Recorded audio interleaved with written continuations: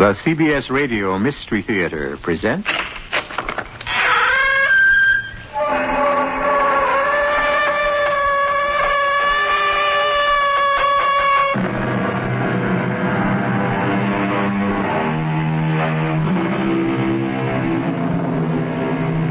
Come in.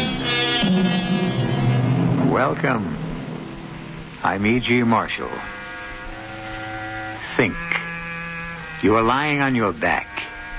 There's something above you, and it has blotches on it. Your head rolls to one side. A big shape is coming toward you. The shape makes strange little noises. For good or ill, it comes closer and closer.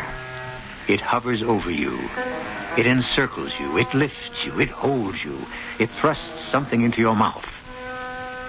You are a baby, and you are 12 days old.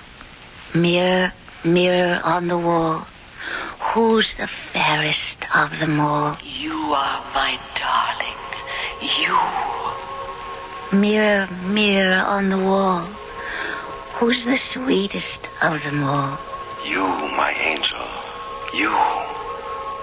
Mirror, mirror on the wall, who's the cleverest of them all? You.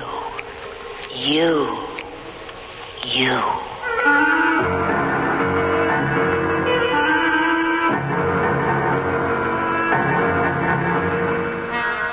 Our mystery drama, Mirror, Mirror, was written especially for the Mystery Theater by Elspeth Eric and stars Marion Seldes.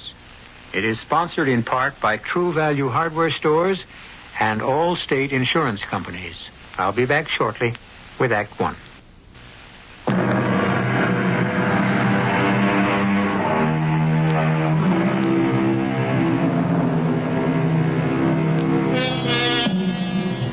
Think how hard it is to be a very young baby. Helpless is the word for it. Unable to stand, sit, walk, or even turn over. Unable to distinguish one object from another. Only light from dark. Unable to comprehend what is said to you. Unable to convey your own feelings except with moans, gurgles, and crying. Unconscious of everything, really, except your own, your very own, very private person. I was in Mozambique with my husband when I heard of Claire's death. The letter from my mother gave no details, and there was no question of my being able to return home for the funeral. But I was pregnant with my first child and had already decided to go back to the States for the birth. Being close to 40 years of age, I needed the nearness of my mother and the care of American doctors. I was barely settled into my mother's house when the phone rang. Yes? Hello? Jessica, is that you? Yes? Well, it's Mrs. Connor, dear. Claire's mother. Well, of course, Mrs. Connor. I was going to call you. Well, your mother told me that you were coming back from that place. Mozambique. Yes, and I figured you might be home by now. I got here the day before yesterday. Well, Jessica, dear, I know you're going to have a baby. Yes, I am. But I wondered if you could find time to come by and see me. Well, of course. I was planning to anyway, just as soon as I got I want to have a little talk with you. After all, you were Claire's dearest friend. Well, of course, Mrs. Connor. When would be convenient? This afternoon. Would that be all right? Perfectly all right. 5 o'clock? Come for tea. And we'll have a nice talk. And, well, there's something else. But never mind about that. I'll tell you when I see you. The air was cool and the sun was warm when I set out to walk the mile or so to where Mrs. Connor lived in the house that had been Claire's. It was September, very like the day nearly 25 years before when I had originally met Claire.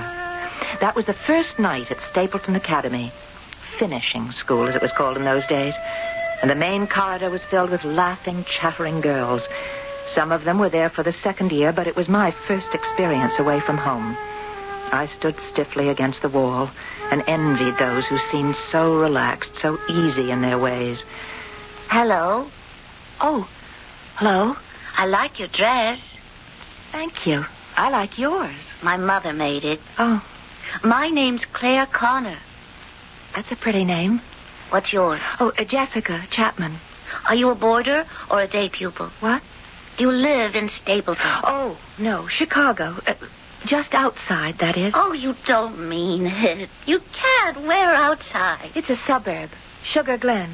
Sugar Glen. You don't mean it. You can't. Where do you live? Oh, I'm embarrassed to tell you, Merton. But that's very near Sugar Glen. It's the other side of the track. But I go to Merton a lot when I'm home. I go there all the time to take the elevated into Chicago. I know. Well, it always seemed very nice, Merton. Well, it's not. But I won't always live there. You see, someday I'll live in Sugar Glen or New York or Paris or Venice, one of those places. Listen, have you got a roommate or a room by yourself? I don't know yet. They haven't told me. Well, let's ask if we can room together. You want to? Oh, yes. Well, we'll have lots of fun. We'll be best friends. You want to? And we'll tell each other everything and not tell anybody else. It'll be just you and me. You want to? Oh, yes, yes. And so it came about. That night, Claire and I sat up till daybreak, eating ginger snaps and zuzus and drinking orange squash and sucking on bullseyes. The next day, I broke out in hives and had to go to the infirmary. But Claire came to see me there and stayed as long as they'd let her. Well, classes don't start till tomorrow, so you haven't missed anything. Oh, I bought some material for drapes. I hope you like it. You see, it's pink, which is my favorite color, and has blue flowers and stuff. Oh, how are your hives? Do they itch? And so it was all year. Just Claire and me. I'd never had a best friend before, and I'd never known anyone like Claire. We'd go into town together and have chocolate fudge marshmallow sundaes with nuts. And sometimes we sneaked off to see a movie if it had Joan Crawford in it, because Joan was Claire's idol. One day we were in Stapleton, and we saw this little antique shop. And in the window, there was a mirror. Oh, Jessica, look. Look at what? That mirror. Oh, it's beautiful, isn't it? Oh, I'd give my immortal soul. Look, it's got 3 panels. You could see yourself front, back, and sideways all at once, practically. Oh, I bet it cost $1 jillion. Oh, that gold carving. You want to go in? You want to? You bet.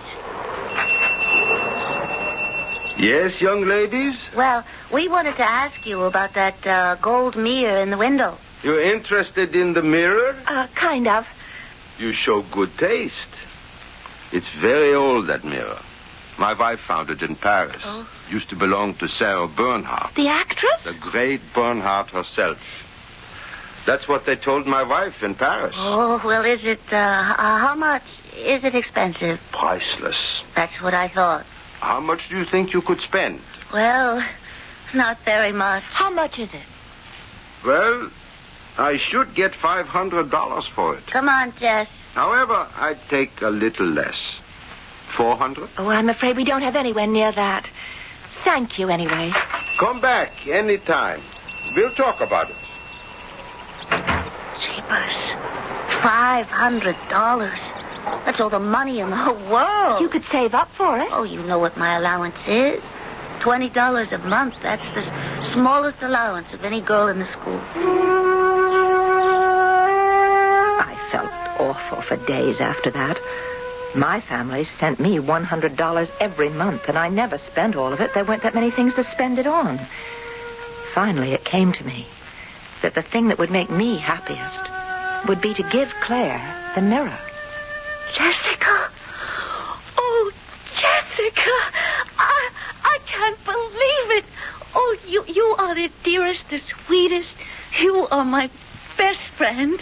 You are my only friend. It's you and me, Jessie. Just you and me against the whole world forever and ever. Remembering all this, I was smiling a little as I arrived at the house.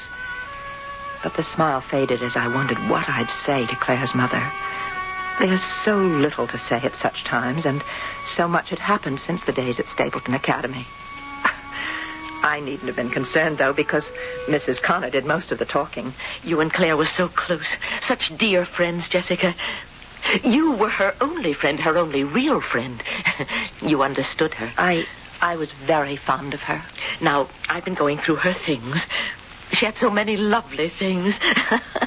2 mink coats and a mole skin and jewelry. Oh, heavens. Later, when we've had our tea, I'll take you upstairs and show you, and you can pick out whatever you like as a remembrance. Oh, I don't wear much jewelry anymore, Mrs. Connor. You see, I married an archaeologist last year, and we travel a lot to very out-of-the-way places. Oh. And... But there must be something of Claire's you'd want. Well, actually, Mrs. Connor, there is one thing I'd love to have. That big mirror. Claire had it at the academy. You wouldn't want that mirror. Oh, yes, I would. I gave it to her, actually. And I've never forgotten how she loved it. I could store it at my mother's house till my husband and I settled down enough to have a place of our own. I don't know where it is. Oh, maybe you don't know the one I mean. It's a 3-way mirror, full-length mirror. Claire loved it because she could see herself from every angle. It has a lovely gold frame. When the man who sold it to me said that it had belonged to Sarah Bernhardt, though, of course, we never believed it. I'll have to look around for it. Well, she always kept it in her bedroom. You are going to have a baby. Is that right? Yes. Imagine, at my age. Melisande came back for the funeral. At least she did that. Her father didn't. Well, Stanley and Claire were divorced. Oh, not divorced. Oh, never divorced. He just up and left her and took Melly with him. But Melisande wanted to live with her father, Mrs. Connor. Yes, and after all Claire did for her, from the instant the child was born, she raised her exactly the way she'd been raised herself, with all the care and attention. Melly was never very pretty, you know, like Claire. Strange, because Claire was so lovely. And Stanley was a handsome man, whatever else he was or was not, but poor Melly. And Claire did everything for her. Clothes, lessons. The child could speak French at the age of 7. And Claire had her nose fixed. Gave her a cute little turned-up nose. And if Stanley hadn't snatched her off when he did, Claire was going to have her chin altered, shortened sort of to balance her nose, the way I had Claire's legs fixed. Oh, Claire had beautiful legs. Uh-huh. But she wouldn't have had if I hadn't had them broken and straightened. You had her legs broken? And straightened. It's a simple procedure. Claire was born with slightly bowed legs, unfortunately, but the operation made them absolutely perfect. Melly never had those advantages when she went to live with Stanley. When I saw her at the funeral, she had a certain chic, but it wasn't at all what Claire wanted for her. Stanley never did anything for her, not a thing. He just let her grow up. Precisely. Well, now, why don't we have our tea? I have oatmeal cookies I made myself. I just have to pop them in the oven. Remember how you and Claire loved oatmeal cookies? With lots and lots of raisins? Well... While you're doing that, Mrs. Connor, could I go upstairs and look for the mirror? I just remembered. It's broken. Broken? Yes. Yes, it broke. Oh, well, I could have it fixed. I think we threw it out. Claire would never have thrown it out. Look, if it's just the glass that's broken, I could have it replaced, and that would be simple. I really don't know what happened to it.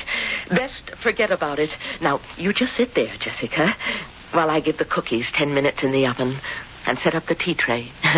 All right? All right, Mrs. Connor. And forget about the mirror. Don't even think about it.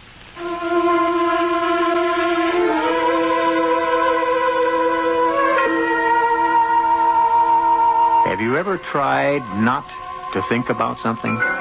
Anything from immortality to a lavender mouse? You will find that in your striving to avoid thinking about certain things, you become totally unable to think about anything else.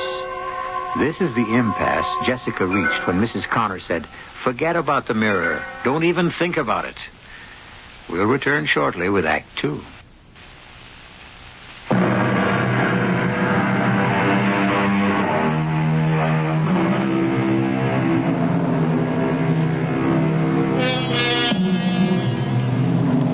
Has it ever bothered you, however slightly, that never, never will you see your own face? Anyone else can see it, and many do every day. By sunlight, By moonlight, by candlelight, or in the glare of searchlights. But you yourself have never seen it, nor will you ever see it, except in a mirror.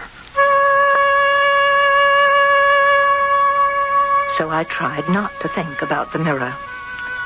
I thought about Stanley. Good old Stanley. I'd known him all my life. Stanley was very handsome, with lovely manners, always had money to spend and spent it generously, and was consistently, everlastingly dull. Such a nice boy, my mother said, and I couldn't deny it. But I longed to know other boys, not so nice, maybe, but likewise not so dull. Like the boys Claire knew. How do you do it, Claire? All the boys are chasing after you all the time. You're so popular. Oh, you've got Stanley. Oh, Stanley? I want to know scads of boys the way you do. But they just don't know I'm alive. It's easy. You really want to know? Oh, I'll say the word. There's only 2 things you have to learn how to make a boy notice you. No fooling. You won't tell anybody else? Word of honor. Well, the first is, I had a dream about you last night. And if that doesn't work, you say, I have a bone to pick with you. I don't get it. Why would you say things like that? Because they're intriguing. You tell a boy you had a dream about him, he can't wait to find out about what you dreamed. Now, the same thing if he thinks you're a little mad at him. Not really mad, just sort of miffed. Comprenez-vous? I don't know if I do. Try it. You'll see. It works. Well, it didn't work for me. Maybe I didn't say it right. Most of the boys just gave me a blank stare. Once it worked, sort of, with Charlie Gale. He came up to me at the end of the dance and said, "Okay, what'd you dream about me?" And I said, "I forget." Because, of course, I hadn't ever dreamed about Charlie Gale, and I hadn't the forethought to think up some things. Charlie said, "Well, it couldn't have been much of a dream if you can't remember it," and he walked away. I never tried out "I have a bone to pick with you," because I was never really mad at anybody, not even miffed. I never got to know anybody that well. So I was stuck with Stanley, and he took me to dances and movies and parties, and everybody took it for granted that one day Stanley and I would get married. I started taking it for granted myself. But he's so good looking, Jessie. I think he looks like John Gilbert. I guess so. And rich. I guess so. And he graduated from Princeton. Yeah. Well, what do you want? I don't know. Oh, he's crazy mad for you. He's your slave. I was very fond of Stanley. I'd always been fond of Stanley. And my mother kept telling me that I'd love him once we were married, and I started to believe that. One night at my house, Stanley had come for dinner, and my folks left us alone after dinner because they trusted Stanley implicitly. And he and I had been talking in the desultory way we always did about announcing our engagement, setting a date, and whether to buy a house or rent an apartment. All those topics that sounded to me more as though we were going to open a small business rather than get married. When all of a sudden, Stanley jumped up from his chair. Guess what that nutty friend of yours said to me the other night? Who? Claire Connor. What'd she say? She said she had a dream about me. Can you tie that? Did you ask her what the dream was about? Well, sure. I was sort of... Intrigued? Yeah, sort of intrigued. Well, what was the dream? Some goofy stuff. You know how dreams are. Seems I was some kind of knight. Like Lancelot or Gawain, one of those. And she was Elaine, the lily maid of Astolat. And Merlin the magician was there, and he... And this was all in Camelot? No, it was right here in Sugar Glen. That's the intriguing part of it. Out on the golf course at the country club. Seems I rescued her from the sand trap on the 16th hole. I told you it was a nutty dream. Well, how would Claire know there was a sand trap on the 16th hole? She doesn't play golf. The Connors don't even belong to the club. Well, I know, but she walked around with me one day. Somebody stood her up for a date, and she didn't have anything to do. But wasn't that a nutty dream? Claire's family didn't belong to the country club. Not many people from Merton did. But I'd invited her there lots of times. Actually, I was sort of showing off. She was so pretty, so peppy. And in those days, being peppy was about the most important thing to be. And I wasn't. peppy. I was shy and introverted, and lots of girls and boys, too, considered me a drip. It was very depressing to be considered a drip. But Stanley didn't think of me as a drip. He thought of me as a peach of a girl. And this made me, if not more loving toward him, at least more grateful. But then... Jessie, I've got to talk to you. What about? What's the matter? I think Claire's mad at me. What about? I don't know. That's just it. I saw her at the sweet shop this noon. She was with Charlie Gale, and they were right at the next table, and all of a sudden she leans over and she says, "I've got a bone to pick with you, Stanley Sherman." Naturally, I said, "Why? What have I done?" And she said, "Tell you later." I thought maybe she'd told you. No, Stanley, she didn't tell me. Not that I give a hoot, but I hate to have anybody mad at me. You know how it is. Oh, sure. I know how it is. I knew how it was, all right. And I knew I was losing Stanley. Claire's line was working on Stanley. My Stanley, who didn't have a line any more than I did. You know what Claire was mad at me about? What? Because I hadn't called her up for 2 weeks. I hardly ever call her up, except once in a while when you're busy. And I asked her a couple of times if she wanted to walk around the golf course with me, because I couldn't find anybody to play with. She wanted to carry my clubs, but of course I wouldn't let her do that. Of course you wouldn't. But she was awfully interested in the game. She said she'd take some lessons, only of course you can't do that unless you belong to the club. I may have said something about teaching her myself. She says I did. But if I did, I forgot. Claire didn't forget. No, and she's been feeling terrible about it. And that's what she meant when she said she had a bone to pick with me. Can you tie that? I wasn't a bit surprised when Stanley called me a few weeks later and said he had to have a talk with me. A serious talk, he said. And I knew instantly what the serious talk would be about. It would be about Claire. You're going to think I'm a heel, Jessica. No, I'm not. I don't know how it happened. I swear to you. What happened, Stanley? I fell for somebody. Claire? How did you know? I just knew. Your best friend. I'm an awful heel. Are you in love with her? Yes, I am. Do you want to marry her? Yes. Well, then, do it. You mean it's all right with you? We were never really engaged. Well, we talked about it. That's all we ever did. Just talk. Oh. I feel so much better. I thought maybe you'd... I was so afraid that I just want you to be happy, Stanley. You should know that. Oh, I'll be happy, all right. You've already asked Claire to marry you? Yeah. Anyway, I said something or other. I was telling her she was a wonderful girl, so much fun and pretty, too, and I couldn't imagine any man not being in love with her. And she said, "Does that mean you, too?" And, well, I said, "Yes, me, too." And she said how happy she was and could we build a house in Sugar Glen, and I said I thought it was a neat idea.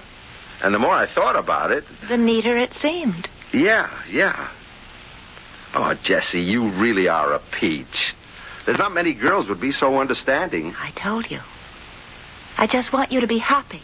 You know what Claire said after we got it all settled about the house and everything? You know what she said? What did she say? She said, "It'll be just you and me, Stanley. You and me against the whole world till death do us part." And right then, I knew she was the girl for me. I felt very little when Stanley married Claire.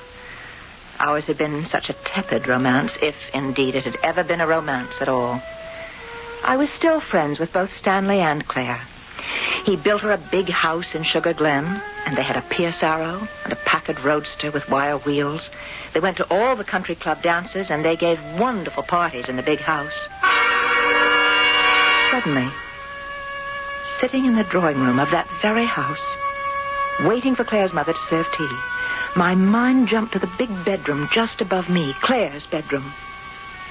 A big, square room with 6 windows all curtained with white silk net with ruffles. A chaise longue with a blue satin throw covered with real Duchess lace. A dressing table holding more than a dozen bottles of French perfume, a white bearskin rug beside the big canopied bed. All so different from anything she'd had before she married Stanley. Everything different, except the mirror. And there I was, thinking about the mirror again. Well, here we are now. I brought milk and sugar and lemon because I couldn't quite remember. Now, why don't you pour? And I'll go and get the cookies. I had to let them cool for a minute, but I'm sure they're ready now. I'll be right back. The mirror. I couldn't get the mirror out of my mind. It was my strongest link with Claire. The thought of it took me back 20 years. Now, Claire was dead.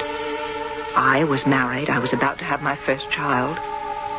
I was sitting in Claire's house, waiting for Claire's mother to serve me oatmeal cookies. And all I could think of was the 3-panel, gold-frame mirror that I had given Claire when we were schoolgirls. I have to give them another minute to cool. They're still sticking to the pan. Let's have a cup of tea, and then they'll be ready. You pour, will you? If you want me to. Just lemon for me. All right. There you are. Oh, thank you. Mrs. Connor, about that mirror of Claire's. Oh, I'm sorry. Oh. Why do you keep talking about that mirror? Did you burn yourself? You keep going on and on about that mirror. No, Mrs. I told you to forget about it. Oh, I'm so sorry. That mirror. That cursed mirror. That mirror killed my precious Claire. That mirror killed my baby.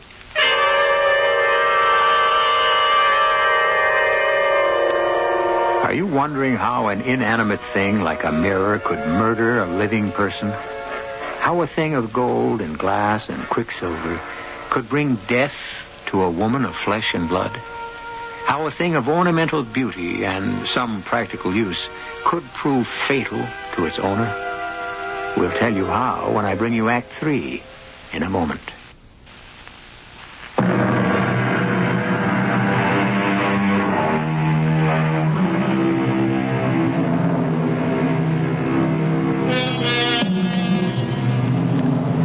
Jessica, paying a condolence call on the mother of her dead friend Claire, keeps returning to the subject of an antique gold-framed 3-panel mirror, which she had given to Claire when the two of them were best friends at Stapleton Academy for Young Ladies.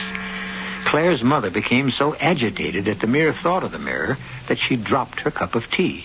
That mirror, that cursed mirror, that mirror killed my precious Claire. Oh, Mrs. Connor, I didn't know. Killed my baby. Nobody told me. Well, there were a lot of confused stories about it. None of them true. But what was true? How could the mirror... The mirror fell over on top of her. Oh, no. But how could it? I don't know. It was very old, of course, and I suppose it had got to be very rickety and unstable. But it just doesn't seem possible. There was glass all over the floor. Claire was cut horribly. She bled to death. Oh, Mrs. Connor. She was all alone in the house. I'll never forgive myself for not being there. But you couldn't have known. Not possibly. You can't blame yourself in any way. I came here to live with her, you know, after Stanley deserted her and Melisande went to live with him. So I moved in and we tried to make some kind of a life. I remember Claire said to me, "It's just you and me now, Mummy. Just you and me. Like when I was little." And then not to be there when that terrible mirror killed her. We won't talk any more about the mirror, Mrs. Connor. I am so sorry that I kept bringing it up, but I didn't know that it had any... You won't want the mirror now, will you? Well, we'll just forget all about it. I think that would be best. Well, now, tell me about yourself. You're going to have a baby? Yes, at my age. I hope it's a little girl. A pretty little girl that you can dress up in lovely clothes and teach all sorts of things. How to get along in the world.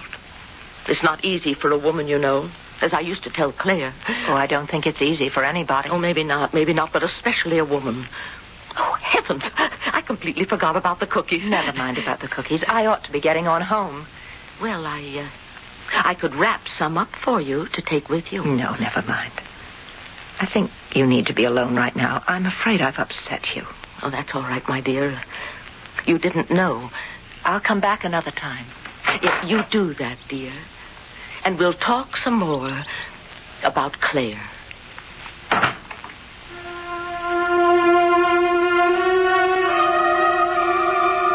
As I walked home, I thought about the last time I'd ever seen Claire. It was a very special visit because I had something very special to tell her. I found her in her big, airy bedroom, standing in front of the three-way mirror. Oh, the mirror again. It wasn't going to be so easy to forget that mirror. Jessie, come on in. How do you like this dress? It's beautiful. Well, Charlie Gale is taking me to the club dance Saturday night. How is Charlie? Oh, you know Charlie, sort of a goop. But he's better than nothing. Oh, you know, before I wouldn't have looked at him twice, but now... Do you ever hear from Stanley? Well, he writes me every month. First of every month. When he sends me the check.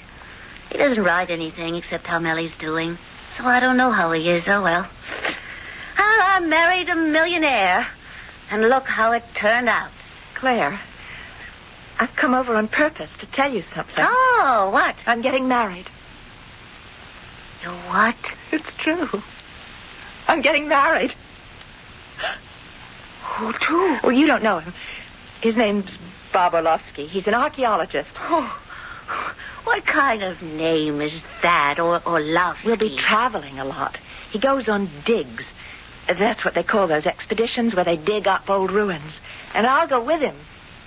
Is he good looking? Well, not very. But he's a beautiful person, and I love him a lot.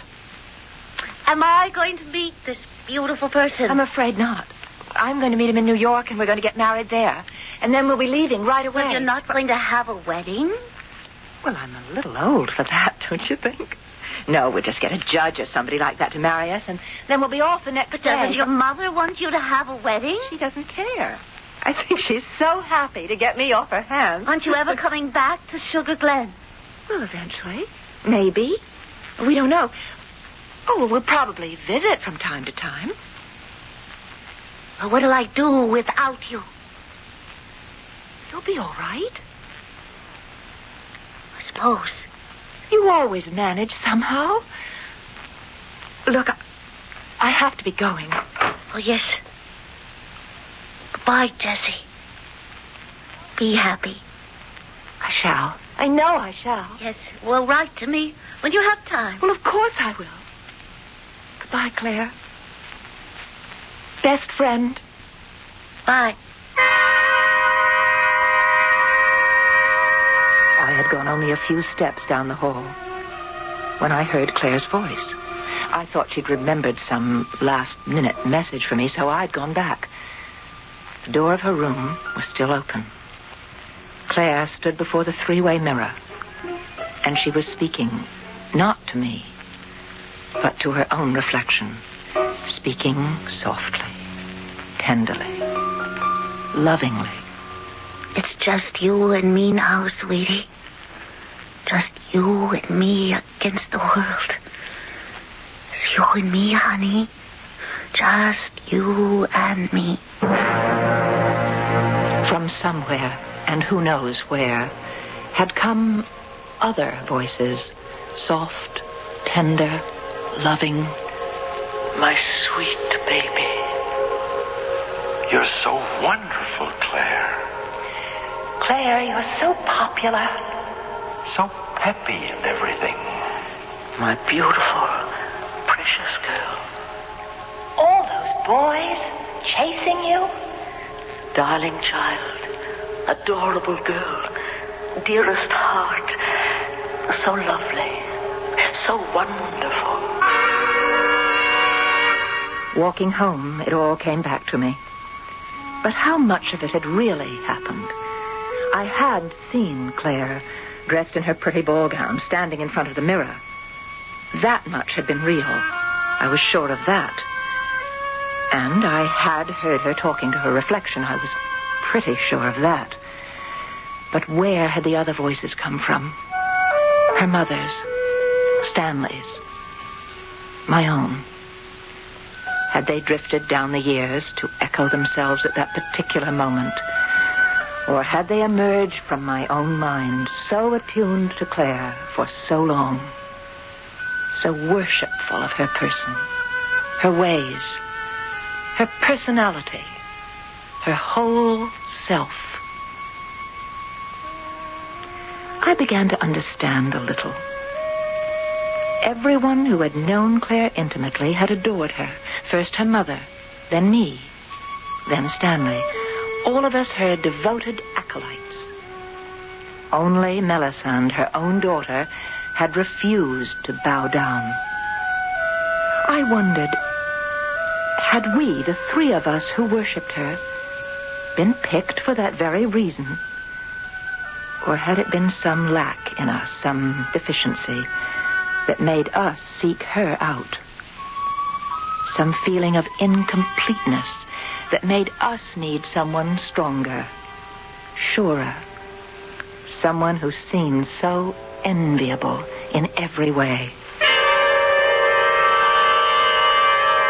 Lost in my own reflections, I was not at all surprised when I reached home, and there, sitting on the front steps, was Stanley. It seemed very right that he should be there. Hello, Jessie. Stanley? I heard you were in town. I'm going to have a baby. Yeah. I heard that, too. That's wonderful. I think so. How are you, Stanley? Oh, same as usual, I guess. How's Melisande? Great. Mellie's just great. Oh, good. I'm glad. Could we sort of sit down on the steps, talk for a few minutes? We can go inside. No, this is all right. Unless you'd rather. No, this is... okay. Swell. Well, you look wonderful. Absolutely wonderful. It's being pregnant, does it? Really? No. Being happily married is what does it, but being pregnant is extra. Yeah. I sure missed the boat with you, Jessie. Oh, we wouldn't necessarily have been happy, married to each other, Stanley. Maybe not. I ever tell you why I left Claire? No, you didn't. I'm not very quick at catching on to things. Took me about a year to find out why Claire married me. It was to show me off. Oh, Stanley. Yep, to show me off. It wasn't the money. The money was important, but it wasn't just the money. It was other things. Now, you may not agree, but I'm not bad looking. You're very handsome. Well, I was. You still are. And that was important to Claire. She was always after me to get my suits made in London, Bond Street, that sort of dribble.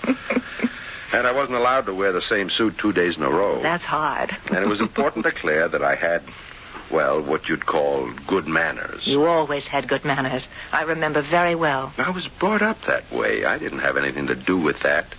And she liked it that I could speak good French. But that was because I took French in school, 6 years of it. It wasn't my fault I could speak good French. It didn't have anything to do with me. And I knew a lot about food. Well, my mother knew a lot about food, so naturally Claire didn't have a chance to learn all those things while she was growing up. But those things didn't have anything to do with me. They were all learned things. Do you know what I'm talking about? Yes, Stanley, I do. I got the feeling like some tailor's dummy ordering fancy food in perfect French. Stanley, that's really very funny. So, I left. And Millie went with you? Yes, because she was turning into a little dummy, too. I mean, a little mannequin with perfect clothes and perfect manners. Yes, and a perfect French accent. Yeah. And she couldn't stand it either. Do you know where I've just come from, Stanley? No, where? Your old house. The one you built for Claire. I went to see Mrs. Connor. She wanted to talk about Claire. I ought to go see her, I know. But I didn't even go to the funeral. Melly went. Mrs. Connor told me. And she told me the awful way Claire died.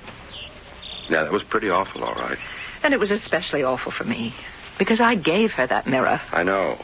When you were in school together. She loved that mirror.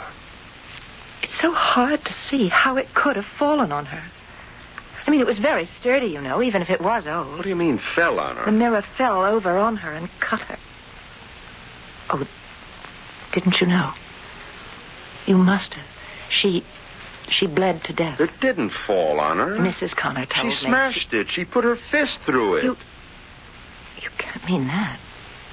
How do you know? Well, Melly told me. Melly saw the mirror. 3 big holes, one in each panel. But she was cut all over. No, she wasn't.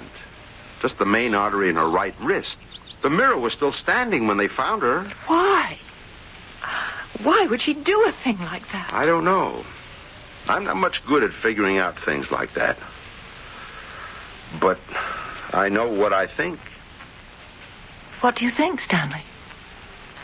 I think she just got tired of looking at herself in the mirror and nobody looking back at her.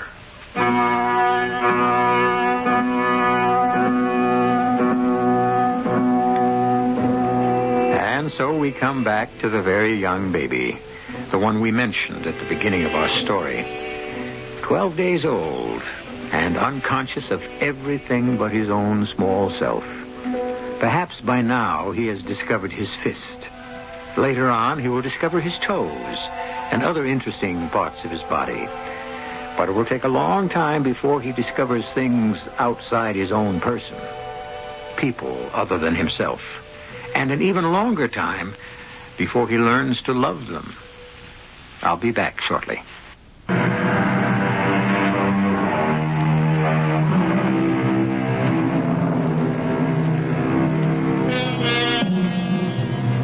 What we have tried to tell you is the story of a narcissist, someone eternally in love with himself. In this instance, herself. All of us are susceptible to this affliction. We all continue to dote on ourselves long past the age when we should be turning our interest elsewhere. But we never do completely. And the result is that the world is largely populated by very large babies, by children grown old. Our cast included Marion Seldes, Carmen Matthews, Marion Haley, and Nat Polan. The entire production was under the direction of Hyman Brown. And now, a preview of our next tale. Good Lord. Oh, no. Not again. Our room's been ransacked. What a mess. Every drawer open. Look what they've done to our clothes. Oh. Well, at least they've left us something. Not like before when I lost everything I owned. Yeah, well, we'll soon find out what they did take. Let's see. Not interested in my jewelry or the pocket radio. You'd think someone might take that. They busted open this suitcase, but the traveler's checks are still here. Peter, I haven't missed anything yet. Whew, but it's a nasty feeling to have someone paw through your personal things. Oh, you know what they were looking for. Now, where did you hide it? What, Peter? Our most important piece of evidence, your photograph of the painting. I told you it's in a very safe place. You have the photograph. Radio Mystery Theater was sponsored in part by Buick Motor Division. This is E.G. Marshall inviting you to return to our Mystery Theater for another adventure in the macabre. Until next time, pleasant dreams.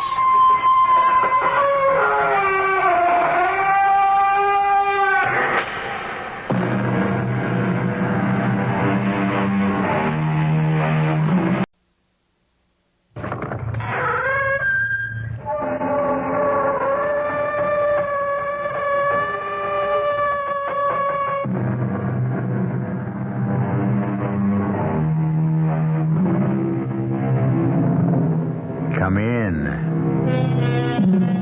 Welcome. I'm E.G. Marshall. There is more than the fear of the supernatural, the unknown. There is the terror that stalks the streets of our cities.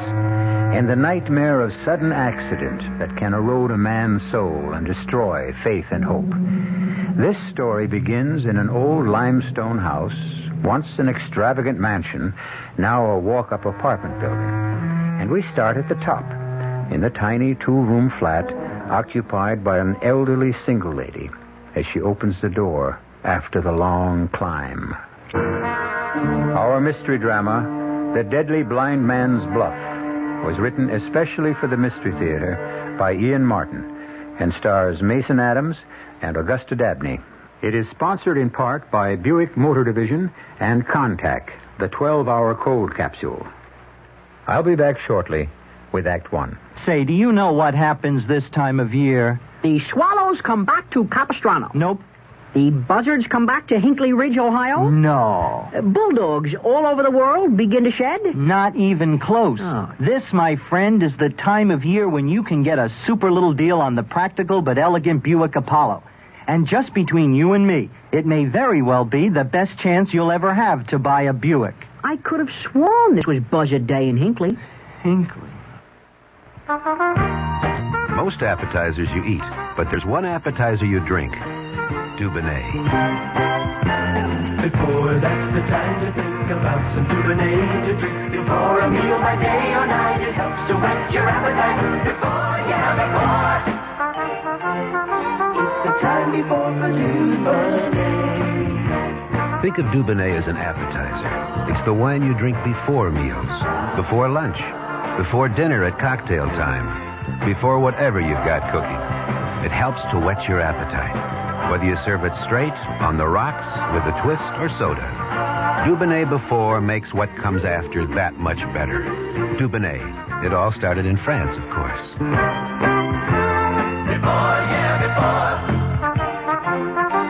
The time before for Dubonnet. A product of USA, Dubonnet Company, New York, New York. Hi, Dave Herman here, reminding you that my analysis of this Sunday afternoon's football game, the Jets against the Buffalo Bills, is brought to you in part by your local Chevron dealer. Broadcast time is at 12:35 over WOR Radio.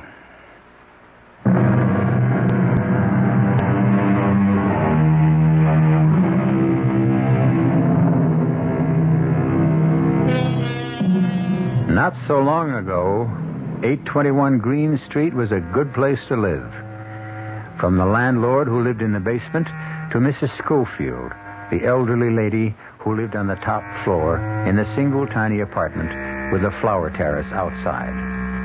Certainly nobody was happier to move into the building than Fran and Dave Miller. How could they have even guessed that in it Dave would lose himself as a man, or that a savage, reckless, vicious killer would be the magic key to him finding himself again? It's quite a climb, 3 flights. Only one person lives higher. Mrs. Schofield. Quiet as a mouse. She won't ever bother you. Here we are. How clean and well kept up everything is, isn't it, Dave? Yeah, somebody takes a lot of pride in the work put into this. Mm-hmm. My grandfather had this house built for him. Mm-hmm. 1894. People took a power of pride in what they worked at then. Can't find anyone who wants to work with his hands these days. Oh, yes, you can. My Dave. And nobody takes more pride in what he does. What's your profession, Mr. Miller? I'm a jackhammer man, Mr. Stone, a riveter. Yes, he works on all the big ones. Why, he doesn't care how high he goes. Yeah, well, I'm glad you brought it up because there is one drawback to the apartment I feel that I've got to tell you. You mean the big apartment job they're breaking ground for at the corner? Yes. There's going to be an awful lot of noise for a while. Well, that's no drawback for us because we're both out working all day. As a matter of fact, I may be even working on that building, so I'm the one who'd be apologizing to you. Well, I'm glad that's out of the way. Now, let's have a look at the apartment and see what you think, eh? Got that feeling, Dave. It's going to be lucky for us. Oh, my. Oh! Well, if the rest is as good as this, we're home, Dave.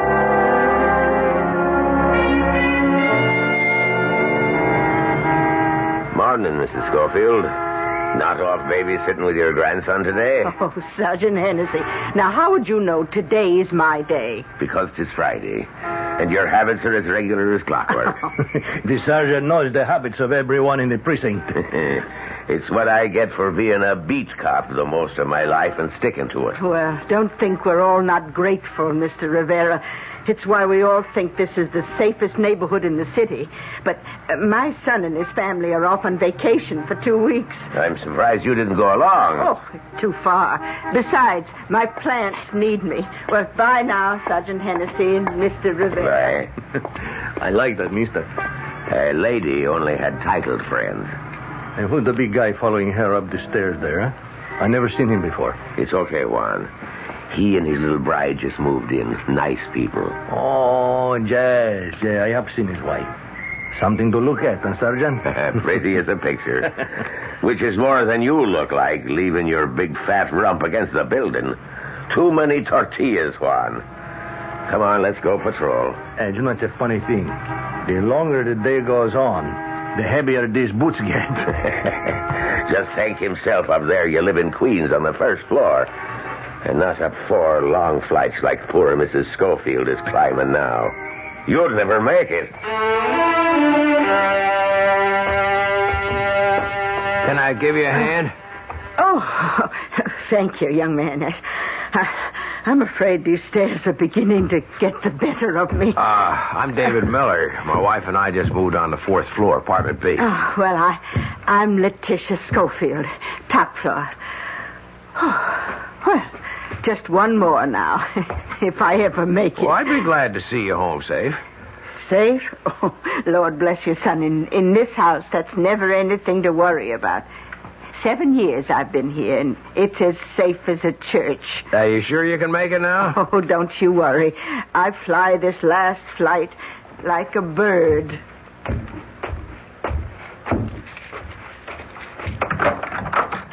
Fran, it's me. I got the cup hooks and the other stuff. Hi, darling. Oh, I've just been fixing and fiddling, and it's all just as perfect and wonderful as I knew it would be that first day when we took it. Oh. Take it easy. You want to break me in half? No, I just want to hug you as hard as I can to let you know how happy I am. Oh, nothing could break you anyway. You're as hard as steel. Not inside. Not when you're this close. Well, I want to be as close as close. I love the apartment, darling. I love you. I love us. Do you love me? You know I do. All I do is have to look at you. You're so beautiful, Fran. Okay, you just keep wearing those rose-colored spectacles, and I'll stay that way. I don't need spectacles. There's nothing the matter with my eyes.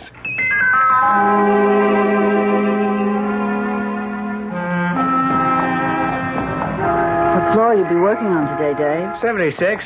Just started to frame up. Oh, darling. Gee, I wonder at you sometimes. Aren't you ever afraid? I wouldn't want to take time to think about it. You can't.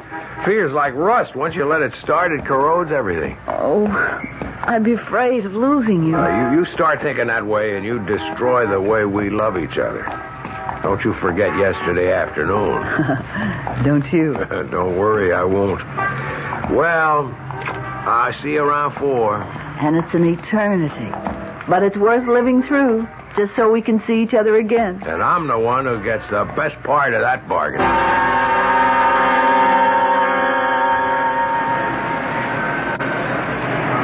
What are you, Juan? The bird of ill omen? You're always hovering over the bulletin. Hey, that fellow top dog. If I could catch that piece of filth, then all the rest of being a cop, the other dirt and waste, and most of the time being too late to stop it, it would be worth it all. Yeah, I know how you feel. He's a maniac. He kills too often. But me, I just hope he stays out of our precinct. He seems to be working the other side of town. Now, here's a bulletin in from the 13th. Looks just like him. But I am not like you. I want him in our precinct so I can find him and destroy him. Anyone catches him is really going to have their eyes peeled. In the meantime, we'd better hit the beat. So far, What's that? It's our precinct. Fire on the big new Haverford Casualty building. All personnel Alert 8 for fire department support. Okay, Juan, I'll check with the lieutenant. You see what squad cars might be available in case we need to ride. What caused the fire, Sergeant? Well, I got it from the crew boss. Your husband's been breaking in a new bucket. Yeah, man. I know. His regular partner, Duke Maxter, he sprained his ankle. That's right. And I know the new guy's a scatter-arm, but this wasn't the first rivet he's thrown out of Dave's reach. No, man. And even as red hot as they are, Sergeant, even on wood floor, the rivets aren't likely to start a fire. Yeah, well, this one did. You see, they were just about to start welding on one of the joints, and the welder had just brought up his tank and uncoiled the hose. The rivet your husband couldn't catch landed right on the rubber hose, burned through it like that. Oh, God. And flash-fired back to the tank. Yeah, that was pure oxygen, ma'am, and it went off like a bomb. It's a lucky thing for Mr. Miller. The welder was kind of between him and the tank, a human shield, like. Oh, poor man, how awful. I hope he wasn't hurt too bad. He didn't feel no pain. He's dead? Yes, And Dave? Here comes the doc now. She's the one to ask. Dr. Beinfield, this is Mrs. David Miller. Oh, how do you do, Mrs. How's Miller? my husband, Doctor? Is he hurt bad? Well, not in general, Mrs. Miller. Do you know what happened? Yes. The sergeant told me about the explosion and the other man. The welder, yes. Well, he absorbed almost all of the flame and the flying metal. Almost all? Unfortunately, well, one of your husband's eyes was badly burned. Oh, no. Plastically, we can patch him up as good as new, but I'm afraid the sight... Oh, no. Oh, but Doctor, the other eye, that's all right, isn't it? Please, isn't it? Mrs. Miller, I have to ask you to be brave. The other eye was hit by a piece of the tank that we've been operating. Fortunately, your husband was far enough away so that most of its force was spent. There was no injury to the brain. But the optic nerve... Go on, Doctor. Well, I'm afraid it was completely destroyed. You mean my Dave is blind? Oh, Mrs. Miller, I'm sorry.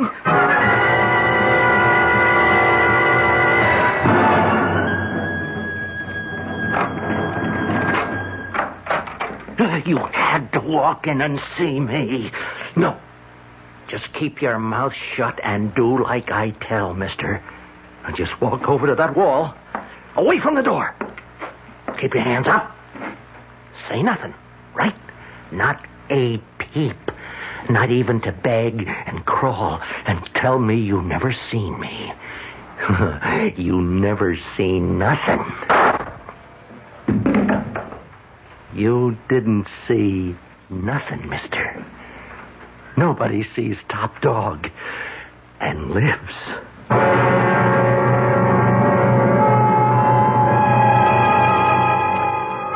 A vicious killer on the other side of town from an unconscious young man who doesn't know yet that he will never wake to light again.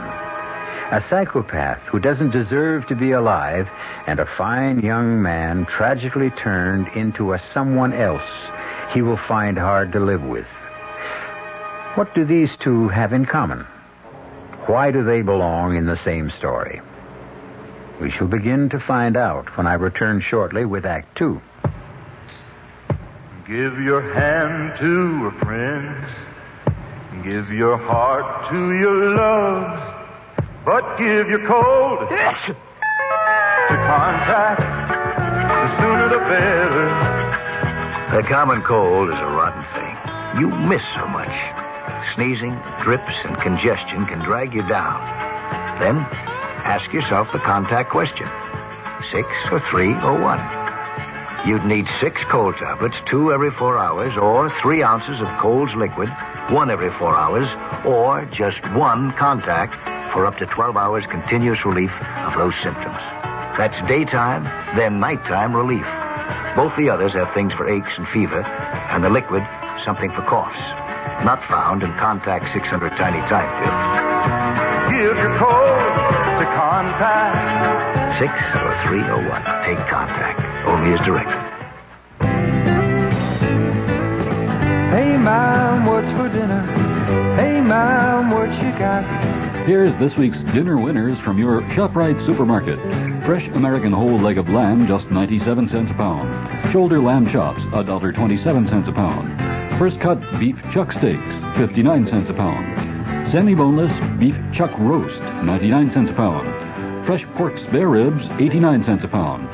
Fresh honeydew melons, just 69 cents each. Lots of variety for your menus and savings, too. So get a lot more for a little less. Throughout your ShopRite store. It's ShopRite. She loves her family. She wants the best. She does all that she can do. She lets ShopRite do the rest. Hey, Ma, what's for dinner? ShopRite has the answer. This is WOR New York, an RKO General Station.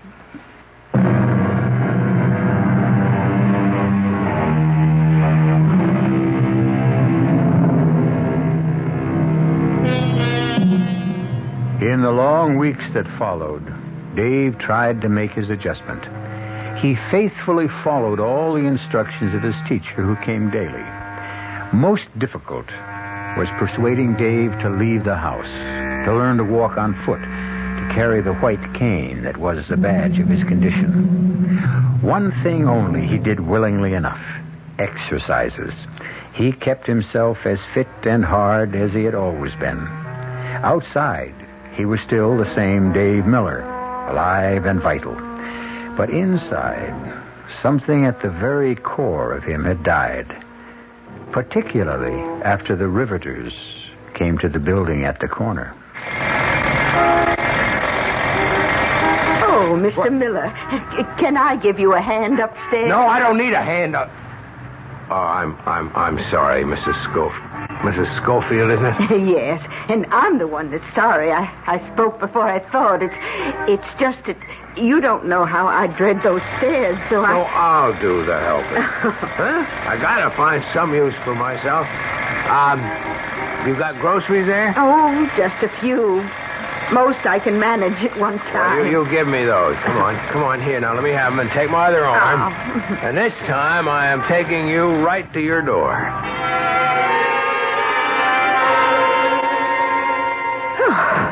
Oh, my.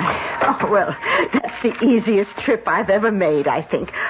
Oh, thank you, Mr. No, I think I'm old enough to say thank you, Dave. Sure, Mrs. Schofield. Here, I'll give you the shopping bag now. Oh, good. Oh, well, won't you come in a minute? To knock over your furniture or bust something? Don't forget I'm blind. Oh, you wouldn't let me forget. But I wanted to show you my terrace. I waited too long to see it, I'm afraid. Oh, well, you can still smell the flowers and feel how cool it is and hear my little fountain splashing. Even with all the other racket, I can still go out there and feel at peace. Terrace, huh? Mm-hmm. And I'll even make you some lunch. Fran's at work, isn't she? Well, somebody has to make it to pay the bills. Okay, just guide me so that I don't make a fool of myself. Well, now you just give me your hand and I'll guide you. That's my silver tea caddy that Fred, he was my husband, he gave me for a special wedding present. He knew I always... Oh, watch out for the chair. Here. He always knew I liked to set a good table. And that's my corner cupboard with my bells. Fred gave me one every New Year to ring it in. 35 of them. He died before he could give me the last. Oh, now, here's the terrace. I'll get the door, and watch out for the step over. Yeah. Oh. Hey, something smells good. Oh, that's honeysuckle. It's just like a weed, really. It takes so much pruning, but I can't bear to get rid of it. Oh, they're good smells, too. Mm-hmm. Roses, gardenia, carnations. That honeysuckle's getting stronger. Oh, that's because you're right near the edge. Now, careful. Yeah, I feel the coping. What's down below? Oh, the sidewalk and the areaway. Long drop. That's what drives me real crazy. Oh, I don't blame you. It bothers me a lot. No, not for the same reason. That's where I ought to be. Up there, with my gun.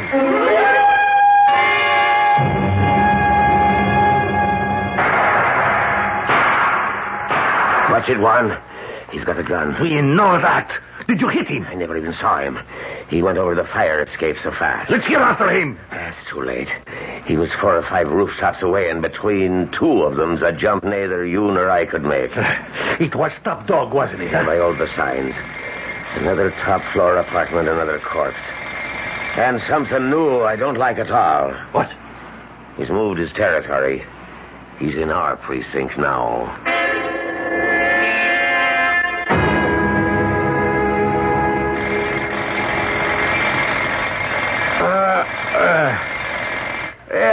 Atta boy. Drive that rivet home. What? Who's that?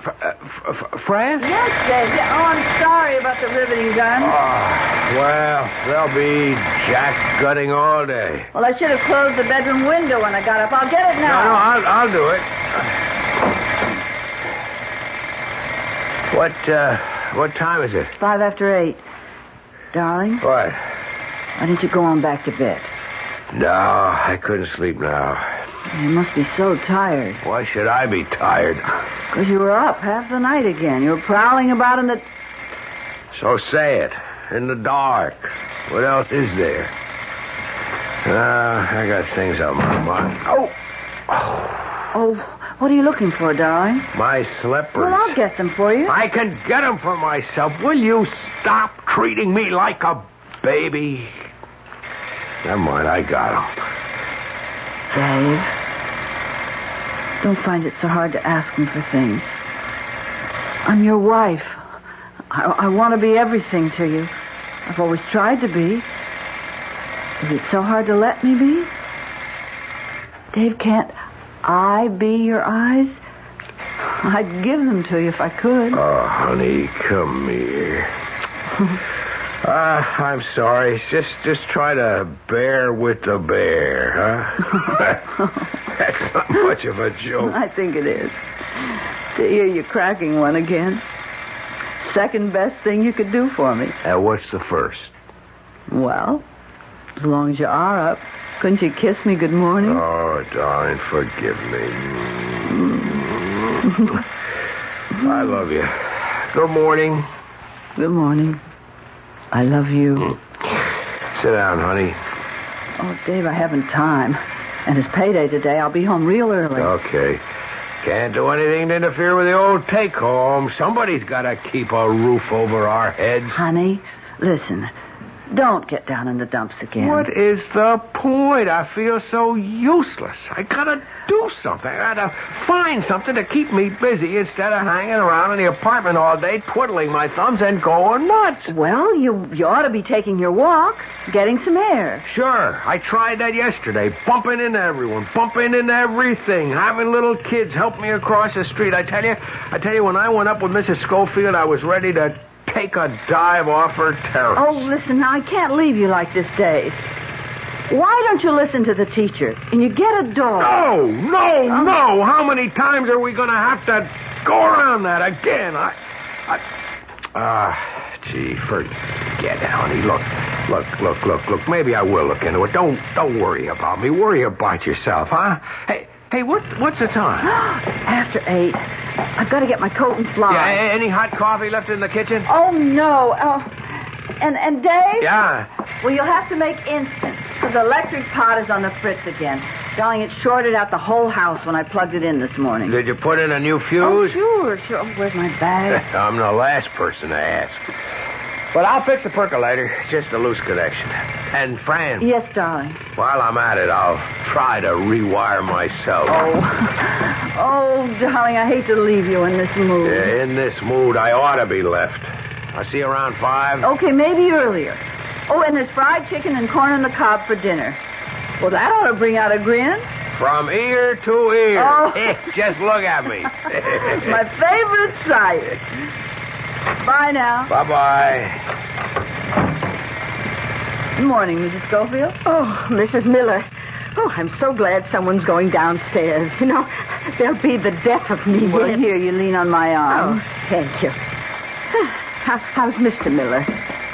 Oh, Dave's coming along fine. How's your son? Well, I don't see so much of him. He's off at business so much. Well, I should think you'd want to live with your family. Oh, no, I'd only be in the way. My son and his wife have their life to live, and 3 is a crowd. Besides, it's good for old people to be independent. If we had to hold on to our pride, we'd fall apart without it. Not only old people. Oh, I was just thinking, what can you do for someone who's lost it? Well, you can't. Just count on time for Dave. I'll try to remember. There, that's the last step. Oh, good. I'll get the front door.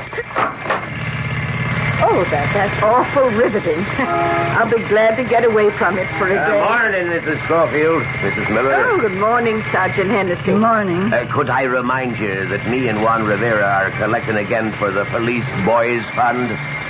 Could I put just a wee bite on your board? Well, not on me now. I've only a subway token and lunch money till I get paid. But I'll be back early. Before 5 this afternoon. Could you stop by? Oh, yeah, sure. Well, could you wait for me till then, too? I've got to catch my bus. Well, I wouldn't bother either of you, except in a good cause, but I wonder now, should I be troubling Mrs. Miller at all under the circumstances? You let her contribute her bit. Don't undermine her pride. Well, it's Dave Miller's pride I'm thinking about, now that he can't work. Yeah, I was laid up once with a bullet, and I thought I'd never be a whole man again. But I had the chance to recover. Well, what has he got?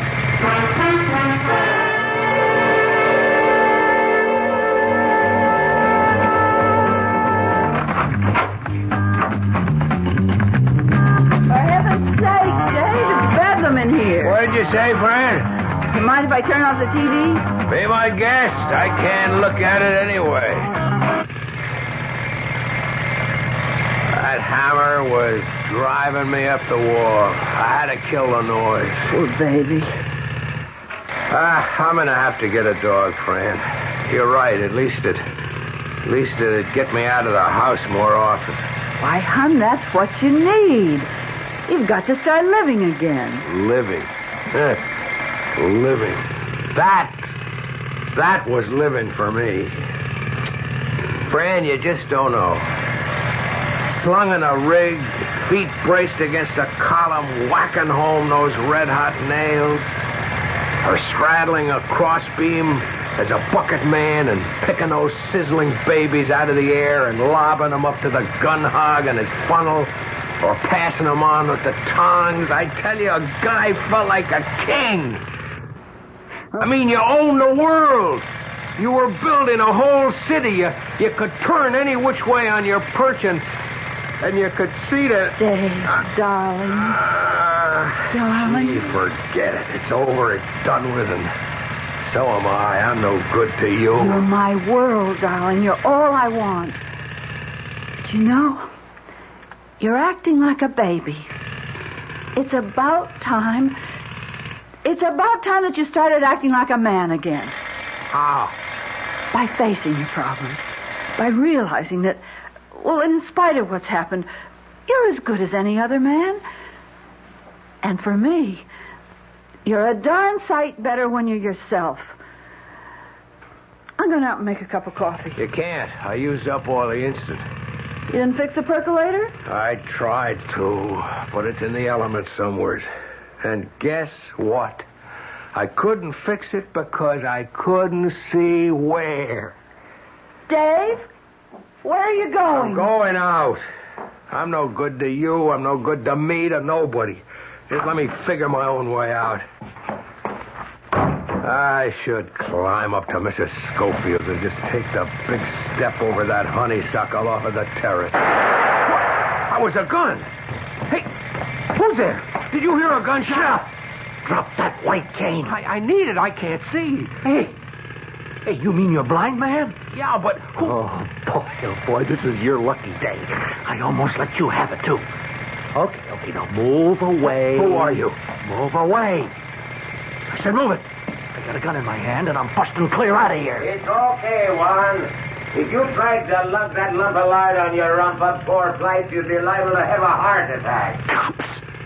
Okay, Mac. Is this your apartment, huh? Yeah. Here, you feel that? That's a rod. It's loaded, and I ain't got no cause not to use it again. So open up your door and get me inside. Why should I? The name's Top Dog, man. That bring you in a line? You heard of me, huh? Yeah, I've heard of you. And you know I don't mind using this. That's just what I was thinking about. Maybe I should just let you go ahead. My best way out. What would you say if I just said, go ahead, shoot?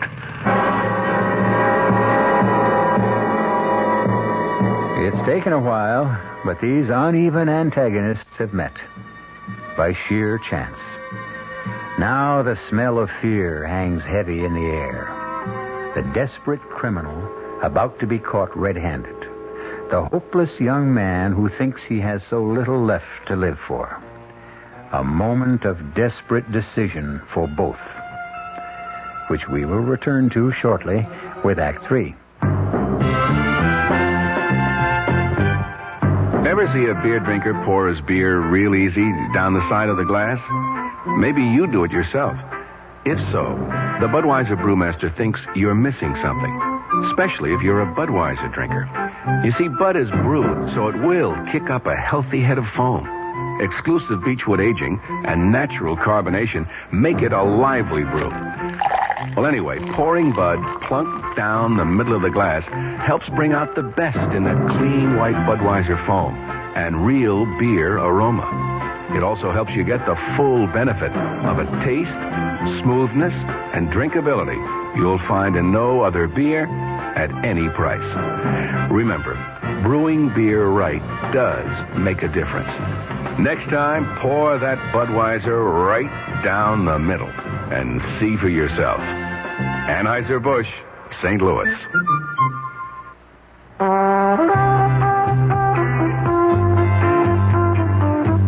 At Suburban Savings in northern New Jersey, you're always the tops. So to help you reach the top, Suburban is offering you a top 7.90% effective annual yield on their 7.50% savings certificates. And Suburban guarantees it from 4 to 10 years. Just a $2,500 minimum is all you need to get your savings straight to the top. Federal regulations allow premature withdrawals on savings certificates, provided prescribed federal penalties are adhered to. Of course, Suburban also has other ways to top off your day with a wide selection of other savings plans to choose from. Your savings will always come out on top because we offer you the highest interest rates allowed by law. Come into any Suburban Savings office conveniently located in Bayonne, Edgewater, Elmwood Park, Emerson, Hackettstown, Morris Plains, Nutley, Paramus, Sparta, and Wayne, and choose the right savings plan for you. This Sunday afternoon's clash between the New York Jets and the Buffalo Bills is brought to you in part by M&M Mars, the fun-sized candy people. And I'm Dave Herman for all the commentary throughout the game. Broadcast time over WOR Radio is 12:35.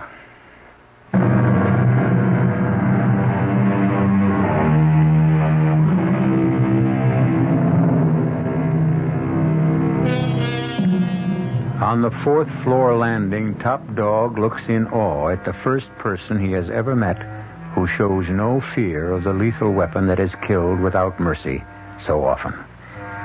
From below, approaching gradually is the measured tread of the sergeant of police as he toils up the stairs towards them. Above is the woman Top Dog has just murdered, and he knows there is no rooftop escape from this house. You open that door, man, or you die. Suppose that's just what I want. Someone to do for me what I haven't got the guts to do myself. Oh, that's just where you get it if you don't open that. Dave! Shh. Okay, lady. Okay, that's it. Now, I got a gun. Now, back in the house, or I let your husband have it. Oh, please don't. Same goes for you, mister. Now, you don't move, or the lady gets it. Okay, don't shoot. I'm with you. This your wife? Yes, and so help me if you... Shut up. Now, nobody's going to get hurt if I get out of here, okay? But I'm warning you. I got nothing to lose. Now, I just knocked off that old dame upstairs. So the both of you just freeze and keep your mouth buttoned real tight.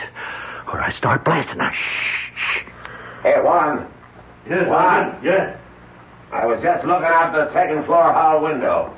There's an old heap parked on the other side of the street. Yeah, I see. Check that plate, will you? Looks like a stolen car to me. Lousy copper. What's he want? Maybe he heard the shot. Oh, come on, over that rivet gun? Hey, what's that lousy cop want here anyways, huh? Every cop in this city is looking for you, top dog. Dave, don't bait him. That's okay, lady. I know it.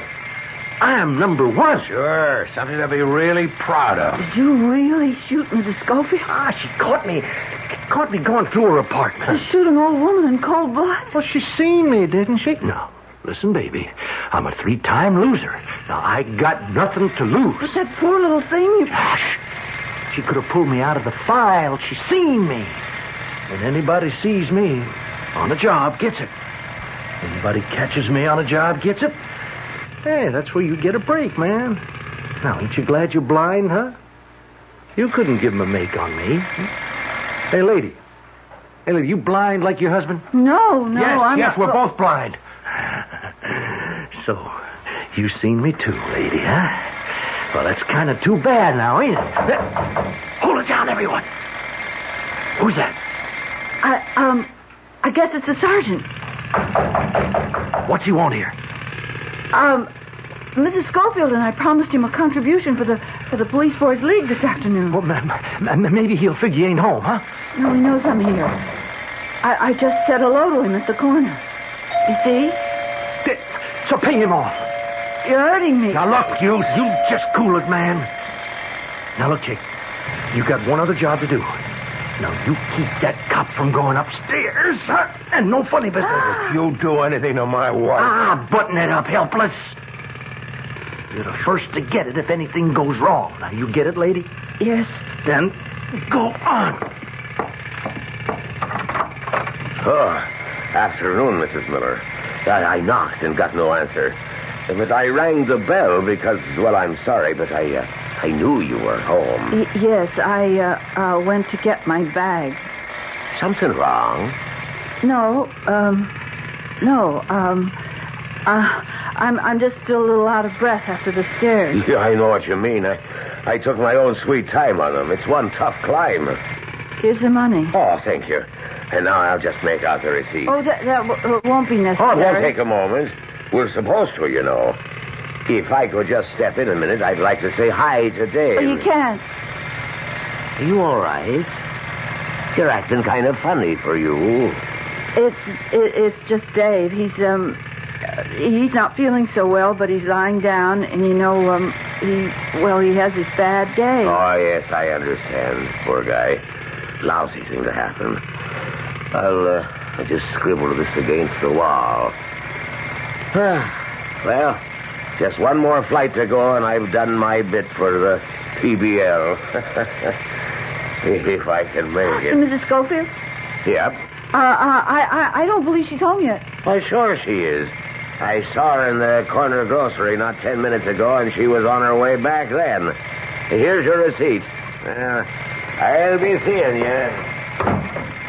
Why didn't you stop him? How could I? Before he finds out what you've done, now is your chance to make your break. No, you keep your distance, helpless. I don't trust you. What harm can I do you if you get away? I don't know what you look like. Your wife here does. Let me think. If I close the old lady's door, maybe he'll think she went out again when she doesn't answer. Did I close the door? I don't remember. Or were her keys still in the lock? Come here, Fran. Now, you better make it quick if you're getting out of here. And don't try any shooting. You can't hit Fran with her behind me. You lousy... Juan, are you down there? You bet. And then where's the stolen car? Never mind that. You get out to our car and put in the 1020. Hey, you got a DOA? It looks like a homicide. And Juan? Yes, Sergeant. Cover the front door. Nobody goes in or out. There's a chance whoever did it is still in the building. And what's your step, Dave? This one looks like your boy Top Dog. Santa Maria. Just get on the horn, will you, and get us some help. That tears it. Dave, look out! Oh. Dave! Don't scream, Mrs. Miller. One peep, and it won't be a little pistol whipping for your hubby. I'll lay his brains open. Okay, helpless. You can hear me, right? Yes. Well, then on your feet and in the bedroom. Hey, wait a minute. No fire escape. Fine, let's go. What about my wife? Oh, she stays with me. I need her. Now, listen, to both of you. This is a .38 I got in my hand. Now, I don't want to use it. Now, when that cop come around to check up, there ain't a sound from either one of you. Now, if he does come in, I'm in the closet. Right. And I want you should listen close, Mrs. Miller. I can still blow that hole through your husband and the cop, and then you, if you don't follow orders. There he is now. Now it's up to you, Mrs. Miller. Get in there, helpless. On your face in the bed. Mrs. Miller! I ain't closing the bedroom door. Mrs. Miller! Now I can watch every move you make. Go ahead, Mrs. Miller. If anything goes wrong, I might even shoot you first. I understand. Oh, well, I'm sorry to bother you again, Mrs. Miller. What's the matter, Sergeant Henderson? No, are you all right? Why, has something happened? I was in the kitchen, and I thought I heard shouting. That was me and Patrolman Rivera. No, I don't want to upset you, but there's been an accident upstairs. Mrs. Schofield, is she... She's dead. She was killed by a gunshot and robbed. Probably by a professional who goes by the name of Top Dog. He's a vicious psychopathic killer, and there may be a possibility he's still in the building. If only we knew exactly when the shot was fired, we'd have a better idea. Maybe I'd better ask Mr. Miller. Oh, he couldn't have heard anything. I told you, Sergeant, he isn't feeling well, and I'd given him a sleeping pill, and so he was dead to the world. Oh, well, God knows I wouldn't want to disturb him. I'll go on checking, and just be sure to keep that door closed and bolted, and don't open it to anyone till you're sure who it is. Well, that was close. Now, what do you expect to do? Right now, we're all going to sit down and relax until the excitement's over. And then I'm just going to walk right up. Suppose they put a watch on the building. Sit down, everyone. Now, I've been thinking about that. It comes out easy. Once the cop gives Mrs. Miller the all clear, I get me a real good disguise and just the right kind of protection to get me away clean. What's that? Huh? Well, your wife here is going to take her poor blind husband for a little breath of air. Nice walk around the block. Only it'll be me in your turtleneck sweater behind the dark glasses and carrying the white cane. You can't get away with it. Why not? Once it's good and dark.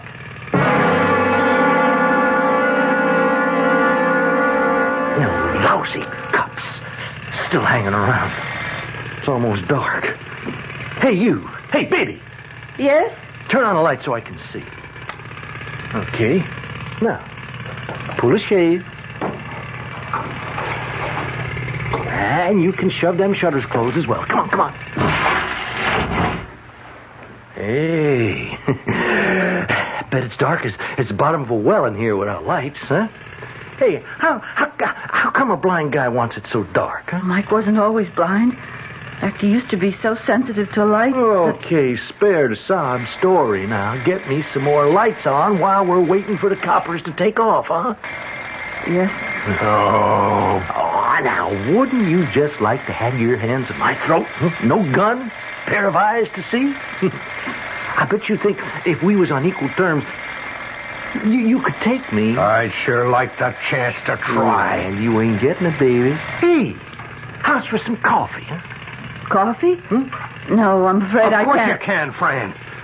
But you said we were out of instant. Yeah, we are, but you can always make some in the percolator. But the Yeah, just plug it in. It's just what we need. Oh, well, if you think... Oh, come on. No tricks. I'm standing right here where I can watch the both of you, huh? Okay. But what are you waiting for? Now, plug it in. Come on. Hey, what's this? Lock yourself in, friend. Hey, how did you fix the lights? I can't see. How do you like it? Come on, where are you, helpless? You come near me, I fill you full of lead. Keep away from me or I'll shoot. That won't do you no good. I'll get to the window. I'm going to get me some light and then you're having a chance, not on even terms. If I could see you. If I could only see. On my turf now, buddy. I still got my gun. Some light on my wrist. Just one little more move and I'll break your arm with pleasure. Dave! All right, honey, I got him. I could handle 6 months like this. Get his gun. It's right by my foot. Let me go, mister. I'll give you a break. Yeah, I'll give you a break. You shut your mouth or I'll break both of your arms. Dave, I was so scared when I heard the shots. I thought it was all over. All over. Fran, honey, it's just beginning. No one is ever going to call me helpless again. First of all, myself. I'm not afraid of the dark anymore. That's my element. And you'll see. I'll find a way to make it work for me. But you better put in a new fuse. The police will need some light when they get here. Those shots will bring them running. Oh, Dave, I'm so proud of you. Oh, it's even better, Fran. So am I. I got my own pride back.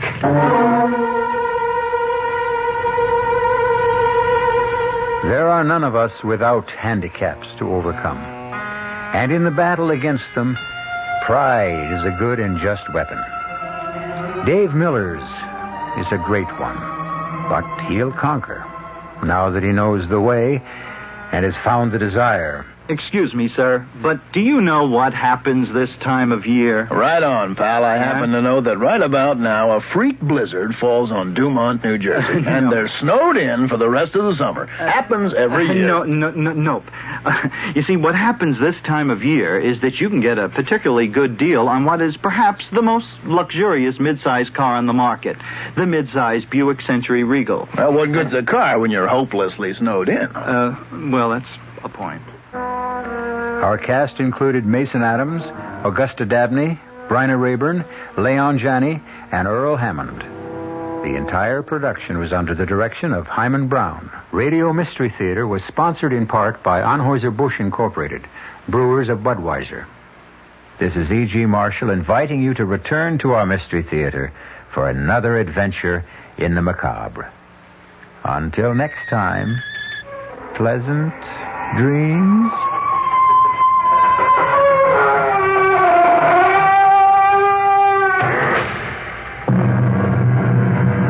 Tonight's WOR Mystery Theater was also brought to you in part by ShopRite Supermarkets, where you get a lot more for a little less. By Suburban Savings with offices throughout New Jersey. And by Dubonnet, a wine to go before your meal, made to make what comes after better.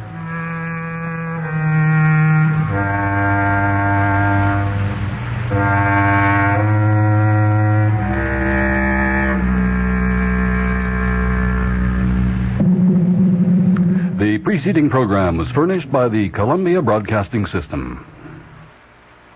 This is Bob Considine for the National Leukemia Association. Please remember this name, Project Research. In addition to our other services, our special effort named Project Research has been established to help deliver a knockout punch against leukemia. Send your tax-deductible donation today to Project Research, care of the National Leukemia Association, Box 3003, Garden City, New York. This is Bob Considine saying thanks to you for Project Research. You know, we're committed to conquering leukemia. Your dial is set for news with John Scott reporting. This is WOR New York, an RKO General Station.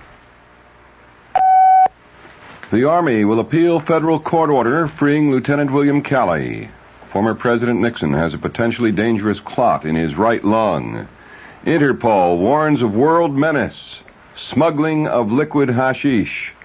It's 61 degrees in Midtown. The man says mostly cloudy tonight, mostly sunny tomorrow.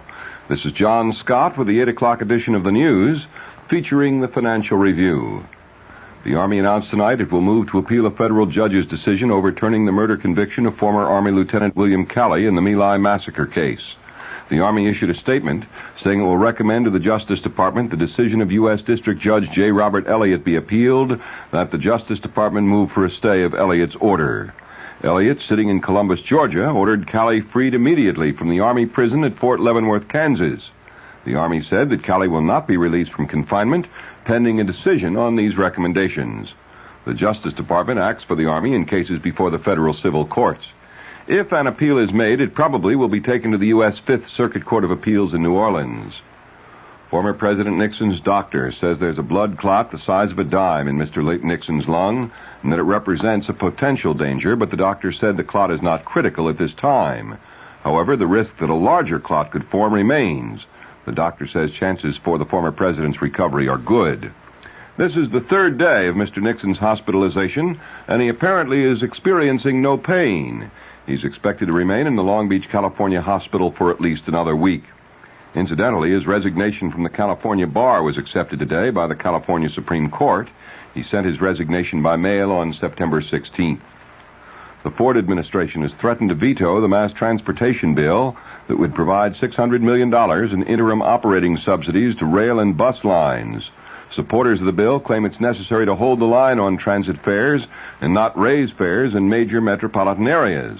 Head of the Urban Mass Transportation Administrator, Frank Herringer, told Senate House conferees he's going to urge President Ford to veto the bill on grounds it would remove the urgency for Senate action on the 6-year, $11 billion transit package already approved by the House. Meanwhile, New York politicians appealed to Congress today to vote more money for rapid transit. Republican Governor Malcolm Wilson said Congress should act on its own and not be put off by hints of possible vetoes. Wilson's Democratic opponent in the November election, Brooklyn Congressman Hugh Carey, made a similar appeal. He says President Ford and Vice President-designate Rockefeller should speak out for the Minish-Williams emergency bill as a means of combating inflation. Plans for 9 projects to improve rail freight facilities in the New York metropolitan area were announced today by Governor Wilson. The projects will involve both the Penn Central and the Long Island Railroad. Wilson says the projects will be financed with a $30 million appropriation by the 1974 legislature, plus funds from a $250 million rail preservation bond proposal to be voted on in November. He says the bond funds will attract substantial federal money. At sundown today, Jews around the world began observing the Jewish Day of Atonement, Yom Kippur. It is the most solemn day of the Hebrew calendar, and it's marked by a 24-hour period of fasting, prayers, self-evaluation, and repentance. Observance of the High Holy Day begins with a chanting of the Kol Nidre. It asks for God's annulment of vows that were taken unwittingly, rashly, or under compulsion. The Holy Day ends at sundown tomorrow. Jewish sources in Moscow report police attempted to clear the street in front of the Moscow synagogue tonight as Jews gathered to celebrate their Day of Atonement. The sources said minor incidents broke out, and one Jew was detained by civilian militia and KGB police, who now regularly show up outside the crowded synagogue on Jewish holy days. Jews who could not get inside the synagogue were ordered to leave the area. The Commerce Department says the United States had a record monthly deficit of more than $1.1 billion in August. The higher cost of foreign oil continues to be a major factor in the country's worsening trade picture. The International Police Agency, Interpol, says the smuggling of liquid hashish, a potent derivative of marijuana, has become a world menace. Interpol says illicit production of marijuana and liquid hashish is on the upswing in India, Pakistan, Afghanistan, Lebanon, and Morocco. The World Police Organization unanimously adopted a resolution expressing particular concern to the growing traffic and the abuse of the drug. It urged Interpol countries to crack down on traffickers and manufacturers of the liquid hashish. The drug, because of its small bulk, is easy to smuggle. The WOR News Time. It's 5 minutes past 8. The search for a 7-year-old boy abducted from a schoolyard in Rutherford, New Jersey, spread to New York City today after a worker spotted a car believed used in the kidnapping. WOR's Ed Nash reports. An automobile registered to 23-year-old Thomas Burns has been located in a Midtown Manhattan garage, and Burns has been formally charged by U.S. Attorney Jonathan Goldstein with the kidnapping of 7-year-old George Kaloyarakis. The announcement was made by the FBI in Newark. A citizen's call to the FBI revealed the location of Burns' auto, and the search for him and the boy continue. Here are descriptions of man and boy provided by FBI Special Agent Brad Wickersham. Burns is described as a 23-year-old white male, 5 foot 6 inches tall, 150 pounds, short brown hair, and brown eyes. Kaloyarakis is described as a 7-year-old white male with dark brown hair cut in a page boy style with bangs to the eyebrow level. He was last known to be wearing a white T-shirt with the words Ridin, R-I-D-I-N, -High, H-I, Ranch, Warrensburg, New York. A blue denim jacket, dark corduroy pants, red, white, and blue sneakers, and a New York Yankees baseball cap. Anyone recognizing either Burns or the boy are urged to call the nearest FBI office. This is Ed Nash, WOR News. In El Paso, Texas, 3 alleged bank robbers were arraigned before a U.S. magistrate. A 4th member of the alleged gang is still being sought. The 3 in custody are 16, 15, and 13 years old. The 10-year-old is the one the FBI hasn't nabbed yet. Authorities said they'd hang around banks as though waiting for parents to finish banking, wander around behind the tellers' cages asking questions, and then, when no one was looking, grab some dough. The Kitty Heist gang allegedly made off with $6,000 earlier this month. I'm going to make off with the weather and the top of the news right after this. After lots of time and lots of miles, you get to know your car. You want it to be trouble-free, no matter where you are. Your Delco dealer wants something you've got. Your old battery, any brand, no matter how old. Have your Delco man check your old battery today. If it needs replacing, he'll make you a trade-in offer on a new Delco battery. The battery that gives you an instant burst of starting power start after start. Check with your Delco man and see why. The more you know, the more you'll want Delco. Well, the more you know, the more you want Delco. Your local Delco dealer is the one to see. Your local Delco dealer is the one to see. For the Delco Energizer and all Delco products, go to Westchester Auto Supply, 1007 Yonkers Avenue, Yonkers, New York. That's Westchester Auto Supply in Yonkers. For another edition of the CBS Mystery Theater.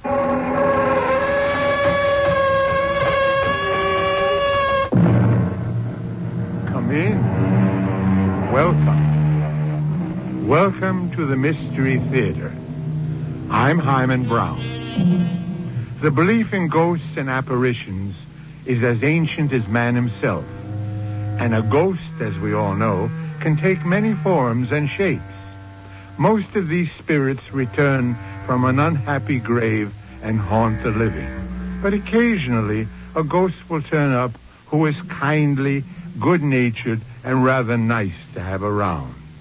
Our story involves just such a ghost. Cousin Amy, come, quickly, quickly. What's wrong, Susan? There's a strange man in this room, Cousin Amy, or was just a moment ago. Where? Where did you see him? Standing there, right in the middle of the room, in front of my dressing glass, staring at me in my nightgown and wrapper. I was terrified. What did he look like? His clothes were of the strangest fashion. And his neck. Yes? His neck was twisted. The head was tilted over to one side, as though the head were just barely attached to the rest of the body. Oh, you've got to stay the night with me right here in my bedroom. Of course. I wouldn't think of leaving you. We are not alone in this house, believe me. There is a third person here, somewhere.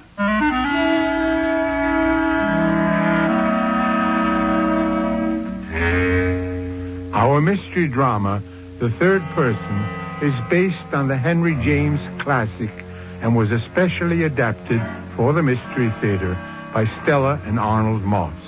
It stars Marion Seldes. Do you know?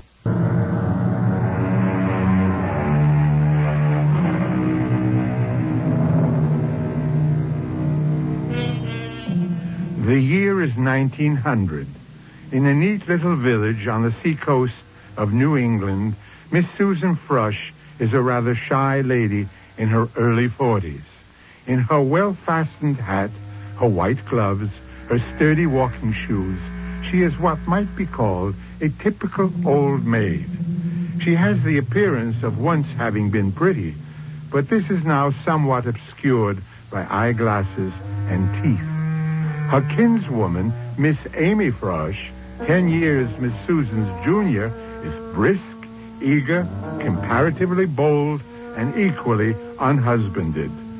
Until this morning, these second cousins have never before met. Now they sit rather primly and a little terrorized in the parlor of a roomy mansion to which they have been summoned by a Mr. Willoughby, attorney at law. Miss Susan Frush? Yes? You are Susan Frush? Oh, yes. Yes, I'm Susan Frush. Thank you. And you are Miss Amy Frush? Oh, yes, indeed, I certainly am. Thank you. Ladies, you are both aware of why you are here. As the sole remaining heirs of your great-aunt, the late Miss Abigail Frush, recently deceased at the age of 94, you two are the rightful legatees in equal shares of her entire properties. Do you mean, sir, that all... I mean, madam, that as executor of the late Miss Abigail's worldly estate, I hereby declare you, Miss Susan Frush, and you, Miss Amy Frush, the sole beneficiaries. The largest single item of her benevolence is, of course, this house. You mean this house now belongs to the two of us? To me and to Cousin Amy? Well, after a few legal documents are properly signed. If you ladies will permit me to say so, Miss Abigail's generosity has been most remarkable, particularly in view of the fact that you're both unprotected without the care of solicitude of husbands. Aunt Abigail has indeed been generous. Well, since, as I understand, you're both almost strangers to each other, you may not wish to share this house between you. The will directs that the house may be sold to your joint advantage. Are there any questions? No, I don't think so. Miss Susan? You've made everything quite clear, thank you. Well, in that case, I shall take the liberty of escorting you about the house and indicating some of its features. The high points, we might say, of this old mansion. It consists, as you shall see, of 37 rooms, 12 of which are bedrooms. 12 bedrooms? For just the two of us? On the second floor, shared by the two largest of these bedrooms, installed some 15 years ago, is a marvel of this modern age in which we live. And that, Mr. Willoughby, is... There, with all the latest paraphernalia and conveniences of indoor plumbing, is the bathroom. Oh. Yes. Imagine, ladies, the luxury of an indoor bathroom with running water. But what's that? What is what? Well, do you hear anything, Cousin Amy? Yes, I do. It sounds as though someone were running a bath in our luxurious indoor bathroom. Well, now that you've seen the principal features of the house, I remind you again that the will permits you to sell it, should you be so minded. Oh, I wouldn't think of it, Mr. Willoughby. This dear old house is exactly everything I ever dreamed of. And you, Cousin Amy? Oh, I wouldn't part with it for all the money in the world. It's beautiful. Having drunk deep of the cup of singleness, which I confess is a rather bitter cup, this house represents a quiet, peaceful harbor. Our solitude will come to an end. And, of course, with an assured roof over your heads. I adore every inch of it. I'm sure the two of us will get along splendidly. As am I. But you must understand, of course, that I take a nap after dinner. Really? I could never rest then. That's when I'm most wide awake and keenest for talk. I take my nap just before dinner. But I'm sure we can arrange our time suitably. And there'll be so many things to talk about. So many things we can do together. Yes. Well, I take it then that you ladies are fully prepared to share the house. Oh, yes, of course. Well, so be it.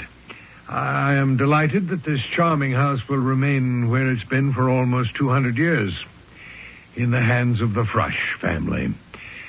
Well, now, if we may continue with the inspection, I have saved this main entry hall for the last of our little tour. Impressive? Just look at all those full-length portraits. But those paintings must be... Are they all who we think they are? Frushes. Every single one of them. They are all of them our ancestors, Cousin Susan. Yes, indeed they are. Oh, that fat one with powdered wig and the big pot belly. He's so funny. Who is he? That is Josiah Frush, the man who built this house in the year 1731. A prince among merchants. And that one, the one in the colorful uniform. Colonel Benjamin Frush, served with the greatest distinction under Sir William Pepperwell in King George's War, 1745. I remember reading about him. Oh, isn't that perfectly thrilling? A great hero. And so romantic. Oh, who's that stern-looking one? The one with the frown. That is Elbridge Frush.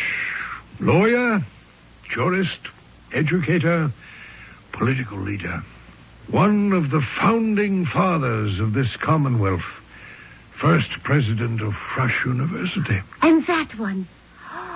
Cousin Susan, just look at him. Which one? The one to the right of the door.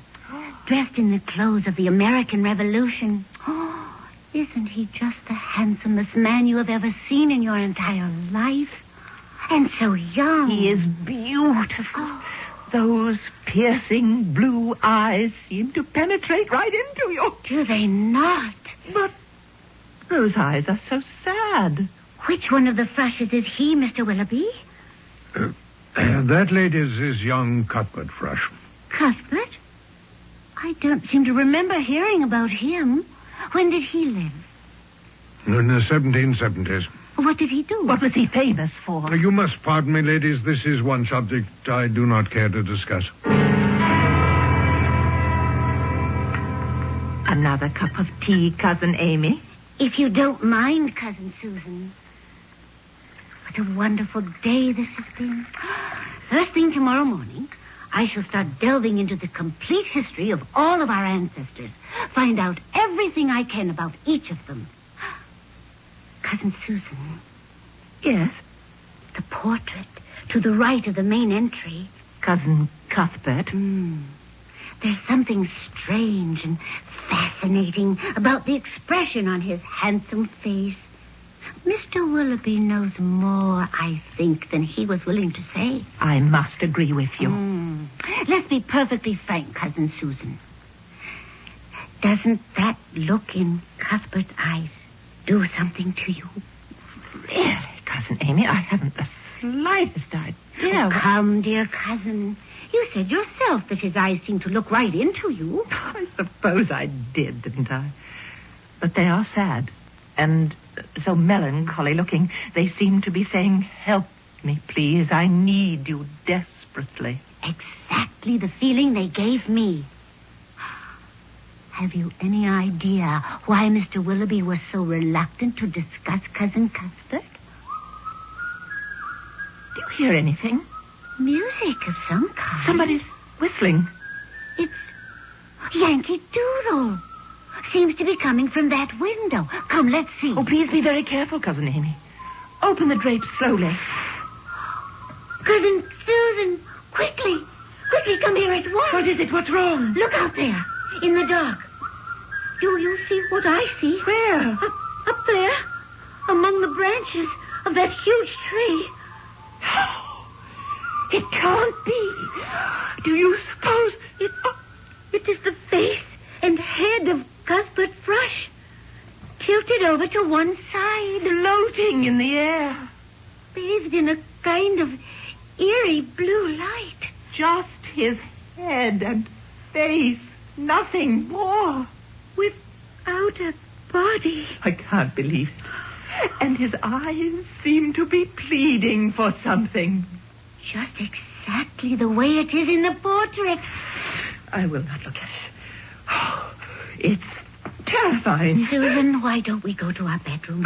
We're both very tired, which may be why we're seeing things that cannot be. Yes, as you say, Cousin Amy. After a good night's rest, we'll both of us laugh at what we think we've just seen. Yes, but we did see it. Imagination plays strange tricks sometimes. Oh, come, let's admit it. We've had Cousin Cuthbert on our minds ever since Mr. Willoughby showed us the portrait. It naturally follows that we should see his head and face floating in the air outside in the dark among the branches of that old tree. Oh, it doesn't make sense, Cousin Amy. We'll talk about it in the morning. No, just take your lamp and follow me up to our bedrooms. Yes, I'm sure you know best. And all these wonderful portraits. Good night, Colonel Benjamin Thrush. I'm sure General Pepperwell was very proud of you. And good night to you, Cousin Elbridge, president of Thrush University. And sleep well, Cousin Josiah. And you... There's that whistling again. Cousin Susan, hold your lamp a little higher. Yes, onto the portrait of Cuthbert Thrush. What is it? What's wrong? Well, I can't tell whether it's the lamplight throwing strange shadows or... Do you see what I see? It just cannot be. Tell me what you see. It's the same portrait of Cuthbert Thrush we saw this afternoon. But with one horrible difference. His body is there. But poor Cousin Cuthbert has no head. Just who is or was Cuthbert Thrush? Is it possible that in some way his spirit still lingers on in the old Thrush mansion? Can we say, with the poet Longfellow, all houses wherein men have lived and died are haunted houses. Through the open doors, the harmless phantoms on their errands glide, with feet that make no sound upon the floor. We will learn more when Mystery Theater returns shortly with Act 2. The cellars of the Thrush Mansion are sound, cool, and dry, like the crypts of ancient churches. Several mornings after taking possession of the old house, Susan and Amy Thrush decide to explore the vaults of these underground labyrinths. A recess in the thickness of one of the walls has yielded a small chest bound with hoops of iron. Slowly and carefully, the two ladies are doing their best to pry it open. Careful, Cousin Amy. We don't want to break it. I think I have it. It's coming. There. Goodness gracious. This chest hasn't been opened, I'm sure, in almost 100 years. Or more. Isn't this exciting? Let's see what we have. A couple of newspapers and pamphlets. Careful how you handle them. They'll fall apart in your hand. And 3 packets of letters, yellow with time. Oh, look at that little package, tied into a small bundle with a sprig of pale blue ribbon. Oh, sweet. Anything else? Oh, I had hoped it might be filled with old golden guineas. Hoarded by some ancient miser of a Thrush. Oh, why not? Or even a handful of ducats, doubloons, pieces of eight. Stored by an unknown pirate ancestor of ours. Or some evil captain of a privateer. Captain Thrush, who roamed the 7 seas and preyed upon his helpless victims. You are an incurable romantic. Only a lot of old papers and letters. You know you can't wait to read them any more than I can. True. Only I dare not handle them myself. They're so delicate. This is a job for the minister. Not only does the Reverend Mr. Patton preach an excellent sermon, but he's also president of the town's historical society. If anybody can help us with these, Mr. Patton can, I'm sure. Oh, they should provide many interesting evenings before the fireplace. Cousin Amy, has it occurred to you that we might find things in these letters that we might not want to learn about? Well, like what? I'm not quite sure. But if we should discover something bad about an ancestor of ours, any one of them... I don't think I would want to know. Well, suppose it was something about our mysterious cousin Cuthbert. Something really naughty. Wouldn't you want to know about him? So I'd have to think about it. Oh, no, you wouldn't. And neither would I. If anything human happened with Cuthbert or any other thrush, with all those dignified pillars of society in the entry hall, I would be delighted. What? Cousin Amy, really? And the first thing I do in the morning is to get in touch with the Reverend Mr. Amos Pettingill Patton. We'll need his help with these letters.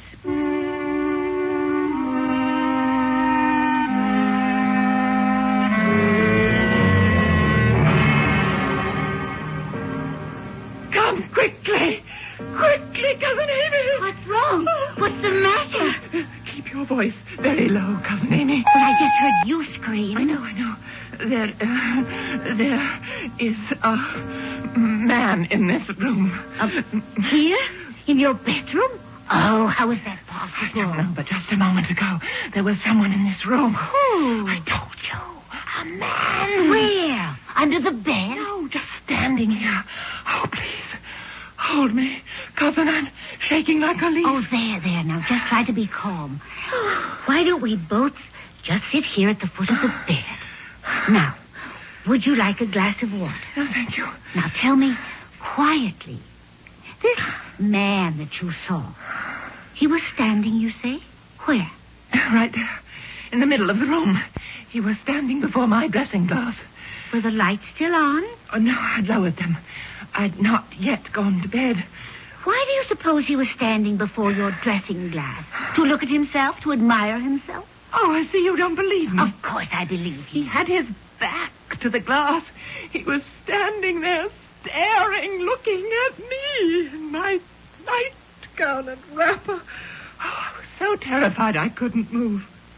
Oh, I'm so ashamed. I'm so ashamed. Oh, now, please try to remain calm. What did he look like? Oh, his clothes were strangest fashion, from another age. Knee breeches, long stockings, a lace ruffle about his neck, a cocked hat, that sort of thing. Like the painting Yes. His face, what did he look like? Oh, well, the light wasn't bright enough for me to make out the features. I was too frightened to notice. But I do remember that the neck was bent, sort of. The head was tilted way over to the one side.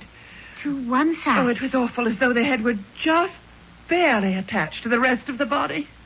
Oh, you've got to stay here with me. I will not stay in this room alone. Of course. I wouldn't think of leaving you. Cousin Amy, we're not alone in this house. There is a third person here somewhere. Just lie down now and close your eyes. I know what I'm talking about. It may well be that all our talk about those old letters we discovered... I did not imagine anything. I saw him. The walls we touch in this old house, the floors we walk on, all have secrets. All secrets. Some remembered, some forgotten. We'll both get used to it, I'm sure, after a while. Now, close your eyes and try to get some rest. Well, good night, Cousin Amy. And thank you. Not at all. Until you fall asleep, I'll sit here in this old rocking chair. Merciful heavens! What's wrong? There is a man sitting in this rocking chair, and I'm sitting in his lap. No! And he's whispering in my ear. Oh, what's he saying? He's saying, I beg your pardon, Cousin Amy, but you're sitting on my lap. What was that? The door just slammed shut. There isn't a bit of wind tonight. It's in the rocking chair. Look at it. It's rocking back and forth, all by itself. Oh, let's get out of here. Quick. We'll lock ourselves in my room tonight. Wait for me, Amy. I'm coming right with you.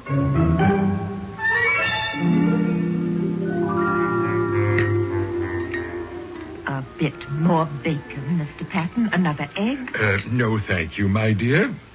Thank you so much. Oh, bless my soul, perfectly delightful breakfast, Miss Amy. I'm Susan, Mr. Patton. I'm Amy. Oh, yes, of course, so you are. You've already told me twice now, haven't you? One of my worst failings. About the letters and papers we found in the chest, Mr. Patton. Yes, indeed. I've gone through almost half of them. Should complete a first reading of all of them by tomorrow. More coffee, Mr. Patton? Oh, thank you, Miss Susan. Have you found anything at all thus far that might be of any interest to us? Well, that depends a bit on what you ladies would consider interesting. Doesn't it? Well, we were just curious as to whether you might have come across anything that might show one or two of them to be a little less... a little less proper, a little more human, shall we say, little chinks in their armor. Exactly. Oh, nothing really shocking. Just something that might possibly explain certain things. Well, there's nothing like that in the letters as yet. What certain things, may I ask? Amy means, have you found anything in the letters that might tell something about Cuthbert Thrush. Who?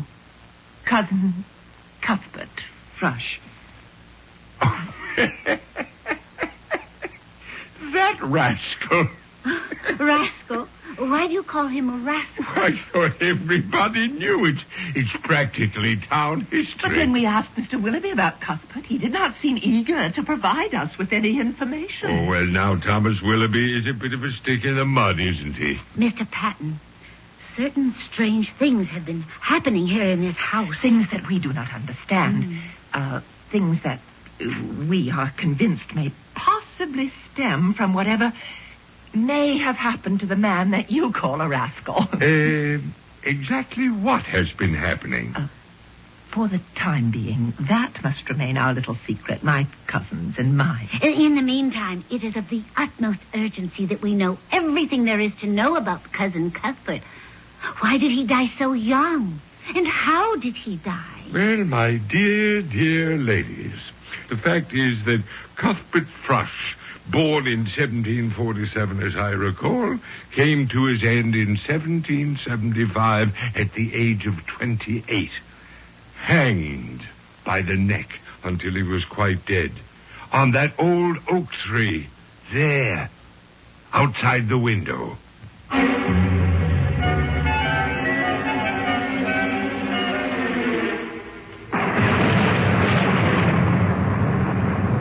Aren't you going to take your customary after-dinner nap, Cousin Susan? I couldn't, dear Amy. I'm too nervous. First there's this dreadful storm, and then the Reverend Patton's expected almost any moment. But the rest of the letters... He did say he'd be here at 8. Yes, he did. I can hardly wait. I am so excited. And so am I. Amy, I cannot get used to the idea that darling Cousin Cuthbert was hanged. On a stout limb of that old oak tree out there, where we saw his head the other night. That's why it was so dreadfully twisted all the way over to one side. Because hanging breaks the neck. True. But don't say it. Well, it's a most peculiar effect. And that also explains that look of pitiful sadness in those young, hauntingly beautiful eyes. Indeed. Oh, Mr. Patton's usually so prompt. Cousin Susan, have you the slightest suspicion, the faintest inkling of what our gallant young cousin might possibly have done to deserve the fate of dangling from the end of a stout rope? None whatsoever. Oh, let us hope we shall now find out. The poor, poor boy. Bless my heavenly soul. It was quite a night. Isn't it, Miss Amy? Susan. Oh, yeah, of course. May I take your raincoat and hat? Oh, thank you indeed, Miss, Amy. Correct? Correct. The papers, the letters, you brought them, of course. Right here, wrapped in this oilskin. Here we are. And I have good news for you both. The most splendid news. Oh, shall we sit here, close to the fire? Thank you. Now, if I may, I should like to begin with a question. Yes, Mr. Patton. Truthfully, why are you two dear ladies so anxious to find out whatever you can about an ancestor of yours who's been dead for over 125 years? Since 1775. Particularly since you think there may have been something, shall we say, a trifle naughty in his background? Oh, we've already told you, Mr. Patton. We want to know everything there is to know about all our ancestors. I think I understand. Mr. Patton, what would you say if we were to tell you that although Cuthbert may have been hanged, that in some strange way we cannot explain, Cuthbert is still with us? In spirit, of course, as are all the Freshers. Cuthbert is still here, living with us in this very house. We've seen him. And he's trying to tell us something. He wants something from us. Well, bless my soul. You don't believe us, do you? Well, you must admit the idea does stretch one's powers of belief just a trifle. Then come with us to the outer hallway right this minute. As you wish, Miss... Amy, we want you to see something. Delighted, my dear. Now, is the light good enough for you to see? Certainly. All right, then, cast your eyes up at that oil painting of Cuthbert Thrush. I know it well. I've seen it so many times. Oh, no. No, I will not believe it. The painting is an absolute blank. There's absolutely nothing on the canvas. First the head was gone. Now it's the whole body. Oh, Mr. Patton, will you please come back with us into the parlor and be good enough to tell us what you found in the paper? And why Cousin Cuthbert was put to death? It might help us to understand why this third person is still hanging about the house. It's said that even the most welcome guest gets to be a bit of a nuisance after the first 3 days. And that applies in some measure even to the engaging spirit of Cousin Cuthbert. The longer he stays, the more demanding his presence seems to become. For he has presented a dark and challenging mystery to his two spinster cousins, and they are determined to unravel Cuthbert's 125-year-old secret. And so am I. We'll learn more about that when Mystery Theater returns shortly with Act 3. Oh, my kids love chocolate milk. This isn't just ordinary chocolate milk.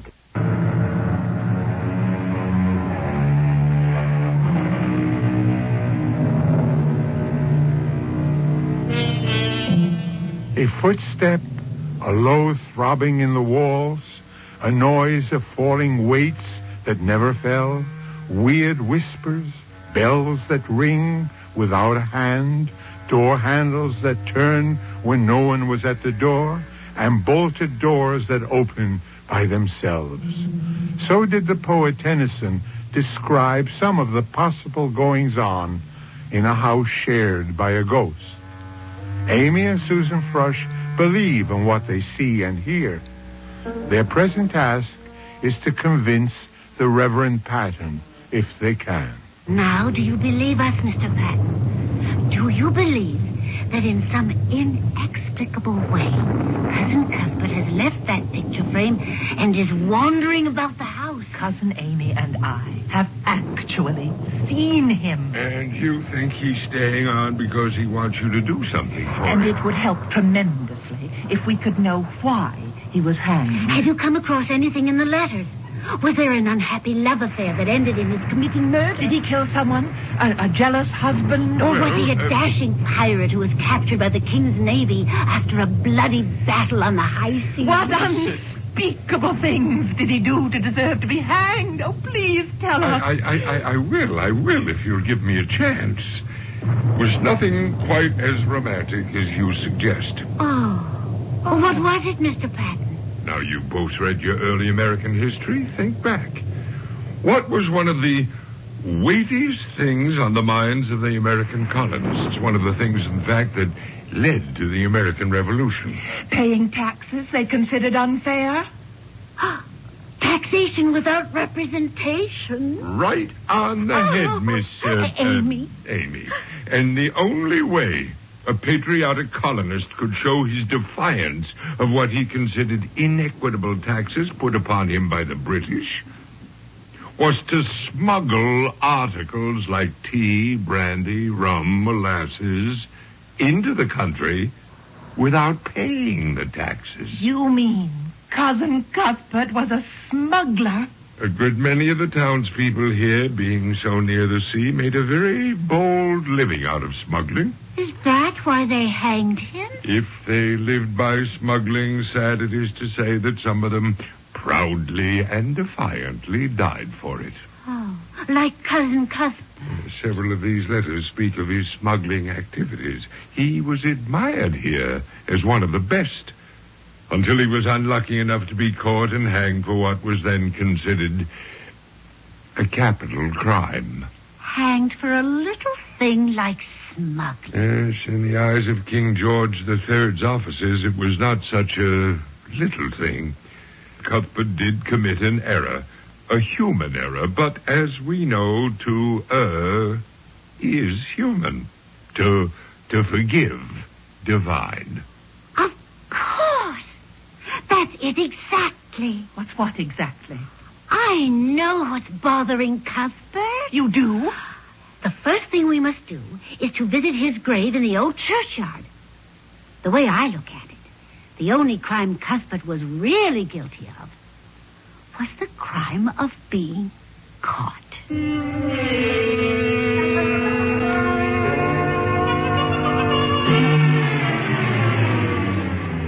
Whoa, Colonel. Whoa there. Good boy.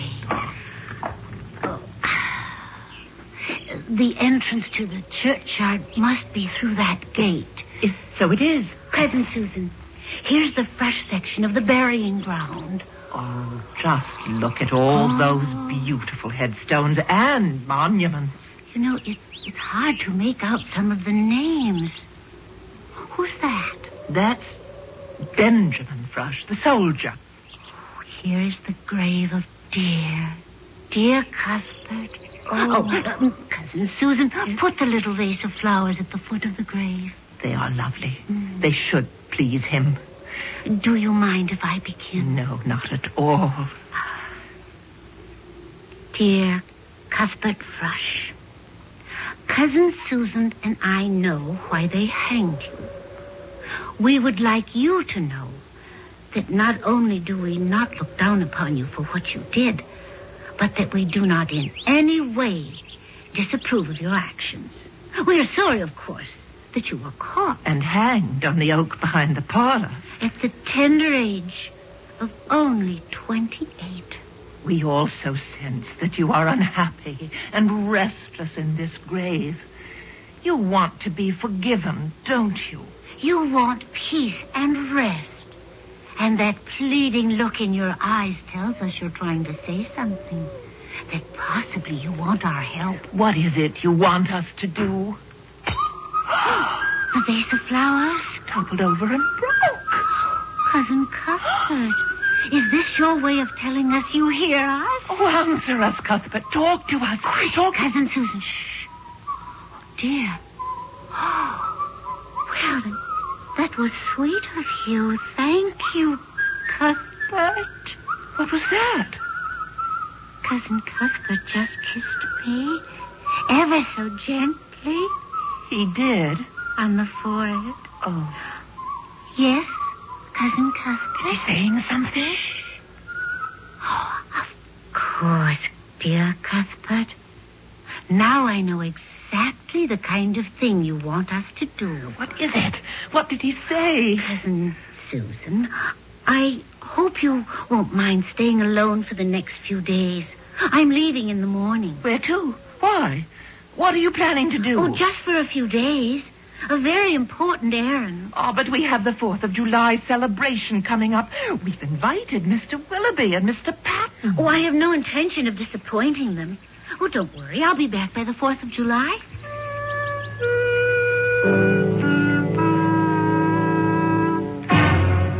There you are, ma'am. You're sure you've packed them well? I have a long trip. Yes, ma'am, I have indeed.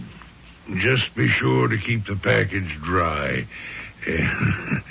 Away from any heat, of course. Oh, you're sure I'll be able to manage them myself? Just take usual precautions. Oh, I adore the red, white, and blue ribbon you've tied it with. So appropriate for this time of the year, the 4th of July.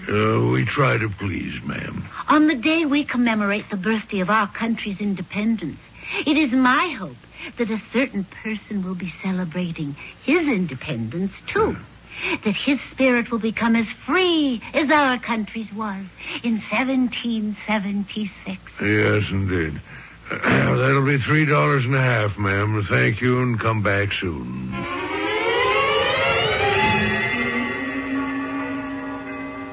Have another marshmallow, Mr. Patton?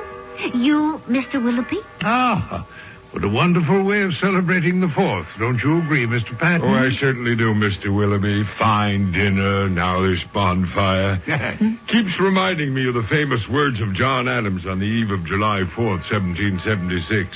He said that the anniversary of independence should always be remembered with pomp and parade, with shows, games, sports, bells, bonfires, and fireworks. Cousin Susan? Yes? Gentlemen, I would like to contribute one of those items to our celebration. These. What have you got there? What's in that pretty package? Chinese firecrackers. And these are Roman candles. And here are pinwheels. And these are called salutes. Well, firecrackers and fireworks displays? Now, where on earth did you get them? Don't you know it's against the law to bring those things into the state? Shall we toss the firecrackers into the bonfire one at a time? Look, here's a package for you, Cousin Susan. Thank you. One for you, Mr. Patton. And one for you, Mr. Willoughby. Oh, well, now. Toss them into the fire.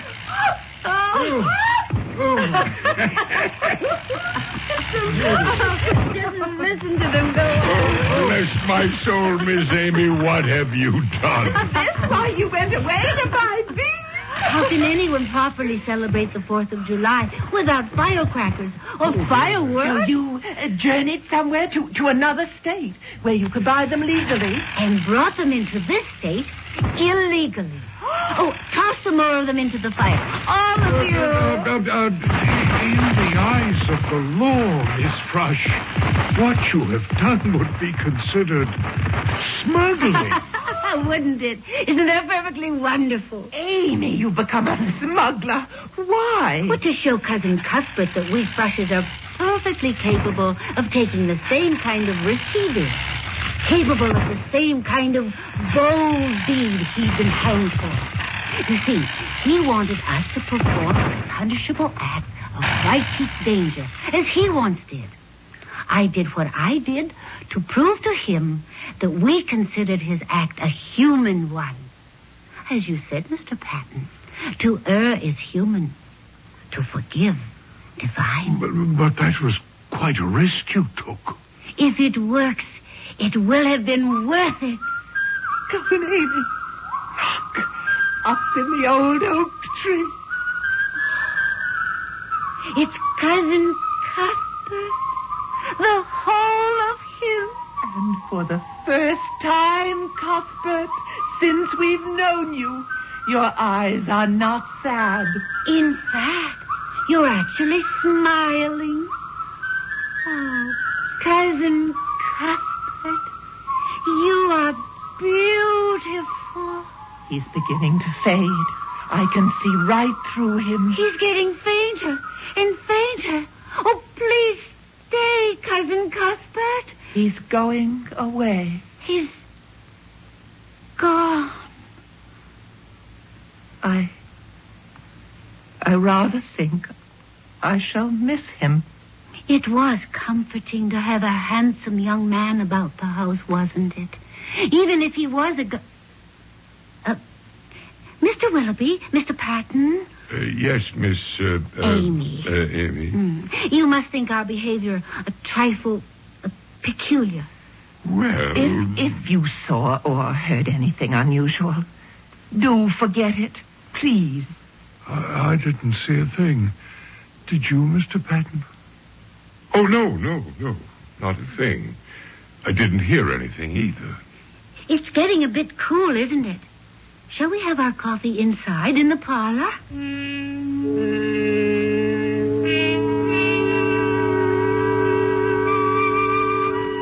The coffee will only take a moment. Cousin Susan, gentlemen, look. What is it? The portrait. The painting of Cuthbert Fresh. Well, bless my soul. It's whole again. The full portrait is back on the canvas, the way it was to begin with. Hold your lamp a bit higher. And look closely. Do you notice any other difference? The eyes. Of course, the eyes. Where they were once rather sad and mournful, they now seem to have a twinkle in them. And so they do. Cousin Amy. Yes? Did you see what I saw? Cousin Cuthbert just winked at us.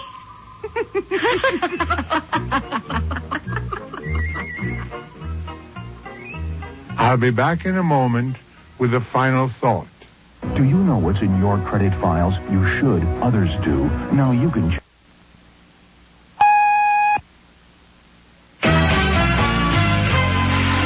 It's happening now. You're hearing it now on WMAQ. We are all news, all day, every day. WMAQ Chicago.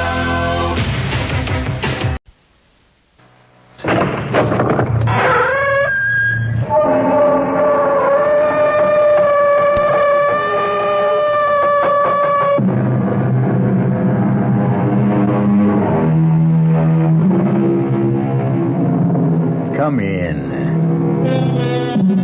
Welcome. I'm E.G. Marshall. And perhaps you've come to look upon me as the master of the macabre, your escort into the eerie. And in all honesty, I can say that I am happy you have this opinion of me. I'll admit to an affinity for tales of the supernatural, and even a sneaking fondness for ghosts. Some ghosts, that is. I cannot say that I have liked every ghost I have met, because in my experience, there can be some very unpleasant ghosts. Our mystery drama, Voices of Death, was written especially for the Mystery Theater by Murray Burnett and stars Mandel Kramer and Ralph Bell. It is sponsored in part by Sign-Off, the Sinus Medicines, and Anheuser-Busch Incorporated, brewers of Budweiser. I'll be back shortly with Act One. Hello, Ms. Goldilocks here, and welcome to my professional taste testing laboratory. Oh, Papa Bear, could you bring that case of sugar-free Diet 7-Up over here? Another case? Miss Goldilocks, you're drinking the sugar-free Diet 7-Up like there's no tomorrow. You can't still be taste testing it. Oh, no, Papa Bear. Sugar-free Diet 7-Up has already earned my seal of approval. It's fresh, light, natural, delicious.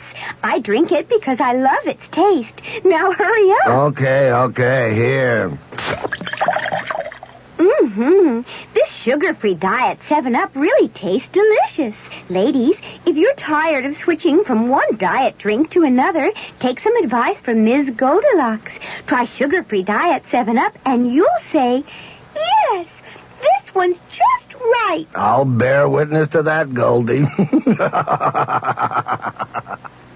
Instead of working your money up the savings ladder, why not start your savings right at the top with Suburban Savings 7.50% savings certificates?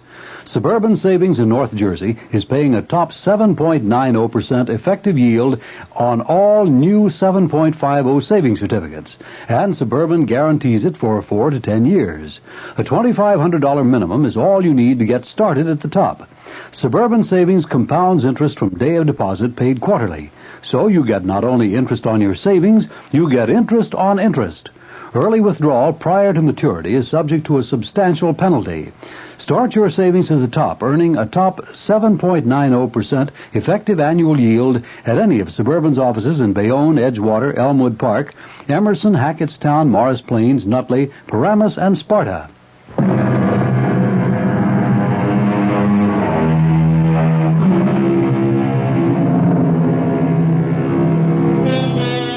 There are many stories about faceless voices that speak to lonely people. Voices that come from nowhere, that threaten, cajole, terrify, or madden the mortals who hear them. Our story is about such a voice, but it is a voice that has a face, the face of a dead man. Most of us know what to expect when we turn on a television set. But the last thing Jason Phillips expected was to have the face of a dead man appear on his television tube. How did the face of Peter Truro get on my TV screen? Peter, I'm sure if you were alive, you'd understand why yours is the last face I'd want to look at. So forgive me for switching stations. What is this, Peter again? I'll try another channel. On every channel? Peter Truro? That's ridiculous. And no sound. What's wrong with the sound? Nothing, Jason. What? This isn't the normal way to return. Well, I'm seeing things. And hearing them. Peter Truro is dead and buried. He couldn't be talking to me from my TV screen.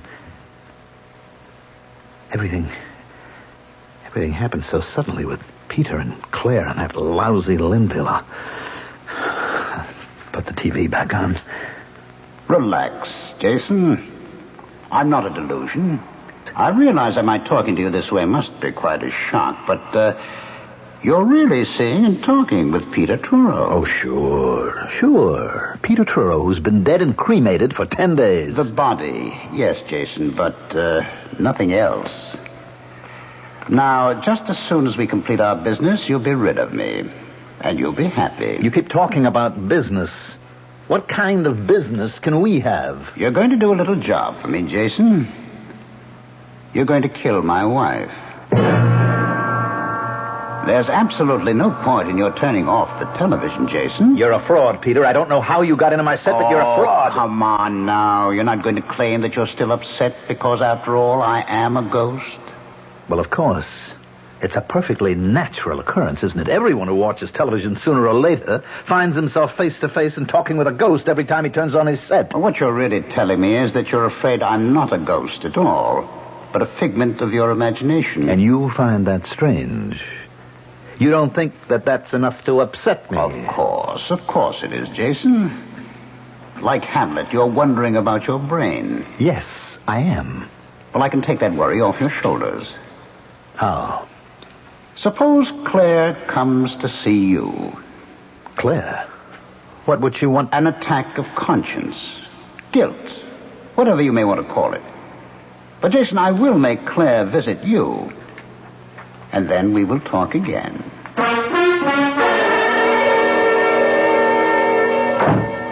What in the world am I doing here anyway? Can you tell me, Jason? Putting on a marvelous act as usual, Claire.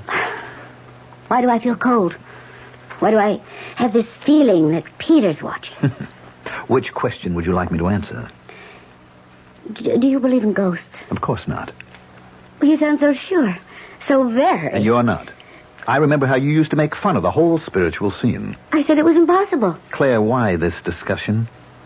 What made you phone me and come here to talk about... I've been having dreams. Dreams? Well, I'm no psychiatrist. Yes, dreams about Peter. He keeps telling me to come to you and explain about... Well, you know, how you lost the part in the play, and I'm not making very much sense, am I? No, you're not. I don't know why you came here, but I know damn well you'd better leave.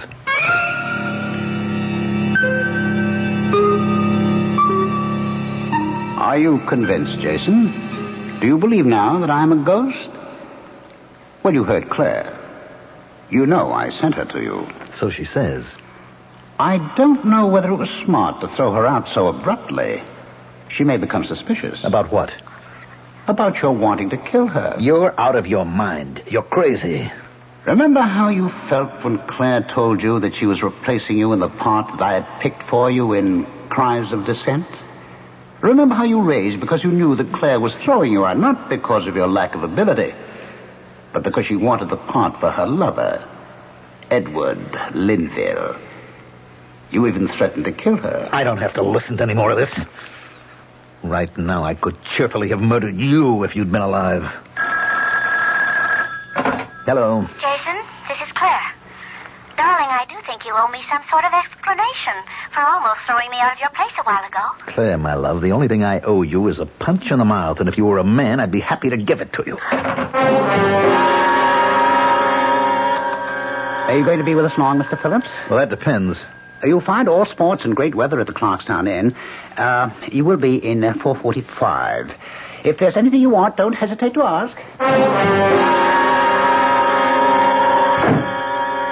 Now, before I call Alida, I think I'd better see if Peter is still with me. Here I am, Jason. You didn't think you could run away from me, did you? I wasn't sure, but I was hoping. I'm curious about one thing.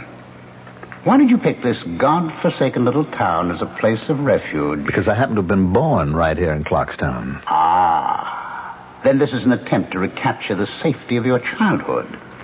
That's very touching, Jason. I've had enough of you tonight, Peter. Time for me to do what I came here for in the first place. Talk to an old friend.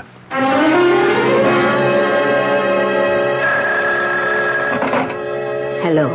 Alida, what a delight to hear your voice after all these years. And it is a pleasure to hear yours, Jason. Oh, Alida, you're too much. After all these years, you hear me say your name and immediately you know my voice. It is a distinctive voice, Jason. Are you calling from New York? No, I'm at the inn right here in Clarkstown. Matter of fact, I came here just to see you. How nice. But, Jason, there's been a lot of years since we last spoke. And right now it's almost past my bedtime. How about breakfast with me tomorrow?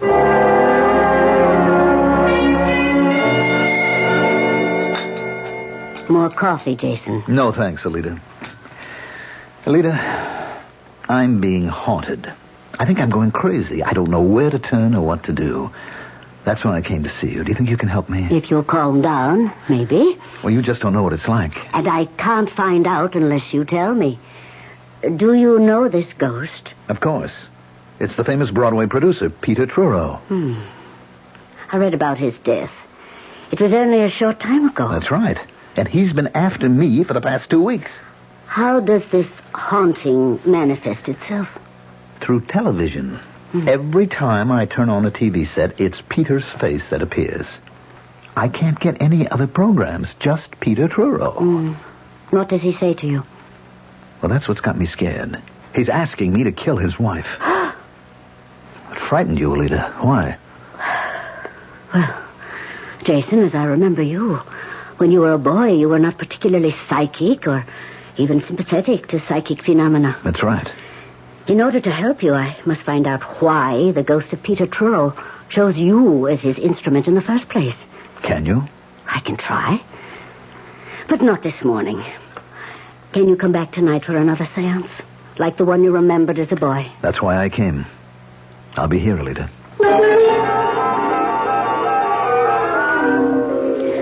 I can't promise anything will come out of this. I can't even promise to make contact. But if I do, you will have to keep absolutely quiet. Understand? Yes, I do. All right. Now, hold my hands. Tighter. Yes, that's it. The light is too bright. It hurts my eyes. I can't see. Better, yes. That's better. Now, I see. I see you quite clearly. Jason, why did you do this? Just when we two were getting along so well, you went and brought this stranger in. Well, Peter, Jason, you must keep quiet. You promised. Let him talk for himself. We have some wonderful chats when we're alone. Jason is a friend of mine. He has asked my help. Why did you choose him to torment? It is I who am in torment. You must know that. It is I who cannot rest until a vow has been kept. What vow? The marriage vow. Has it not been kept? Did you not plight love till death do us part? No. Our vow was to remain faithful and loving forever. We changed the marriage ceremony, and the vow has not been kept. And I seek revenge. I will have revenge. I will. Alida, are you all right? Yes. Yes. I will be fine. Just give me a moment. You sure you're going to be all right? Yes, I am sure about me. But I am worried about you, Jason. I am not sure about you.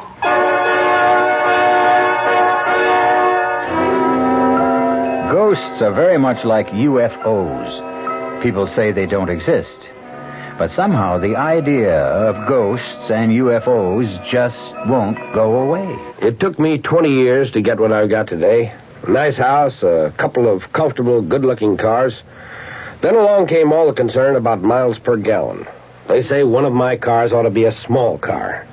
I say, okay, show me a small car that's good enough to make a big car guy like me happy. They say, look at a Buick. I say, go on, Buick doesn't even make small cars. Look at the Apollo, they say. So I looked. Buick does make a small car. But this one's got some room and comfort. And something else. A 6-cylinder engine and a standard 21-gallon gas tank. Put those together and you've got range. Well, that's just important to me as miles per gallon. So I consider everything about the car, the economy naturally, but also how nice it was inside and how smooth it was. And I bought the Apollo. There's nothing wrong with a small car, as long as it's a Buick. Apollo, the Buick of small cars. Hey, Mom, what's for dinner? Hey, Mom, what you got? Here's ShopRite's suggestion for a delightful cookout dish. Boneless top round to sirloin tip steaks, just $1.69 a pound. Delicious cooked over the coals, just as delicious pan-broiled indoors. For a busy night, here's a quick dinner idea. Freezer Queen family-size frozen casseroles, all varieties except beef, just 99 cents for the 2-pound size at ShopRite. For dessert, Pepperidge Farm layer cake, 17-ounce box, 69 cents in ShopRite's frozen food case. Cooking out or cooking in, ShopRite has the answer. She loves the family. She wants the best. She does all that she can do. She lets ShopRite do the rest. Hey, Ma, what's for dinner? ShopRite has the answer. This is WOR New York and RKO General Station.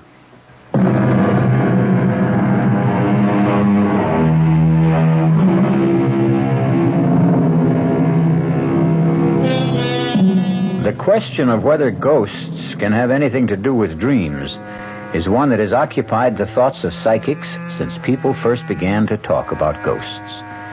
Jason Phillips was haunted by a ghost, not in his dreams, but one who took over his TV set.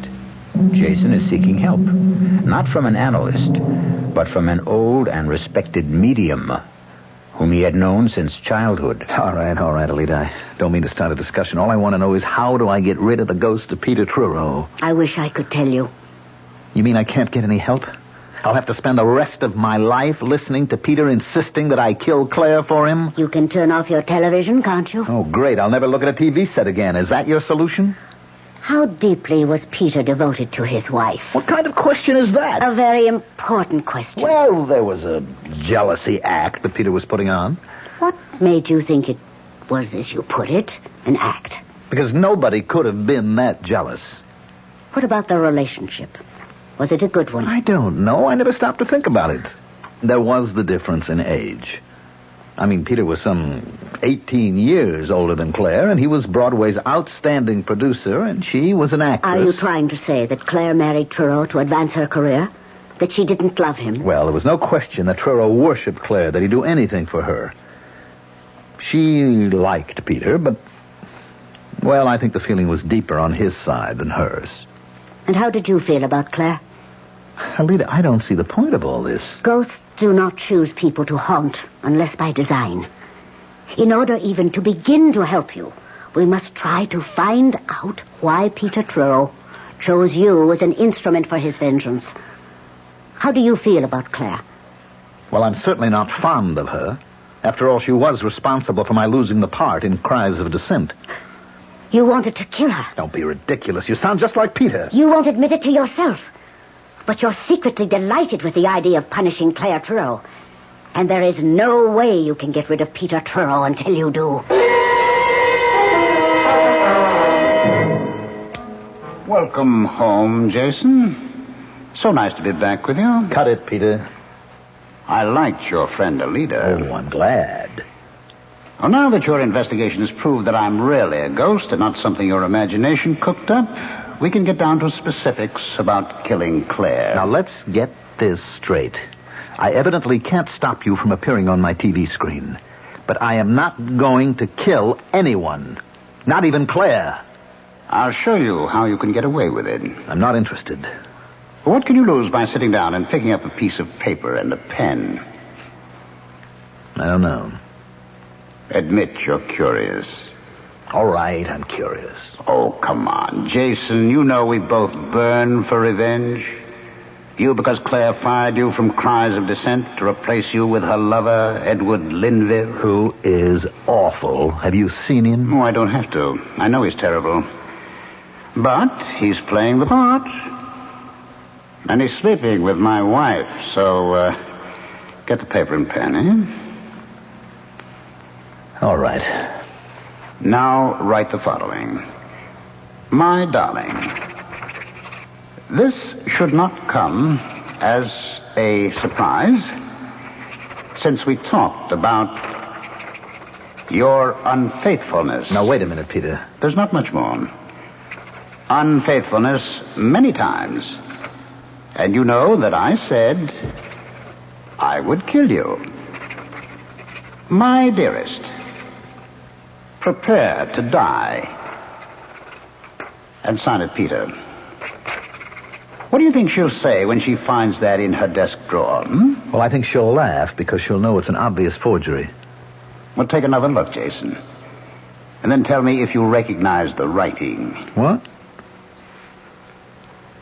How did you do it? This is your handwriting.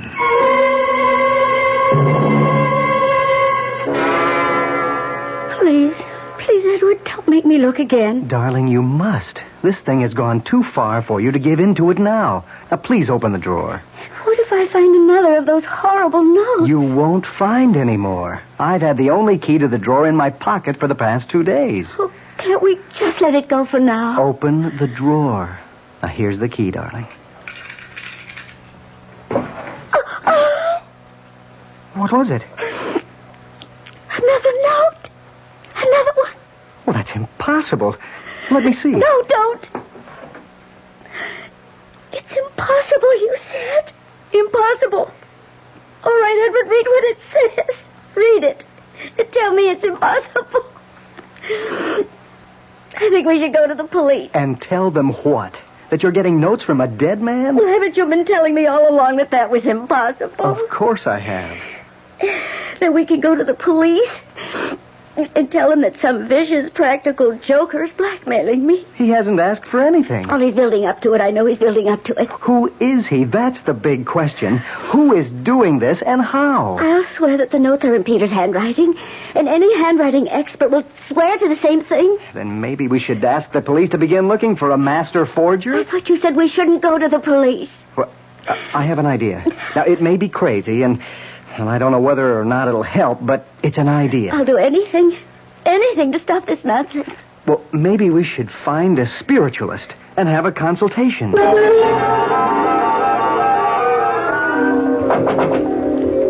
is it? Ed Linville.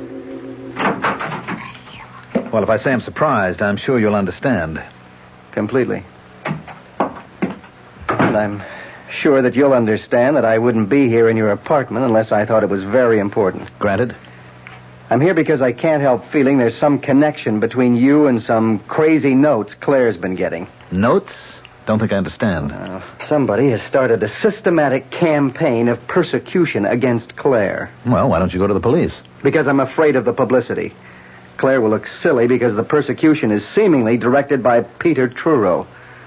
Well, she can't be serious. How could Peter That's what everyone's reaction is, because I can't explain the notes. That's the second time you've mentioned notes. They're vicious, handwritten little jottings, all reminding her of some silly vows that she had made with Truro before they were married.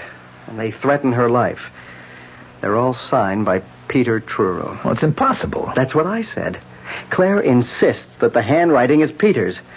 It's been checked by 3 handwriting experts. All 3 say Claire's right. The handwriting is Peter's. Well, that still doesn't explain what brings you here to see me. I told you, Claire's sensed there's a connection.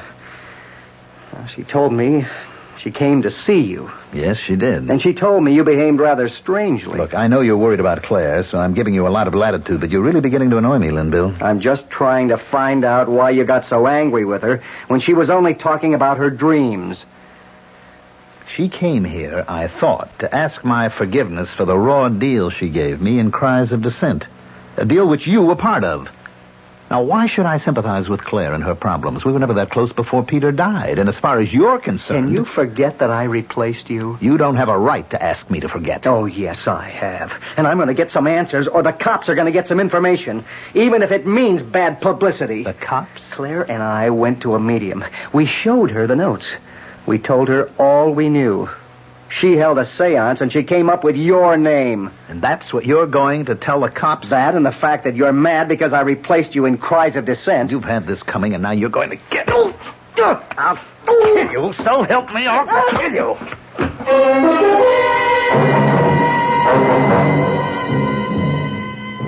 So, Jason, we made quite a spectacle of ourselves with Edward Linville, didn't we? How did that medium get my name? She must have been extraordinarily perceptive. You know that it was a she. You're in on this. Oh, really, Jason? You're becoming paranoid. Since I'm obviously depending on you to kill Claire for me, it would be extraordinarily stupid for me to have you suspected even before the crime. Nobody is going to be suspected because there isn't going to be any crime. Oh, your adrenaline's still working overtime because of that scrap with Linville. When you calm down, you'll realize what a fool you're making of yourself. No need to remind me. I realized that the minute Linville said he'd been given my name. What story can Linville take to the police? He can accuse me of writing poison pen letters to Claire. He can? On what evidence? The word of a medium? According to Linville himself, Claire had the notes checked with a handwriting expert who swore that the handwriting was mine. Now, how does that point to you? Why can't you leave me alone? Oh, come, Jason. You were having a ball with the notes and watching the effect they had on Claire? All right, I'll admit that, but writing nasty little notes is a lot different than killing. Well, of course it is. And you want me to guarantee that no one will ever connect you with the killing. That's what you really want, isn't it, Jason? Look, you're too smug for me to argue with. There's no point in any further discussion, so... Now, hold on a minute, Jason, hold on. I want to tell you how I can guarantee you're being in the clear. Like promising me you won't give the police my name. I offer you complete safety. How? A suicide note. Suicide? Exactly. Claire will commit suicide. Take an overdose of sleeping pills and leave a completely authentic suicide note to prove it. You mean you're really going to drive Claire to suicide? Don't you think Claire is the suicidal type? No. I agree. That's why we must have the note. Do you want to write it now? Are you out of your mind? Just write what I dictate. No way. We are going to say that she just couldn't stand the idea of betraying me and breaking her solemn marriage vow. Now, you're not going to mention me, are you? Of course not. Somebody will remember that the earlier notes dealt with me and Linville. That's why we'll just stick with her guilt about betraying me. You see how careful I'm being about involving you? Yes, but you want me to write the note. You must. I guarantee the handwriting experts will all swear the handwriting is genuine. In addition, it will be on her special stationery, of course. Mm-hmm. And how are you going to arrange that? You are. You are going to be invited to a party. A bash that Claire will be giving next week. And while you're there, I'll arrange to show you the room where Claire keeps her stationery and the desk. Oh, forget it. Haven't you ever heard of fingerprints? Mine will be all over the place. Pick it up, Jason. That's Claire calling with your invitation. Congratulations, Jason. You accepted Claire's invitation with just the right amount of reluctance. How did you know that Claire would call? Oh, you must grant me certain ghostly secrets of the trade. It should reassure you about our chances of pulling off a successful murder. I thought you said suicide. Yes, I did, but to be quite accurate, I should have said apparent suicide. We both agreed that Claire wasn't the suicidal type. Then what was all that talk about sleeping pills and a suicide note? Just talk? By no means. Well, she's not going to take an overdose of her own free will. That is where you come in, Jason. You'll have to see to it that she takes them. We'll work that out somehow. The devil we will. This is where I get off, Peter. I'm finishing with you once and for all, even if I have to smash the set. We're past that, Jason, old boy. What? Wait a minute. The set's off. I hear you. Why can't I see you? Of course the set is off, Jason. But now we have such a close relationship that I don't have to depend on a mechanical device to communicate with you. From now on, Jason, I'm your friend and faithful companion. Who was it who first said, with a friend like that, who needs enemies? Oh, well, it really doesn't matter. What matters is that a ghostly voice has taken control of Jason Phillips.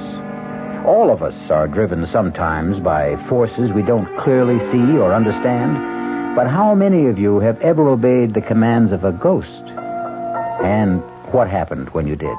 Don't answer that.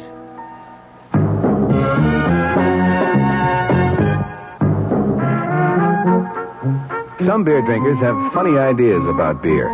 They think beer improves with age, like wine. Well, find a brewmaster, though. You'll find a beer drinker who knows better. The Budweiser brewmaster says it all depends on how beer is aged. Just letting beer sit in lagering tanks makes it older, not necessarily better. That even goes for keeping a case around the house for a couple of months.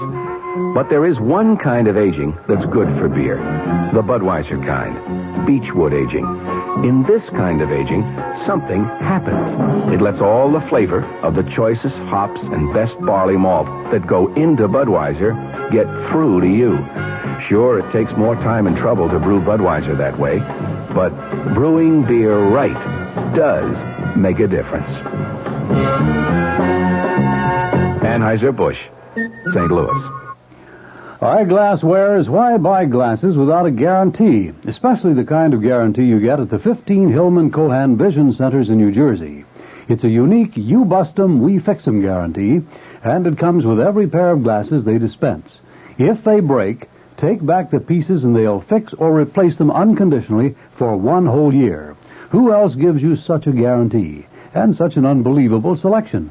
Hillman Cohan Vision Center. Everything for everybody who wears or buys eyeglasses, including complete 1-hour service for most glasses, satisfaction assured.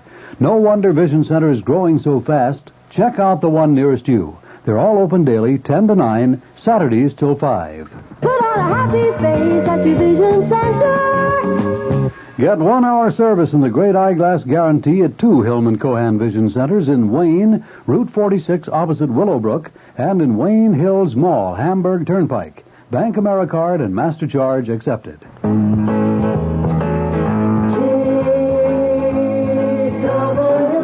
When you have to make a lot of short business flights, there's not much glamour left to it. All you want is to get there on time as conveniently and comfortably as possible. That's why TWA developed Ambassador Express. If you're a little late getting to the airport, you can get your ticket right in the gate area. Then you can carry your suitcase on board with you, because TWA has big carry-on luggage compartments on more planes than any other airline. In coach, the TWA twin seat lets you fold down the middle seat if nobody's there and sit a comfortable 2 across instead of 3. And we've set up our schedules with convenient return flights, so you can usually fly out in the morning and back home again that same evening. TWA's Ambassador Express. It's a business-like approach to flying on business. TWA has 44 Ambassador Express non-city, Pittsburgh, and Indianapolis every business day. Call your travel agent or TWA.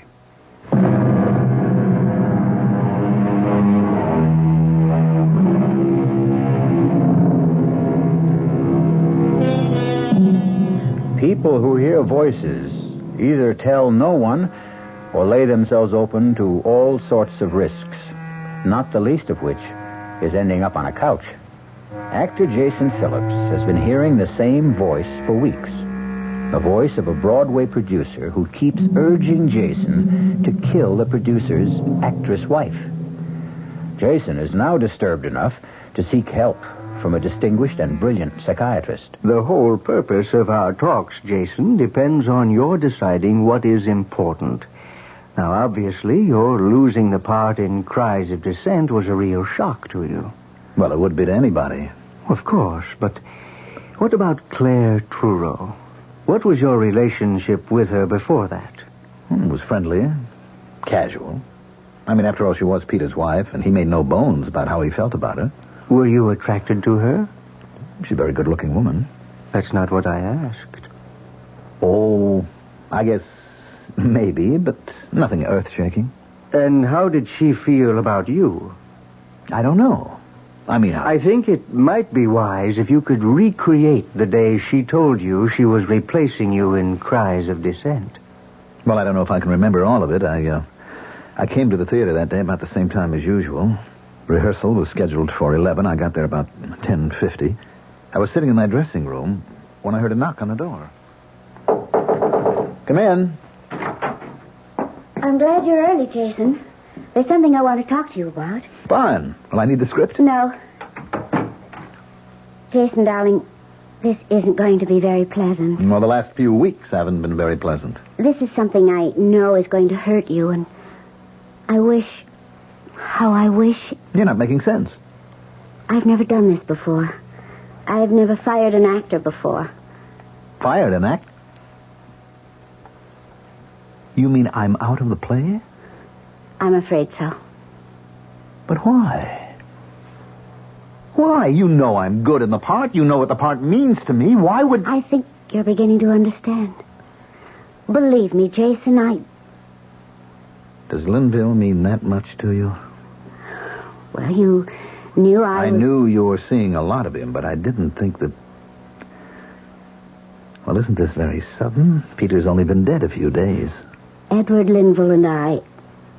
Well, we go back a long way. Claire, I don't want to hear any stories of old love affairs. It's not going to make me feel any differently about the kind of deal you're giving me. I don't suppose I could expect you to feel any other way. Come off it, Claire. You cut my heart out and you want to be forgiven? You'll get your full salary for the run of the I don't need it. I'll take my 2 weeks' notice. I'll be in touch with your agent. Goodbye, Jason. And that's about the way it was, Doctor. Oh, a traumatic experience. It has left a deep scar. Well, I knew that before I came to you. Now, help me. Well, the help must come from within you. You don't believe in this ghost of mine? Do you? We keep going around in circles, Doctor. Not quite. The first day you came to me, you wanted to know whether or not you could actually hear a voice and be perfectly sane. You remember I gave you an answer. Yes, you said it was possible. And then? Then I told you the voice I heard belonged to a dead man and asked if you believed in ghosts. And do you remember my answer? Yes, you said, for some people, ghosts are a way of life. That's right. Doesn't that apply to you? No, and I don't know anyone it does apply to. Doctor, if you're trying to confuse me, you're doing a great job. I'm trying to lead you to a conclusion. You'd only kill someone who did you harm? Does that seem so strange? Someone like Claire Truro? There you go again, Doctor, trying to prove something. Prove what? That I'd really like to kill Claire. Wouldn't you? Yes. Yes, I would. I'd like to get my hands around her throat. Yes, I want to kill her.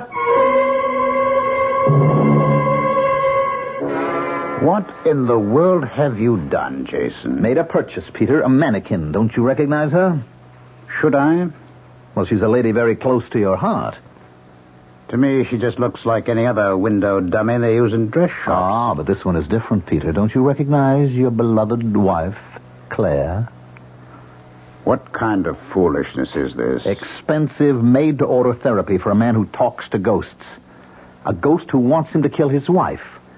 Now, I prop Claire up here in the corner of this couch, and I hit her. And I hit her again, and again, and again. You feel better? Much better, Peter. You see, I'm willing to admit to you now that I am aggressive towards Claire, and I would like to see her dead.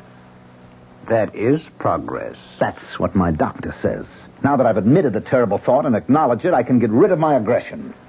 By hitting that department store dummy on the head? You go ahead and laugh. But it's going to work. Jason, over here. Oh, great party, Claire. Thank you, Jason. I want you and Edward to shake hands right here now. Of course. Go on, Edward. Go on, shake hands. Well, I think I made a fool of myself, Jason. Well, you don't have a monopoly on foolishness. I kind of lost my head, too. Well, it's all over now. And even though Edward said I shouldn't, I have to ask a favor, Jason. Go right ahead. Well, you know that little church around the corner from your apartment? You mean St. Anthony's? That's it. They have a theatrical about this time every year, and I've known Father Kinsolving for years and years, and, well, I always donate some costumes, and I was wondering if you'd be kind enough to drop them off for me. No trouble at all. I'd be happy to. You see, Edward, what you called my silly brainstorm turned out to be not such a bad idea at all. Welcome home, Jason. Did you enjoy the party? Matter of fact, I had a ball. I see you have the clothes with which you can dress that ridiculous dummy, so it looks even more like Claire. These are costumes that I have to give to St. Anthony's. Well, try one of them on the dummy. You'll find it will make your therapy more effective. Go on. I like that blue dress. Wait a minute. Did you have anything to do with this? Of course, I put the idea into Claire's head of asking you to deliver the costumes. I think it's going to please me to see a more lifelike Claire in your living room and give you a good deal more of satisfaction. All right, Doctor, I'll admit I do feel better. But all that pummeling and smashing at the model of Claire hasn't stopped me from hearing Peter's voice. Do you also see him? Only when I turn on the TV. I don't bother with that anymore. But I am still confused. You and I have these long conversations and... You were about to say? Well, I don't know. There are too many things that can't be explained away because of my aggressiveness. Those notes and the fact that they were judged to be in Peter's handwriting. Which you've often seen enough on checks and letters. I'm not that good a forger. All right, Jason. What is the alternative? I don't understand. We've come a long way since you first came here. Let's assume that you didn't forge the notes. You know who wrote them, but someone else dictated them. And the same person guided your hand. Now, who could that person possibly be? I've been telling you, the ghost of Peter Truro. And this same ghost influenced his wife to give you costumes to deliver to a church for a theatrical. He says he did. This, then, is the alternative you must face. That there is a ghost. That he is the ghost of Peter Truro, and that he is haunting you. And that I believe in that ghost? Don't you? I'm afraid I don't have any choice.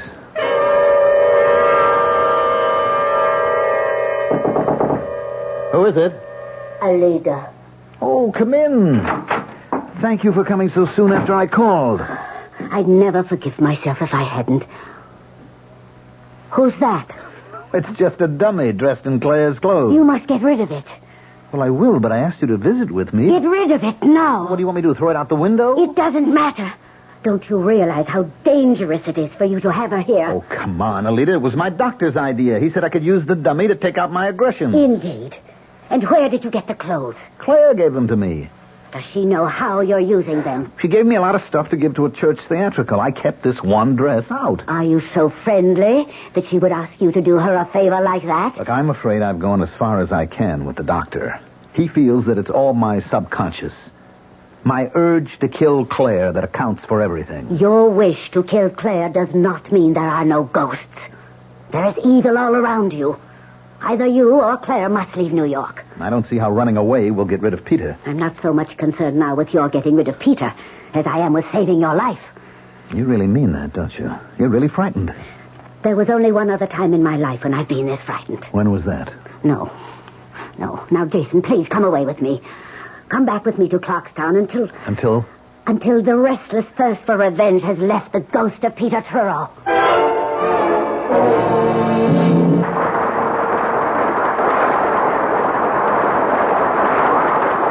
You were sensational tonight, Claire, my love. Thank you, Edward. Shall we eat something before we go home? No, I'll meet you at the house. I have to go someplace first. Oh, very mysterious. Well, it's important. You care to tell me? I'm afraid you disapprove. Well, if it's what I think it is, I certainly will do more than disapprove. Oh, be a darling and don't ask any questions. I'll tell you all about it when I get home. Now, Claire, I have to get this makeup off, and You're not going. Now, don't be silly, Edward. You don't even know where I'm going. Stop treating me like a child, Claire. It's obvious that you're taking that last note seriously. I want these notes to end. I want this whole situation to end. Can you promise me that you can stop it, Edward? No, but this last note says I'll have all the answers if I go alone to Jason's apartment. And you believe that? It also says I'll find the door open. I'm going there. And if the door's open, I'll go in. But, Claire, you know can't... where I'll be. And if I'm not home in an hour, you can come after me. Call the police or do anything you want.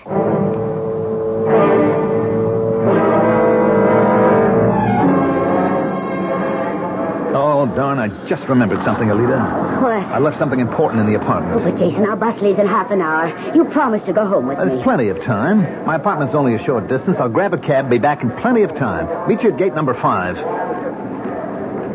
You're doing the right thing, Jason. I promise a stunning surprise awaits you in your apartment. And after tonight, it will be all over. Cab! You'll like what I've done with the mannequin, Jason. That's a promise.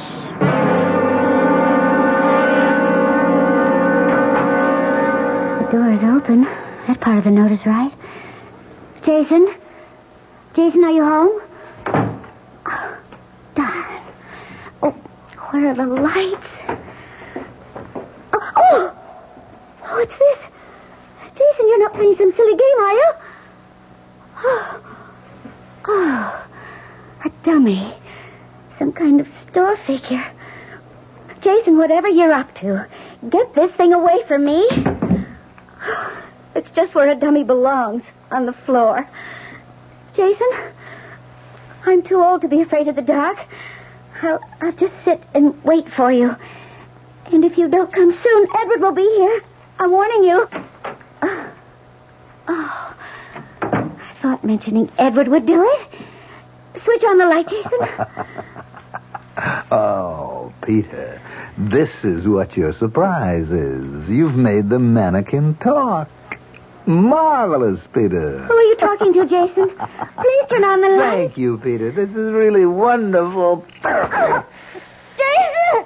Are you mad? And the throat feels like real flesh. My hands are closing around real flesh. I don't know how you did it, Peter. Jason, you're killing me. Jason, stop.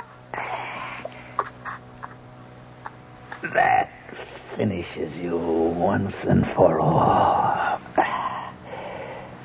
Now, a little light. Clear. Clear. It's really clear. Of course, Jason. I've kept my promise, and you've done the job. Now you're rid of me forever. Goodbye, Jason. Claire. Claire, I've really killed you. No. No. Oh, no.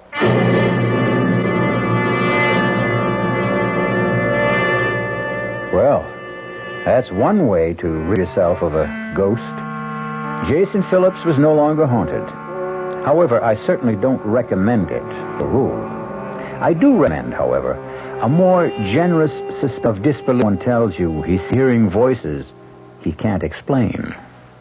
I want that sinus medicine. Headache tablets? No, sinus medicine. Sinus tablets. Helps the headache and the pressure. Oh, you mean sign-off. Exactly. Headache pain is one thing. A sinus headache is something else. Sometimes your whole face can seem to throb with pain. You want relief. Take Sign-Off tablets. SINEOFF. The sinus medicine that gives you a full dose of pure aspirin plus a sinus drainer. Sign-Off. The sinus medicine that helps relieve sinus pain while you drain. And Sign-Off doesn't stop there. Have you tried Sign-Off Sinus Spray, the fastest known form of sinus congestion relief? It works in seconds. That's Sign-Off Sinus Spray. When sinus flares up, use Sign-Off tablets and spray, only as directed. Signoff. Sign-Off. Exactly. Sign-Off, the sinus medicines in the bright red box. And now, another story of the ball and chain, as Kellogg's Special K presents The Library. Welcome to the public library. May I help you, sir? Yes, I'd like to check out... Famous Laundromats of the World by Audrey Schnorbart. Sir, excuse me, but isn't that ball and chain you're wearing just like the ones they use in the Kellogg's Special K commercial? This ball and chain? Yes, that one. How are you going to get rid of it? Well, lots of good exercises, and by eating smart at every meal, starting with the Special K breakfast. Don't you have to watch your calories? Yes, and the Special K breakfast is less than 240 calories. Less than 240 calories? Right. A 1-ounce bowl of high-protein Special K, 4 ounces of skim milk, tomato juice, and coffee. It's really tasty, and it's going to help me get rid of this ball and chain. I'd say it's long overdue, get it? Your happy ending could begin with the Special K breakfast from Kellogg's. Commuting. We're big on that. Time is money in the business world. That's why Ozark offers commuter flights that get you there and back the same day. Don't ever let a few hundred miles stand between you and big business opportunities. If you're long on work but short on time, let Ozark make your day pay off. Commuting, we're big on that. Go Ozark Jet to Champaign, Urbana, Peoria, and Springfield, Illinois. Call Ozark or your travel agent. Our cast included Mandel Kramer, Ralph Bell, Evie Jester, and Bob Caliban. The entire production was under the direction of Hyman Brown. Radio Mystery Theater was sponsored in part by Buick Motor Division, the Kellogg Company, makers of Kellogg's Special K cereal, and new sugar-free Diet 7-Up. This is E.G. Marshall inviting you to return to our Mystery Theater for another adventure in the macabre. Until next time, pleasant dreams.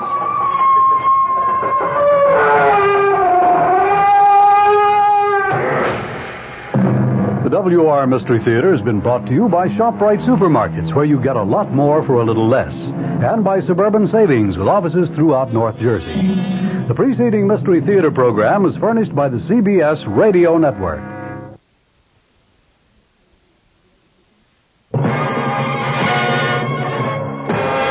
I'm Fulton Lewis in the Mutual Broadcasting System studios in Washington, D.C. Now, my commentary. Well, it's getting so you may need a program to follow the players. In the past few days, some Republican congressional leaders have called on President Nixon to step down from office rather than to face the impeachment process in the House of Representatives and perhaps later the Senate. Today, Democratic leaders said that President Nixon should not shortcut that impeachment process by resigning. They also added that Republicans who have been calling on him to resign are worried about their own future.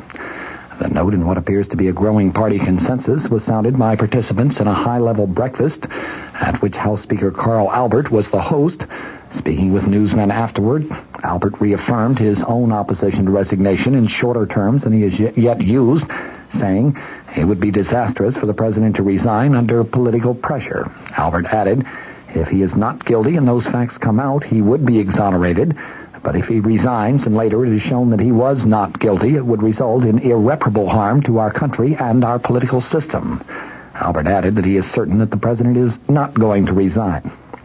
Meanwhile, Democratic National Committee Chairman Robert Strauss praised leaders of his party for what he called remarkable restraint in what obviously has to be an issue with partisan overtones. In contrast, he said, there is a terrible hue and cry by Republicans running for office around the country, trying to put great distance between themselves and President Nixon. For this reason, Strauss added, Democratic leaders have to step forward and express themselves, calling not for resignation, but calling instead for White House cooperation and making information available to speed the impeachment inquiry. Representative Thomas Tip O'Neill of Massachusetts, the House Democratic leader, said that he had one time publicly expressed the opinion that the president's resignation would be good for the country, but he said circumstances have now changed his mind. O'Neill said, I think now that Americans want all the facts to come out, not only for now, but for posterity and for history.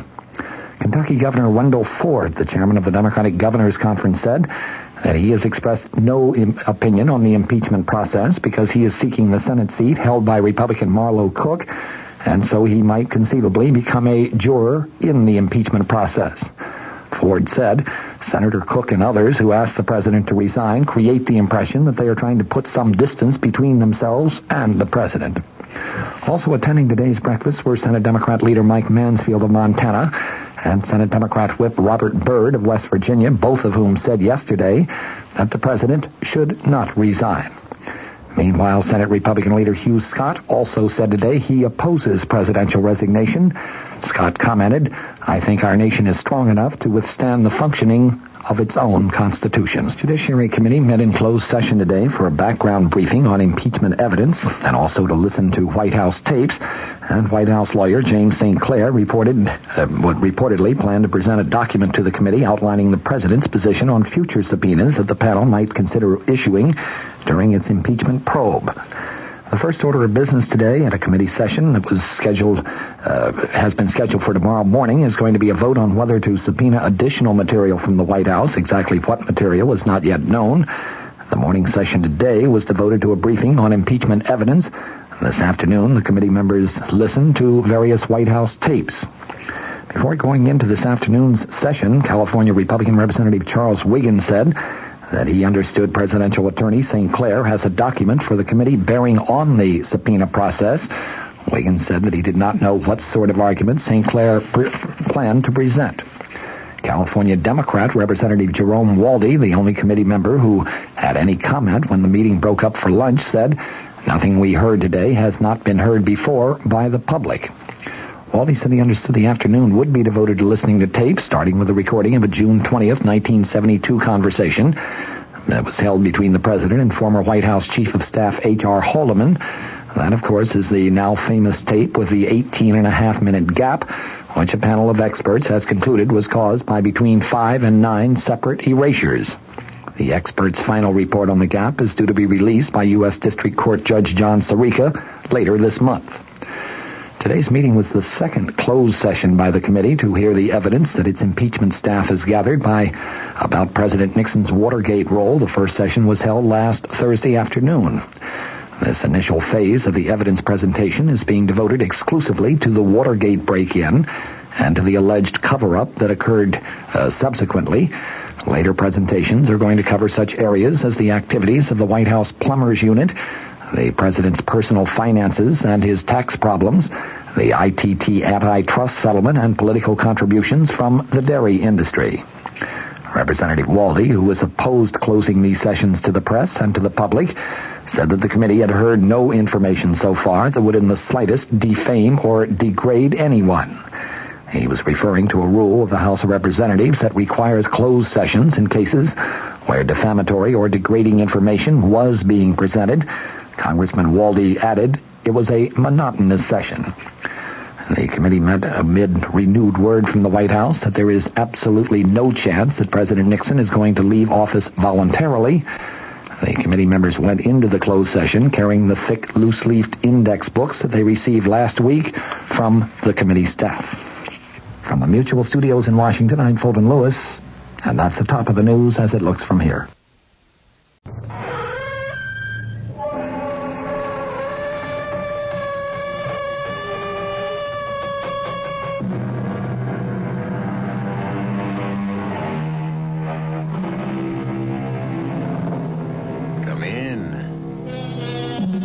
Welcome. I'm E.G. Marshall. How many authors, scientists, philosophers, and just plain folk like us have toyed with the idea of time as a fourth dimension? Theory upon theory, from the magnetic fields that open windows, from our everyday world to other worlds of the past or future, to the conception of all periods in time running concurrently like parallel rivers. That last, the theorem of Professor Jennings Andrews, who believed one had only to find the bridges to cross at will among the centuries between the past and the present, or from today to tomorrow. Hello, Steve McDonald speaking. Mac, it's Professor Andrews. Could you drop everything you're doing and come over to my house right away? Well, sure, sir, but What's wrong? It isn't Peg. No. Our girl is fine. It's just that it's time to...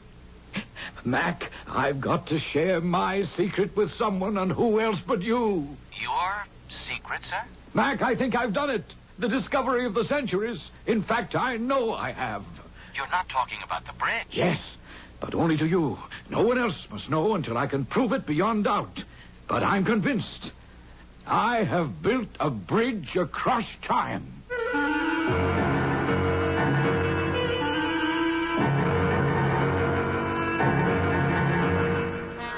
Our mystery drama, Assassination in Time, was written especially for the Mystery Theater by Ian Martin and stars William Redfield and Jennifer Harmon.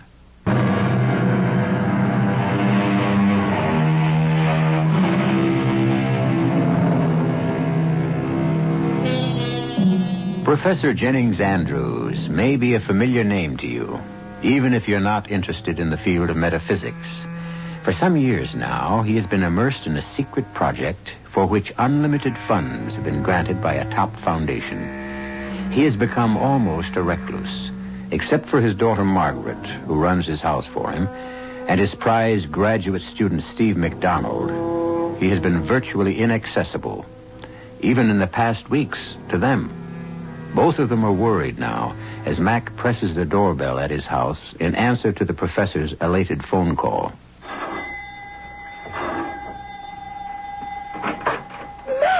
Peg, darling, how are you, sweetie? Worried to death, if you want to know. Ever since you phoned me about Dad's phone call. Well, where is he? In his lab. Come on in. Into the living room for a minute. Well, honey, any other time, but my master's voice has called. Before you see Dad, I must talk to you, Mac. I'm worried. But, Peg, I won't keep you a moment. He doesn't know you're here yet. Well, he must have heard the doorbell. Back there in the lab? Not a chance. He's so tied up in what he's doing, I have to hammer on the door just to get him to come out and eat his meals. What is he working on? Sit down for a moment, Mac. And hold me. Oh, I don't generally have to be asked. Hey, your hands are like ice. You got the shakes. I have this churning gut feeling. Maybe he's going around the bend. What, the professor? Oh, come on, forget it. No, Mac. You've been away for a few months. You don't know what's been going on. Okay. Just clue me in. I don't know how to. Maybe I don't know what it is he's after, except in a general way. All right, so maybe the best thing to do is let me see him as fast as I can and find out. I know. Except, darling, the two of you are such dedicated nuts in this area. I'm scared when you get together, you both might flip out. Oh, what area? His old obsession. I don't know any of the scientific terms. Time travel, fourth, fifth, Lord knows how many dimensions. Science fiction dreams. Whatever he's got between his teeth, he's not letting go of this one. And I don't like to see what it's doing to him. All right. Now, look, let me go talk to Pops and find out just what the devil it is he's messing around with. Make me one promise. Don't get involved with any of his experiments without checking me out first. Oh, Peg. Promise me that. I promise. Okay. It's just an anchor. I just hope it'll hold after you and Pops have talked together. I'm just scared. As much as I've ever been in my life.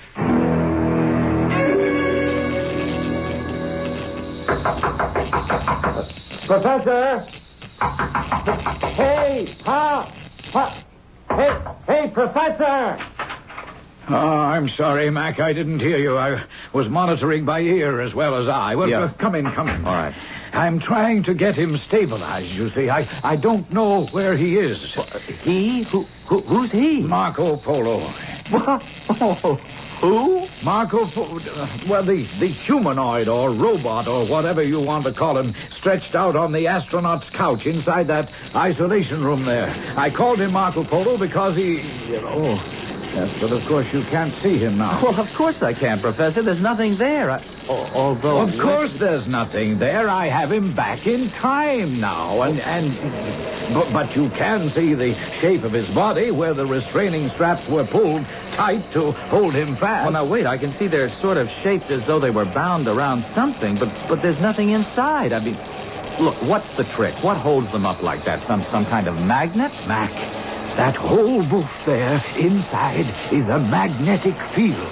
There's a lead mesh buried in the glass so fine, so highly concentrated, that no radio or electromagnetic waves can escape. And you mean that's what holds those belts in those contours? No. That's Marco Polo's body. You mean he's invisible? Well, something like that. You can't see him, but in one sense he is there. Oh. But in another, he... There we are. He's arrived. Now, to activate him. Wait a minute. Arrived? Where? That's the only thing I haven't quite solved yet, because his functions are limited, you see. Oh. From what he's been able to bring back, I can only make educated guesses. My best estimate would be this time somewhere in the Middle Ages. But North America, I hope, on the East Coast, if possible.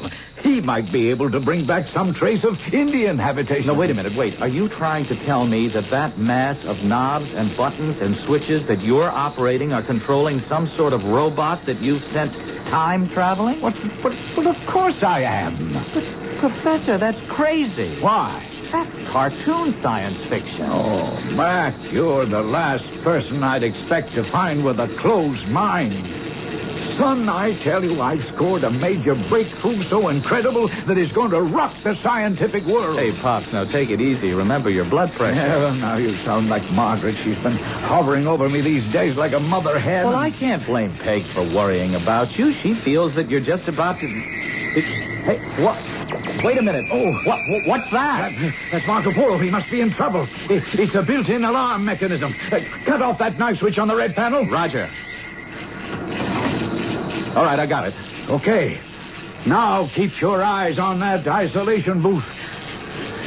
Watch the launching table with the straps that interested you so. Now you're going to find out what holds them in that shape.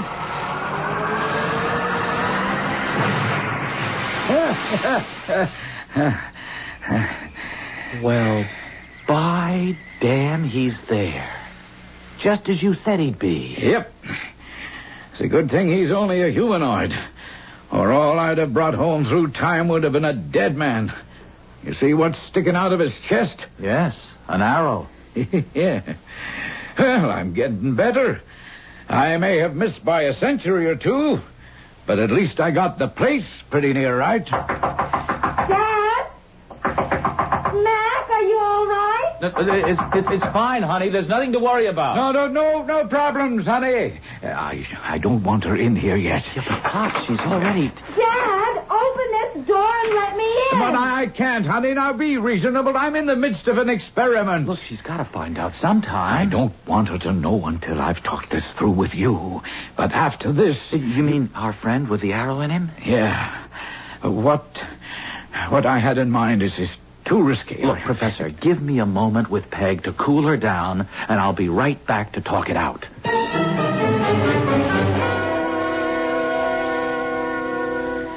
No, Mark. It's too much to ask of anyone. I should never have thought look, of it. Pops, I want to go. It's like being the first man on the moon. Oh, son, but there's too much danger. No, not when a human being is involved. Poor old Marco there has only a built-in reactor to danger after it happens to him. A human could anticipate it and could, just get out of it in time. If you'll excuse the pun. I don't know, Mark. I'd go myself, but to orient you to the panels and all the controls and just how to balance and counterweigh them, well, that would take months. No, the right one to go is me. There's only one hitch that I can see. Oh, I'm way ahead of you. Whoever you are, wherever you are, you're going to have to actually replace someone who has already existed in history. Yes. And that may control just where you end up. But remember, if it puts you in any danger, or it's too difficult to maintain the deception, Just activate the danger signal and I'll have you right out of it. If I am myself, now maybe I'll really be that other person. And all my today identity will be wiped out. Then what happens to whoever it is, or was, well, they might turn up here in the present. Ah, yes, but you see, that was the purpose of the straps. But nobody ever did when you sent old Marco Polo on his travels. Because he wasn't a living creature, just a machine. Oh. Still, might interfere with your return. It is a large hitch, you're right. And I have no right to ask you to take the risk. You don't have to ask me, Pops. I'm ready and straining at the bit. The hitch is your daughter and my girl, Peg. I don't know how I'm going to talk her into letting me try it.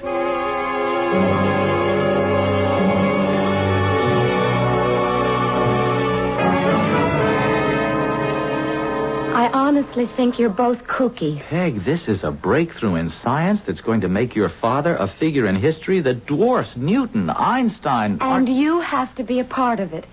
If I opposed you on this, if I stopped you... you'd never forgive me. Oh, no, don't put it that way, hon. I'm putting it the way it is. Our whole future depends on you taking a trip into the past from which you may never return. Oh, there's practically no chance of that. No, Mac, no hedging. Just like it is. Okay, you can have your trip, but on one condition. What? That I go with you.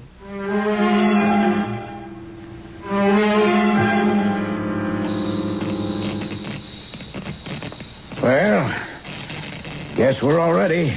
The strap's too tight? Mine are fine. Same here. Margaret,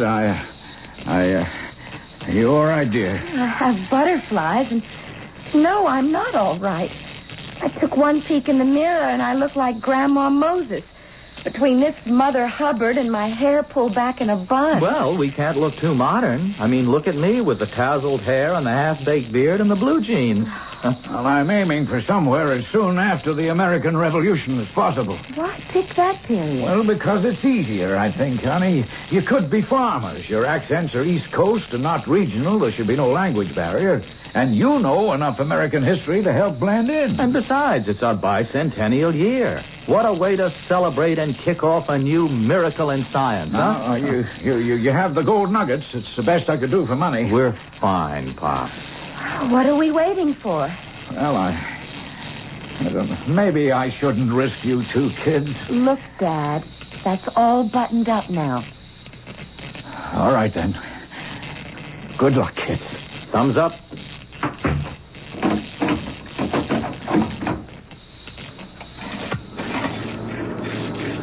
All right. I'm at the board now.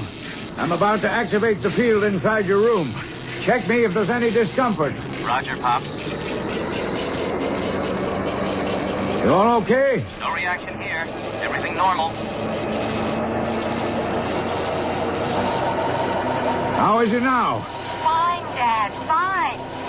For Pete's sake, let's get this show on the road. All right. Here goes. And God help me to be in the right and to bring them to no harm.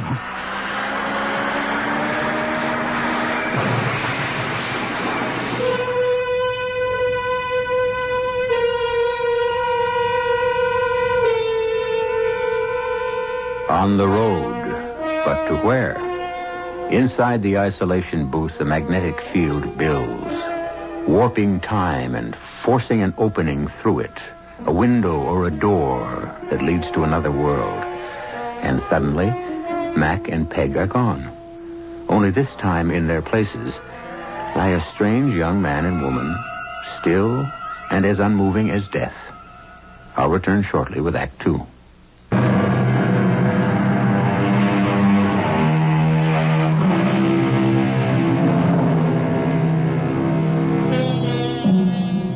Through the lead-shielded glass, the professor peers at the two unmoving strangers bound by the straps to the couches. Reflexively, he takes a quick series of pictures with a special camera built into the booth. Because of the tightly woven mesh, it is hard to distinguish features, but both man and woman are dressed in nightshirts. Or are they shrouds? But other questions crowd the professor's head. Have Mac and his daughter replaced these two? If so, in what century? What year? What place? And alive or dead? Mac. Mac? Wake up. Well, what? Why? Peg? Well, that's just great. You make a dishonest woman of me, and you don't even know who I am. What do you mean? Just in case you haven't noticed, we seem to be in bed together. What? You're right. But where? Where are we? Well, I don't know. And while it's question time, what are you doing with that silly cap on your head? What cap? Wait a minute. Good Lord, I look like the old woman who lived in the shoe. And in that long flannel nightie, you look like you're well on the way to adding to that family. I'm coming back to bed. You shameless hussy. Ooh, I'm freezing. Ooh, you don't know how cold it is outside the blanket. Hold me. There. Is that better? Ooh, I guess. Yes. Well, now let's see. We seem to have replaced 2 other people in the year of our Lord, whatever it is. Say, look. What? There's a fireplace and some logs. I'm going to light us a fire and get the chill off this place. Well, how about that? Carpet slippers. There's a robe at the bottom of the bed. Yeah, I see it. Any way to light the fire? Yes, but hold your breath. Why? Old phosphorus matches. Lethal as all hell to breathe and probably stink to high heaven. Anyway, here goes. They work, though. Ooh. Wow. Phew. I'll open the window a little. Here. Are we in the country? Nope. City of some sort. Is it very early in the morning? No, the sun's up.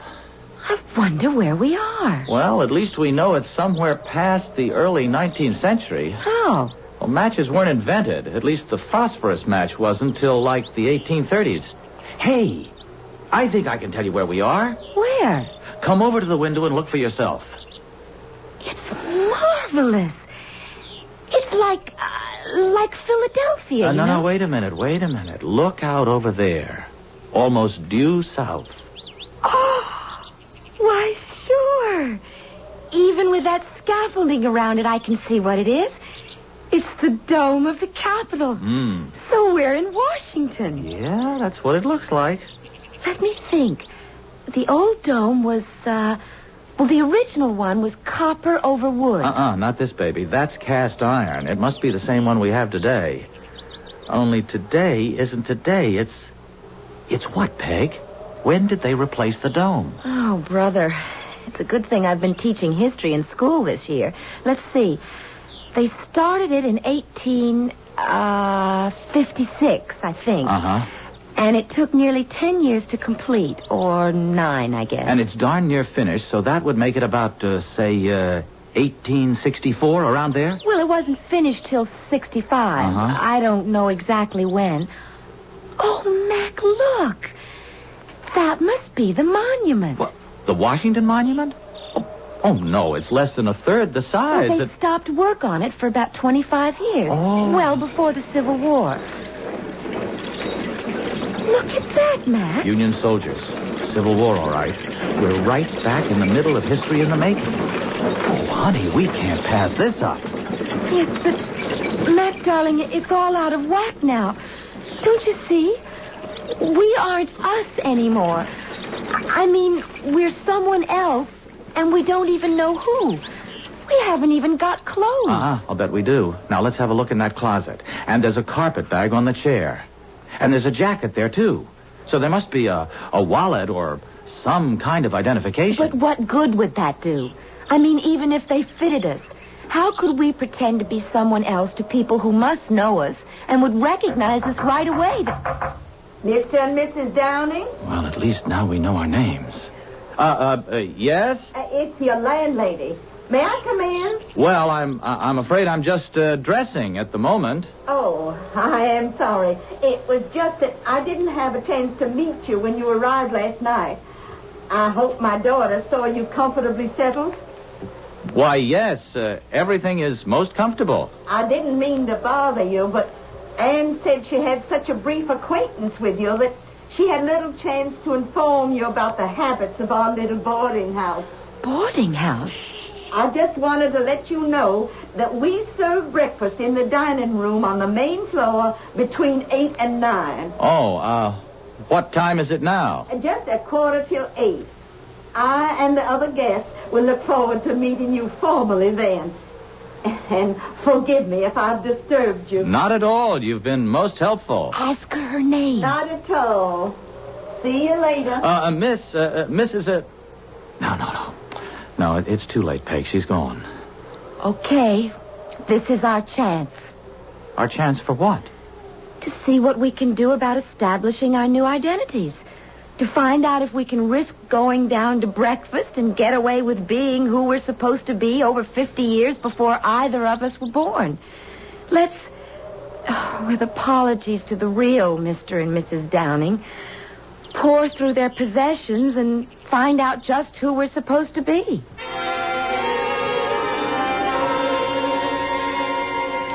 You look like Claudette Colbert or Joan Crawford in one of those old TV reruns of Hollywood movies. More like Vivian Leigh. You mean Scarlett O'Hara. I can't make up my mind whether you look more like a dinner bell, a tea cozy, or a pincushion. Okay, laugh all you want. But it isn't funny.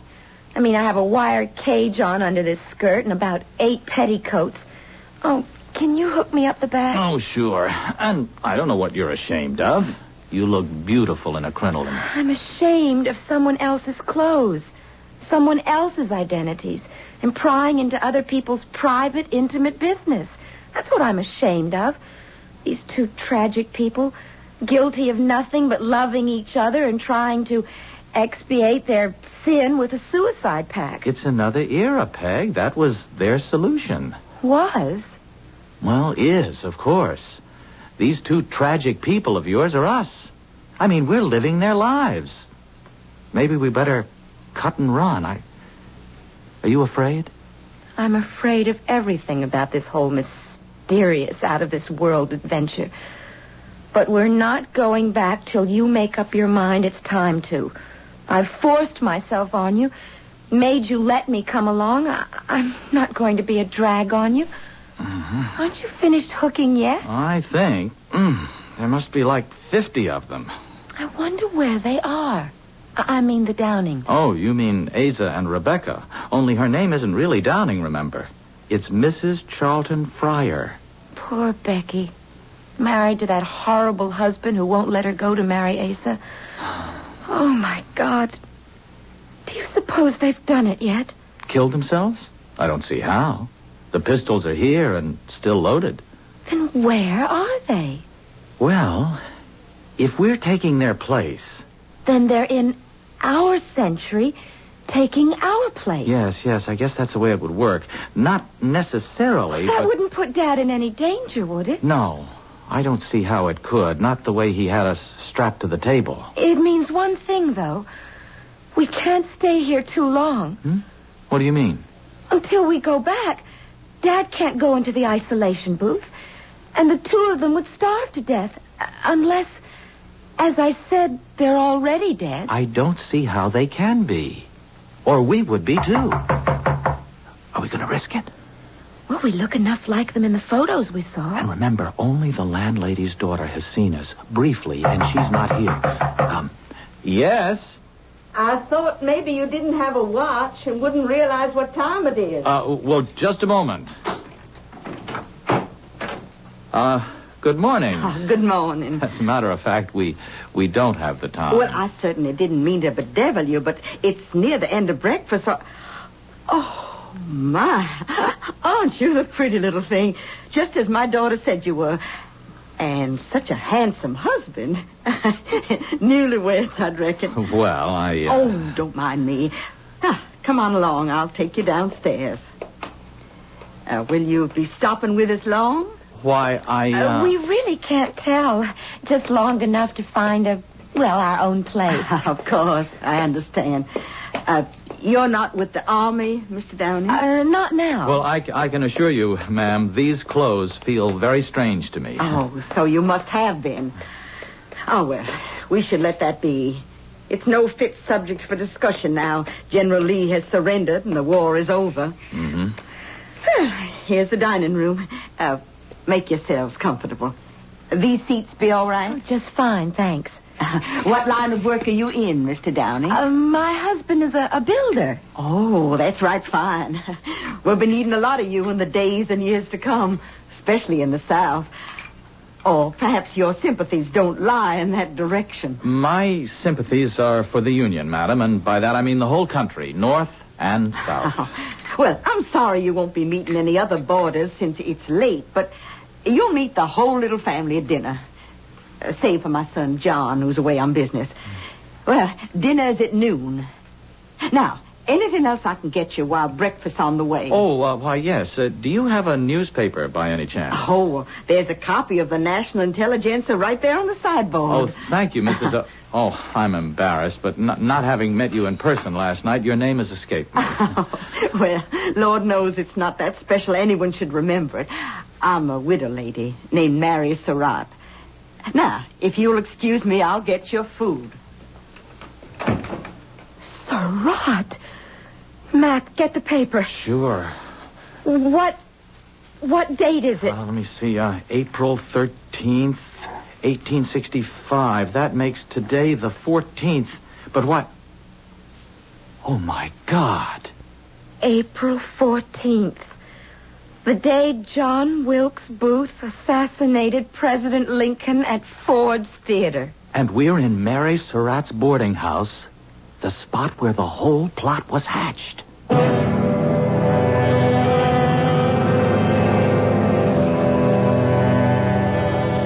If you or I had been in the position of knowing without a shadow of a doubt the dreadful thing that was to happen on this day, what would we have done? And how? That's the question that faces Peg Andrews and Steve McDonald, time travelers who have it in their power to change history. I'll return shortly with Act 3.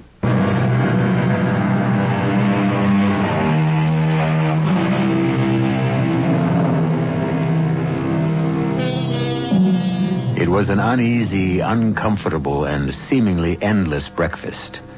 If Mrs. Surratt noticed Peg and Mac's agitation, she no doubt would have put it down to the fact that she had decided they were newlyweds. Finally, after choking down as much as they could of the ham and eggs, hominy grits, and tea, they were able to break away. Why, you two little lovebirds only nibbled at your breakfast. I'm sorry, Mrs. Surratt. Oh, I understand. I'm not so old I don't remember my wedding breakfast. I was a mite nervous, too. I wonder if you'd excuse me. I'd like to go back to our room. Oh, of course. I can quite understand your wanting to be alone. But I'll make sure you get called early enough to meet everyone and eat a good dinner at noon. Oh, perhaps you'd better not expect us for dinner today. No? Visiting friends here in Washington? No, we just want to have a picture taken and take care of a few errands, like going to the bank. Oh, Lord, don't you worry about that. I can see you're the kind to be trusted. But if you're having a picture taken, let me recommend Gardner's Studio. He takes all the honeymooners. And for the times, his prices are reasonable. Well, we'll remember that. And now, if you'll excuse us, we have a few things to straighten out.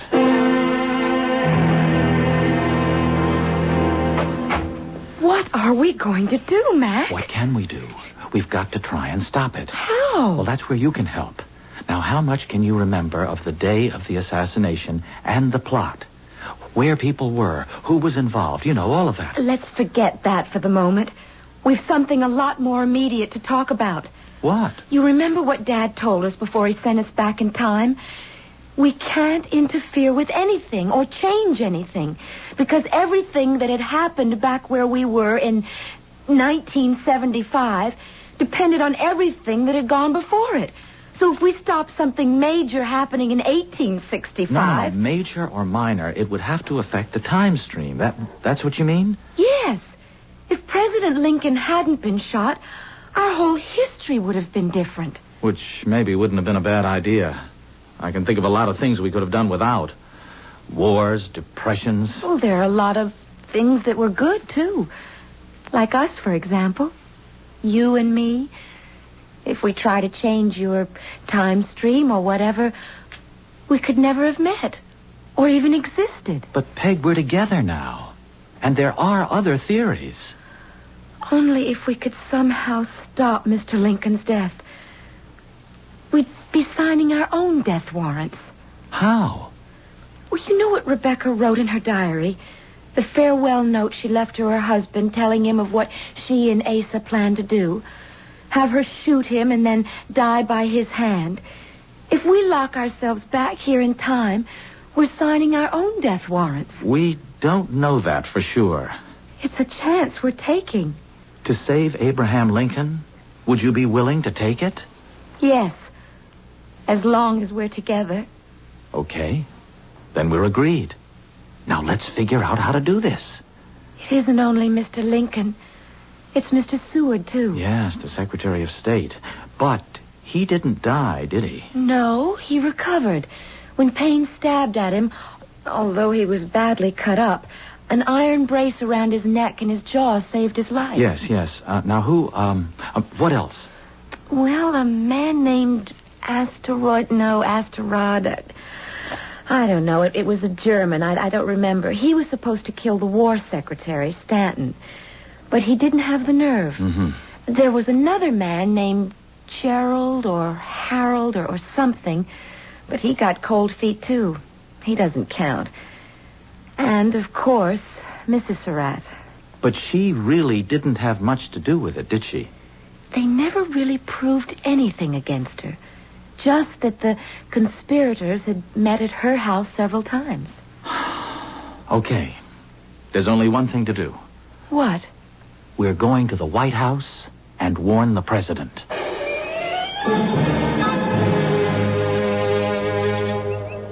Well, if this is Pennsylvania Avenue, that must be it, but it doesn't look like the White House. It wasn't even called that then. Oh, I mean now.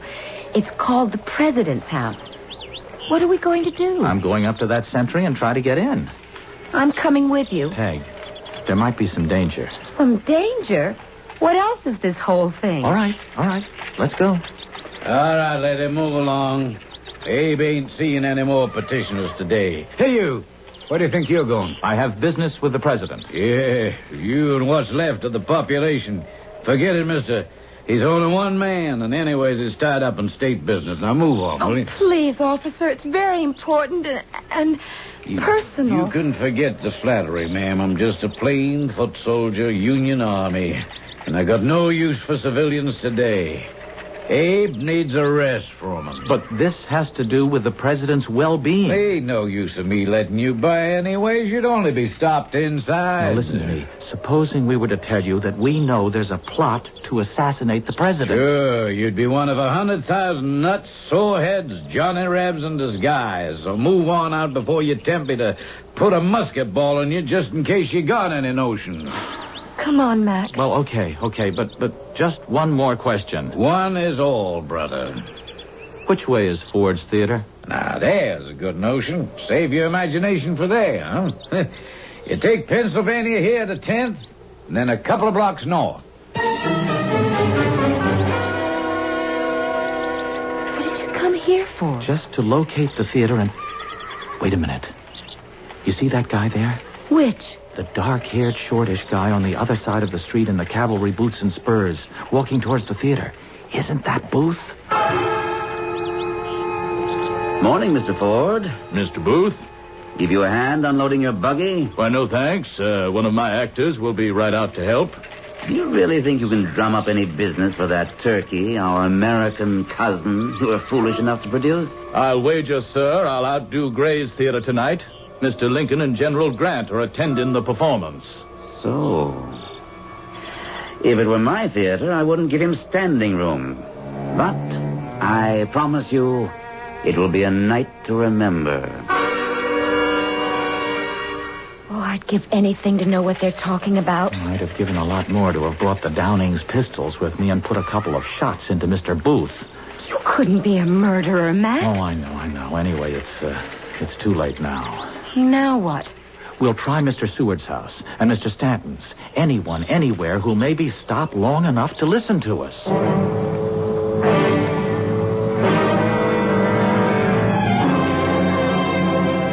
It's incredible, isn't it? Here we are with the knowledge to stop one of the greatest crimes in history, and we can't get anyone to listen to us. Maybe that's the way it has to be. No, Peg. I just can't give up yet. If there was just some way to get to Booth. I don't see how. Well, there seems to be a lot of activity around this house tonight. What? I don't know. Maybe there's a party now that supper's over. The front bell keeps jangling and people keep riding up. Wait a minute. You don't suppose...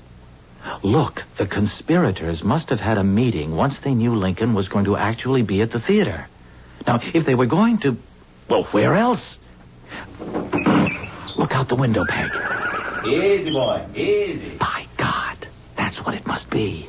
That's the great John Wilkes Booth himself.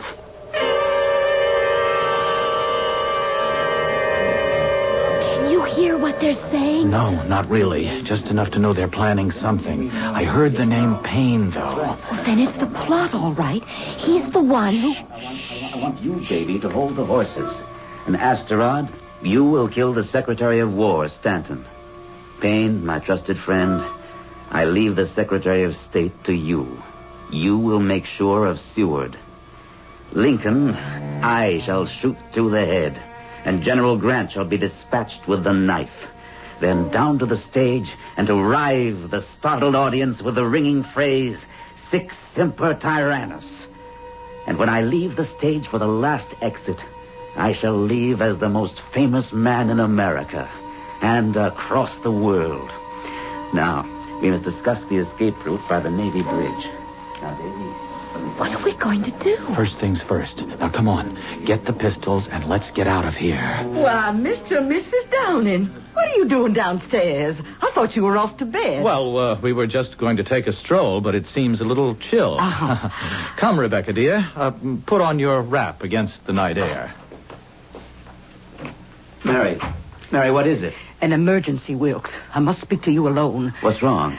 My new boarders. They're Yankees. And I think they overheard the plot to assassinate the president.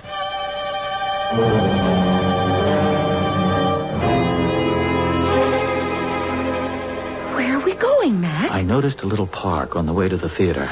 Now, Booth will have to pass through there on the way. The others will have split by then. I'm going to ambush him. And? And nothing. Just keep him from getting to Ford's Theater tonight. At least it'll save the president. Here's the park now. What, Peg, what is it? Lover's Rest. That's where the Downings were going to commit suicide. Mac, look out! What is it? John Wilkes Booth. Get the alarm for Dad, quick. Are you the Downings? Yes. Are you John Wilkes Booth? Forget that. I will not let you stop the march of history. Nor I you.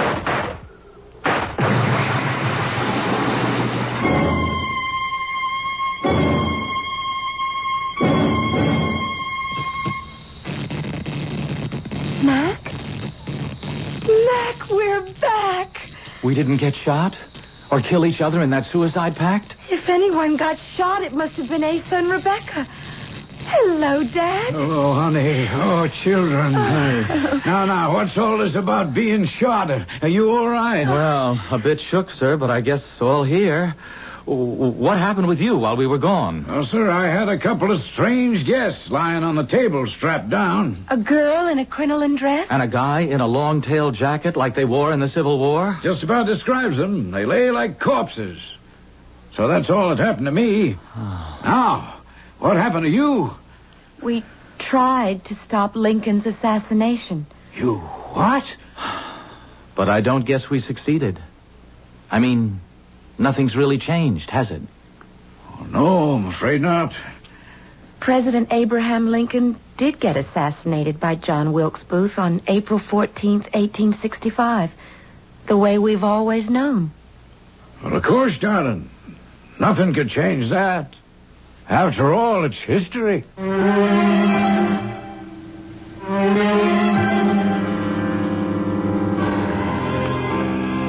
It's history, all right. But might it not have been? And if the tragic occurrence had never happened, how much better or worse might our country or the world have been? We'll never know, of course. And there's the fascination of life. leaving just a few loose ends in our story, which I'll be back to gather up very shortly.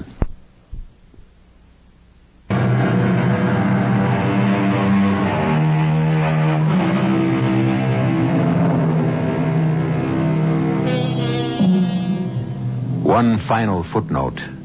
It is fascinating that in one of the Washington papers of December 15th, 1865, black bannered headline with the assassination reports, buried in the back pages was a small note that the bodies of Asa Downing and Rebecca Fryer had been discovered in what appeared to be a suicide pact.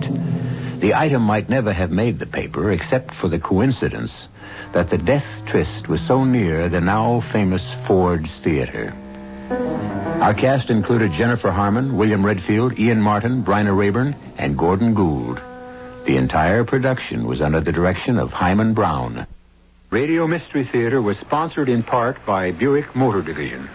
This is E.G. Marshall inviting you to return to our Mystery Theater for another adventure in the macabre. Until next time, pleasant dreams.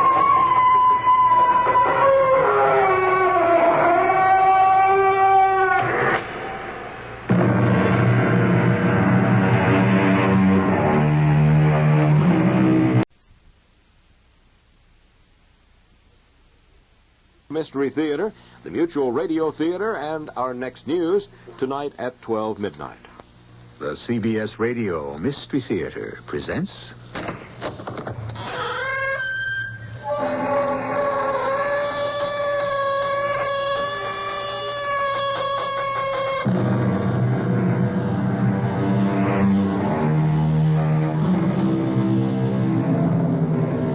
Come in.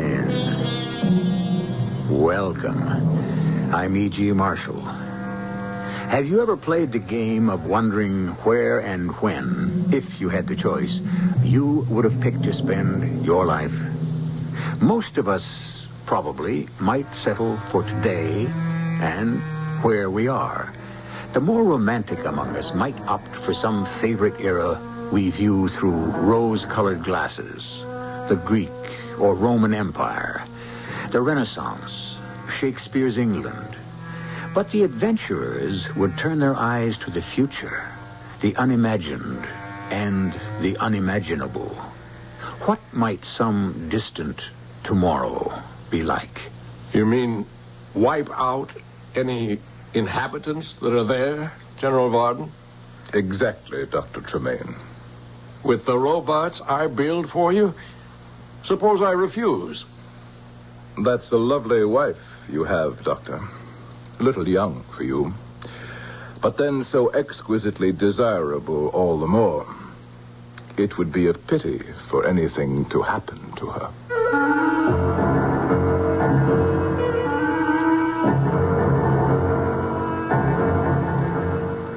Our mystery drama, Strange New Tomorrow, was written especially for the Mystery Theater by Ian Martin and stars John Beale and Terry Keane. It is sponsored in part by Sunkissed Growers Incorporated. I'll be back shortly with Act One.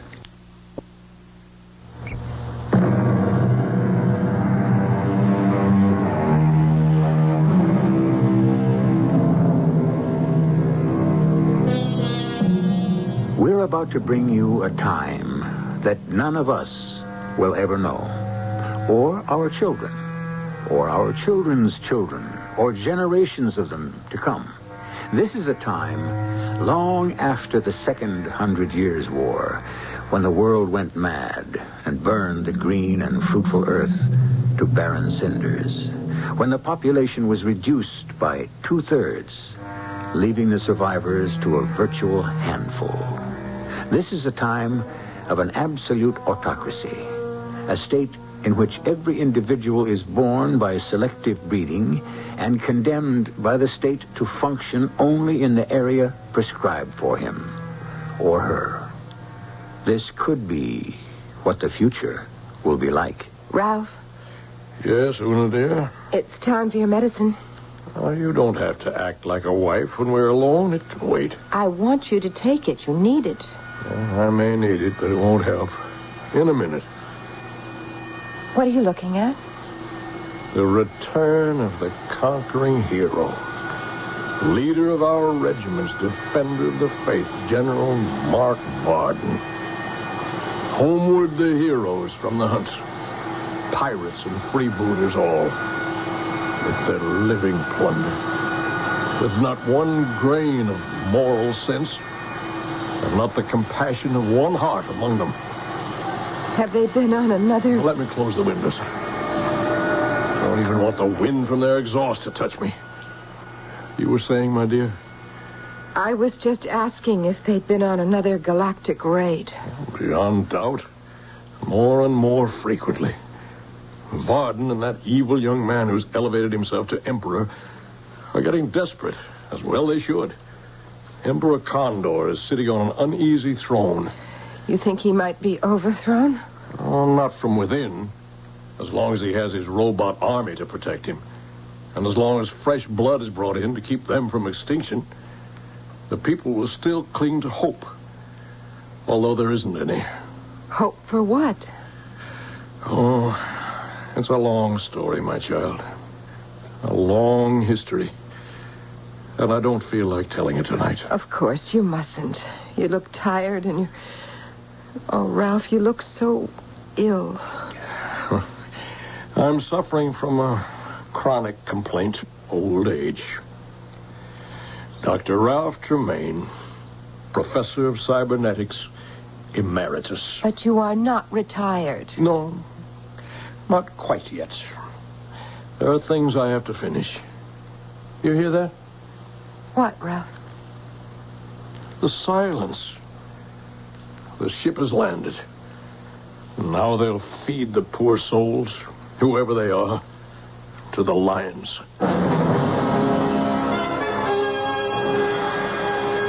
Your Majesty.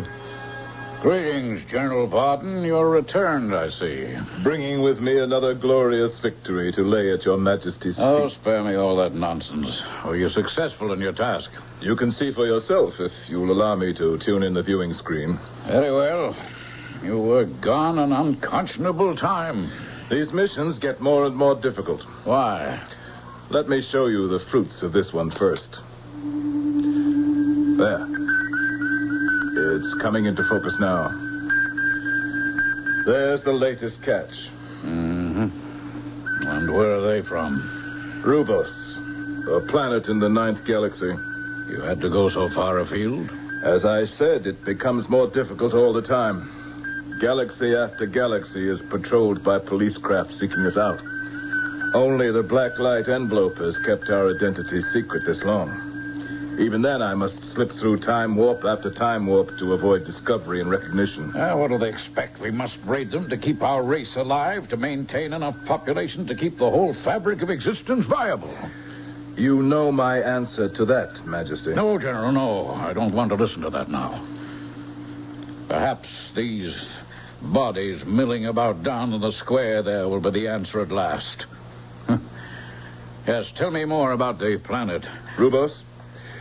It's a large planet, about the size of Jupiter in our solar system. Its distance in relation to size is approximately the same as our planets from our sun. The climate and the animal life is also analogous. Well, they look healthy enough and similar enough. Intelligence? Their average IQ is a good deal higher than ours. What? And their scientific capabilities considerably more advanced. We were lucky to make our raid and escape unnoticed. We were almost intercepted. Their communications must be magnificent. We were in a very remote part of what is a very large planet. And yet they were almost on us as we took off. Well, were you recognized? I hope not. Unless they have instruments to pierce the black light curtain. But I think we got away. Excellent, excellent. Then I won't scold you for the handful that you've brought me. They seem to be first-rate specimens. Next time I'll... Emperor Condor. Yes, General Varden? There will be no next time. What? No more raids. They are too dangerous. But you know we must have a constant supply of people, of healthy bodies, so we can weed out the poison that eats at most of us and destroys us. We will never weed it out. But it can be bred out. once we find the right strain. Emperor Conda, listen to me. You think the radiation is carried inside us, bred in our genes. I don't believe it is. I think every generation reinfects itself from the earth of this planet, the seas that wash it, the space around it. No, that can't be, General Varden. It's countless generations since the Holocaust. And it will be countless eternities before this planet is safe again for anything but robots. Don't mention those abominations to me. Why do you hate them so? They are the perfect slave. Without them, you would have no army, no palace guards, and internal police to hold the common people in check. And check from what? From ripping you and me and the rest of the ministers apart. No, there is only one hope. And that is? We must abandon Earth and resettle elsewhere. Don't you think that hasn't been thought of eons and eons ago? But we are welcome nowhere, the pariahs of the universe. We do not ask. We will take. With what? I can't find enough healthy bodies to run basic services, let alone conscript an army. We do not need an army, except mine. Back to those obscene robots again. There aren't enough of them. They can be built, if you will allow me to reopen the plant. No. What are you afraid of? That somehow they'll take over? I don't know. Yes, I am. Don't worry. They're nothing but a series of relays, transistors, printed circuits. They are programmed by men. I still don't trust them. Give me leave, Your Majesty, to go to Dr. Tremaine and have him start on blueprints for a new and improved model robot built only for war. No, not yet. Give me time to think. First, let me find among these slaves you've brought back one woman who may give me an untainted child.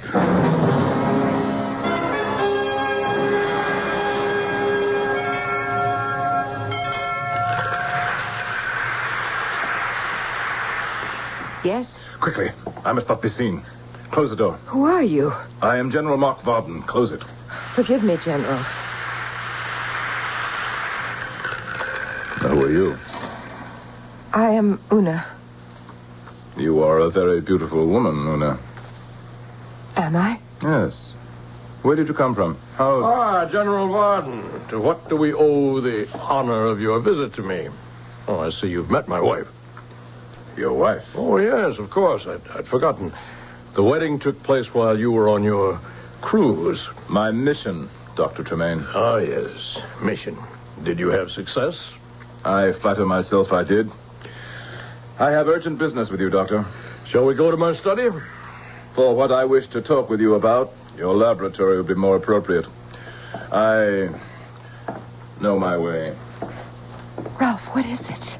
The last place I wanted him to be. Oh, well, with a little luck, we may be all right.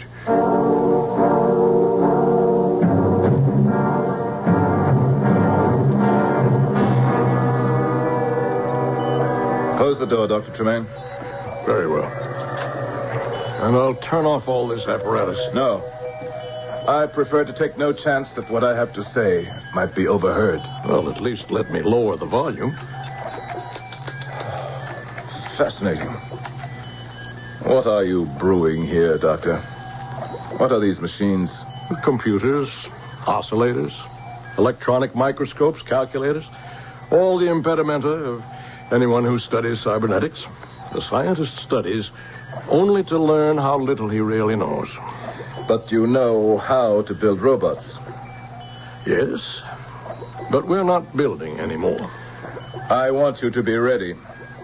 I want you to start building me a prototype designed only for war. Does the Emperor know of this?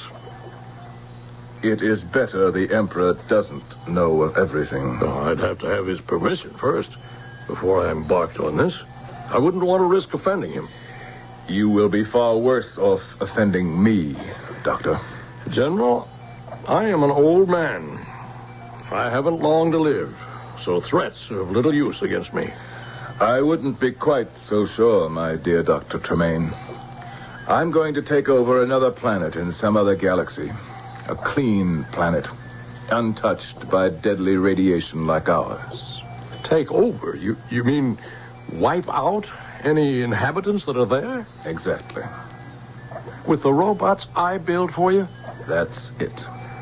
You are going to build me the army to fight it. And if I refuse? That is a lovely wife you have, Dr. Tremaine. No. A little young for you. It would be a pity for anything to happen to her. You wouldn't dare. Do not try me. One whisper to the Emperor of my plans. Any attempt from you to hinder them. Any refusal to do my will to the best of your ability. And I will have your wife destroyed and buried in a forgotten grave. Well, Dr. Tremaine, are we partners or not? The General's eyes are chips of granite, and Dr. Tremaine knows this man only too well to doubt that he means every word he says. Mark Varden may be human, but he is as soulless as any robot. What choice can the old man make? I shall return shortly with Act 2.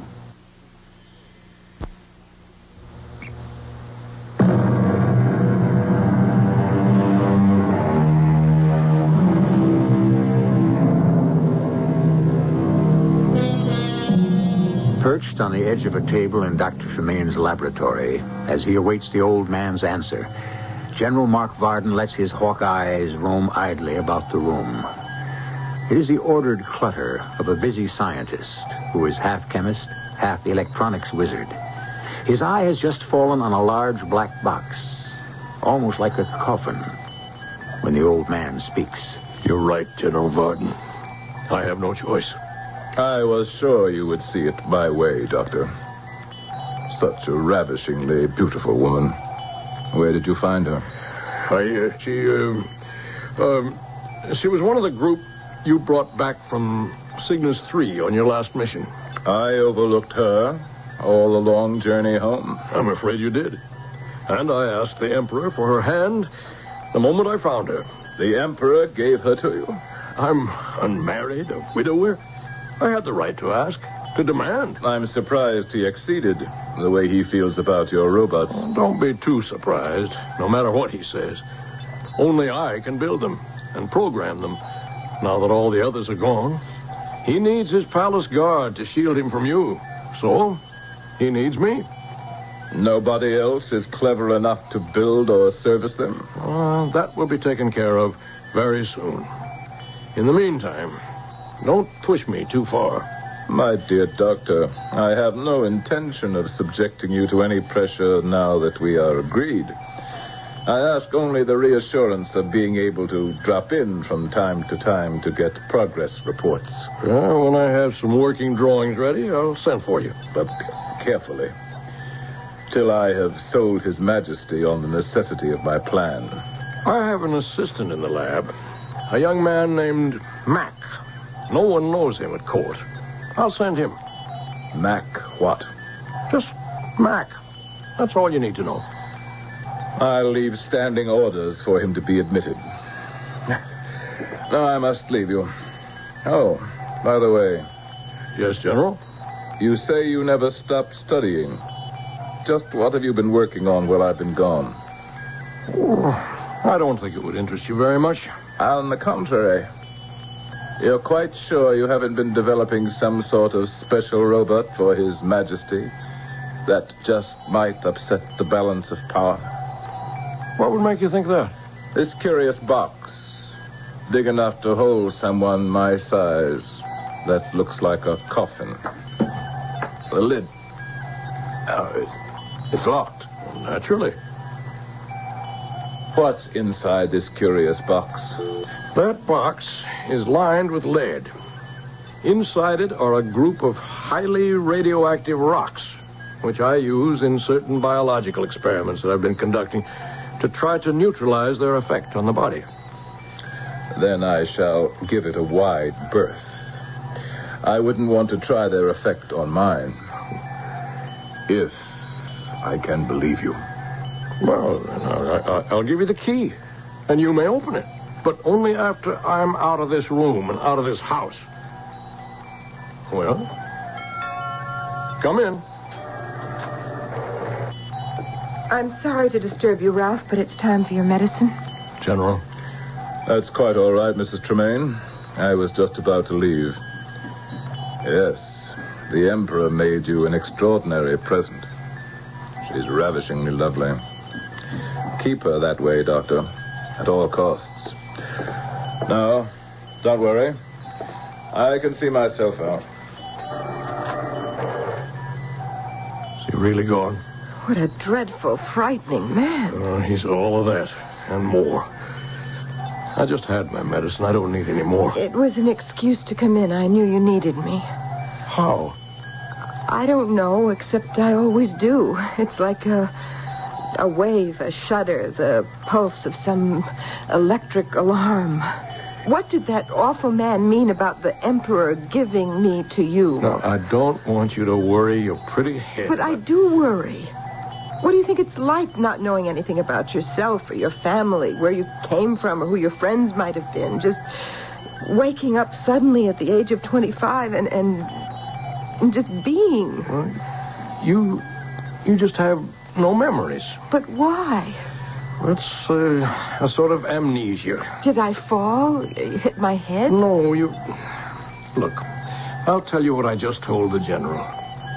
You know this shipload of unfortunate people he just brought back? That he captured as slaves? What he has condemned them to is tantamount to slavery.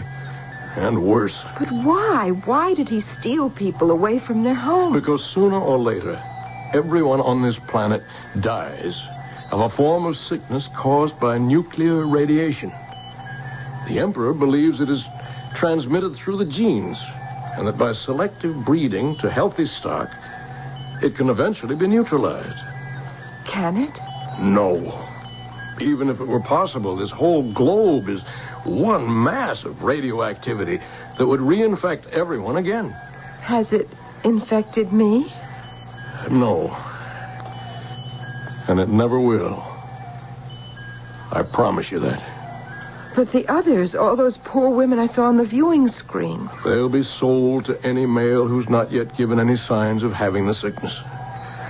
What a terrible, cruel man to try to drag the rest of the universe down because of our misfortune. And it's all so futile. The Emperor won't believe it, but the cancer is already growing within him. If he had laid eyes on you, he undoubtedly would have chosen you as one of his consorts. How did I escape? Oh. Is that what you told the general, that you took me instead? That's what I told him. But I have been no real wife to you. My dear, sweet girl. The marriage was only so I could hide you away and keep you safe. I think of you as a daughter. I had only one wife, and she died a long time ago. Of the sickness? Yes. And you know something? You were created in her image. You look exactly like her. Oh, Ralph, I do love you. And I feel so close to you. And I want you to know how strong my love is. That's all I want to hear. Give me all of it you want. But as a daughter. The child I never had. Because you were afraid that... Because if I couldn't give life, I refuse to bring anything into this world. You will be meeting someone soon. He'll be working with me. And it will be impossible to conceal his presence from you. He's someone very special. And I want you to understand about him. Is it a coffin? Oh, no. It's more like a cradle. I'm afraid suddenly. There's nothing to be afraid of. You'll see.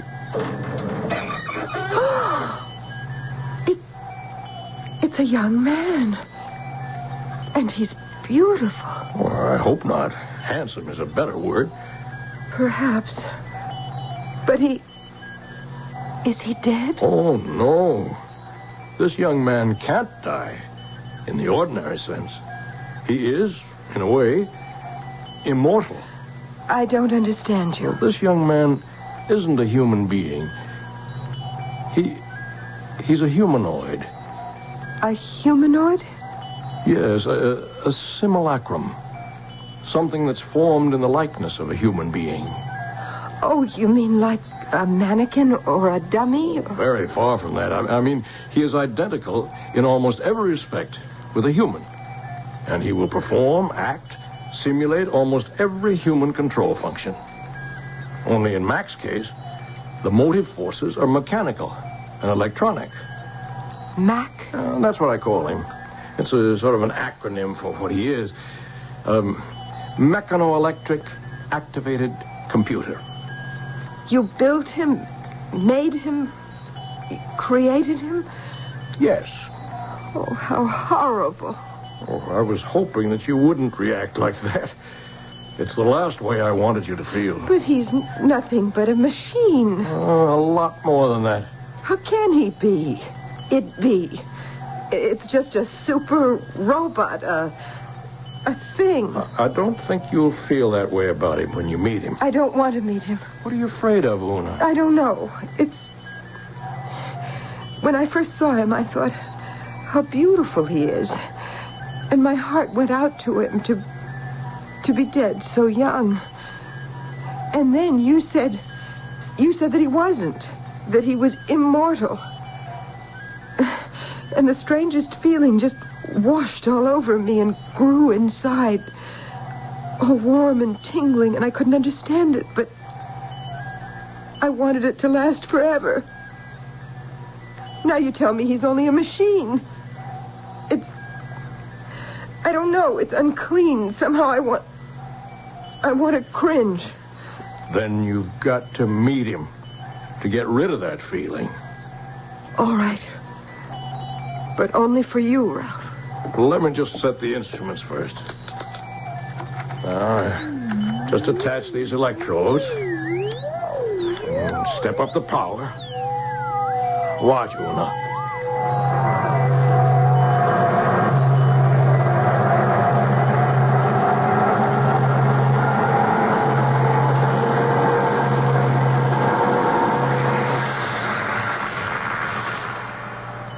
Wake up, Mac. Time to get to work.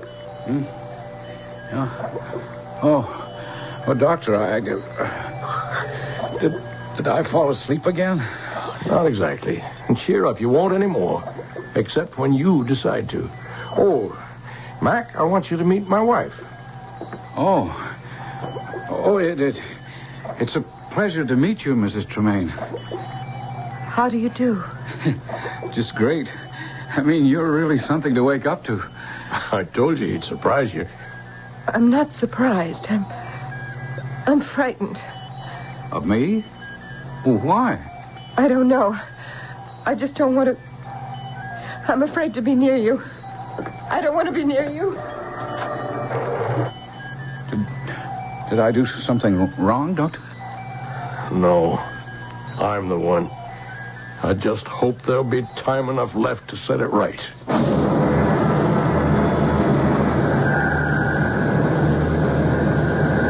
What does Dr. Tremaine mean by that last statement? And why should Mrs. Tremaine have this strange fear of this all-too-human humanoid? Or is Mac, the mechano-electric computer, something other than he or it seems? You're in for some surprising revelations in this bizarre history of the far-off future when I return shortly with Act 3.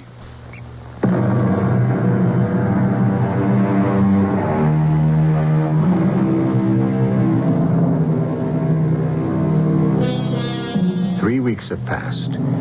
In the course of them, for whatever reasons of his own, Dr. Tremaine has tried to bring Una and his protege, Mac, together as much as possible. But Una still reacts to Mac with that strange, inexplicable fear. And the humanoid, although he obviously holds her in admiring awe, seems happy to have as few encounters with her as possible. But a rush of events are moving to a startling climax. A climax that builds rapidly as Mac visits General Varden at the palace, bearing a message from Dr. Tremaine. What does he mean he won't design the robots I ordered? I think he explained that in the message, General. You mean this nonsense about not being able to build machines of war? Well, if I remember, what he said was he can't. A can't in all conscience, I think was the phrase. I don't like your attitude. I have no attitude, sir. I was only trying to set the record straight. I find you insubordinate. What's your name? Mac, General. Mac who? Just Mac, that's all. Are you trying to make a fool of me? Oh, no, sir. Varden. General Varden, turn up your viewing screen so I know you're there. Yes, Your Majesty. That's better. I want to see you in my office immediately. What's wrong, Emperor? Wrong? Everything, you fool. I've just received a message from President Zorak of the Republic of Rubas. Your ship was identified on that last raid, and now he's on his way to our planet to blow us out of the sky. Does he say when? No. Then with luck, I still can intercept him. I'll be right in, Your Majesty. You. Did you hear that? Yes, I did, General. Then take this message back to Dr. Tremaine. You tell him to get his blueprints ready for my factory to go into production. I need an army of robots, and they only have to do one thing, fight. And you tell him also that he'd better conform, or his wife will be the one to pay the price.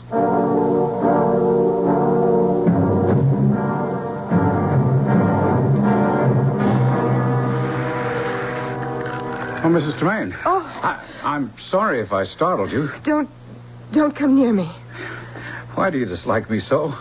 Look, I've got to see Dr. Tremaine first, but I would like... He's resting. I don't want him disturbed. Well, it's important. I have a message from the General. It can wait. Oh, but you don't understand. You're the one in danger. The General threatened... You don't have to worry about the General's threats. My husband got a promise for protection from the Emperor before he told him about General Varden's planning to build the robots in secret. My husband and I have nothing to fear from him. He should be under arrest by now. Does that satisfy you? Well, yes, No. What else do you want? I'd like us to be friends. So would I. But I don't think that's possible. Why don't you leave me alone? Just leave me alone. But, Mrs. Tremaine, Una! It's all right, son. Mac, I should say. Don't bother her now. Come in the laboratory. I need to talk to you. Explain some things.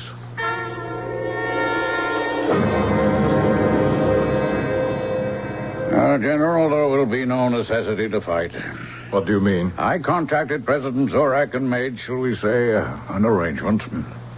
Am I to be informed of it? Yes, I've offered to return to him all his people who were abducted.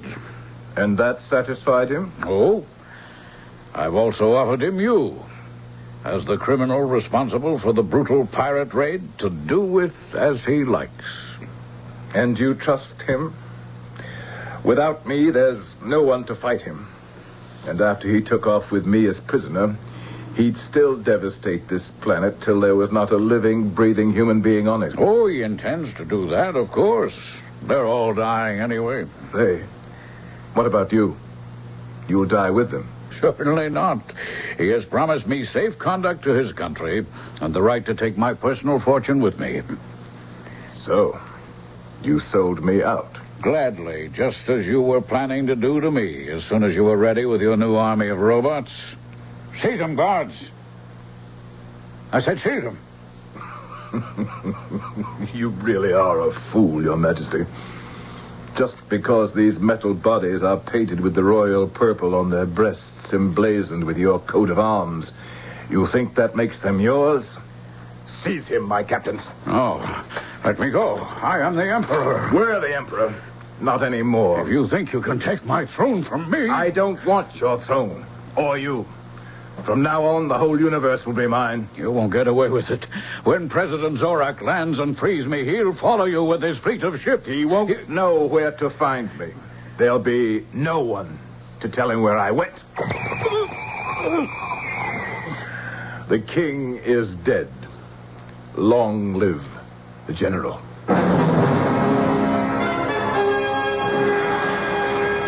The reason you felt no fear of Varden, Mac, is because I didn't program you for fear. Well, you mean, Dr. Tremaine, that every reaction I have you built into me? Yes.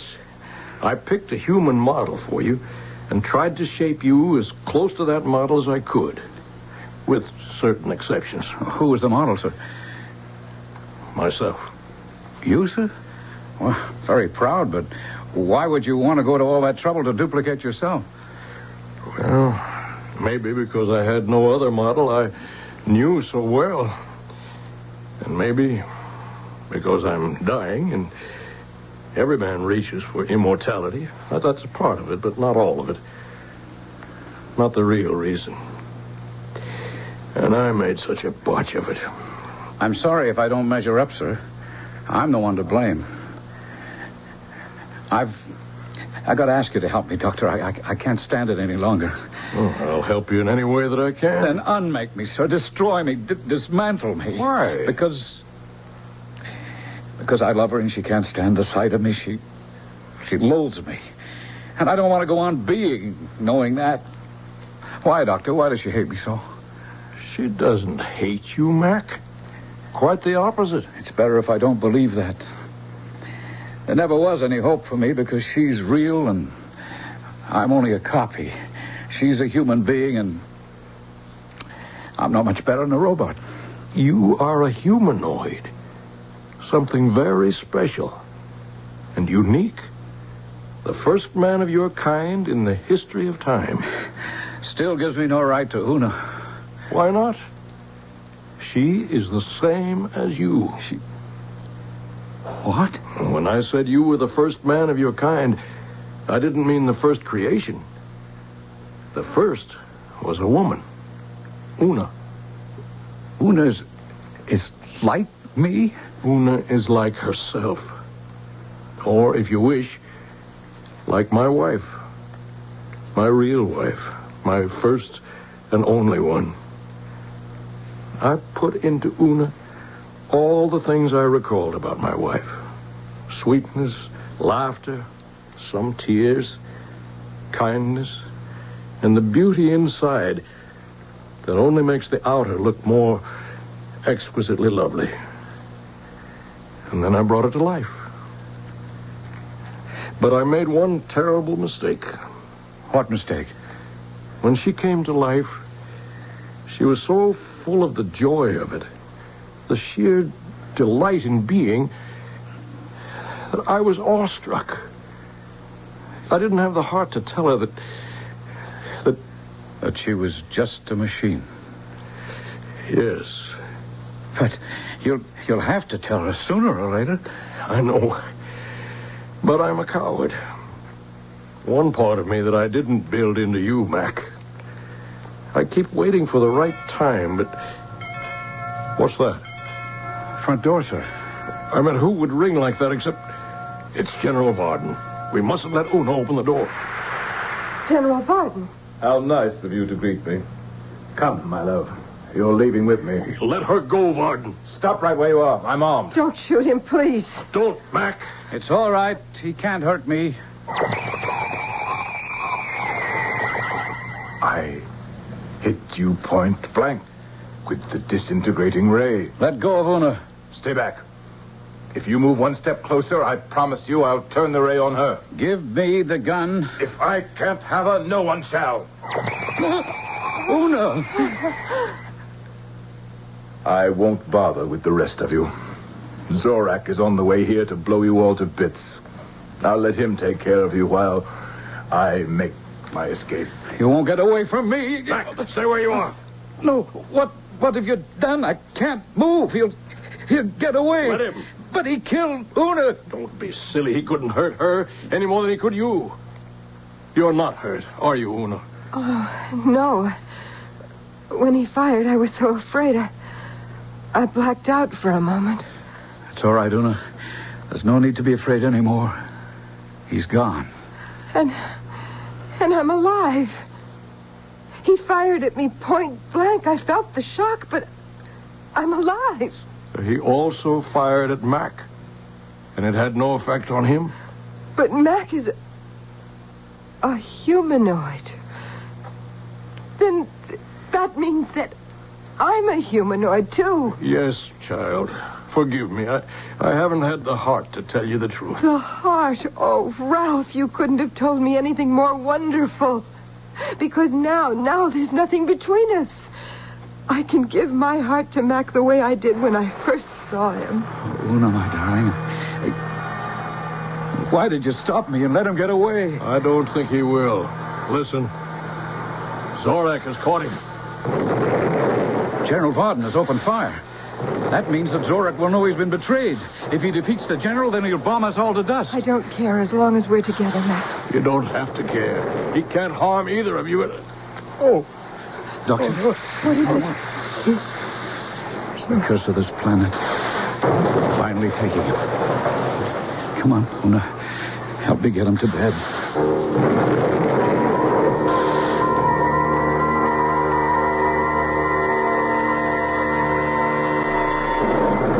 What's happening? What's happening? It's Zorak, sir. He destroyed General Varden, and now he's wiping the rest of us out. Not you and Una. We don't care. We're together. Of course you care. This fortress I built in the side of the mountain will stand, except for a lucky hit. But the radiation afterwards will not affect either of you. You will still live when all else is dead, including me. No. Well, my days were numbered anyway. I wanted children, always. You were the best I could offer against fate. You must fight to exist. Isn't that futile, Doctor? The two of us alone. One thing you couldn't give us is the ability to reproduce. Of course I could. Stored in your memory banks is all I have learned. And what I learned is from the accumulated wisdom of man since he first started to reason. Deep in the mountains are stores of parts and transistors, and all you need to build in the image of yourselves. Your children, who in turn will build their images to become their children, until at last the earth will be inherited again. Every new world that ever began sprang from despair, and those who refused to stop hoping. Make this your new world. Oh, Ralph. Hush, Una. His life here was over. Listen. What? Listen. They've stopped bombing. The destruction's over. It's time to start building again.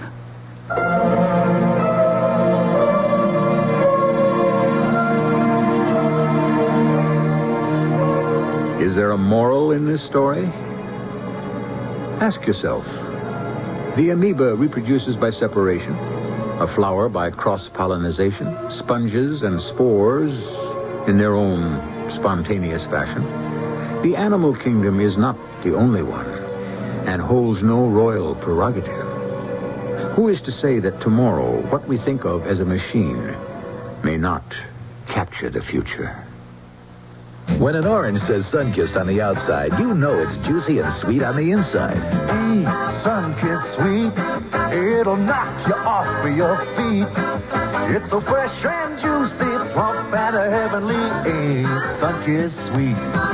Sink your teeth into a big, bursting, sweet, succulent, scintillating, juicy, vibrant, luscious, lip-smacking, mouth-watering, tongue-tickling, sun-kissed orange. Ain't Sunkissed Sweet.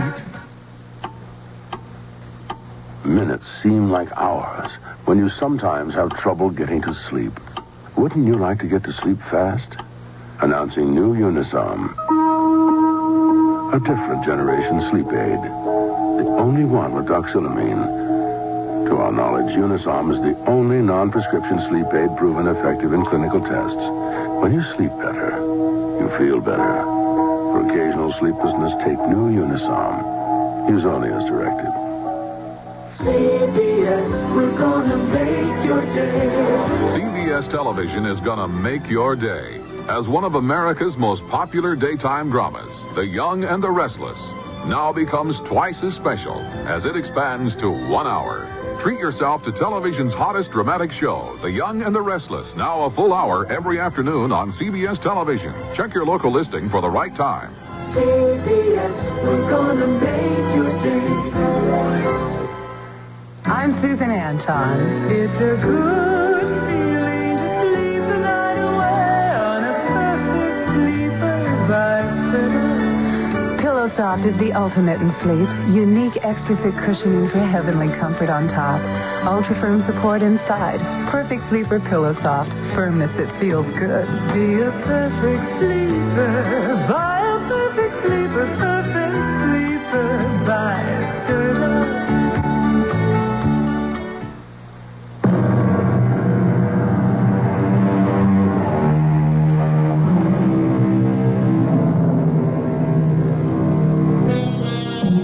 It was the English poet laureate Alfred Tennyson who said, "For I dipped into the future, far as human eye could see, saw the vision of the world, and all the wonder it could be." Perhaps we have dipped even deeper than Lord Tennyson to glimpse a reflection of the universe.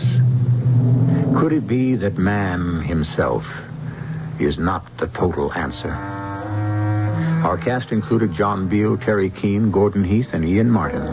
The entire production was under the direction of Hyman Brown. This is E.G. Marshall inviting you to return to our Mystery Theater for another adventure in the macabre. This is the voice of the rock. The CBS Radio Mystery Theater presents...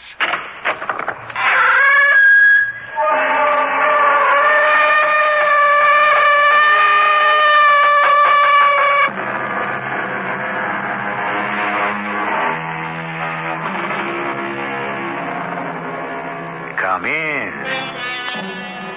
Welcome. I'm E.G. Marshall. This is a tale which has to begin once upon a time. The time is the birth of the 15th century at the height of the glory and the power of the great Ming dynasty in China.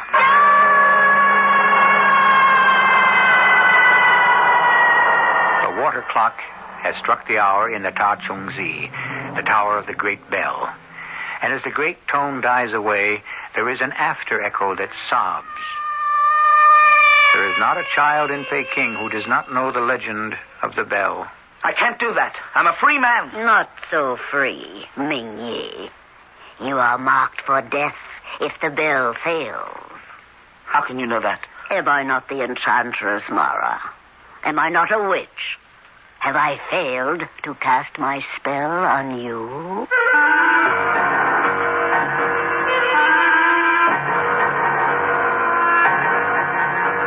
Our mystery drama, The Fateful Bell, was suggested by the short stories of Lafcadio Hearn and was written especially for the Mystery Theater by Ian Martin and stars Christopher Tabori. I'll be back shortly with Act One.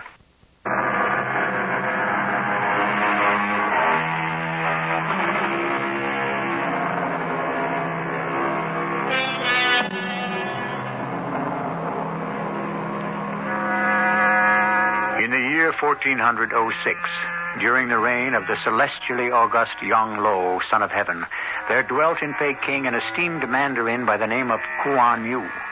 Of all his magnificent possessions, by far the rarest and most esteemed was a girl of dazzling beauty, his daughter, Ko Nagai.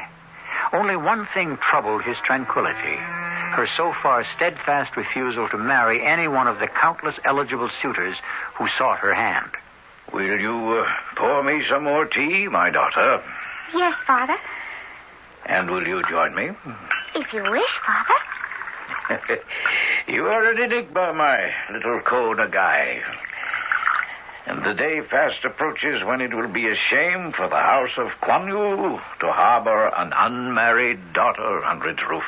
I am not ready yet to marry. I must take exception to that. You are ready. You must marry. Oh, come. There are all kinds of choices.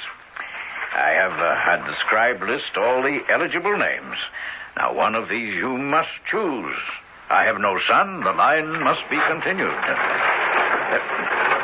Who's that? Your humble Minister Chang, my lord. How dare you break in on my privacy? Nothing except news of highest importance. What news? A courier has just arrived from the court of the illustrious young Lo, son of heaven, with this urgent communication. Well, what is the matter of it? We cannot know that, Excellency, until the seal is broken. Then break it. Yes, Highness. Well, what are we waiting for? Read it, Chong. By your command, my worthy Quan Lo, I am most happy to tell you that we wish to confer on you a great honor. You have been selected at my express command to have a bell made of such size that the sound thereof can be heard for 100 li. Buddha preserve me. How can such a bell be cast? I know one who might cast such a bell for you, Father. Hush, child. Don't interfere in affairs of state. But, Father, I said be quiet. Let us hear the rest of this bad news, Chong. It is further ordained that the voice of the bell shall be strengthened with brass, and deepened with gold, and sweetened with silver. Oh, this is too much. And that the face and great lips of it should be graven with blessed sayings from the sacred book. How can this be afforded?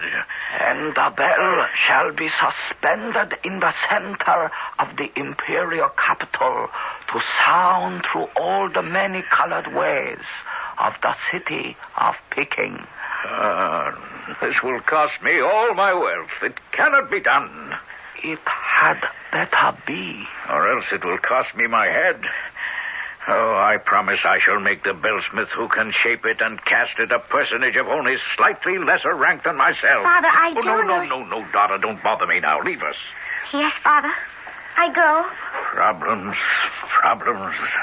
The delectable damsel Konagai should be no problem to your worthiness. She is now of great advantage to you. How? By her marriage. You a fool. Now, of all times, how can I afford her marriage portion? What dowry can I offer the man who takes her? This precious little princess. Oh, any man would offer a king's ransom to possess her. Let your daughter pay for the bell. No, I will see my daughter married, but I will not sell her to the highest bidder. It shall be to the man of her choice. Or as close to that as she can hope for.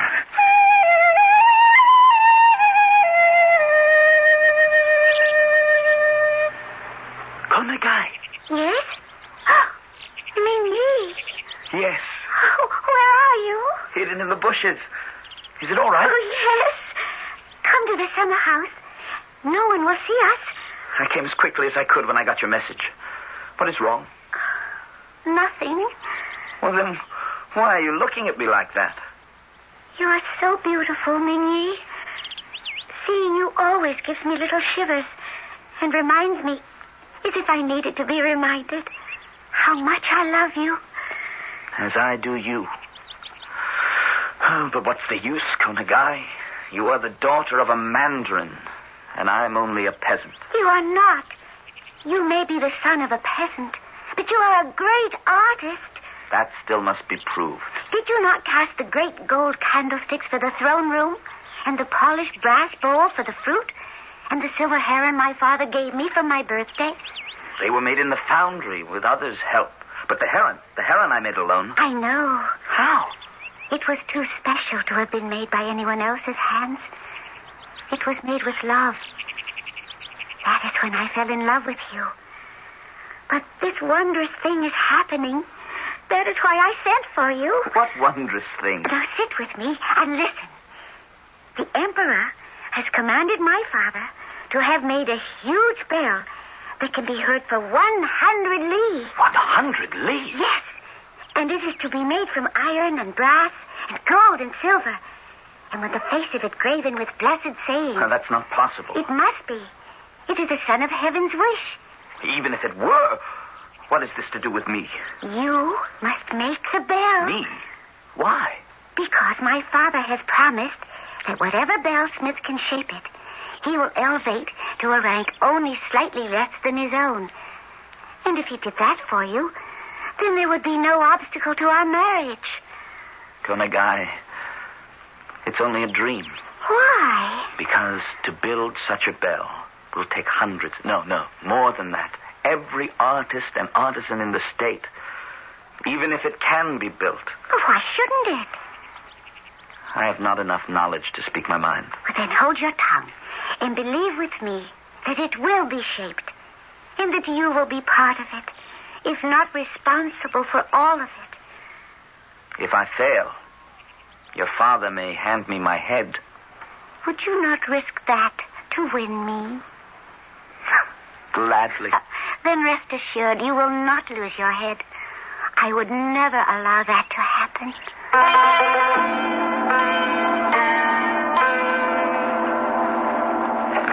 I have leafed through all these drawings and sketches for the bell chung till my head is dizzy.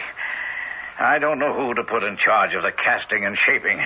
Trust the master, Li Po. Yes, perhaps you're right.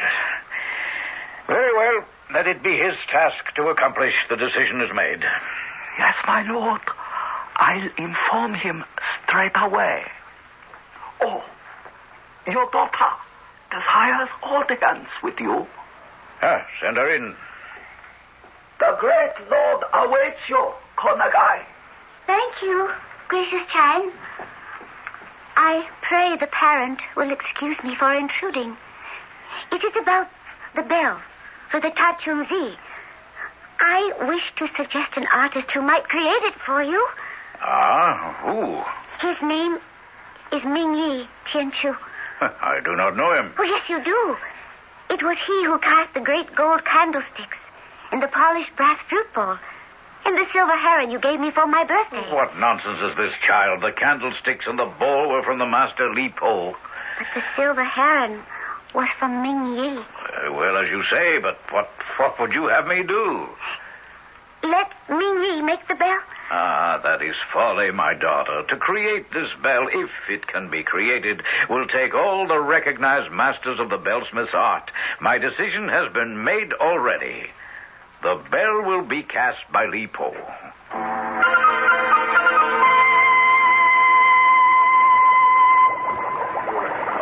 Is all in readiness, Minister Chung? Yes, Lord. The metals have been made molten and fused in the melting pot. And the mold? As your greatness can see, the earthworks are all in place. Then signal Li Po that the pouring may commence. Your command is only to be obeyed.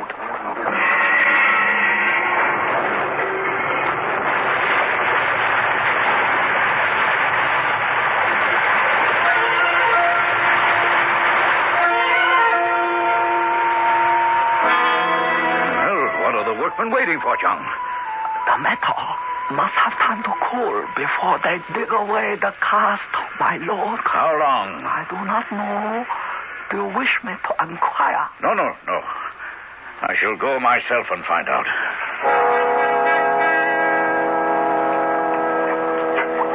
Are you removing the casting now? Yes, my lord. Then why do you stand leaning on your shovel, not working with the others? Because I am sick at heart that we have failed. Failed? How? The metals have rebelled against each other. The gold scorned alliance with the brass. The silver would not mingle with the molten iron. Just as I suspected. What is your name? Tian Chao, my lord. Surnamed Ming Yi. And you are sure that the bell is a failure? Listen. I strike my shovel against it, and there's no voice. I cannot believe you. I must seek out Li Po and find the truth. So, The bell is a failure, huh? Who are you? A bearer of good tidings for you. This day you have made a success. I don't understand. You have gained the favor of my mistress. She summons you to her presence. Who is your mistress? Her name is Mara. Mara? The lady of the Black Jade Tower? But they say she is an enchantress. You have the opportunity to find that out for yourself. Unless, of course, you are afraid. No, I'm not afraid. Then let me lead you to her.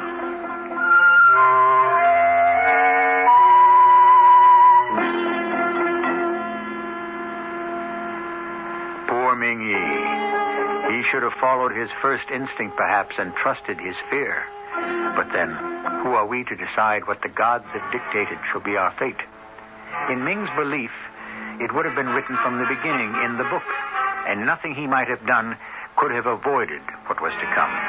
But since neither he nor you know that yet, won't you join me when I return shortly with Act 2?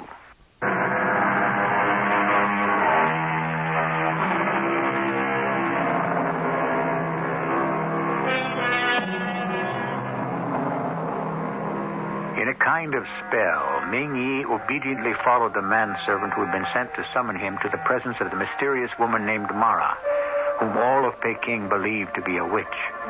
He was shown into a reception chamber, vast, cool, and fragrant with the scent of blossoms.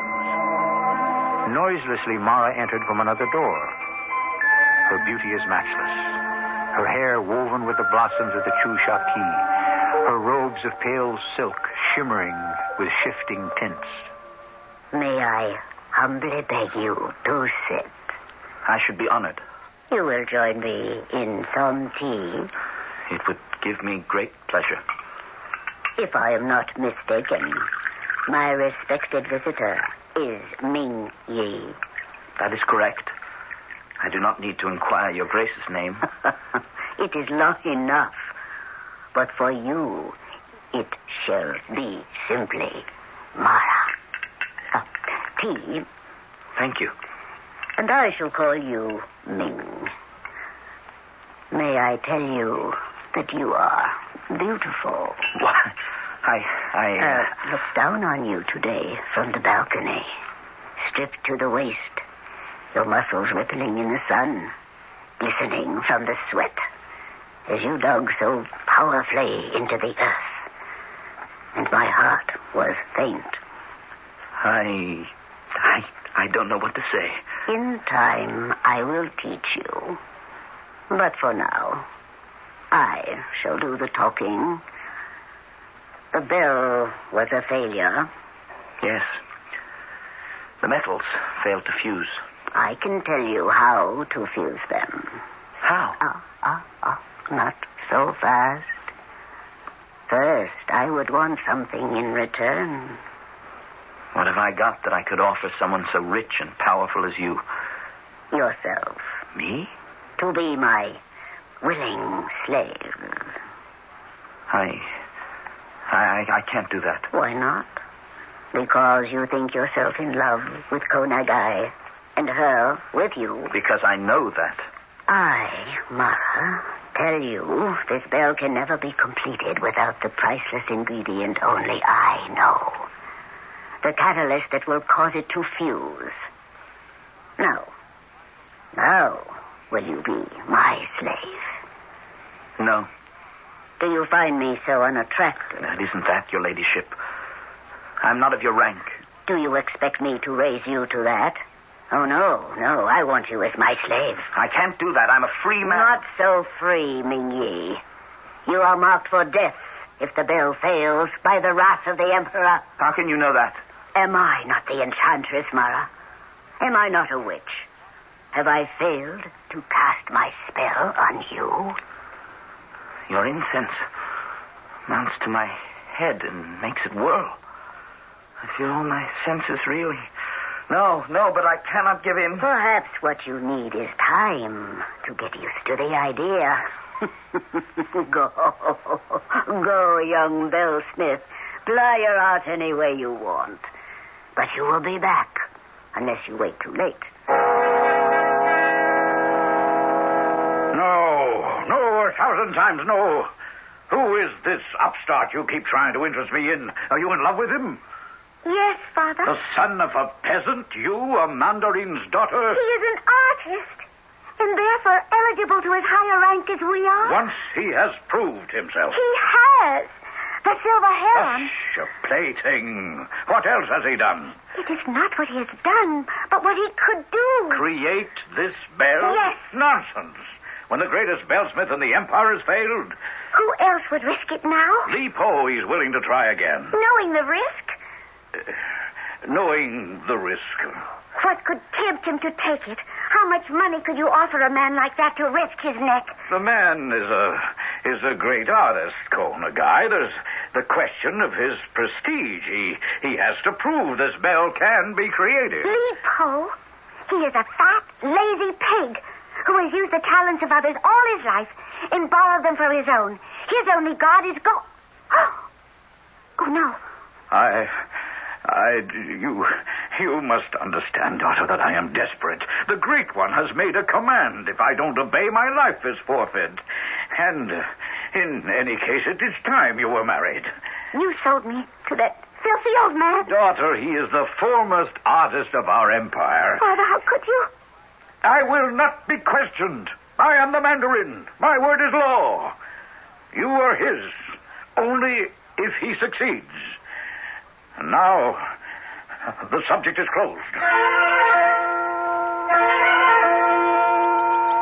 Oh, my darling, hold me close. It is hopeless for us. Hopeless? Perhaps it's better this way. How could it be better?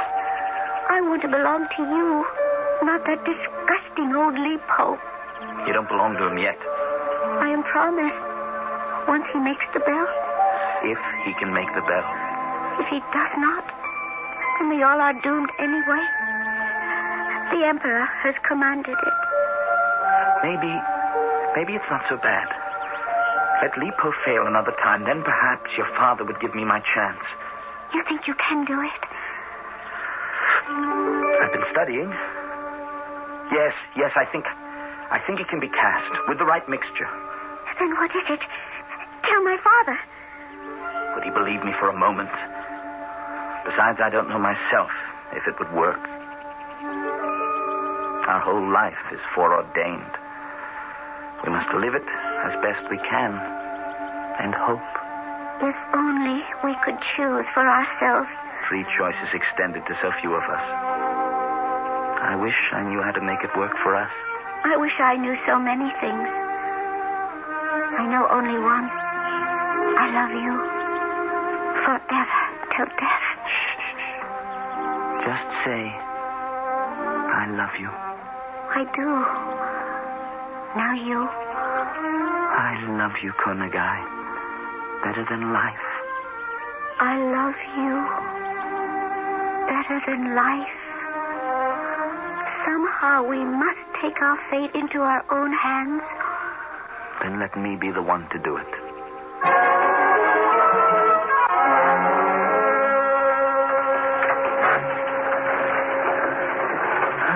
So, it is you again. Yes, Brother Pillow. What do you want, Mr. Bellsmith? To see your lady. That is not so easy. Just because one... Who is it, Pillow? Foundryman Mihi, my lady. Oh, yes. I have been expecting him. Have him come in. So, you have come back, Mihi. Yes, my lady. To hope that you are as kind as you are beautiful. To hope that beauty is kind is to believe in miracles. I want to believe in a miracle. I want to beg one from you. From me? Can you not create them? Of a sort, perhaps.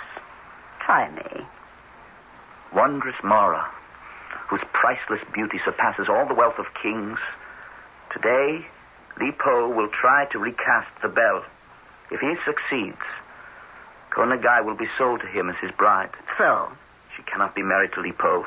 He is old and jaded. It is disgusting to think he should even be allowed to touch her beauty. And what would you have me do about it? You said that you, and you alone, know the secret catalyst that will bind the silver and the gold, and the brass with the iron. That is true. Then I beg you, tell me the secret. So that Konagai can be yours? Yes. You are ready, then, to be my willing slave in all things? I cannot give you my love. Only my promise to be your creature in whatever way you desire. Not good enough, Ming Yi. You think I would take you to myself, knowing your heart belonged to another? I would willingly sacrifice myself. Sacrifice yourself? Am I then so hideous, so hateful, that you give yourself to me as a sacrifice? No, I didn't mean that. Get out of my sight this instant! Please, don't be angry with me, gracious Mara. I don't know what I said. You rejected me. Not once, but twice. This time was unforgivable. What can I do to make amends? What can you do? Nothing. The die is already cast. And the bell? The bell, is it to be cast too by Li Po? Do not worry about your beloved Mingyi. Konagai will never belong to Li Po, and he will never make the bell. How do you know? You doubt my word? Come, give me your hand. Come with me to the fountain. Now, look deep into the waters that gather in the shell. What do you see?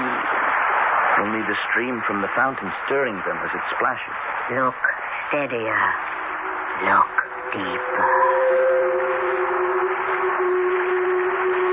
What do you see now? The fountain dies. The water in the well is still. Not a ripple. Like a mirror turned upside down, reaching to dark, unfathomable depths below. Oh, the water is clouding. A mist is rising from it. And now the mist is parting. The clouds fading. And far below I see... Does the casting go well, John?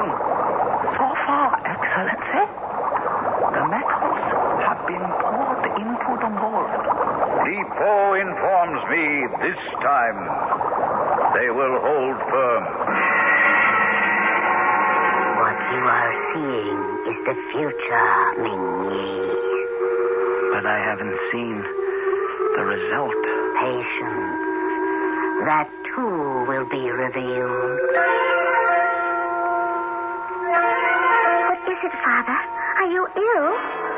I am sick to my very soul, daughter. The bell? They stripped away the mold to reveal the metal below. The sides of it were cracked and fissured. The lips were slagged and split asunder. It was a failure. Then that means I am no longer promised to leave home. It means also that we are all resting on the mercy of Yonglo, the Son of Heaven, and that our lives lie twisting in the wind.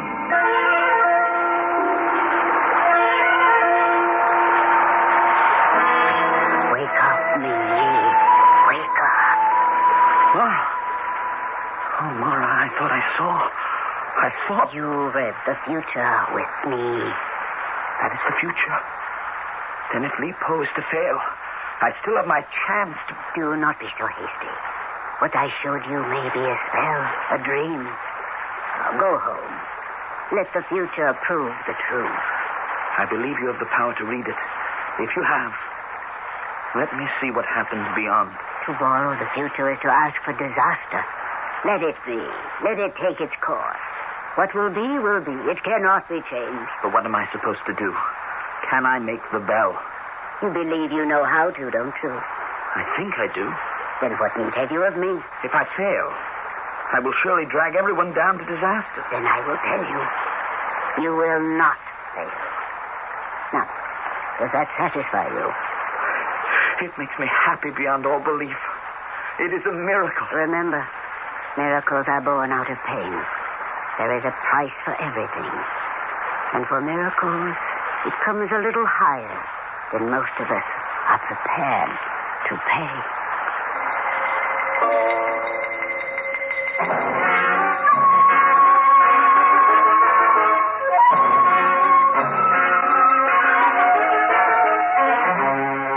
So Ming returned home, and everything befell just as Mara had showed it to him in the magic well of the fountain. The second attempt at the great bell was a failure. Ko Nagai was saved from her bondage to the ungainly Li Po. But what hope did the future hold for anyone, except in Mara's promise? And even in that, was there not some dark threat? I shall return shortly with Act 3.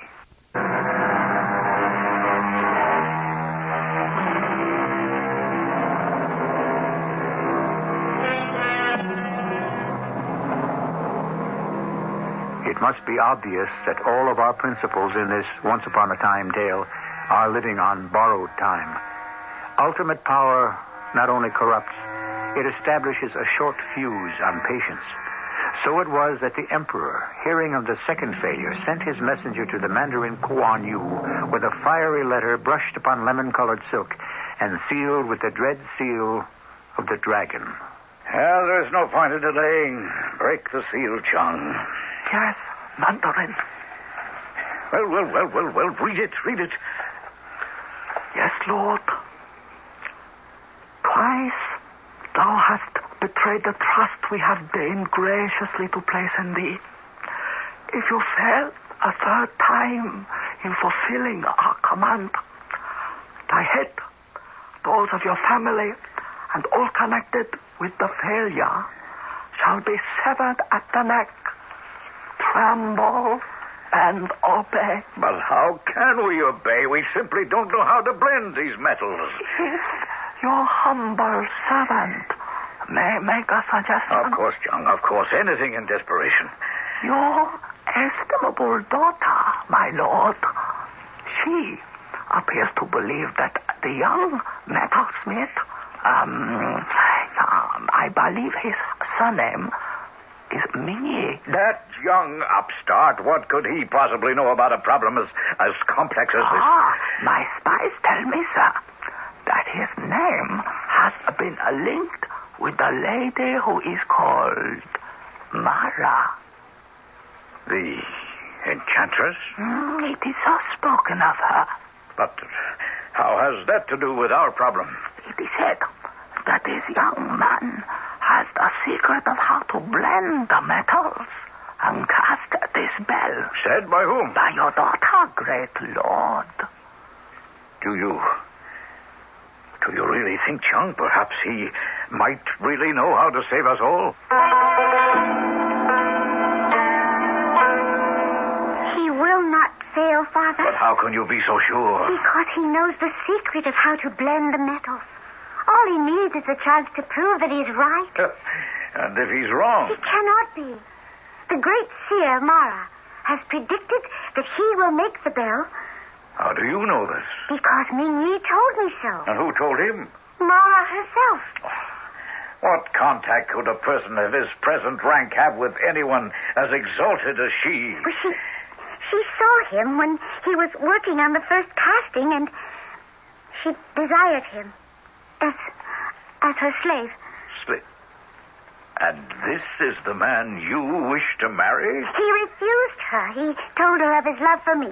And still she was willing to give him the secret of the blending of the metals and read the future for him? No.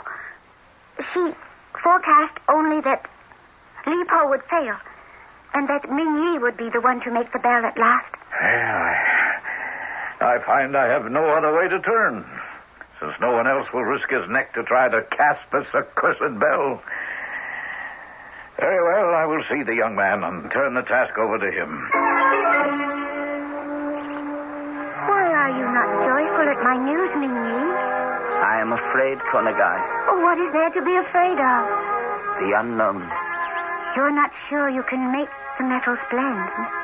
I would be sure if it were just any ordinary challenge, where if I failed, only I would have to face the consequences. But how dare I risk your father's life?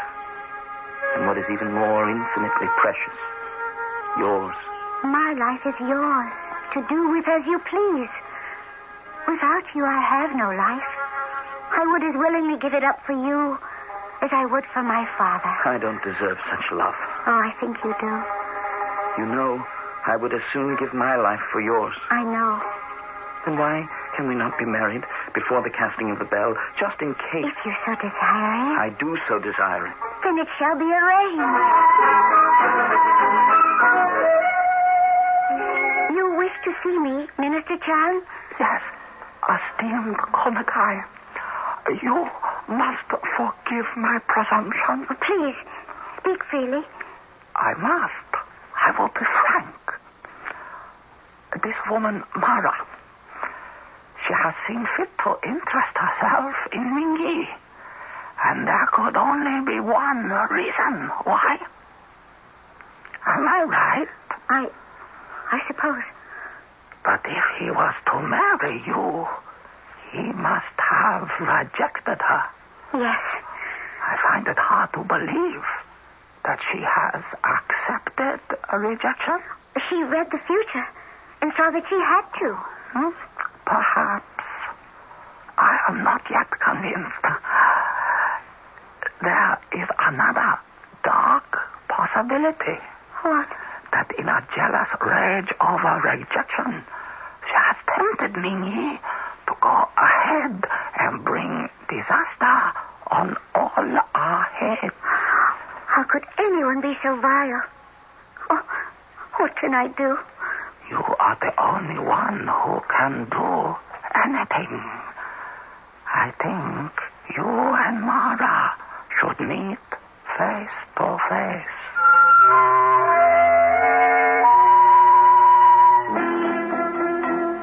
Your pardon, my lady. What is it, Paloo? There is one seeking audience. Konagai, daughter of the Mandarin Quanfu. Konagai? What can she want? Show her in. Her Eminence, Mara, will see you now. Thank you. It is most gracious of you to receive me. So, you are Konagai. And how can I serve you? I don't believe you have ever served anyone. And I'm sure I will have to serve you. I am here because of Mingyi and my father. Explain yourself. There is a bell which must be made according to the dictates of those most high. Mingyi believes he knows the secret. You have said that he will make it. I believe the bell will be made. And that Mingyi will cast it? Yes. It is too easy. There is some string attached. To whatever we most desire, there is always a payment to be met. It is the ancient rule. An eye for an eye, a tooth for a tooth. If you seek for a life, in return, a life must be paid. I came here today knowing in my heart of hearts this must be the answer. Only tell me how. Come with me.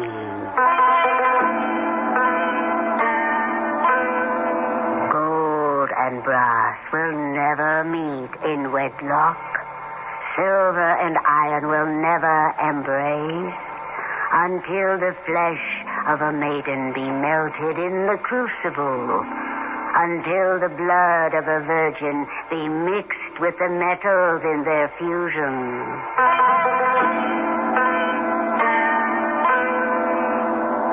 But why must we delay our wedding till after the bell is cast? It seems proper and right. Don't you trust me? That I can make it at last? You have all my trust, because I know better than anyone that you can. Oh, my beloved, I wish I had your faith. Oh, believe in my faith. You cannot fail. Oh, hold me close, my darling. I'm afraid to hold you too close before we belong together. You will never know how much I ache for that moment. If we are committed, must it wait for the wedding? With us it must. Why? Because it is so written. Good night, my love. Good night. Only till that bright morrow when the bell is cast, and I can have you for my own. I will dream of that day, even if it may never come.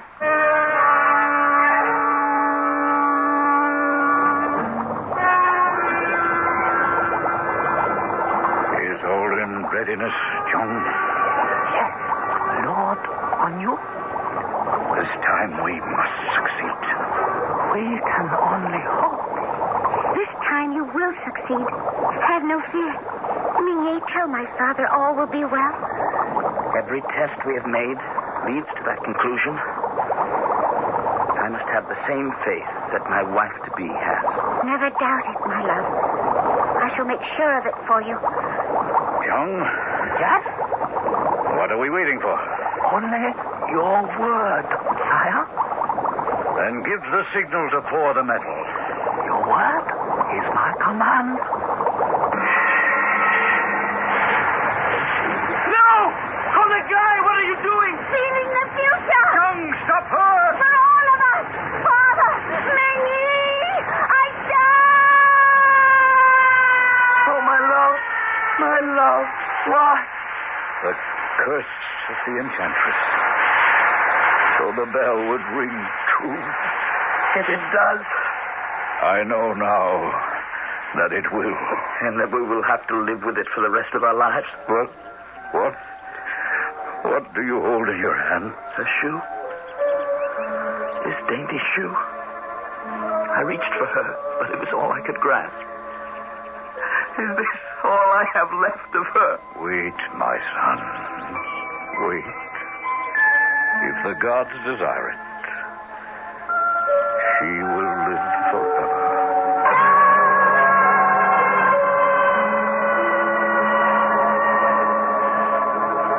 She cast herself into the glowing metal, and as she was absorbed, the metal was purer and whiter than ever before. The ponderous casting was made, and when the metal became cool, it was found that the bell was in perfect form, and that the sound of it reached like summer thunder, deep and mellow, and yet with a strange after voice, like the cry of a woman for her lost lover. I'll be back shortly.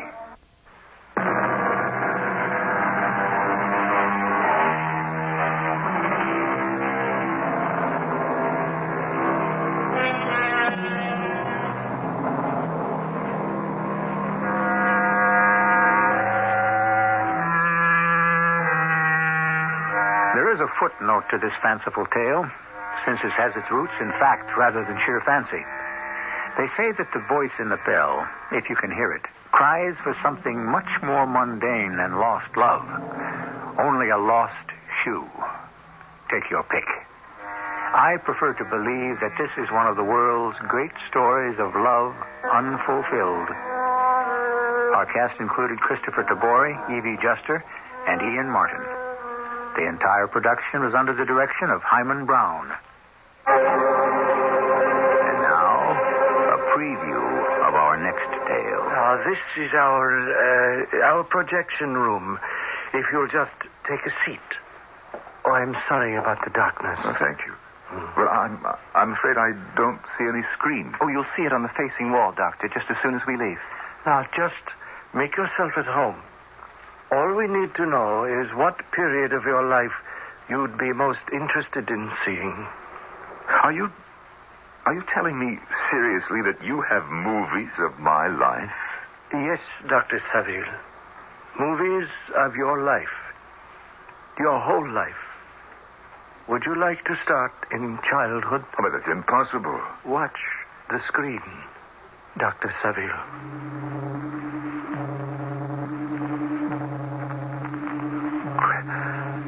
Great heavens. It can't be. This is E.G. Marshall inviting you to return to our Mystery Theater for another adventure in the macabre. Until next time, pleasant dreams.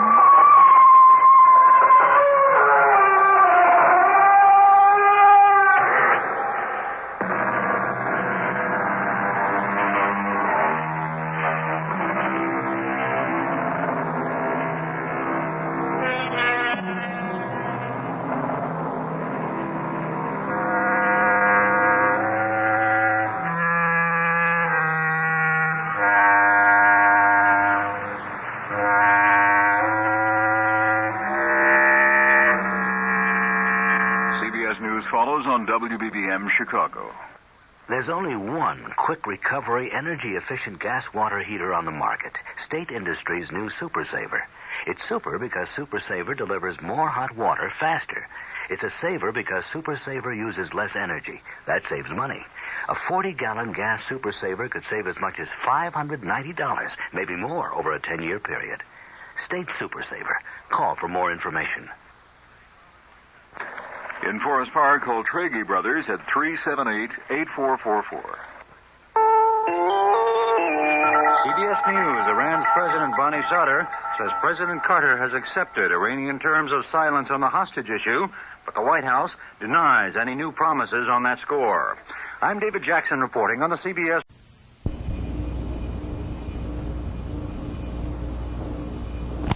Radio Mystery Theater presents...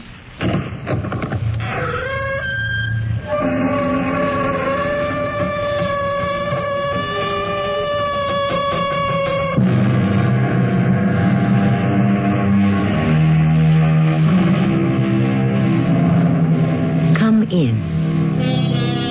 Welcome. I'm Tammy Grimes. She is the most famous woman in the world. And yet practically nothing is known about her. Uncounted millions are familiar with her unforgettable face, are haunted by her smile and the look in her eyes.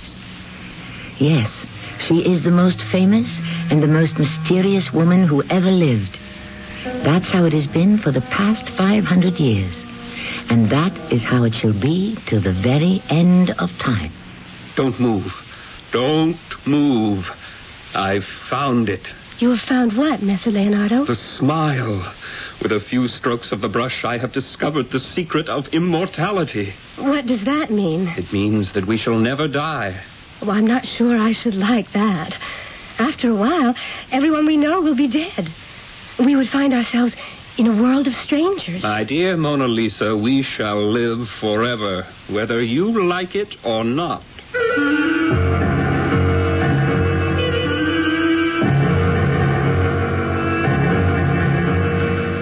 Our mystery drama, Why Is This Lady Smiling, was written especially for the Mystery Theater by Sam Dan and stars John Vickery.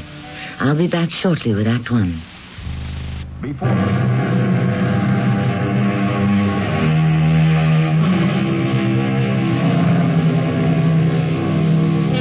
The most famous, the most popular, and perhaps the finest painting in the world is the Mona Lisa by Leonardo da Vinci. You are captured immediately by the haunting smile, the unforgettable eyes. For more than 500 years, she has fired the imagination of writers, composers, philosophers, and poets.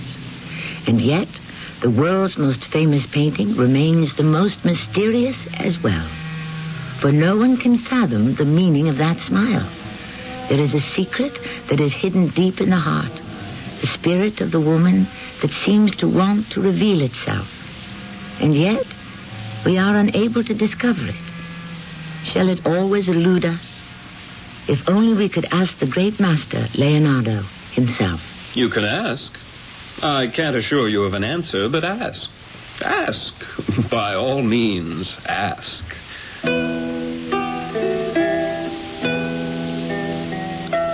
My name is Leonardo da Vinci. I am probably the greatest man who ever lived. As you can readily see, I am not the most modest. But what is modesty if not the cowardly conceit of the second rate? One fine day in the spring of the year 1498, I was strolling across the Piazza di Signore in Florence when I was suddenly stopped. Leonardo da Vinci? And what if I am? I am Francesco del Giocondo. Yes? My good friends call me Zanobi. Do they? That is because my full name is Francesco di Bartolomeo di Zanobi del Giocondo. I am in the silk business. I see. And I am quite prosperous. Is there anything else I should know about you? I have a wife. You have a wife? A very young and very beautiful wife. We have recently been married. Her name is Lisa. Ah, Mona Lisa. She's my third wife. Your third? You are indeed an optimist. Oh, the other two died, the poor creatures. One of the fever, the other in childbirth. They were the wives of my youth. Lisa is the wife of my middle age. Tell me, Monsieur Zenobi, how shall this knowledge of your affairs enrich my life? You cannot guess, Signor Leonardo? You, who are among the greatest painters of our age? I was wondering if I might commission you to paint her portrait. I was tempted to dismiss him out of hand. I'd had my fill of fat nouveau riche merchants who peep over your shoulder and criticize every stroke of the brush. But my purse dangled too lightly from my belt. I couldn't afford to turn him down. But neither could I afford to acquiesce too quickly. I'm not sure I have the time, Monsieur Zenobi. Signor Leonardo, my wife is quite young. She has a very simple face. How long should it take to paint her? I'm sure you could dash the thing off in a few days. A few days? Very well. A week? Messer Francesco di Bartolomeo di Zenobi del Giocondo, permit me to pass. Messer Leonardo, please, I implore you, wait. What did I say? I beg you, do not be angry with me. I shall paint her portrait for 500 ducats. 500? In gold. Such a sum would ruin me. There are painters who will work for less. Good day to you, Mr. Zenobi. 250. As a matter of fact, there's a most promising young man, Buonarroti. 300. Michelangelo Buonarroti. He wouldn't do such a bad job. I will give you 325. Mr. Zenobi, please understand, I do not wish to paint your wife's portrait. Art is long. Life is short. 350? Why should I waste precious time painting the wife of a silk merchant? For what? Mere money? I will instead do a portrait of one of our holy saints on the wall of a church, and my soul shall receive its reward in heaven. 375. Not one penny more. I'll take it. I tell you this part of the story because the very first thing you should know about the Mona Lisa is the fact that I almost didn't paint it. The truth is, I was quite busy. I wasn't merely a painter and sculptor like, say, that pushy and precocious young Michelangelo. I was also an architect, an engineer, a botanist, an inventor. But getting back to the Mona Lisa. A few days later, her husband brought the lady to my studio. Signor Leonardo, may I present my wife, Lisa. How do you do?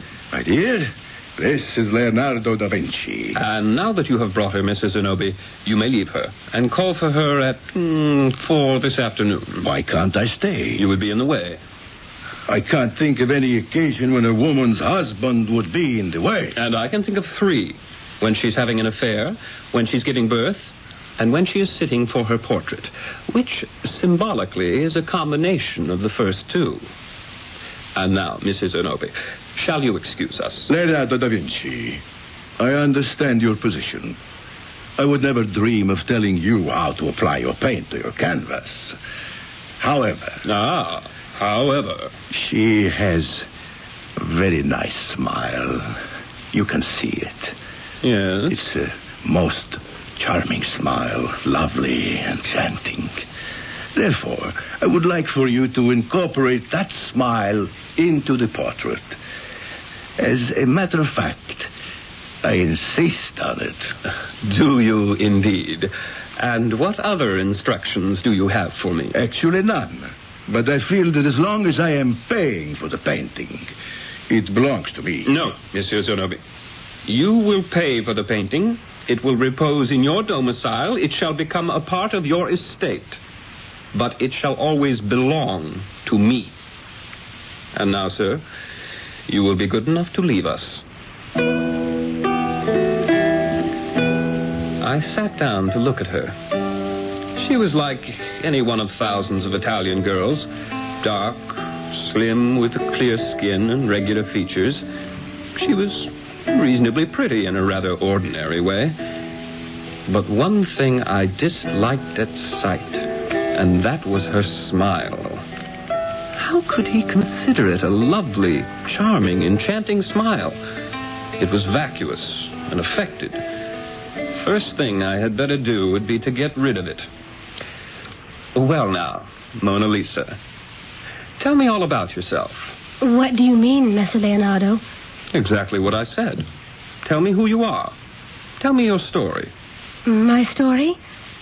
I don't have a story. My dear, every human being has a story. And I must know your story, my dear Mona Lisa. Why?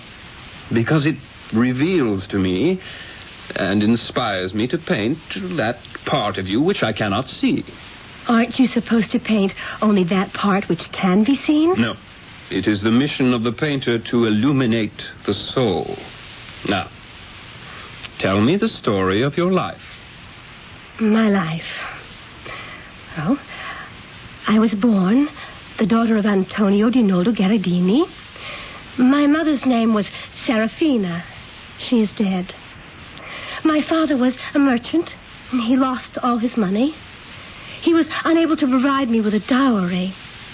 But Messer Zenobi wanted to marry me anyhow. My aunt raised me. She was very strict. We would go to church a great deal. Oh, I had a dog named Beppe. And a cat, Gilda. Yes. That is my story. It's a rather short story. I have had a short life. That smile of yours. Yes? Do you realize you've been smiling since you came here? Have I? You mean you don't know that you're smiling? If you say I am, Messer Leonardo. Oh, don't take my word for it. Look in the glass. Here. Oh, yes. Is there something funny about me? Oh, no. About this room? No. Are you thinking something funny? No. What are you thinking of? Nothing, Messer Leonardo. Then if you are seeing nothing funny, and you hear nothing funny, and you are thinking nothing funny, why are you smiling? I don't know. Then don't do it. Don't do what? Don't smile. In all honesty, you look rather silly when you smile. Now, can you take it off your face? Please? Yes, what is it? I don't know how. You don't know how to what? Stop smiling. That's impossible. There's nothing to it. All you have to do is close your mouth. Compress your lips. Watch me. Like this. Well, go ahead. You do it. I'm sorry. I can't. Are you serious? Oh, yes. My aunt would beat me when I was little. Take that impertinent smile off your face, you impudent girl. It wasn't my fault. I couldn't do it. And my father, he said, you mustn't go about grinning at people, child. It isn't polite. The only person who ever liked my smile was Zenobi del Giocondo. And he says that is why he married me. You say you can't stop smiling. That is so. In that event, I'll try to paint you without it. But that was easier said than done. I made some sketches. None of them seemed to satisfy me. The fact was, I simply couldn't picture her without the smile. And I couldn't stand her with the smile. The days went by. I was putting nothing down on the canvas. And, of course, friend husband gave me no rest. It has been 6 weeks. 6 weeks since when? Since I commissioned the portrait. Ah, yes. And I even paid you in advance. And I even gave you a receipt. So why isn't the painting finished? Because I haven't finished it. I understand you haven't even started it. I work on it every day. Signor Leonardo, my wife spends 4, 5, even 6 hours each afternoon in your studio. Naturally. Well? Yes, Monsieur Zenobi. What is it you wish to say? I wish I hadn't paid you in advance. We would have an encounter like this one practically every day. And then, suddenly, one afternoon, something happened. Eureka! Eureka, Mona Lisa! Are you speaking to me, Mr. Yes, Leonardo? Eureka! What does that mean? It means I have found it. You found what? The key. The secret of the smile. With a few strokes of the brush, I have discovered immortality. What does that mean? It means, my dear Mona Lisa, that we shall live forever.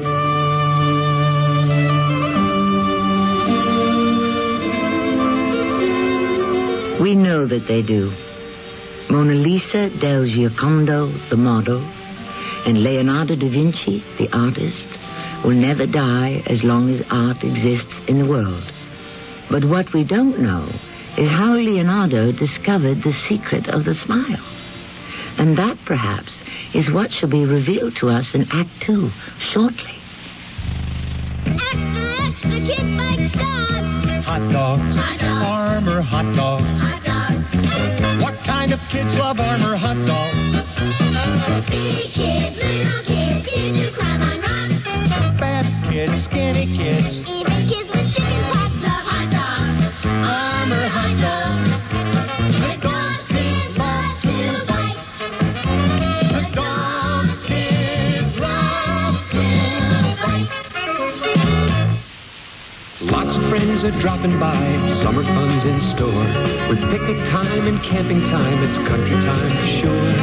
Before you all get thirsty, here's a tip that should be made. Get a drink that tastes like good old-fashioned lemonade. Country time, country time. With lots of hot weather, barbecues, and picnics ahead, get down to your store for plenty of country time lemonade-flavored drinks. Tastes like good old-fashioned lemonade. There's no doubt about it. Many Californians believe some foreign manufacturers are building good cars. But at Lincoln Mercury, we're willing to demonstrate our confidence in our quality with 2 years free scheduled maintenance and 2 years free limited warranty on Lynx, LN7, Capri, Zephyr, and Cougar sedan and wagon. For 2 years or 24,000 miles, whichever comes first, virtually all you'll pay for is gas. Naturally, accidents, abuse, tires, and fluids between maintenance intervals aren't covered. Plus, you'll get an 8% cash bonus off the base vehicle sticker price direct from Lincoln Mercury. With the cash bonus, a base model Lynx would be sticker priced at $880 less than Toyota Tercel Liftback and $2,269 less than Honda Accord. Limit 1 per customer. There really is a lot more going for you at your Southern California Lincoln Mercury dealer. Hurry. Offer ends June 6th.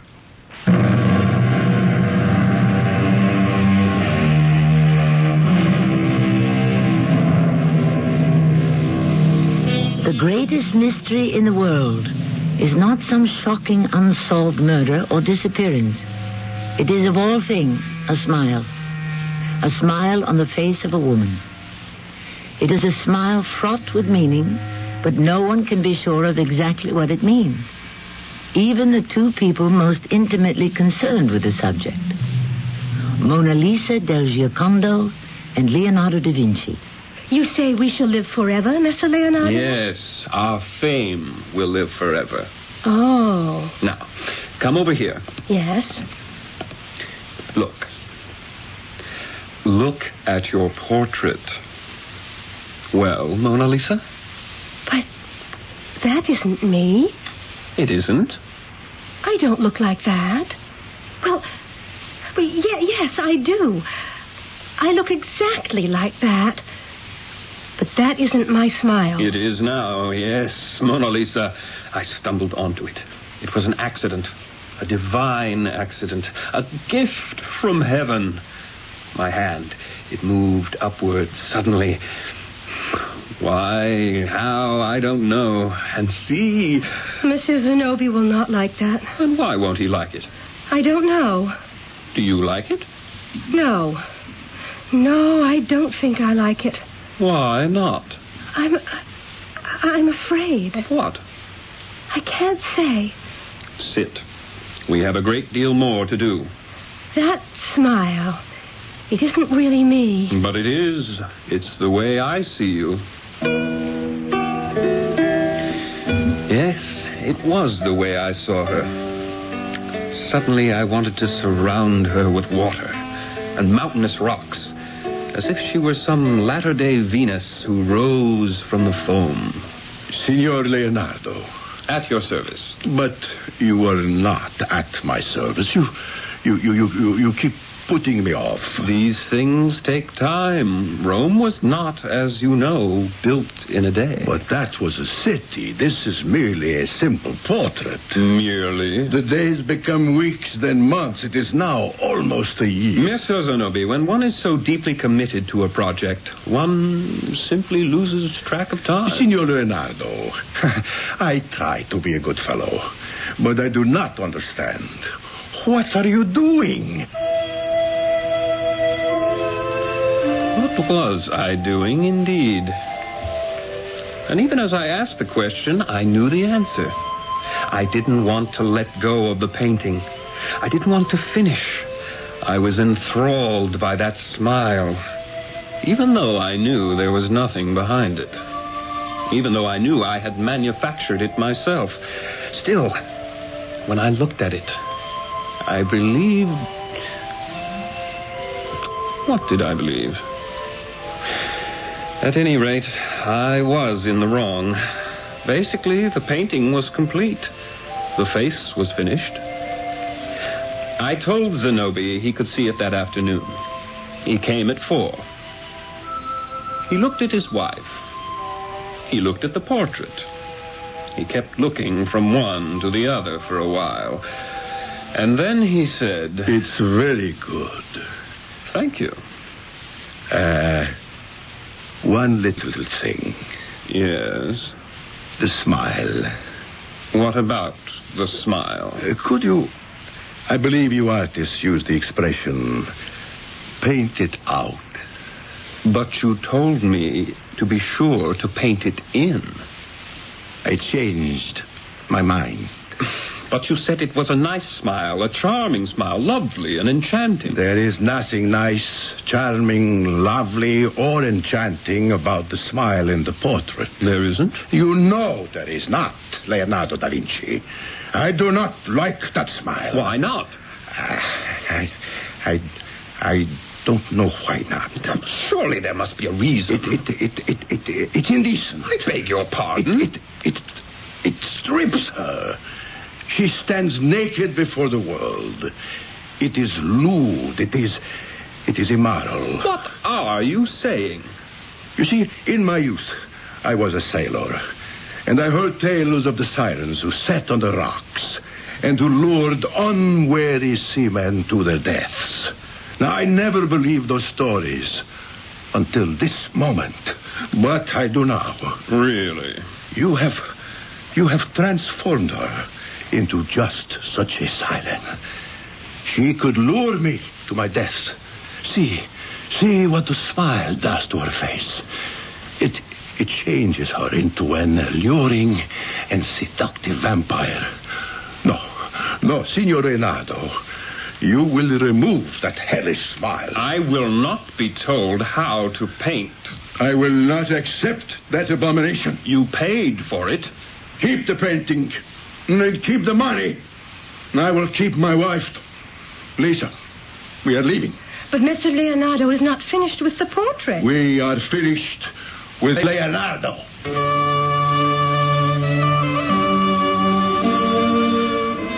Now, you must understand that many things were happening at this time. There was constant war in Italy. The cities would fight among themselves, and foreign invaders would sweep down from the north to add to the carnage. During the next 4 years, I was rarely in Florence, but my adopted son, Francesco Melzi, would show visitors through my studio. When I returned, finally, All Florence was talking about the Mona Lisa. And then I had a visitor. Messer Leonardo. Ah, Mona Lisa. Won't you be seated? Thank you. Actually, there is more I can do on the painting. If you will permit me to say so, Messer Leonardo, you have done too much already. Please, I beg of you. Is there something we can do with that painting? What do you suggest? I would suggest that you destroy it. Destroy it? But why? Why? It's a beautiful painting, isn't it? Yes. It shows you as a beautiful woman. Yes. All Florence is talking about it. That, Messer Leonardo, is the problem. Why should it be a problem? You're famous. I'm too famous for my own good. How is that possible? As an artist, you couldn't hope to understand. But I am more than just an artist. I am also a man. And I am more than just a subject for your paintbrush. I am also a woman. I have always seen you as a woman. Then please, do not destroy my happiness. Mona Lisa, I assure you. Messer Leonardo, I am the daughter of a threadbare aristocrat. We Gherardinis trace our lineage back to the patrician families of ancient Rome. But what does this have to do with my painting? Be patient with me. I was patient with you. As I was growing up, we lived on pretensions. We lived on hope. But while hope may make a fine breakfast, it is a scanty and unsatisfying supper. The fate of my family was reposed in me. If only I could make a wealthy match. And then he came along. Francesco di Bartolomeo di Zenobi del Giocondo, to rescue the Gherardinis. He fell in love with me. Do not destroy that love. I still don't see how... He hates me now. Hate? I can't believe that. Well, let me say, he fears me. But why? And soon that fear will breed doubt and fester further into suspicion. And finally erupt into hatred. It must. I ask again, why? Are you unaware of your powers, Messer Leonardo? You have transformed me into someone else. Into whom? I don't know. It all depends on whom you ask. My husband now. Do you know what happened when we left your studio that day, 4 years ago? Well, let me tell you, because that is when it all began. We walked to our home in silence. We sat down to our dinner in silence. We ate in silence. Finally, I said to him, "Why are you angry with me?" I am not angry. I am not angry. Have I displeased you in some way? No. What is the matter with the wine? The wine? Yes, the wine. Taste it. I find it's excellent. It is? Yes. It has a most delicate and subtle flavor. Which is to say that it is too delicate and subtle for a boorish, vulgar, nourish peasant like me. Oh, Zenobi, I never said that. You have said it every day since our marriage. You have said it with that mocking smile. Zenobi, you always loved my smile. How many times have you told me, Carissima, I fell in love with your lovely, charming, enchanting smile. I never saw your smile until this afternoon. Oh, Zenobi, that isn't my smile. It isn't? No, it's Leonardo's. But it's on your face. Because he put it there. And where did he find it? He found it, I suppose he found it in his artist's imagination. Shall I tell you where he found it? Please, Zenobi. He found it in your heart, your spirit, in your soul. Oh, it isn't true. He just placed that smile on my face. Because it belongs there. With his artist's eye, he could divine the truth. What truth? To my face, you presented that sweet, simpering, innocent grin. But when my back was turned to the rest of the world, you demonstrated the truth.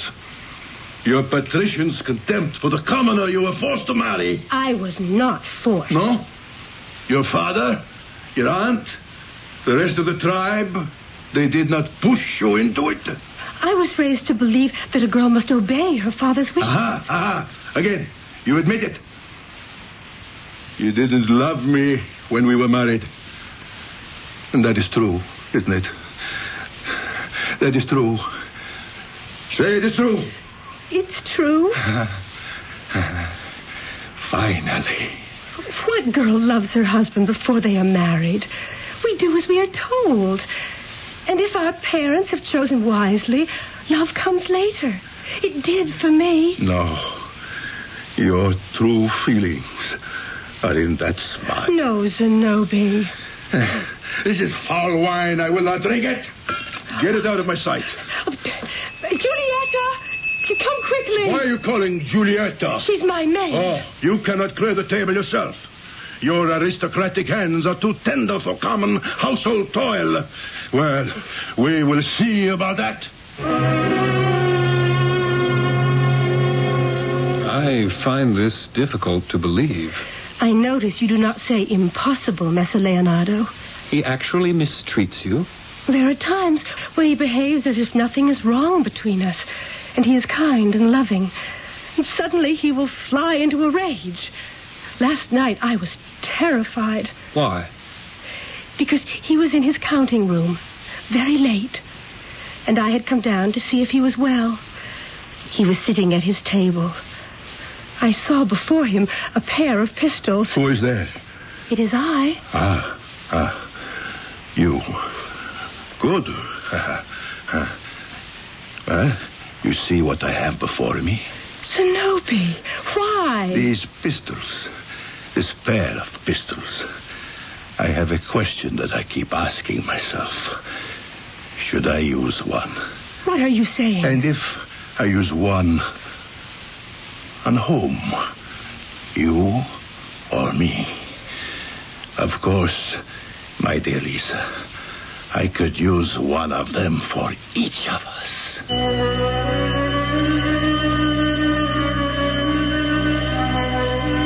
We have a sudden intimation of violence, but we shouldn't be at all surprised.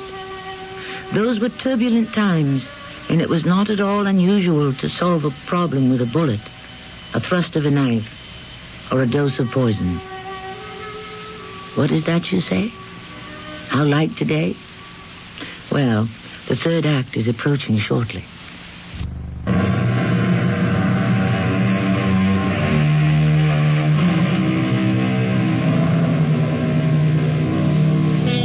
How much of our knowledge of history comes to us through art? All the great heroes and heroines of the ancient and medieval worlds have been presented to us by the painter and the sculptor, which means that we see them through someone else's eyes. In our story, we don't know what the Mona Lisa del Giocondo looked like. All that has come down to us is the vision of Leonardo da Vinci. All Florence is laughing at me. No. Oh, not to my face, but behind my back. Why did you do this to me, Lisa? But what did I do to you, Zenobia? Why did you reveal yourself to that Leonardo? Your true self. You have always known my true self. Do not deny it. To him, you showed your true nature. Please, Zenobia. Could you not have kept it to yourself? Zenobia, my true nature is filled with love for you. No, you're lying. You despise me. I swear to you. Out. Let me talk to Out you. before I... No, Zenobia, don't. You want to kill me? Had I wanted to kill you, that bullet would have pierced your brain. It was a warning. Out. Out before I pick up the other pistol. And this time... No.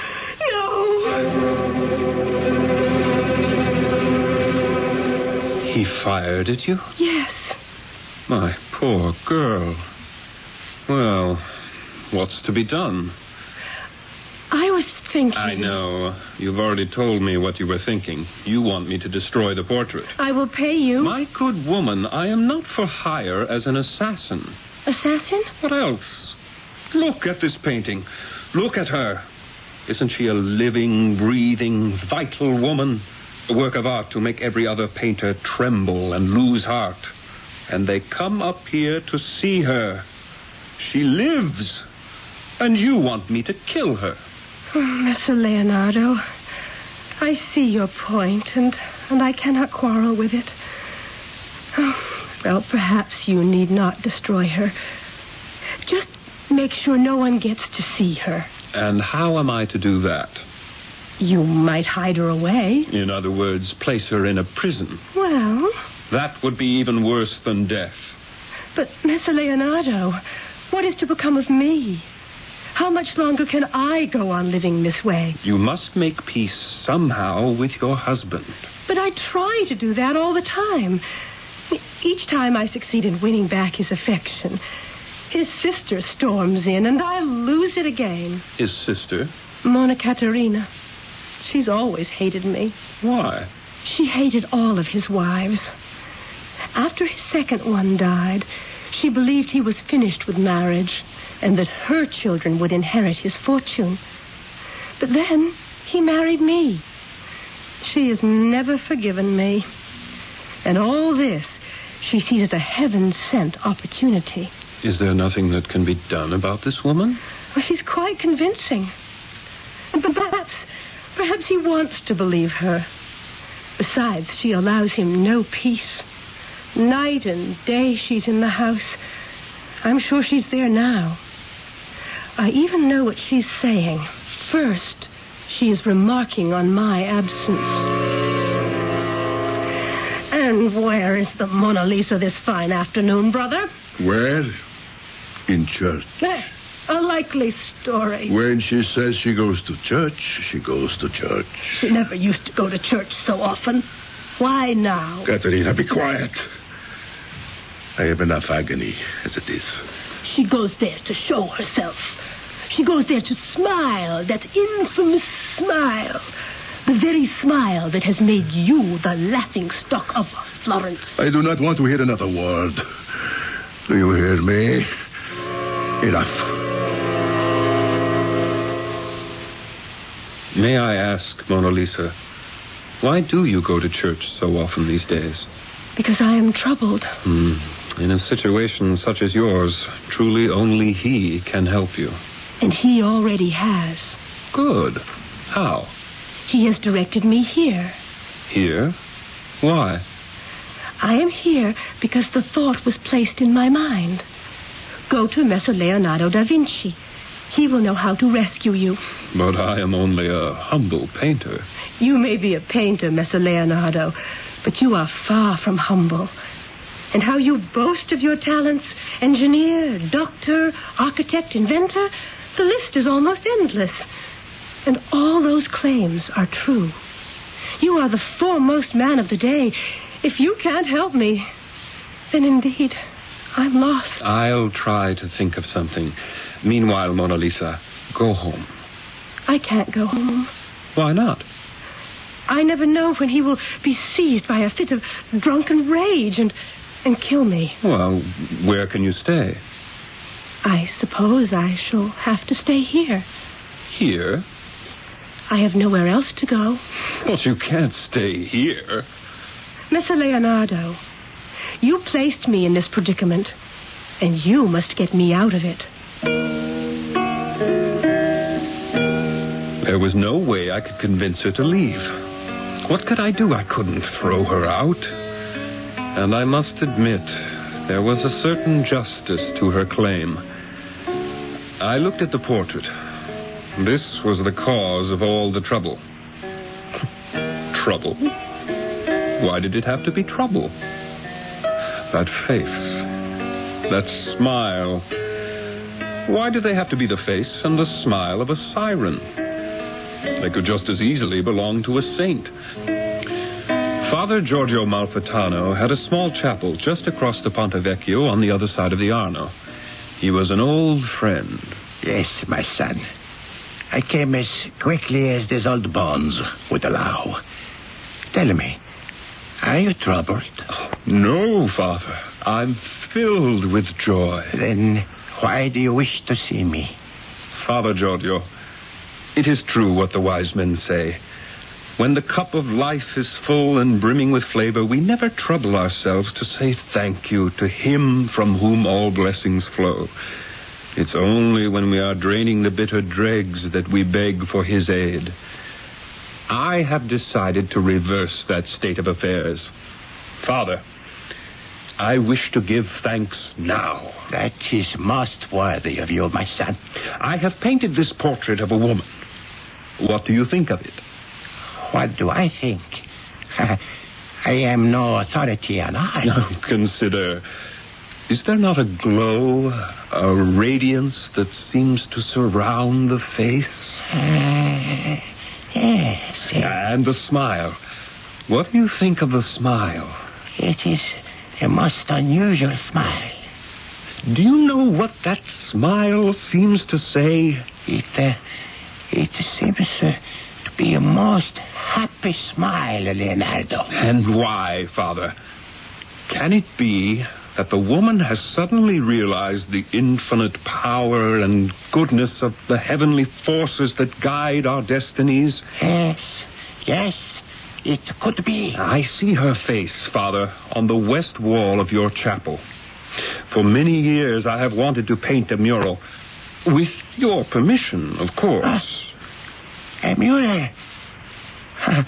By the great Leonardo, in my humble place of worship. Oh, that would indeed be an honor. Then you approve? My son, of course. She shall be the central figure, surrounded by a happy family, a domestic scene of great but humble contentment. My son, our poor chapel has no means with which to reward you. Oh, my reward shall come in heaven. And now... Yes? The face of this woman. Since she actually exists, it may be necessary to get permission to paint it. Permission? Why should she object? She makes no objection, Father. But the lady has a husband. Husbands have been known to be rather difficult at times when it comes to certain affairs. And so, Father, I was wondering if you could persuade this particular husband to permit his wife to be portrayed on the mural. But why should he object? I'm sure he won't, especially after you explain to him that this face of angelic beauty and purity may bring about the salvation of the entire city of Florence. The good Father Giorgio went to call on Zenobi del Giocondo. And I must tell you that before the sun set that afternoon, the silk merchant burst into my studio. Signor Leonardo, have you heard the news? Father Giorgio wants Lisa to pose for a mural in the chapel. But of course you would know all about that. Yes. Leonardo, how did this miracle occur? The father is an old friend. He'd come up to the studio for a visit, and he saw the portrait of Mona Lisa. And he said, "Never, Leonardo, never have I seen a face of such angelic beauty and purity." He looked at the painting, and he said that? Of course. Will you look at the painting? See? Isn't it obvious? Certainly. I have always seen it in her face, which is why I married her in the first place. Both Father Giorgio and I agreed further that we have never seen such a holy light illumine the face of any living woman. Yes. Oh, how you have captured it, Leonardo da Vinci. The portrait in the mural. It will be like this one. Just like this one. The same face? The same face. And the smile.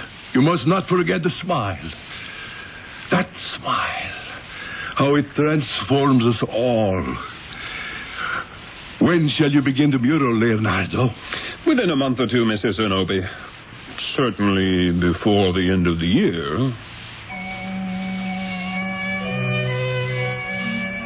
I never began that mural.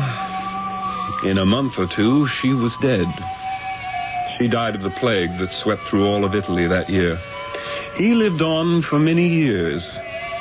As for the portrait, I sold it to the King of the French, Francis I, for 5,000 florins. Today, it's not for sale at any price. But that's how it is for artists. We were born to make other men rich. But that's the way of the world, isn't it?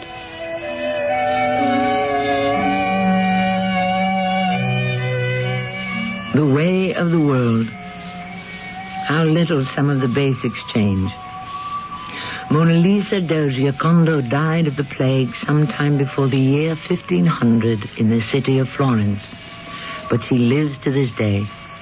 Her face is as vital. The CBS Radio Mystery Theater presents...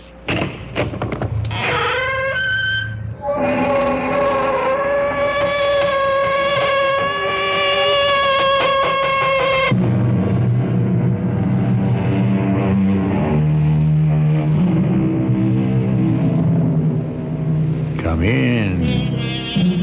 Welcome. I'm E.G. Marshall.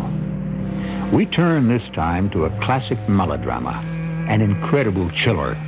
I say incredible because it was written by a 19th century lady who seldom left her house. I speak, of course, of Charlotte Bronte, most famous of the three literary sisters whose strange brother, Patrick Branwell, was the prototype for some of the men in their novels. The day of the governess is past, but she was quite a fixture in the days when opulent mansions housed the wealthy, or the housekeeper and staff of servants who sometimes shared dark secrets. What's the matter with you this morning, Miss Jane? You look peaked. Another one of those terrible nightmares, Mrs. Fairfax. Such things are omens. My dead husband has been rising from his grave to tell me no good will come to this house. This house is the happiest home I have ever known. Then why do you dream of death and destruction? It must have been the storm. The moors were wild with thunder and lightning. I'm begging you, Miss Jane. Get away from here. Leave Mr. Rochester and Thornfield Hall alone before it's too late.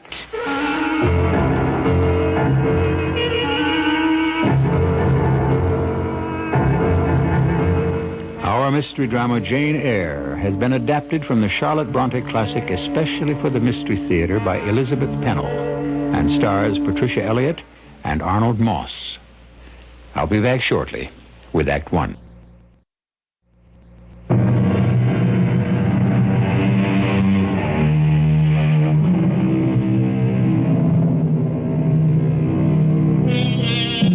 Now to meet our Victorian heroine.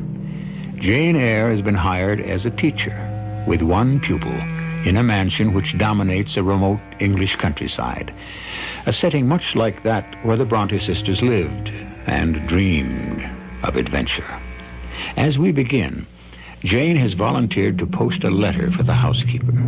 The nearest village is 2 miles away, but she welcomes the opportunity to walk by herself across the moor.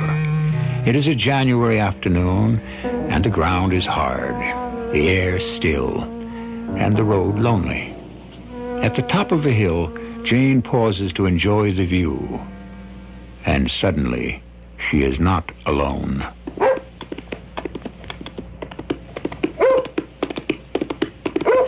First the dog, and then a man on horseback, galloping furiously. I had not noticed the icy patch on the road, nor had the rider, until too late. With a slithering crash, horse and rider went down. Oh, what the deuce? Are you injured, sir? I'm not sure. Let me help you. Stand on one side. But you're hurt. I'll go for help. No. I don't seem to have any broken bones on me. This confounded ankle. You can't stay here on this lonely road if you're unable to mount your horse. Where do you come from? Just below. That house with the battlements? Yes, sir. Well, whose house is it? Mr. Rochester's. Do you know Mr. Rochester? I have never seen him. Well, who the devil are you? I am the governess. I see. Well, if you're not afraid, grab hold of my horse's bridle. Lead him over here to me. I know little of horses. Now, come here. Let me lean on you. That will do. Now hand me my whip. Thank you. Come along, pilots. He rode off, and I continued down the road to the village by myself, wondering about this gruff stranger. For me, it had been quite an adventure, so I took my time getting back to the house. When I reached it, the housekeeper was in the entranceway. Pilot, hush up. Mrs. Fairfax, that dog. Yes, he came with his master. With whom? Mr. Rochester. He arrived shortly after you went to post the letter. That couldn't have been... Mr. Rochester has had an accident. His horse fell, and his ankle is sprained. Did he ask about me? Miss Eyre, I have not yet had a chance to tell him about you. The surgeon has been sent for. Next day, I was summoned by Mrs. Fairfax to be presented to the master of the house. He was unmistakably the same dour personage I had already encountered. Sit down, Miss Eyre. I've examined Adele and find you've taken great pains with her. She is a pleasant child. I understand you've lived in my house for the past 3 months. And you came from... From Lowood School. Ah, yes. A charitable institution and a grim one, from all I've heard. How long were you there? 8 years. You must have a sturdy constitution. I welcomed the opportunity to get away. No doubt. Who are your parents? I have none. Or ever had, I suppose? I don't remember them. I was left as an orphan with an aunt who hated me. The Lowood School was a joy compared to her house. Any other relatives? I've heard of an uncle on my father's side, but I doubt if he knows I exist. He lives in Madeira. Who recommended that you come here? I advertised, and Mrs. Fairfax answered my advertisement. You have no friends, I presume? None but the pupils and teachers of Lowood. And now, those of you at Thornfield. Mm-hmm. You've lived the life of a nun. But I must say it has not broken your spirit. How old are you? 18. Old enough for some accomplishments. I saw some sketches in the schoolroom. Are there others? I have a portfolio. Send it to my room. And now I'm tired. You may go. It's true that I do not frighten easily, and I was content as the days went by to be left with my pupil or to wander alone through that enormous house. One day, I climbed through a trapdoor onto the roof. Oh, a fine place for sketching. As I started down the 3rd floor staircase, this dreadful sound sent me running. Mrs. Fairfax! Mrs. Fairfax! Yes, my dear. I didn't know there was anyone upstairs. Why, there's not. That wing of the house is quite empty. But I heard someone laughing. Oh, such a terrible laugh. Oh, that. It must be Grace Poole. Grace Poole? One of the servants. She acts quite unbalanced at times. But where have you been? Mr. Rochester wants to see you. I found him seated by the fire, and as the light played over his stern features, his dark eyes had a softness out of keeping with his manner. He caught me off guard. You examine me, Miss Eyre. Do you think me handsome? No, sir. What fault do you find with me? Mr. Rochester, I shouldn't have answered that way. Don't criticize me. Go ahead. Does my forehead not please you? Do you think I'm a fool? Far from it. Well, you look puzzled, and a puzzled air keeps those searching eyes from studying my face. I'm feeling gregarious and communicative tonight. Talk to me. I have nothing to say. Well, then I'll make you say something. From your point of view, I'm sure I'd be judged a sinner. I do not make judgments. Oh, you would if you knew how I've wasted all my years. Why do you regret the past when there's a future to look forward to? I look forward to nothing but misery. But you have Adele and... Indeed. I rue the day I became encumbered with that brat. Well, then why did you make her your ward? I'm a victim of circumstance. Children annoy me. But I told you I feel talkative. Wouldn't you like to know something about Adele? If you wish to tell me.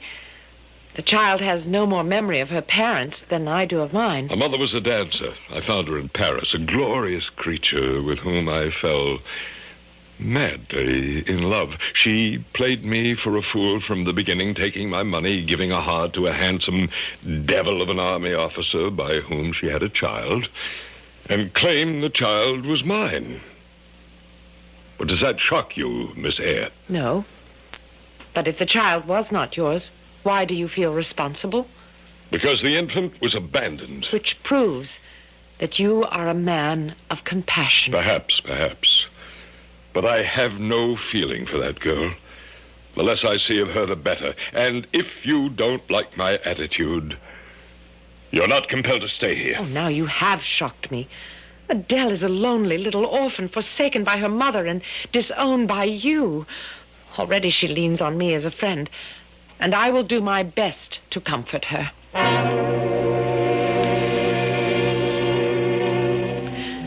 I stayed out of his way after that, hoping he would soon be leaving. Then one night, I was awakened. That terrible sound again, followed by a moan which came from just outside my door. With shaking hands, I put on my robe, opened the bedroom door, and... Who's there? Who is there? In the far distance, someone was climbing the stairs. And very faintly, a door closed. At my feet, on the matting of the floor, a candle burned in a low candlestick. I picked it up and walked along the corridor, drawn by the strong smell of smoke. A door, usually closed tight, was ajar. Mr. Rochester's bedroom, and the smoke was coming from there, billowing out and getting thicker. Mr. Rochester! Mr. Rochester! Wake up! The draperies at the head of his bed were on fire. I grabbed a pitcher from the washstand and... What the devil? A fire, sir. Get up quickly. In the name of all the elves in Christendom, is that Jane Eyre? What have you done with me? Your bed was on fire. But what brought you to my bedroom? There was someone in the hallway. Someone who cried out and then went upstairs. I see. You said you saw no one but heard a cry. Yes, I thought it must be that Grace Poole. Exactly so. The unfortunate woman has nightmares.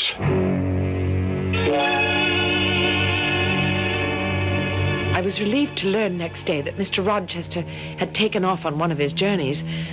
But when he returned, I saw quite a different side of his complex personality. Oh, Miss Jane, it's nice to have music and laughter in the house. I thought I heard singing last night. There are ladies staying here? Mr. Rochester has brought several guests. There's Mr. Mason, Mrs. Eshton and her daughters, and I wish you could catch a glimpse of Lady Blanche Ingram. What is she like? A great beauty. What a fine couple they make. I'm hoping that what I've heard may be true. And what is that? That they will be married. Oh, Lady Blanche is years younger than Mr. Rochester, but so gay and charming. I tell you, life will be very different at Thornfield Hall. What has come over me? As I lay in bed, my heart is filled with a great longing. Severely, I say to myself, tomorrow, Jane Eyre, look in the mirror and draw your own picture faithfully, without softening one defect, omit no harsh line, and write under it, portrait of a governess, disconnected, poor, and plain.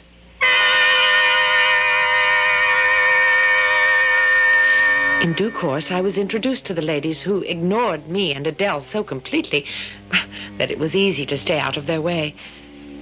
Then one night, as I sat alone in my room, there was such a commotion that I opened the door. Mr. Mason needs help! Rochester, for heaven's sake, come back to your rooms, all of you. Except for you, Jane Eyre. What's happened? I need you. Come this way. Take my hand. It's dark going up the stairs. But, Mr. Rochester... I trust you don't turn sick at the sight of blood. I hope not, although I've never been tested. Steady now. Through this doorway. Could this be the disturbing Grace Poole at last? But I caught only the sight of a receding form, a woman in a gray sweater and long black dress. Our attention was focused on the bed, where the guest, Mr. Mason, lay with blood streaming from a gash on his head. Quickly, Jane, hold that basin while I sponge his wounds. She's a fiend incarnate. I won't live through the night. Nonsense, man, nonsense. You've nothing but scratches. She stabbed me. Barely missed my jugular vein. I'm bleeding to death. Courage, Richard. You'll survive. But my arm. She sank her teeth into it. We'll get the doctor as soon as we can. Just be calm. Calm? She sucked my blood and said she would drain my heart. Surely after this murderous attack, Grace Poole would be removed from the household. But weeks later, I saw the retreating form of the woman in gray and black starting up the attic stairs, only while she was still on the stairway, from overhead, I heard...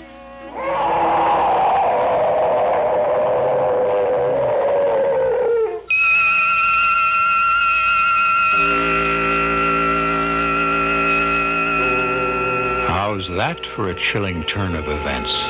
The upper floors of Thornfield Hall appear to be occupied by demons, not the least of which is the murderous Grace Poole. Why would such a servant be left to roam the corridors?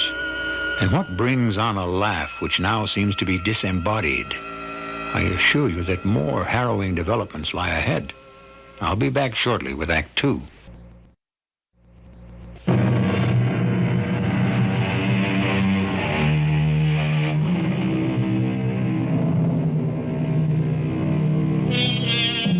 The unfortunate Mr. Mason apparently made a quick recovery. In any event, the guests all departed as suddenly as they had come. And so did Mr. Rochester. I don't think I'd like to spend a night at Thornfield Hall, much less be confined there without knowing what was going on. But Jane Eyre was used to being buffed when she asked questions. And in spite of her strange environment, she had never enjoyed such a life of ease. Her pupil, though not especially bright, was eager to learn, and Jane spent the rest of the time with her sketchpad and books in the library. Mr. Rochester has come home, Miss Jane. Oh? And it's all working out just the way I hoped it would. He is planning to marry. Will they be living here? Well, he can answer that himself. He's asked to see you out in the garden. Thornfield is a pleasant place in summer, isn't it, Jane? Oh, yes, sir. You've made yourself quite at home here. I assume you're somewhat attached to this house. Indeed, I am. And although I can't understand why you seem to have acquired a certain regard for that foolish child Adele and even for simple Dame Fairfax. In different ways, I have affection for them both. And you would be sorry to part with them? Yes. Pity. But that's the way it is.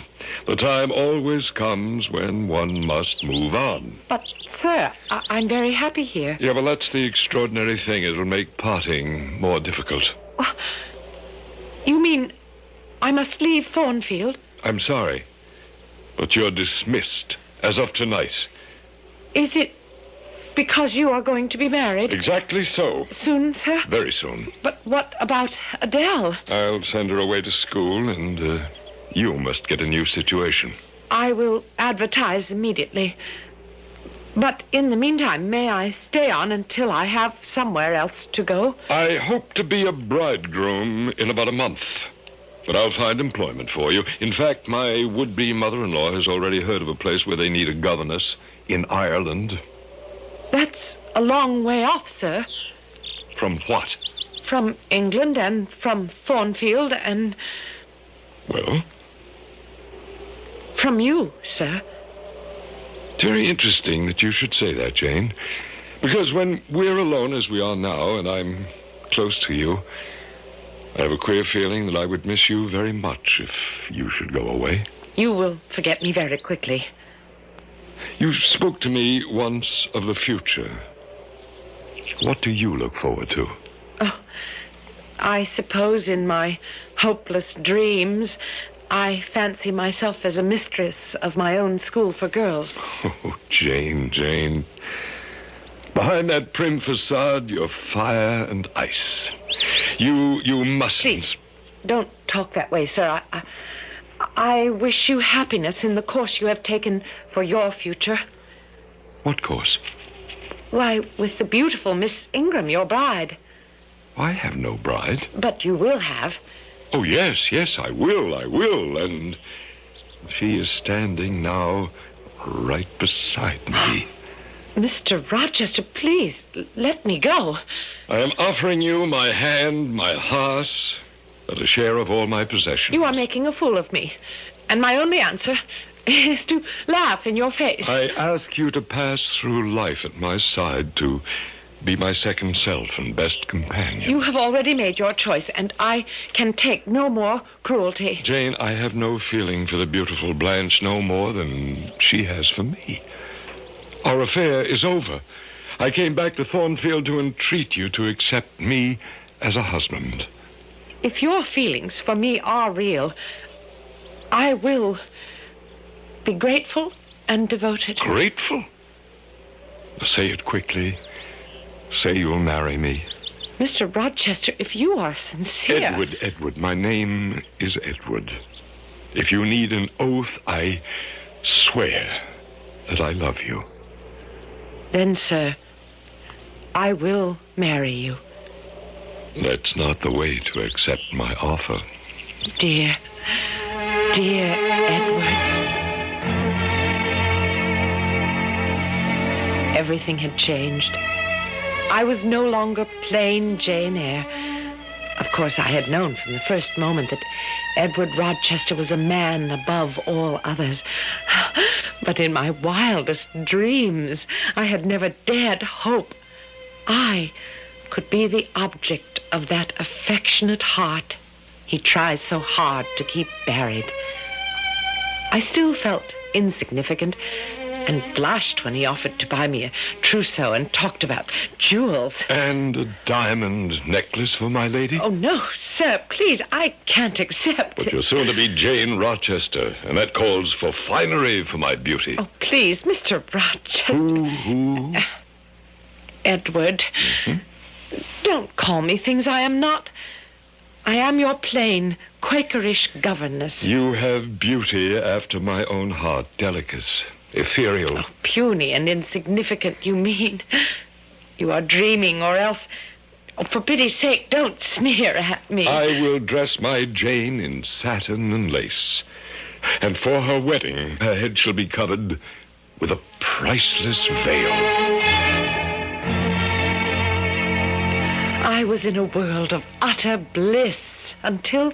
What you and Mr. Rochester are about to do is wrong. We love one another. He is old enough to be your father. He's nothing like a father.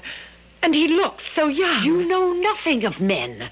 And no good can come from a union with a gentleman of his station and a lowly governess. I thought, Mrs. Fairfax, that you and I were friends.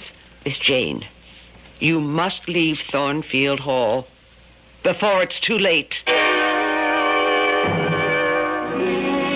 But my Edward was more loving than ever, and I could put up with anything until... Dearest Jane, last night you were so radiant.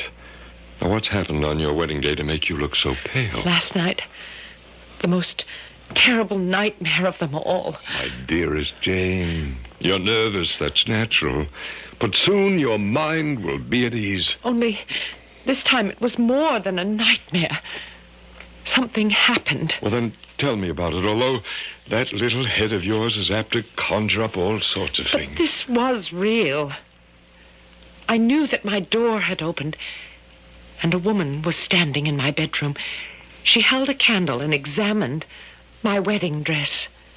Well, it must have been that stupid Mrs. Fairfax. No, not Mrs. Fairfax. A large woman with thick hair hanging down her back in a white gown. or a sheet that looked like a shroud. Did you see her face? Not at first. Then she moved stealthily toward me, and the candlelight caught her features. Oh, hideous, savage, like a vampire. And as she leaned over me, I would have screamed in terror, except no sound would come. She blew out the flame and glided from the room. A most unsettling dream. But after tonight, Jane, you'll have no more, I assure you. But that's not all, sir. Well, surely you didn't attempt to go after her. I was so frightened, I believe I fainted. But when I woke, it was light. And oh, Mr. Rochester, my beautiful veil. It had been torn to shreds. My poor Jane. No, you see, sir, it wasn't a dream. I suspect the vindictive Grace Poole. Mrs. Fairfax would say it is an omen. You and I, Jane, know how to dispense with omens. And soon we will be far away from here. I'll take you to Spain. We'll tour the world. Come, my dear. This is the happiest day of our lives.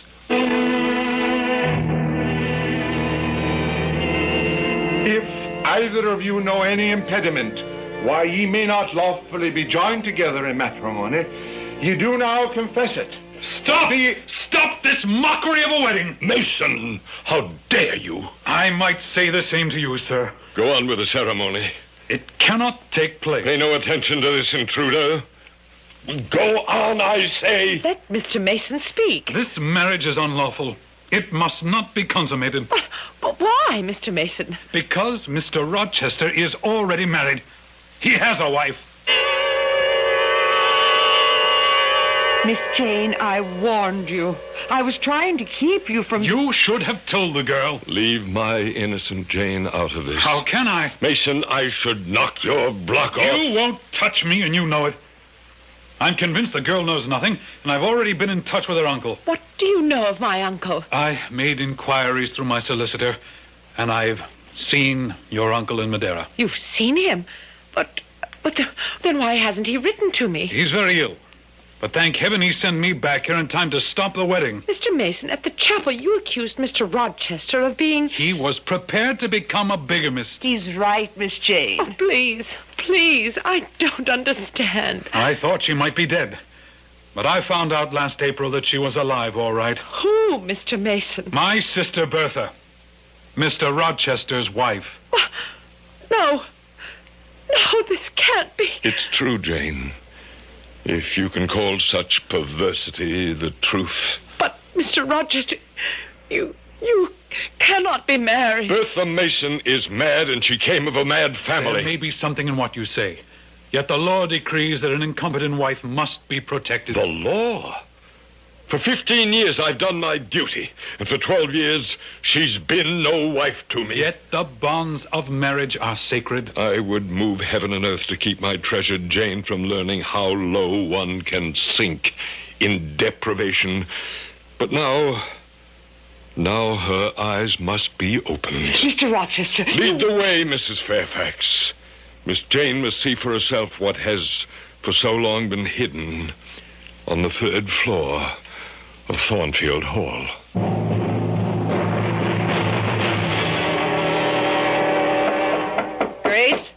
Grace Poole, unlock the door.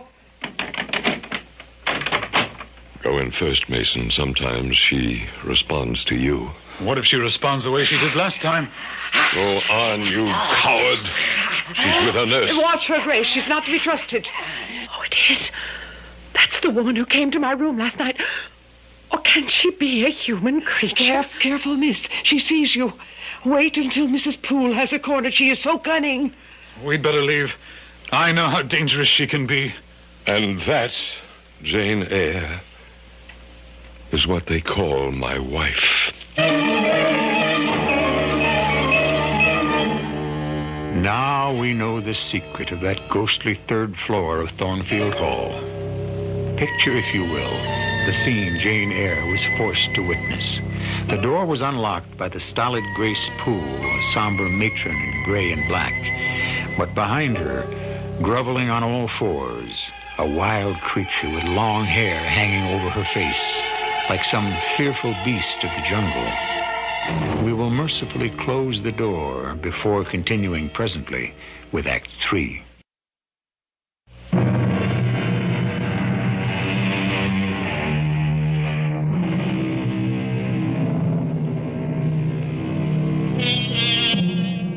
After the devastating events on what was to have been her wedding day, Jane Eyre said not a word, but went directly to her room. Mr. Mason made a sudden departure, and Mrs. Fairfax went about her duties as though nothing had happened. No one came to comfort the heartbroken Jane. And Rochester, he sat on a chair outside Jane's door while the hours passed in deathly silence. I've been waiting here since yesterday. And what, may I ask, are you waiting for? For your tears. Grief and anger cannot be bottled up without destroying the soul. I am way beyond tears. And so am I, my dear. Remorse is the poison of life. Berate me. Tell me what you think of me now. I feel nothing but sorrow for you and that creature up there. But you have not heard my story. Nothing has been real in my life until I met you. And now you would make me the victim. No, never, Jane, never. This time there was to be a future for both of us. How can you say that when you... When I was in my 20s, my father sent me to Jamaica. His business was not going well, and he and my brother made a deal with importers named Mason. A deal for you to marry? Well, I didn't know that was part of the contract.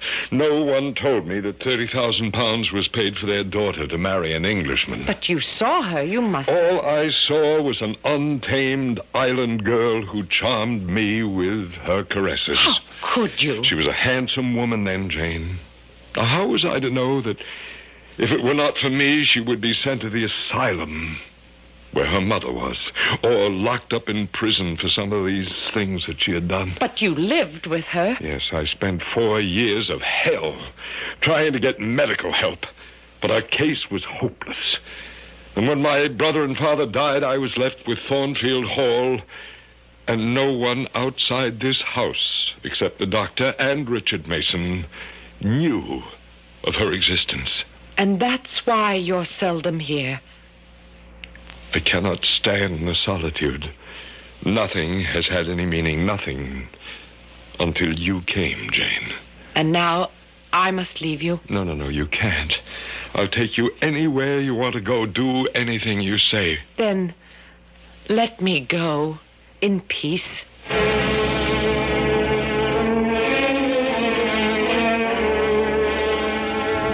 I left Thornfield Hall in the dark of night, and can scarce remember how I stumbled over the moor until I reached the village.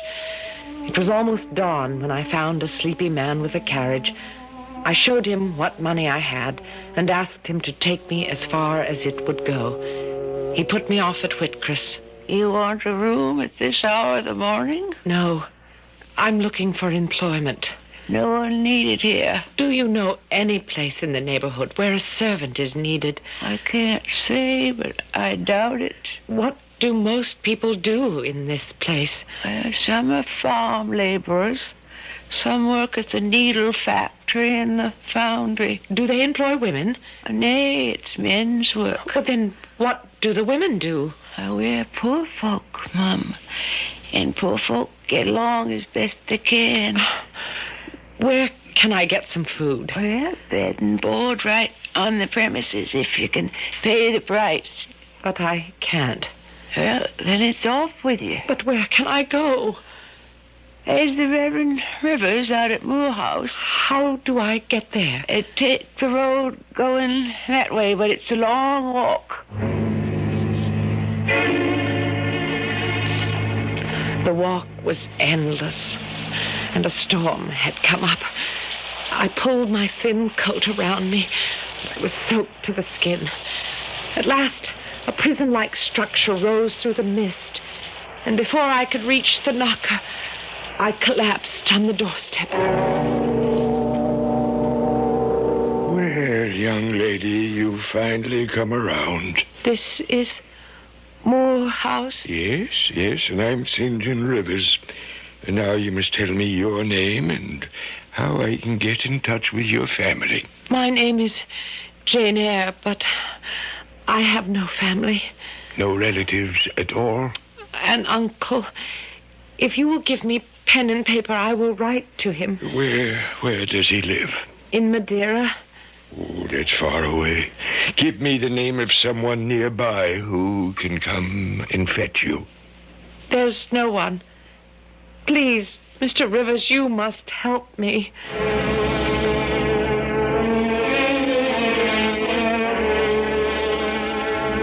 Although my heart was heavy, good fortune came my way. Miss Eyre, you've been of such help at the mission. I don't know how we could have got along without you these past months. And I'm happy to tell you, sir, that I now have a way to repay your kindness. Oh, it's been repaid many times over. No, I've heard from my uncle's executor. I'm soon to inherit what seems to be a vast sum of money. Well, I'm happy for you, although I hope this does not mean that you'll be leaving us. I want to share my inheritance with the mission. And then, what I've always wanted, my own girls' school. For the first time in my life, I could make a choice, free to do what I wanted. But more than ever, I was troubled by my dreams. This time of a stern face with tender eyes, a rough yet gentle man who haunted my days and nights. His voice became more insistent. I heard it everywhere. Edward Rochester needed me, and no matter what the consequences, I must return to Thornfield Hall. May I help you? Do you know Thornfield Hall? Oh, yes, I lived there.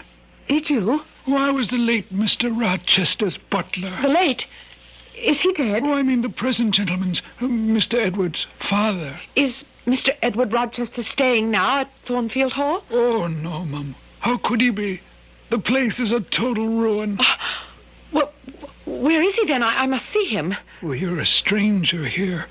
You don't know what's happened. Tell me, please. Well, you see, when old Mr. Rochester died, I was sent to work at Ferndale, and I was only called back to the hall after some curious events had taken place. Go on. Well, there was this little snip of a governess who started the whole thing. What are you talking about? Well, she deserted Mr. Rochester, you see, when he needed her most. Poor, lonely man that he was. When Mr. Rochester's ward was sent off to school and Mrs. Fairfax went to live with her sister, I was called back to look after Mr. Rochester. Please, man, where is Mr. Rochester? I like to tell things the way they should be told, straight through from beginning to end. Except for those two on the third floor there. Well, there was just me and Mr. Rochester in that big house. And it was the middle of the night. I won't need anything more, John. Why don't you go to bed? I should think you do the same, sir. But if you're going to stay here, let me build up the fire. No. I'd rather stare into the coals. I'll go to bed when I feel that sleep will come. Oh, I could fix you a hot drink. No, nothing, thank you. Oh, good night then, sir. Oh, what's the matter with you? Are you catching cold? No. It's Mr. Rochester. There's smoke pouring down from the upper story. We'll close the door. We'll break the window and take the outside stairway to the second floor.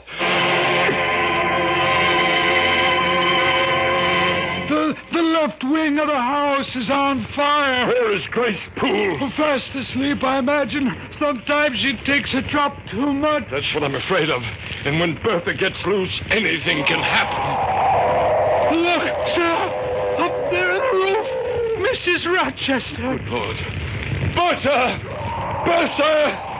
Oh, She'll be consumed by the flames. Let's get to her. Oh, you can't, sir. Pitiful as it is, there's nothing you can do. I must try. Bertha! Sir, let her go! Bertha! She's jumped. Mr. Rochester, look out, sir! He tried to reach her. Oh, he tried, but it was no use. She was dead. As dead as the stones on the courtyard where a broken body lay. But it was Mr. Rochester I worried about. He was injured? Caught under a falling beam. Oh, you assured me he is alive. Oh, yes. He is alive. But many think he had best be dead. But where is he? Is Mr. Rochester in England? Aye, he's in England. He's not able to go much of anywhere now. He was hurt that badly in the fire. Oh, Mr. Rochester is completely blind.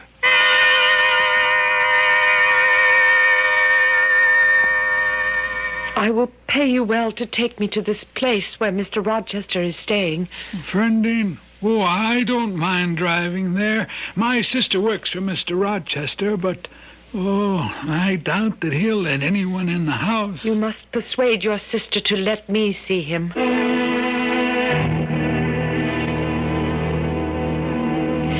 Ask your sister to give me the tray.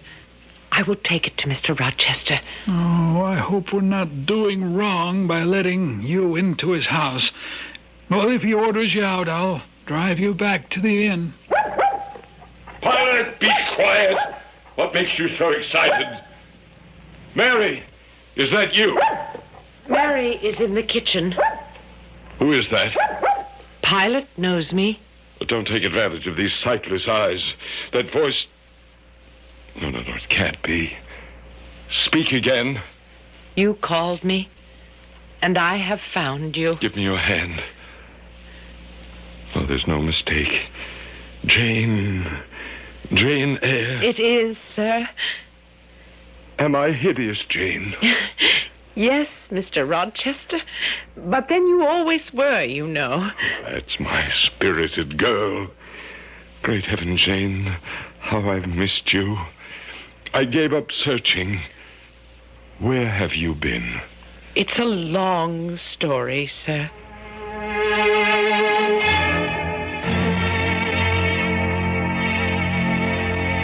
So you have found your independence. Would that I had found mine. It is not what I expected. Your own school, or off to India with your missionary. Which will you do? Why, neither, sir. If you will let me stay and nurse you. Oh, Jane, a nurse could never bind my wounds. What I need, I can no longer ask of my one true love. Try me. Not only these sightless eyes, but also this stump of a hand. The fire was her revenge, Jane. No more talking about the past. In spite of my infirmities, I don't need a nurse. I want a wife. Ask me one more time, Mr. Rochester. Edward, Jane, Edward. Our roles have changed, and you are now my master. We are two sides of the same coin, Mr. Rochester, and no one can split it in two.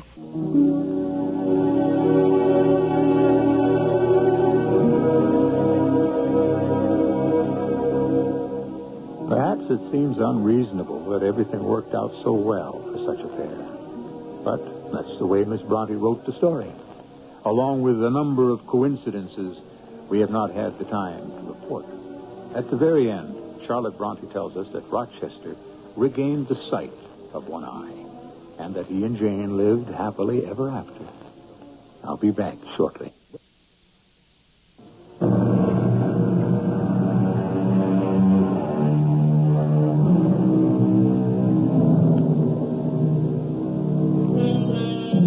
The Gothic novel was very popular in the 19th century, and it's back in style today.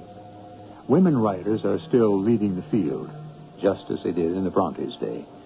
There seems to be renewed interest in ghostly mansions, orphan girls, and bold men, both dashing heroes and those with evil intent. I hope you agree that such fare makes good listening. Our cast included Patricia Elliott, Arnold Moss, Lloyd Batista, and Ann Petoniak.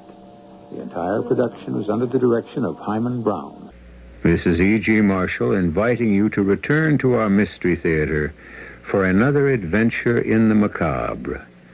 Until next time, pleasant dreams.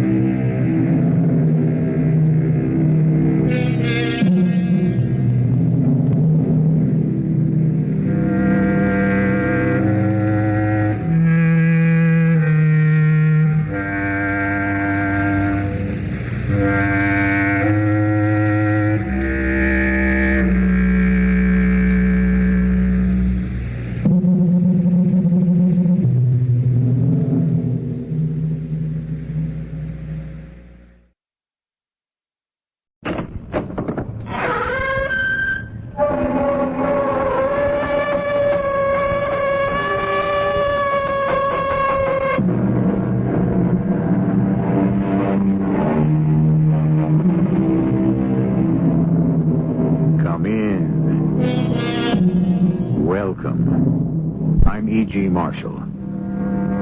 I don't ask that you believe this story, at least not in its every particular.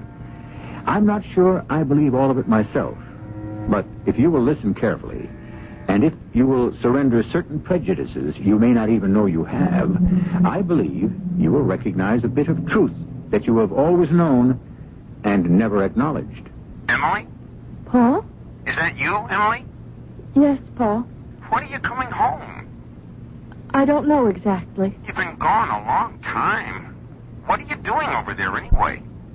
Well, I'm looking for the blue door.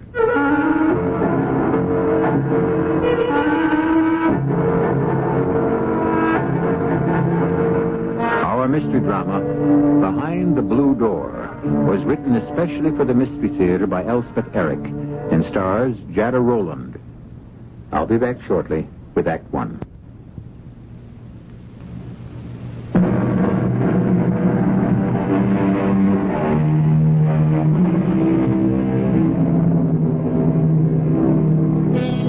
I suppose everyone has felt that he or she was looking for something, that life was one long blind search.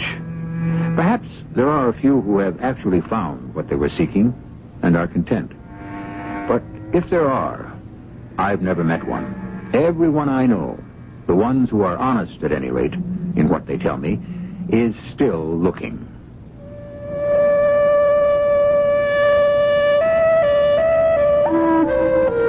Paul is pretty nearly perfect.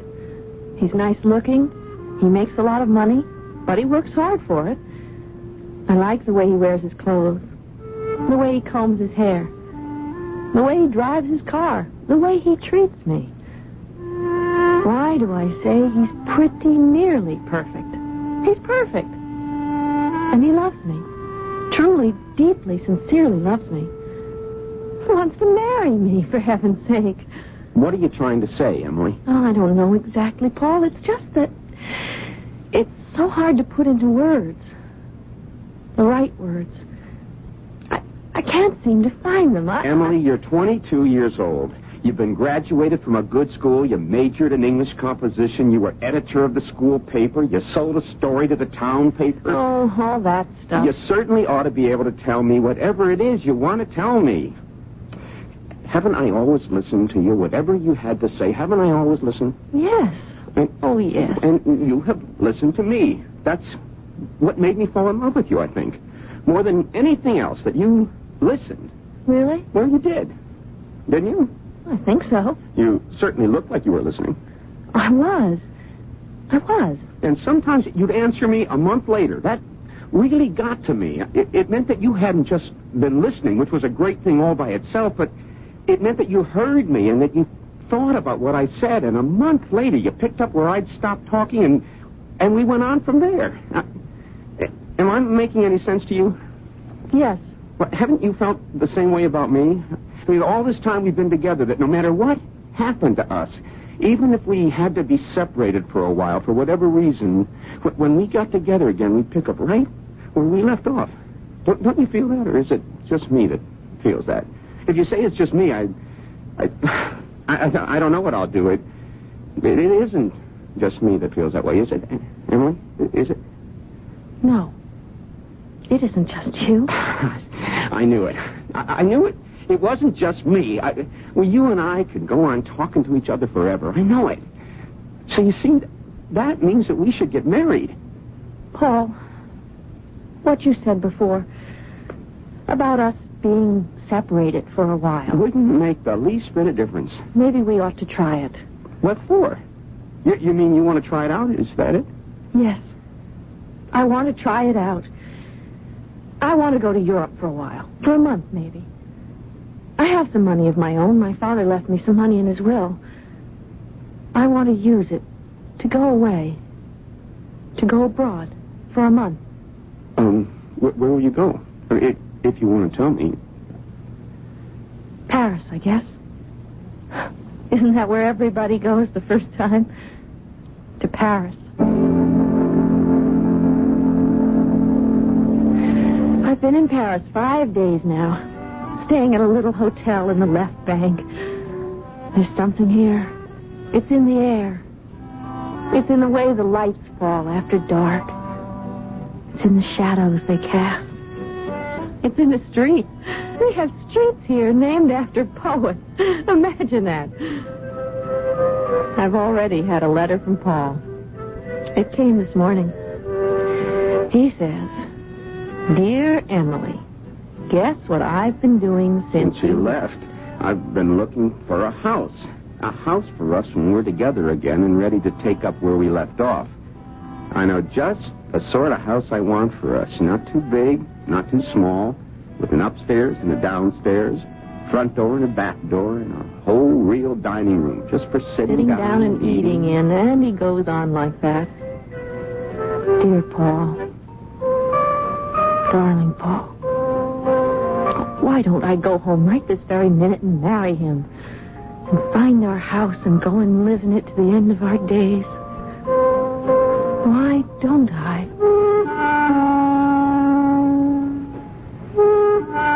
I'm so excited I can hardly stand it. After I finished reading Paul's letter, I thought I'd go for a walk. Today I saw it. I was walking down one of the narrow little streets a few blocks off the Seine, and I saw it. The blue door. You know what? I wasn't even surprised. It was as though I'd known all my life it would be there, waiting for me. It didn't surprise me either that it wasn't locked. I just turned the big carved handle and went in. And it didn't surprise me that on the other side was a garden, all planted with roses and threaded with narrow little gravel walks.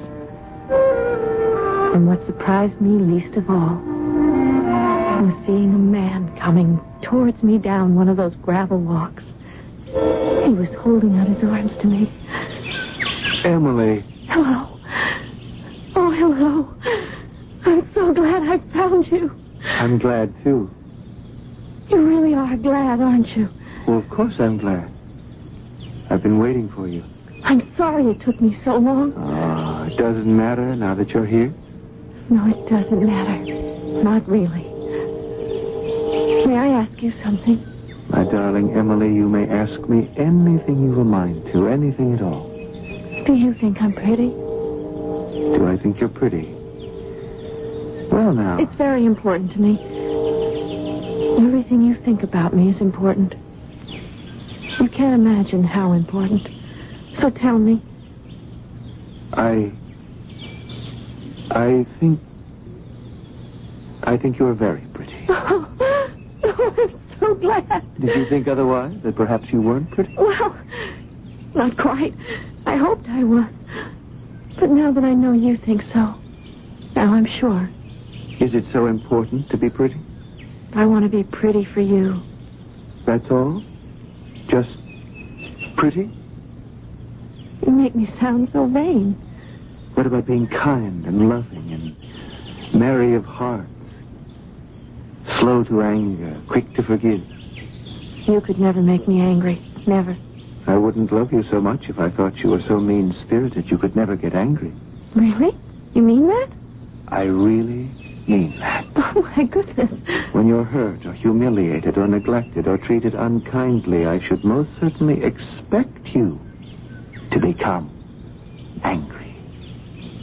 And to show it. Well, you'd never hurt me.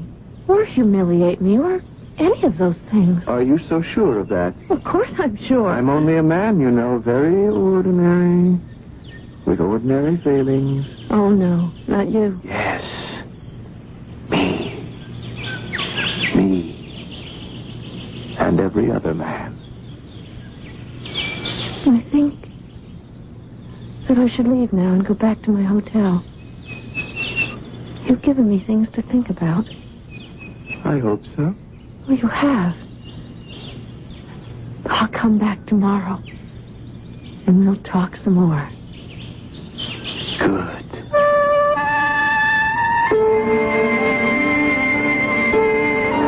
I hardly slept that night. I stared into the darkness, and out of the dark would come the image of the blue door.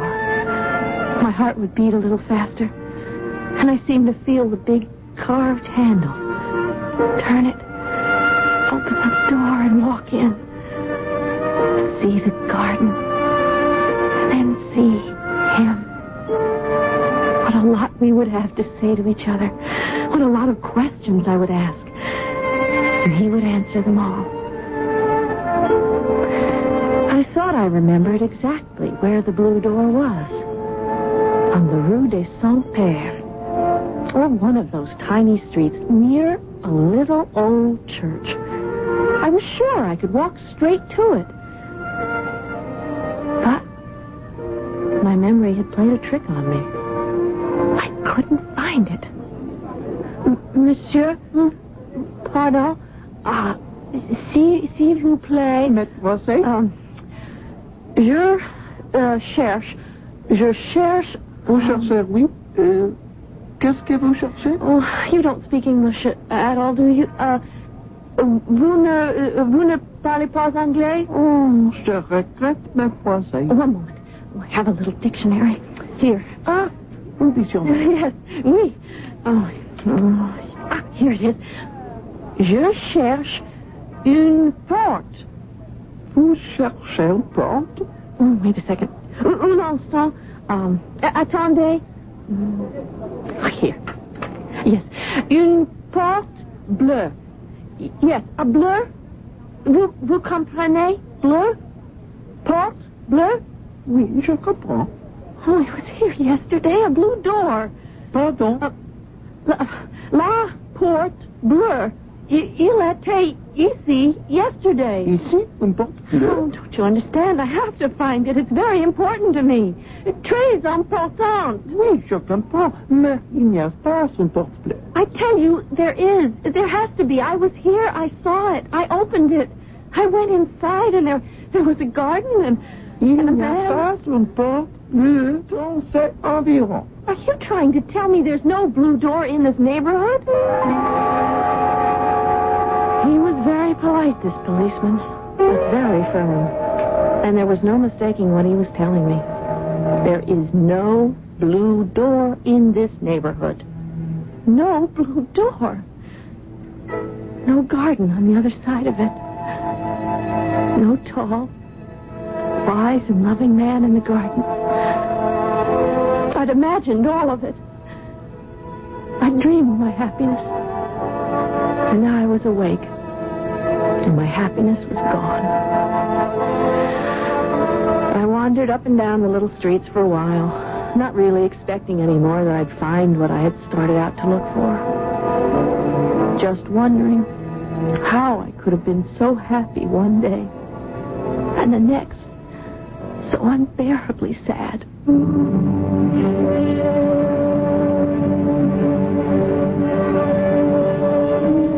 Yes, it can happen that way. In a day, in an hour, a minute, or a second. Joy can turn to despair. Love is lost, and only solitude remains. Here are 4 simple and touching lines from a seldom quoted 19th century poet, George MacDonald. Alas, how easily things go wrong. A sigh too much, or a kiss too long, and there follows a mist and a weeping rain, and life is never the same again. I'll be back with Act 2 shortly.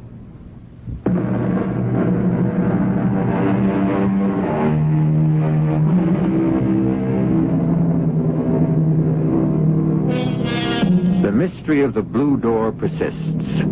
The door, the beautiful garden beyond it, and the wise and loving man in the garden. Is it really there? Is the garden really there? Most important, is the man really in the garden, behind the door? Well, I don't know of my own personal knowledge, but of this I am pretty sure. Every woman believes that all 3 exist somewhere, only waiting for her to find them. It's not for me to tell her she's wrong. I wandered listlessly up and down the Rue des Saint-Père for a couple of days, and all the other little streets in that quarter. I've never felt so alone. I thought perhaps I might run across the Frenchman who told me there was no blue door. Il n'y a pas une porte bleue dans ces environs. There's no blue door in this neighborhood, mademoiselle.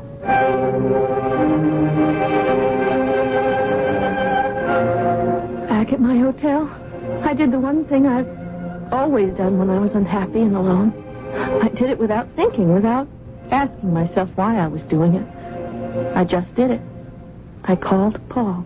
Emily? Is that you, Emily? It's me, Paul. How was Paris? Oh, Paris is all right. All right. That's not the way people talk about Paris. It's lovely. Really lovely. Paris is lovely. You, met anybody? What? You sound lonely, kind of. I am, kind of. Haven't you met anybody at the hotel or someplace? A cute girl like you, I'd have thought you... I met somebody. Oh. I met a man. Did he take you out? No. We just, talked for a while, that's all. He hasn't called you or anything? No. I haven't seen him again. I guess he's left town or something. I haven't met anybody else except a Frenchman on the street. I was looking for something, and he tried to help me, but he couldn't. Looking for what? A blue door. A what? A blue door. You said a blue door? Is that what you said? Yes. But I couldn't find it. Oh. When are you coming home? I don't know exactly. Soon? Make it soon, huh? I'd like to. So do it. Not right away. Emily, I think I've got a surprise for you. We'll have, anyway. Really? What? A house? I think I found a house. I took your mother to see it, and she likes it a lot. She thinks you'll like it. As a matter of fact, she's positive. I'm about to put a down payment on it. I don't know if you should do that, Paul. I don't want to take a chance on losing it. It's a salt box type of house. That's what your mother says. Pretty old, needs a little fixing up. Paul, I'm going to Rome. What? What did you say? I'm going to Rome. I've never seen Rome. So as long as I'm here, I think I should. Everybody should see Rome. I don't know why I said that to Paul about going to Rome. But as long as I'd said it, I thought I might as well do it. And there was clearly no point in staying in Paris, looking for a blue door. It didn't exist. So I went to the Gare de Lyon and bought a ticket. The porter settled me and my luggage in a pretty little compartment. I sat staring out of the window, still on the same daze, The same lost state of bewilderment I'd felt in Paris. There was another train on the track right next to the one I was on. The windows of its dining car were right opposite me. People were sauntering in and out, finishing or ordering drinks or food. I was starting to wonder if I was hungry, if I ought to eat something, when I saw him. Him. The man from the garden, behind the blue door. He was sitting with a woman. A very attractive woman. And they were talking to each other. I didn't stop to think what I was doing or what I meant to do. I hustled off my train and into the other one, and into the dining car. But when I looked at the table where I'd seen him, the man wasn't there. Only the very attractive woman, all by herself. I beg your pardon. Yes. Something I can do for you. Oh, you speak English. I'm an American. Oh, good. So am I. Did you want to sit down here? I'll be leaving in a minute or two. There are other tables. I'd like to sit here with you if you don't mind. No, I don't mind. I'm just finishing my drink, but would you like one? Some wine or something? No, I don't want anything. Thank you. You see, I saw you sitting here before. Oh? Only there was a man sitting with you? Oh, yes. I saw you from over there. Over where? From that train, my compartment. I could see you from the window of my compartment. But that's the train to Rome, isn't it? Yes, yes it is. I've been in Paris, and well, I thought I'd go to Rome. You're making sort of a grand tour, are you? Not exactly. I'm looking for someone. Oh, a friend? Not exactly. Kind of. A man. Oh, I see. I suppose that sounds silly. Not at all. I'm looking for a man myself. You are? Well, isn't every woman? Of course, I don't mean just any man. I mean the right man. Is that what you mean? Yes. We all have this unshakable conviction that somewhere there is the absolute one right man. That's how I feel. Don't you? And I've felt that way since I was 14. I still do. Yes. Well, you see, I think I found him. The absolute one right man? I met him in Paris. Oh, my, aren't you lucky? Well, we had a long talk, he and I. He gave me a lot to think about. Yes? And? I was supposed to see him the next day at the same place. But... Oh, don't tell me. He disappointed you. He didn't show up. It's worse than that. When I went to the place where I was supposed to meet him again, he wasn't there. No, I'm really sorry. No, it's worse than that. The place wasn't there either. I beg your pardon. It was a garden in the Latin Quarter, behind a blue door. But when I went back, there wasn't any blue door. Do you think you forgot the address or something? Well, I didn't really know the address, but I knew where it was, near an old church. I went right to it, only it wasn't there. I went back quite a few times and looked all over, up one street and down another, but the man was right. There's no blue door in that neighborhood. So I decided to go to Rome. I don't know why. Forgive me, but I think this train is getting ready to pull out. Then I saw you here at this table talking to that man. And he's the man from the garden. Really? So if you tell me who he is... I don't know who he is. You don't? No. He just sat down at this table. We exchanged a few pleasantries. He had some coffee. And he left. I've no idea who he is. But he must be on this train somewhere, don't you think? I suppose he is. Look, I think we're going to pull out any minute. I don't care. Oh, but what about your train to Rome? What about your luggage? You do have a suitcase or something, don't you? It's on the other train. Well, don't you think you should... Oh, uh-oh. I'm afraid it's too late. The train started up. It's all right. I don't want to go to Rome anyway. I want to stay right here on this train and go wherever it's going. You mean you don't know? Where is it going? Why, to Venice. Venice. And that's where I'm going. Venice.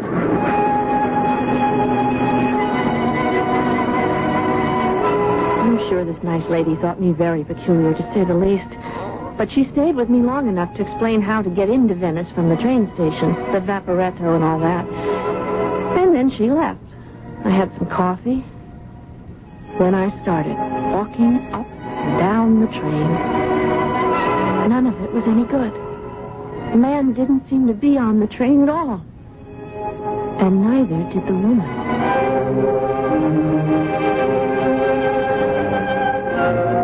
In Venice, I found a pension to stay at, and I started wandering around Venice. Just the way I'd wandered around Paris. In a daze, in a dream. And on the third day, near the fish market, I saw it. The blue door. It had a lovely wrought iron handle, and I turned it, not at all surprised that the door wasn't locked. I walked in, and there it was. The beautiful garden, with lilies and roses and geraniums and little gravel walks. And there he was. I knew you'd be here. You did? I had an awful time finding you. I'm sorry. I went back to the Blue Door in Paris, but it wasn't there. What happened to it? I really don't know. I thought I was going to see you again and talk to you. I was called away. You've no idea how upset I was. Well, where have you been all of this time? Oh, traveling around here and there. I've had a terrible time finding you. It's a miracle that I found you at all. In Paris, I went back to the Blue Door the next day and you weren't there. The Blue Door wasn't even there. I looked all over for it and couldn't find it. It simply wasn't there. I nearly went crazy looking for it. Poor little girl. So I decided to go to Rome. I even bought a ticket. I even got on the train at the Gare de Lyon. I don't know what I thought I'd do in Rome, but I couldn't think of anything else to do. I didn't want to go home, not yet anyway. You'll have to go sometime. I know that, but not yet, not yet. Anyway, while I was sitting in my compartment on the train that was going to take me to Rome, I looked out the window, and on the next track there was a different train, and I saw you in the dining car. So I got off my train. I rushed over to the other one and into the dining car, but you'd gone. Yes. So? You'd been sitting at a table for two with a woman. So? A woman you didn't even know. She told me she didn't even know your name. But I stayed on the train anyway when it pulled out. I came to Venice. I don't have any clothes but the ones I've got on. I've wandered all over Venice till my feet are sore and I'm so tired. And then, just now, I found the Blue Door. And you. And so, what now? Well, doesn't it mean anything to you? What should it mean to me? That I love you. Oh. Is that all you're going to say? Just, oh. I really can't think of anything to say but, oh. You could say, you love me back. You could say that. I could, yeah. But I don't think I should. You really must go now. Oh, won't you even kiss me goodbye? Of course. Once on this cheek, like that, and once on the other cheek, like that. Now, run along. I stumbled out of the garden and onto the street. I could hardly see where I was going because my tears were blinding me. By the end of the street, I'd stopped crying. And I turned around and went back. He owed me something, this man. Something besides 2 brief kisses, one on each cheek. But when I got back to where I'd left him, the Blue Door wasn't there. I might have known it wouldn't be.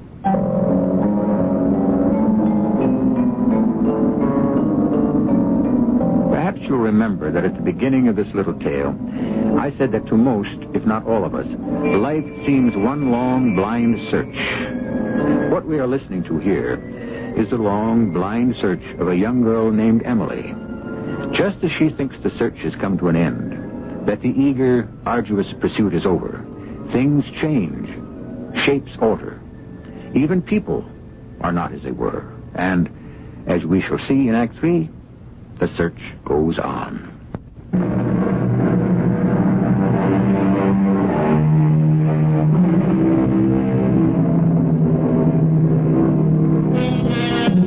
The world never stands still. Today is not like yesterday, and tomorrow will be different from today. It is not quite true, the ancient French saying, tout ça change, que c'est la même chose. That is, the more things change, the more they are the same.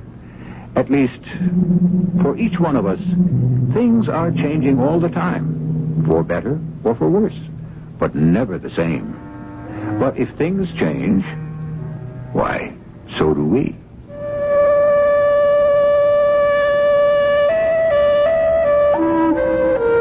I couldn't quite bring myself to go home.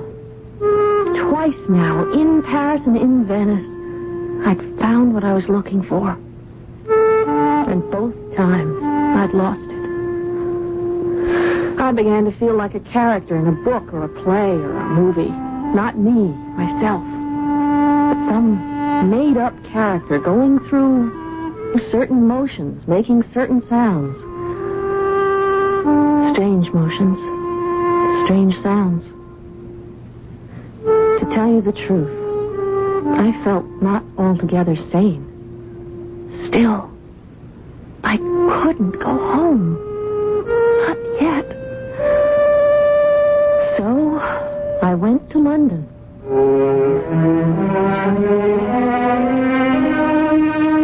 I bought some clothes and other things in London. I found myself a nice hotel in the Chelsea district. And then I did the only natural thing I could think of to do. I called Paul. Emily? Is it you? It's me, all right. How are you, Paul? The operator said London was calling. Well, that's where I am. London. I thought you were in Rome. I was in Venice for a while. Emily, are you all right?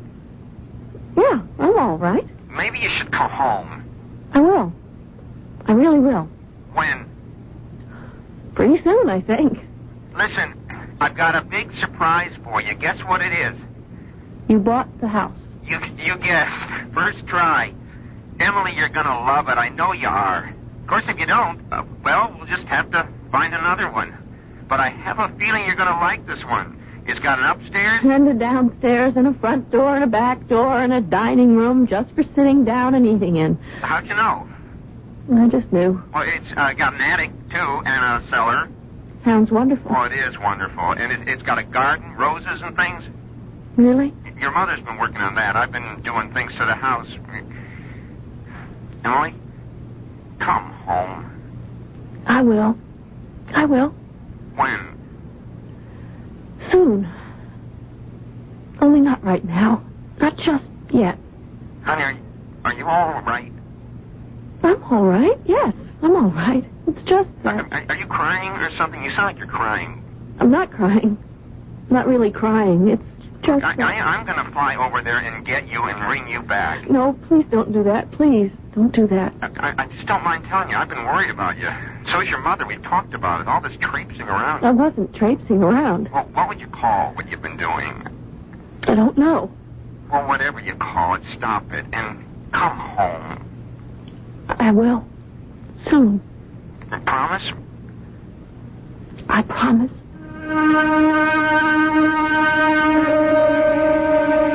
After I hung up the phone, I found I actually was crying. Not big heaving sobs.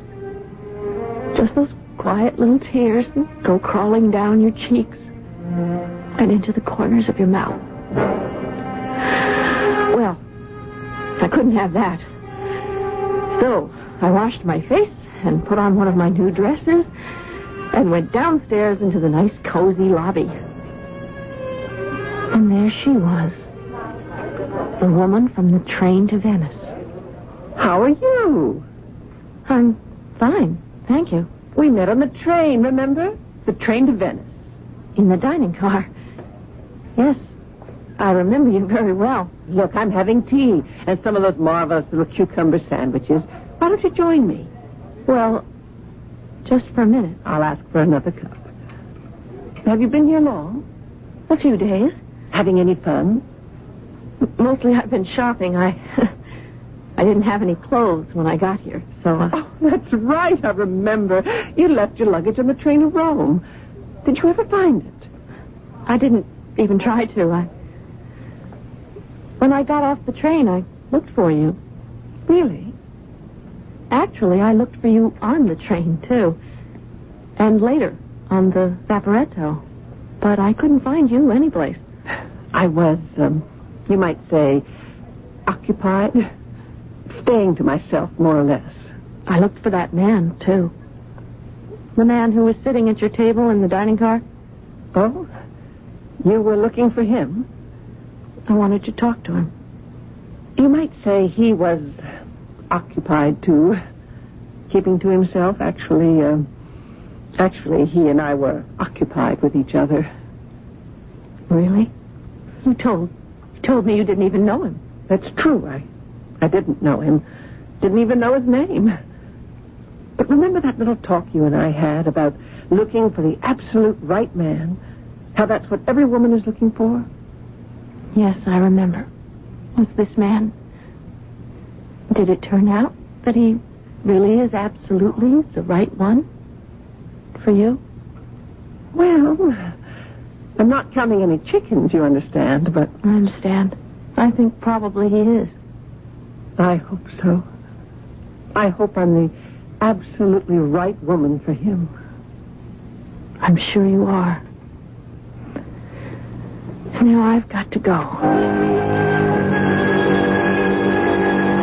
I started to wander around the Chelsea district. There were so many darling old houses, lots of them with gardens.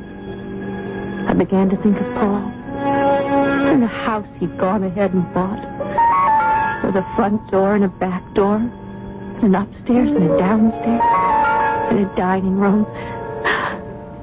And I saw it again. The blue door. It was a lighter blue this time. Paler, cooler, even a little faded. But I couldn't pass it by. I went up to it, took hold of the big brass knob, turned it, and then let it go. For the first time, I didn't want to open the blue door and go inside. I turned around and took a taxi cab to the airplane office and bought a ticket for home.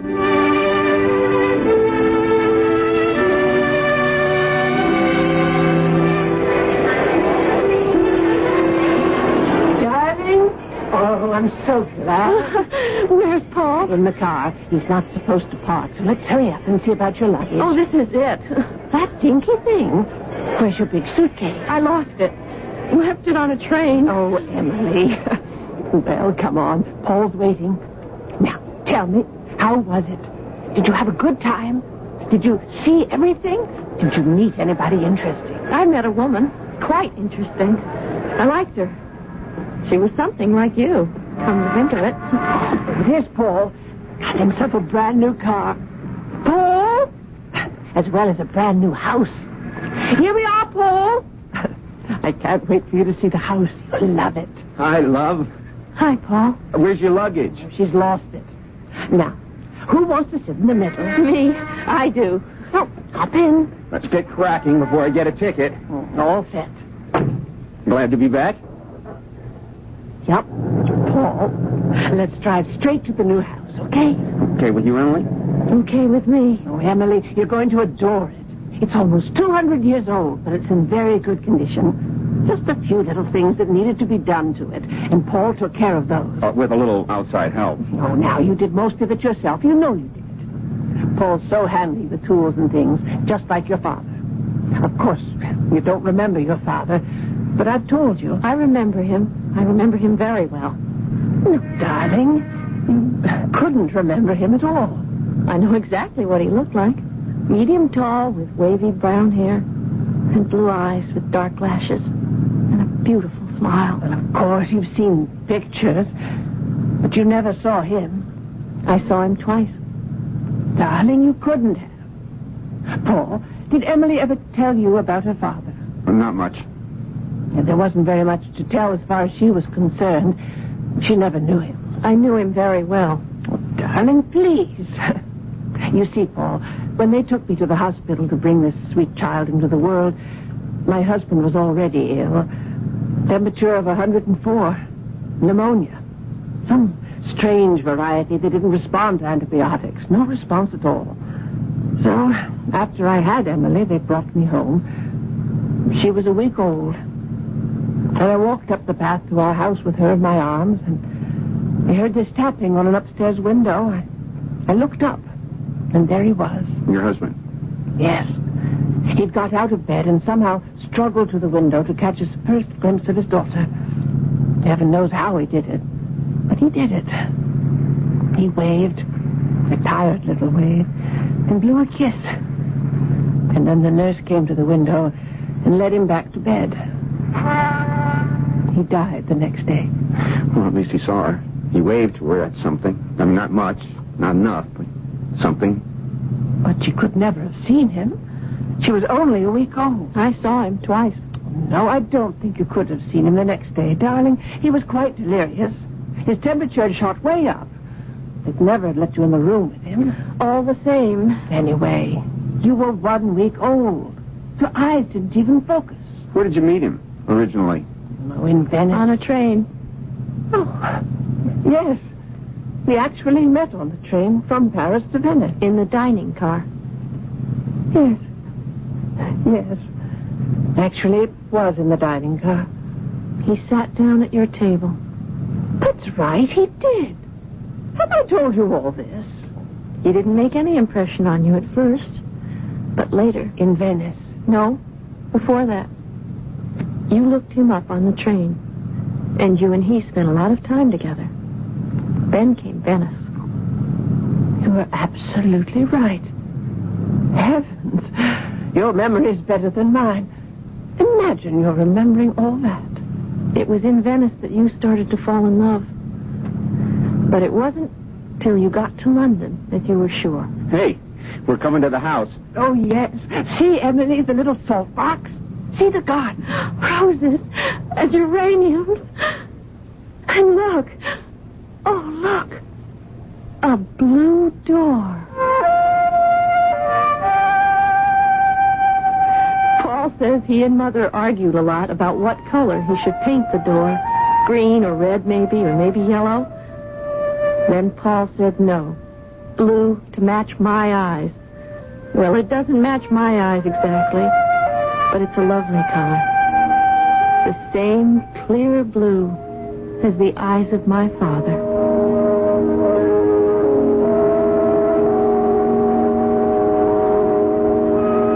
Some of you are going to object that a week-old child is not even conscious that a man she will later know as her father even exists, that a new baby is conscious only of a warm, protective female body. And of course, you are right. Nevertheless, as the baby grows and growing, dreams, especially if the baby is a girl, the dreams will be of a tall, strong man who will one day find her desirable and love her. I'll be back shortly.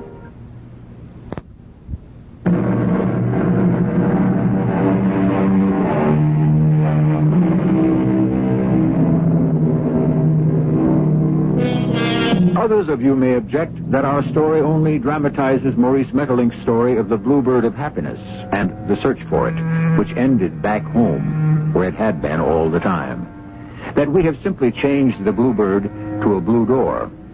All right, I'll agree with you, but at least grant me that in any form, under any disguise, the story is a good one and bears telling over and over again.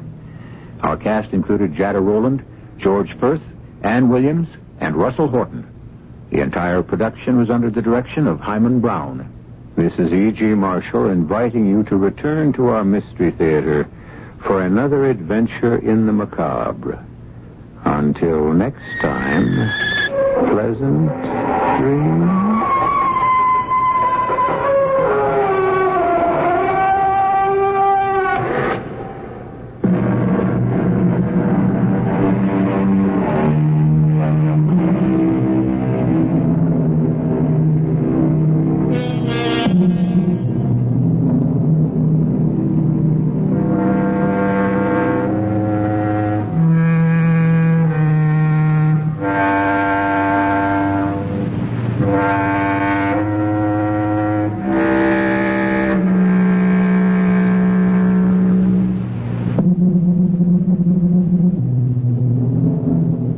Radio Mystery Theater presents... The CBS Mystery Theater is being brought to you by Phillips Appliances.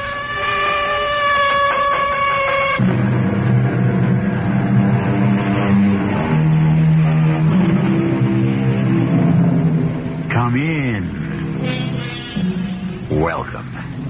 I'm E.G. Marshall. How easily things go wrong. Kiss too short or sight too long. And there follows a mist and weeping rain, and life is never the same again. Yes, how easily things go awry. Without warning, without reason, and you're reduced to asking, what did I do? But most of the time, what you did doesn't matter. It's what you should have done and didn't. But there was a robbery, Lieutenant. Mr. Townsend claims nothing was taken. Mr. Townsend is lying. Why would he lie? I am telling you, a valuable piece of property was stolen from Mr. Townsend. And he denies it. I'll tell you something else, Miss Pruitt. You could be in trouble. I know there was a robbery. You also know it's against the law to make a false report of a crime?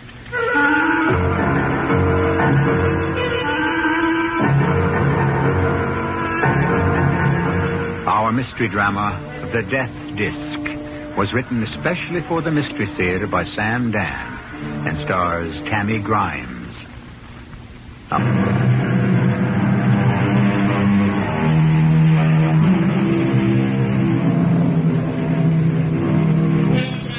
Is each of us, as Mr. Huxley suggests, involved in a cosmic chess game where the play is determined by the laws of nature? And do we have an opponent hidden forever from our sight, who always plays fair but never overlooks our mistakes and never makes the slightest allowance for our ignorance? It would seem so, because no one here below has ever won the match or even fought to a draw. You must be Miss Pruitt. Yes, sir. Please come in. This is a most charming place, Mr. Townsend. It's rather small, but adequate for an old bachelor. That table and the commode. I don't know what to look at first. The chair. It's Louis XIV, isn't it? Literally. Actually, this is one of the pieces from the palace at Versailles. Won't you join me on the terrace, right through this door? What a spectacular ocean view. Yes, I sit out here for hours. And the mountains in the background. Mr. Townsend, inside and out, you have the most magnificent home I've ever seen. Thank you. Now, let us sit at the table for a moment. Just push those papers and books aside. I hope I haven't interrupted. No, I was just busy with my junk tray. Junk? These pieces spread out here. What do you think they are? They look to be little objects of gold. They are gold, aren't they? Purest gold. Some of it appears to be jewelry. Primitive jewelry. Some of it is. Some happen to be artifacts I have been attempting to classify. Just to choose something from the jumble. This little thing here. Now, what do you suppose it is? You say it's pure gold. It looks like a disc of some sort. Well, it is. It's a death disc. It was used by the judges of an ancient Sanskrit people. The person would be informed of his death sentence when the magistrate handed him this disc of gold. Oh. I think it's superior to the British system where the judge would put on a black cap. It's fascinating. Do you really think so, Miss Pruitt? Or are you just trying to make me feel good? But it is fascinating. Forgive me. You're here, of course, about the job, and I'm using you as a captive audience, compelling you to listen while I ramble on and on about my esoteric hobby. Well, now, let me put the death disc back on the tray, and we shall attend to business. Now, as you know, I am the trustee of the Martindale Foundation. Yes, sir. It is my responsibility to hire an executive director. But what do I know of these things? So I depend on the guidance of others. Paul Carney, my attorney, is quite impressed with your qualifications. Mr. Carney is very kind. And very knowledgeable. I trust his judgment. And so you can relax, Miss Pruitt. This interview with me is merely a formality. I know I can do a good job, Mr. Townsend. Oh, so do I. Now, all that's left to discuss, I suppose, is your salary. Excuse me, please. I always forget to bring the extension outside.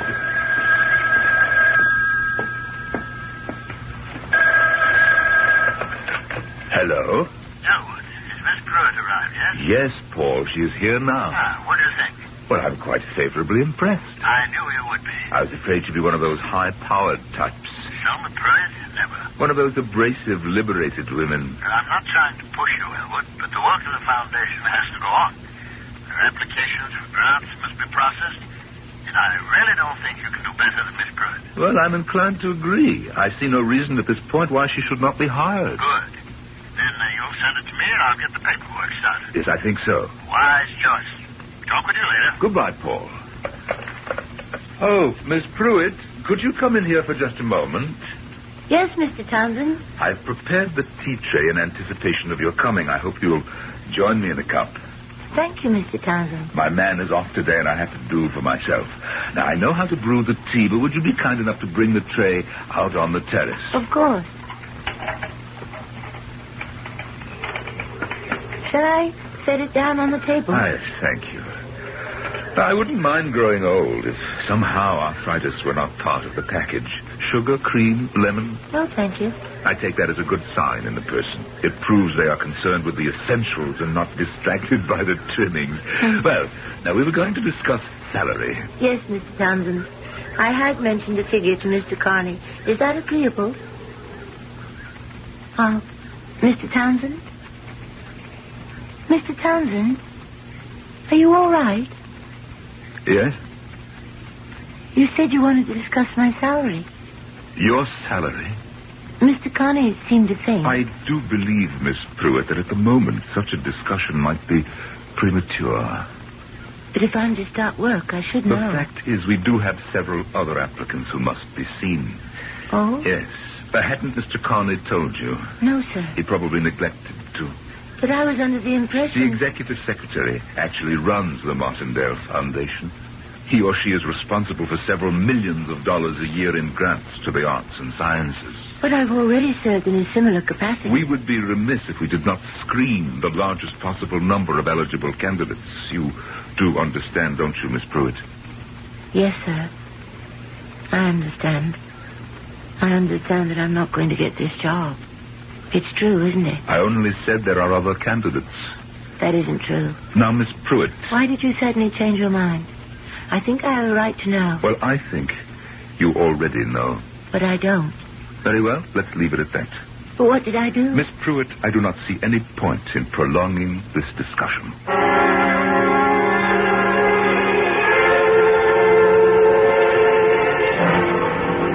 I don't understand it, Mr. Carney. I don't understand at all. Well, what happened? I don't know. I spoke to him on the telephone. He said you were hired. That's what I thought. We were getting along famously. And suddenly, he just changed his mind. Why? I can't even imagine. Well, what did you say? I didn't say anything. Must have said something. I think, even the most trivial seeming remark. I said no to cream, sugar, and lemon. He approved of that. Did you say anything else? In response to his invitation to discuss salary, I said that you and I had discussed a figure. And then he became silent. And I could sense that right there is where and when it happened. He certainly couldn't object to talking about money. Did you mention the figure? I didn't have a chance. You must have said something else. No. You did something. No. Well, it couldn't come out of the blue. It did. Out of nowhere. Suddenly there was a wall between us. He had been kindly and warm. Now he was distant and cold. One moment I had the job, and the next moment I lost it. No, you haven't lost it yet. I have, Mr. Carney. I could tell by his manner, the look in his eye, the tone in his voice. I have no chance at all. Well, it just doesn't make sense. You have the best qualifications. Why did he turn against me? Why? Why, Elwood? I cannot think she's the person we're looking for. But I do. Then we disagree. She is by far the most qualified candidate I've seen. Now, what is wrong with her? Let us say I do not care for her personally. That is not fair. Perhaps. Elwood, when we spoke on the phone, you told me you were very much taken with her. Oh, did I? Well, that was a first impression. And like most of its type, it turned out to be wrong. But you spent only a few moments with Miss Pruitt. I mean, when did you have a chance or a reason to revise your impression? Paul, what is your interest in her? Interest? You asked me to screen candidates for the job. I only met Miss Pruitt the other day. You still haven't answered my question. I see no reason why she shouldn't be hired. I think you're doing her an injustice. Does it strike you she may be doing me an injustice? I don't see how. Well, you seem to take the position that I am being arbitrary, capricious. And aren't you? No. Now, I decided not to employ her for a very good reason. Actually, the best in the world. Then why didn't you tell her? There is no need. She is aware of it. She insists she doesn't have the slightest idea. Oh, does she? In that case, I can only say she is lying. Elwood, tell me what it is. I prefer not to discuss it.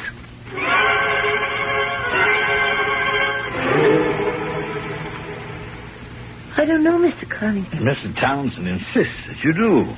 Please, believe me. Now, allow me to be frank. I'm Mr. Townsend's attorney. And therefore you're on his side. No, it's not a matter of sides. Mr. Townsend, after all, does have the right to be arbitrary about the person selected for the job. I don't deny that. But Mr. Townsend has just accused me of telling a lie. It's just a misunderstanding. I have a reputation. No. This is a private matter. No one will know about it. But you'll know about it. And you believe Mr. Townsend. After all, he's your client. And who am I? Just a stranger who applied for a job. Since I didn't get it, I'll pass out of your life and be forgotten in a very short time. Well, you put it starkly, but it is essentially true. So why don't we dismiss the whole thing? Because it isn't fair to me. I am not a liar. Will you help me? What could I possibly do? I want justice, Mr. Carney. You're a lawyer. Shouldn't your primary concern be justice? Theoretically, but there isn't anything I can do that will get you the job. I am no longer concerned with the job. I want justice.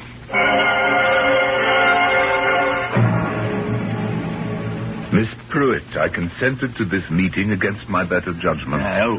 Judgment, better or worse, should be suspended at this point until we establish the fact. There is only one fact, and it is perfectly obvious. And what is that? Miss Pruitt can tell you. If there is something I should know, I am unaware of it. Before you left here, after your interview, you had asked me why I had changed my mind about you. Yes, sir. And I told you that you knew why. But I don't. This seems to be the whole point of contention, Elwood. Did I do something? Well, did she? Well, yes, obviously. But I'm not aware of having done anything. It doesn't alter the fact. Even if it were an unconscious act, it would still disqualify her for the position. Mr. Townsend, I wish you would tell me. I would rather not. I was willing to let the entire episode be forgotten, and you would have been well advised to do the same. Elwood, what are you trying to say? As you know, Paul, I always try to avoid an unpleasantness. I was willing to let it go, take my loss quietly, and forget the entire affair. Your loss? Are you saying that Miss Pruitt took something? Yes. Miss Pruitt stole something. It's a lie. It is true. Miss Pruitt is a thief.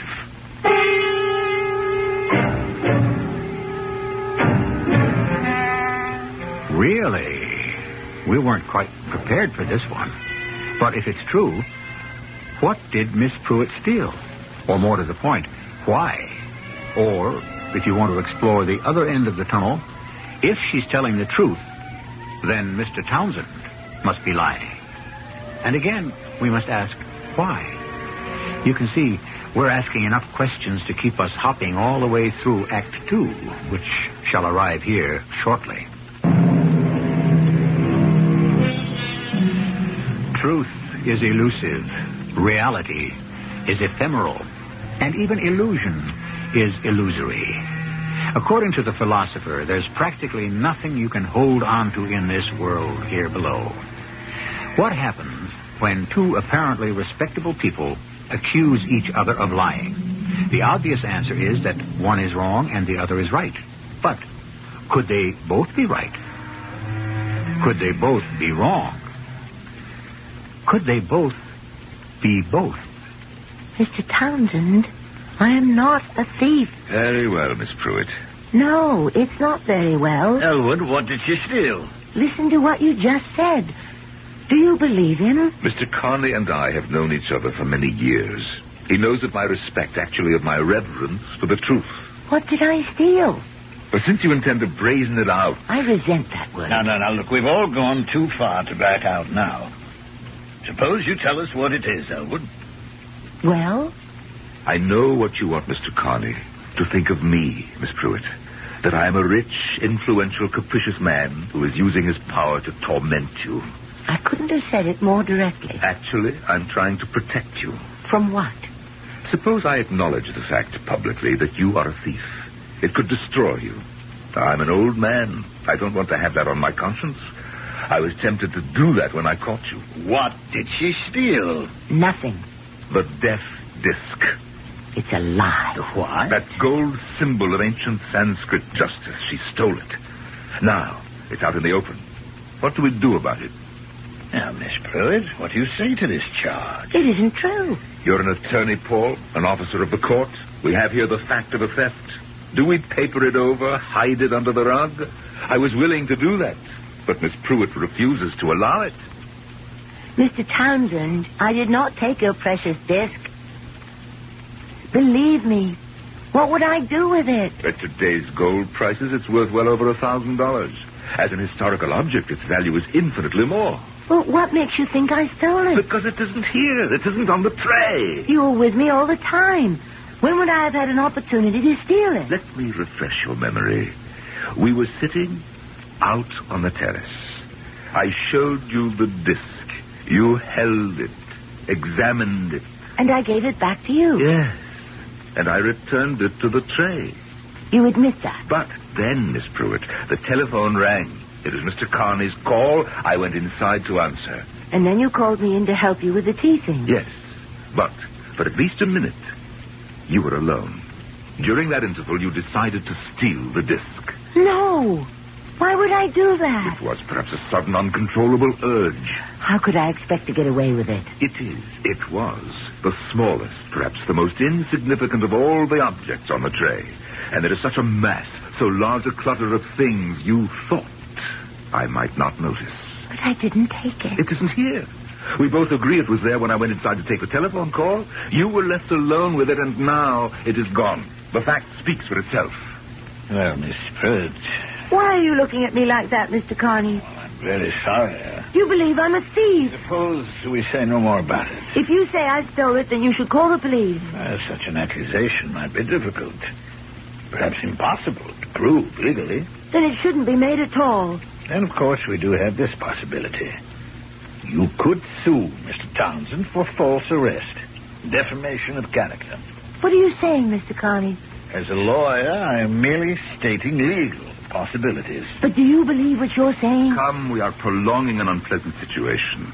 Now, if you will all excuse me, the matter is closed.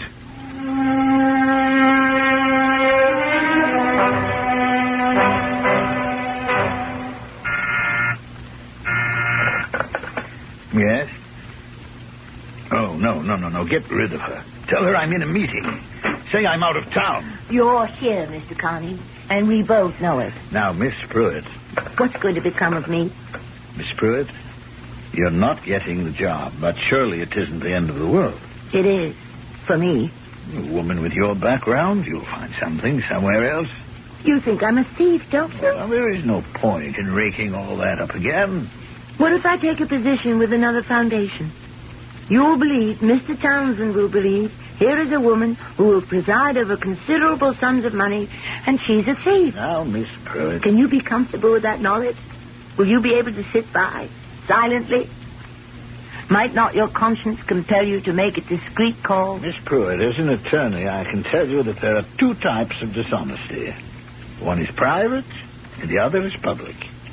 Now, you have an unfortunate affliction, but it need not manifest itself in your public behavior. I see the case is closed. I have been judged and found guilty. I'm afraid we're not getting anywhere. Has it occurred to you that this is all his word against mine? Why would he lie? The spotless Elwood Townsend. And after all, who am I? But you haven't answered my question. Why would he lie? Perhaps he had a sudden change of mind about me. Why? Perhaps he might have noticed something about me that reminded him of a woman he hated. Now, Elwood Townsend is not the kind of person who would hate anyone, especially a woman. Every man can look back on his life and remember one woman he hated. And this could be his way of lashing out against her, of crushing her. In any event, as Mr. Townsend has already said, the matter is ended. Not for me. I don't see what's to be done. You can understand people who fight to protect their wealth. Why can't you understand me? My only wealth is my reputation, and I shall fight for it.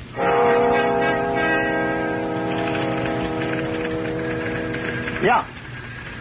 Lieutenant Stovall? Joe Stovall, that's me. What can I do for you? I was directed to you. Well, this could be your lucky day. What happened? I wish to report a robbery. Mm-hmm. Okay, what's your name and address? Selma Pruitt. I live at 7648 South Crescent in Lawrence. Oh, that's a nice neighborhood. Low crime area, too. Why didn't you report it to the local precinct? That's not where the robbery happened. It took place in the home of Mr. Elwood Townsend on Lookout Point.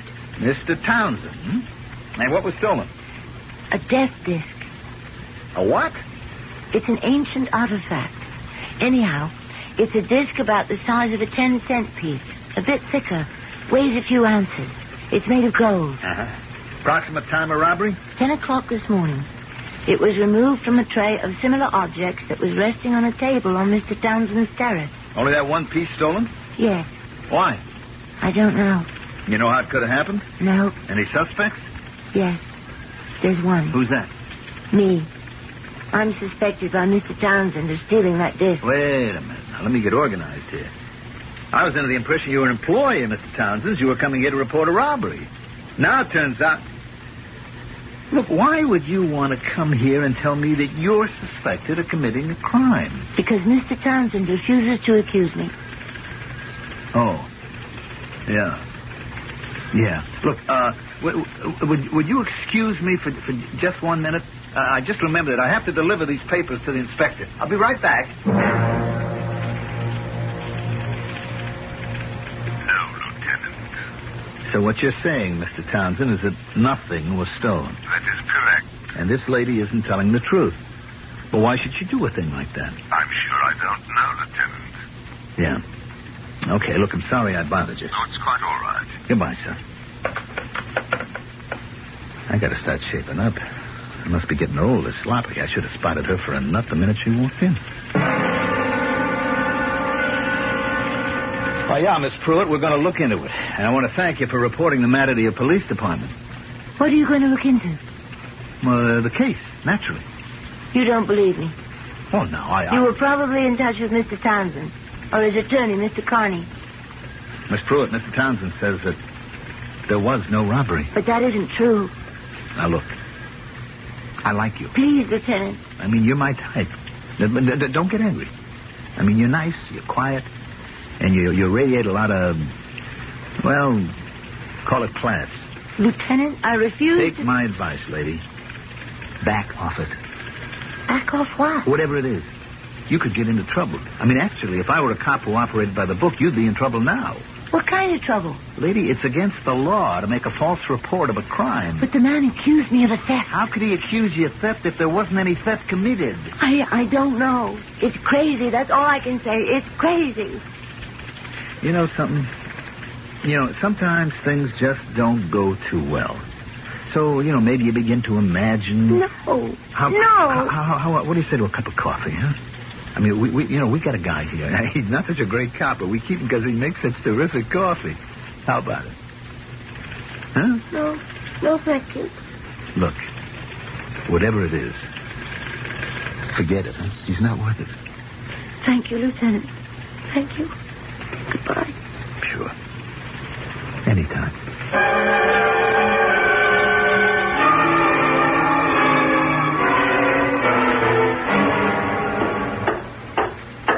Lieutenant! Hey! I found your address in the phone book. I rang the bell. No one answered. I heard noise in the back. Well, I'm building a doghouse. I have no right to intrude. That's all right. What can I do for you? I really should go to a private detective. I did try one, but the prices those people want... Well, they have to live, too. I must find out what could have happened to that disc, how it might have been stolen. By whom? Oh, we're back to that, huh? Well, Lieutenant, I know I don't have the right to ask, but you look like a very decent sort of person. Well, flattery will get you everywhere.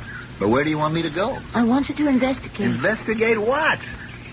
Never mind. You'll answer the crime, and I'll ask what crime, and we'll go round and round. I have no other hope. I don't know what to do. I don't know what to do either. Couldn't you just go to the place and look around? What do I say to the inspector? How do I justify this expenditure of the taxpayers' money? What crime am I working on? Who authorized it? I mean, it's a giant machine, Miss Pruitt, and all us little cogs always have to be revolving in place. I'm sorry I bothered you. I just thought... On the other hand, what's to stop me from taking a ride out there on my own time? Maybe I'm just going down to the beach on a picnic, huh? Oh, Lieutenant. Lieutenant, do you mean you'll help me? What can I do? I'm a sucker for a pretty face. I don't have a pretty face. Oh, that's because you don't think so. Hey, maybe that's your problem.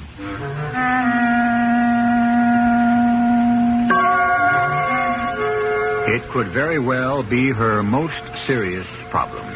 After all, in a world which unfortunately judges books by covers and birds by feathers, one's image of oneself can pronounce the most scathing judgment of all. But meanwhile, we're still stuck with our original problem. Who, if anyone, did steal that disc? It won't be long now till Act 3.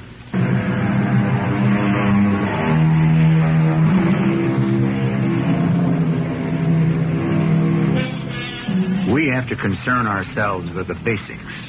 When an object is suddenly missing from its place, it has either been mislaid or stolen. No? What other alternatives do we have? It couldn't have simply vanished into thin air, could it? Let us not dismiss any possibility, remote as it may seem. We do live in an age where the word impossible is slowly disappearing from the dictionary. And this kind of hint is all you're going to get. Hey, we each got a sandwich left. I don't think I could eat another bite. This really has been a beautiful picnic. Sure. I had to justify it, didn't I? You're fond of that word, justify, aren't you, Lieutenant? Well, I always have to have a reason for everything, even if I'm not aware of it. You don't go out on a lot of picnics, do you, Miss Pruitt? How could you tell? No, you don't look comfortable. But I'm really enjoying this, honestly. Would I be stepping out of line if I said that you don't go out much, period? I had a reason for asking that.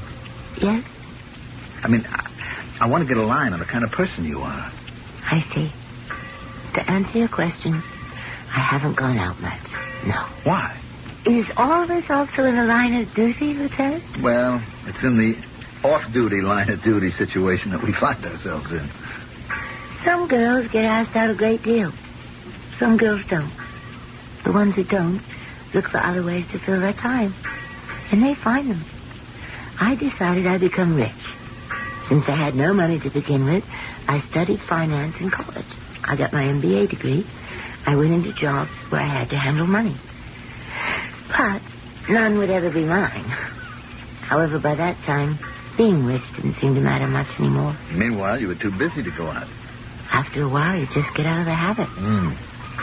MBA, that means Master of Business Administration. Huh? Mm-hmm. You know, I never went out with a girl that had one of those before. I don't think I ever went out with a girl that had any kind of degree. I can't tell you how grateful I am for... For what? Oh, for you being interested. For trying to help me. I haven't done anything yet. That's the house, way up there, isn't it? Yes. What are you going to do? You got to talk to him. Maybe that's the best thing. We'll just go up there, face him, and have it out. No. You better stay here. I don't think he'd appreciate seeing you just now. Let me see what I can do.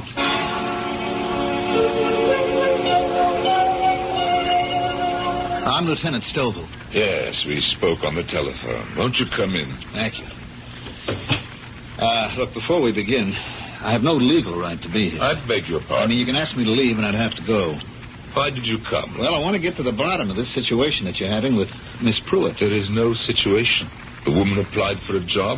I decided not to hire her, and she decided to spin this matter out of whole cloth. Now, look, I said I was here on my own time, so anything you say to me is off the record. Lieutenant, I have no wish to discuss it further. You don't have to say a word. Just listen to me. Now, this room leads to a terrace. May I see the terrace? Thank you. Okay. Now, the two of you are sitting out here looking at the objects on a tray. One of them is that disc. Okay. You go back into the house. I don't know, for a minute, maybe a little more. She's alone with the tray. Then you call her inside. Now, nobody is out here. Could somebody have sneaked up here and stolen it? No. This terrace projects out of the mountainside. The only access is through the living room of the house. And the intruder would have to get by both of you, right? Yes. Okay. Both of you now go back outside. And you notice that that thing is gone from the tray. She's the only one who could have taken it. Now, why didn't you face her with that, Mr. Townsend? Is this off the record? Lieutenant, I said I do not care to discuss it. If she stole it, and how else can we account for it? I mean, it's gone. Then she's in trouble. No. She will not be accused of any crime. No, her trouble is deeper than that. This lady steals without knowing it. I'm sorry. Mr. Townsend, look, you're the trustee of the Martindale Foundation, the purpose of which is to help people. Now, she's a person that needs help. Why didn't you accuse her then and there? I simply cannot face unpleasant confrontations. I have neither the heart nor the stomach for it. That's wrong, I suppose, but since she was eminently qualified for the job and Mr. Conley was tremendously impressed, at that point I had to tell her why. And at that point, hadn't it become a matter for the police? But we could no longer prove it. She'd had ample opportunity to dispose of the disc or hide it. Mr. Townsend, you may have had your personal feelings, but you also have your duties as a citizen. Now, just a moment, Lieutenant. A crime was committed in your presence. You deliberately closed your eyes to it. Now, had you held her to the police, we would have found the evidence on her person. Well, I did not want her to go to prison. She'd have been forced to face up to basic facts. And she'd have been sent away to a place where she could be helped. Well, I'm sorry. Perhaps you're right. Well, will you help her now? How? She needs treatment. It'll cost. I understand. But if she is so thoroughly convinced of her innocence, how can she be convinced of treatment?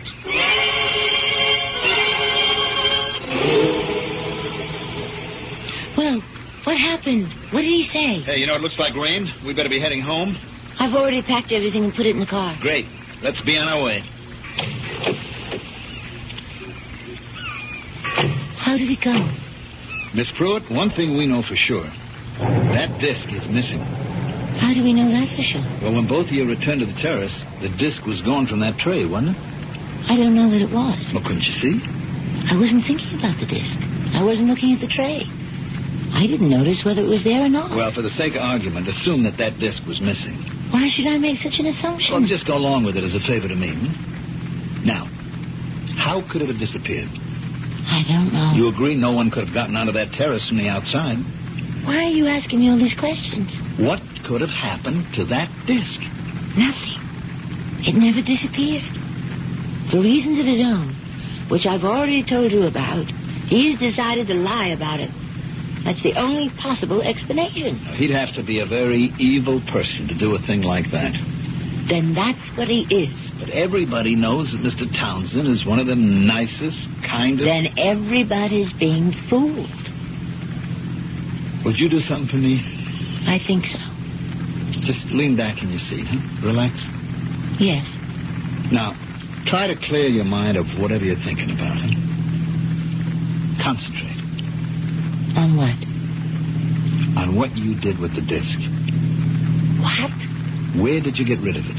Stop this car at once. Now, Miss Pruitt... I want to get out. You believe I'm guilty. But it doesn't have to affect our friendship. Please, let me out. Look, I think you're terrific. In many ways. You also think I'm a thief. What happened to me? All I did was apply for a job. And for some reason, this man, this terrible old man, wants to destroy me. And everybody believes him. I don't know why he's doing it. I only know that I did not take that disc. You took it without knowing. That's impossible. Now, look, I've run into people like you. You steal for a reason. What reason would I have for stealing? To get even. With whom? I don't know. Maybe the whole world. Why? Because you feel you've been cheated. Out of what? You mean you don't feel you've been cheated? Now, be honest with yourself. It's been a kind of quiet life for you, hasn't it? I've been successful at my career. And you've also been lonesome. Lonesome? Oh, Miss Pruitt, come on. Look, I'm as old as you are. I never got married. I never had kids, so I know what it is to really be lonesome. Then you should steal, too. No, I do something else. I lie. About what? Everything. I make out to be the life of the party, you know, happy-go-lucky Big Joe Stovall. And most of the time I'm so miserable I can hardly stand myself. Then why don't you go to a psychiatrist? I do. How do you think I know about all this stuff, huh? And listen, not a word about this now. If they knew at the department I was seeing a shrink. But I didn't steal that disc. I know I didn't. It had to be that way. And don't fight it. I'm not a thief. Of course not. But something comes over you and you can't help yourself. I mean, you're so ashamed of what you did that you just get rid of the thing. Joe, is it all right if I call you Joe? Sure. Is it true? I mean, I can't fight the whole world. Never try. What can I say? Can I believe there's a conspiracy against me? Of course not. Now, look, you'll go to see a good psychiatrist. Mr. Townsend has arranged everything. Mr. Townsend? I told you, he's really a very fine person. Did I really steal it? Once you face up to it and quit fighting it. It's so hard to believe. I know. I'm so ashamed. So ashamed. Listen, you're on your way. And everything's going to be all right. I'm a thief. All these years I've been a thief. And I never knew it.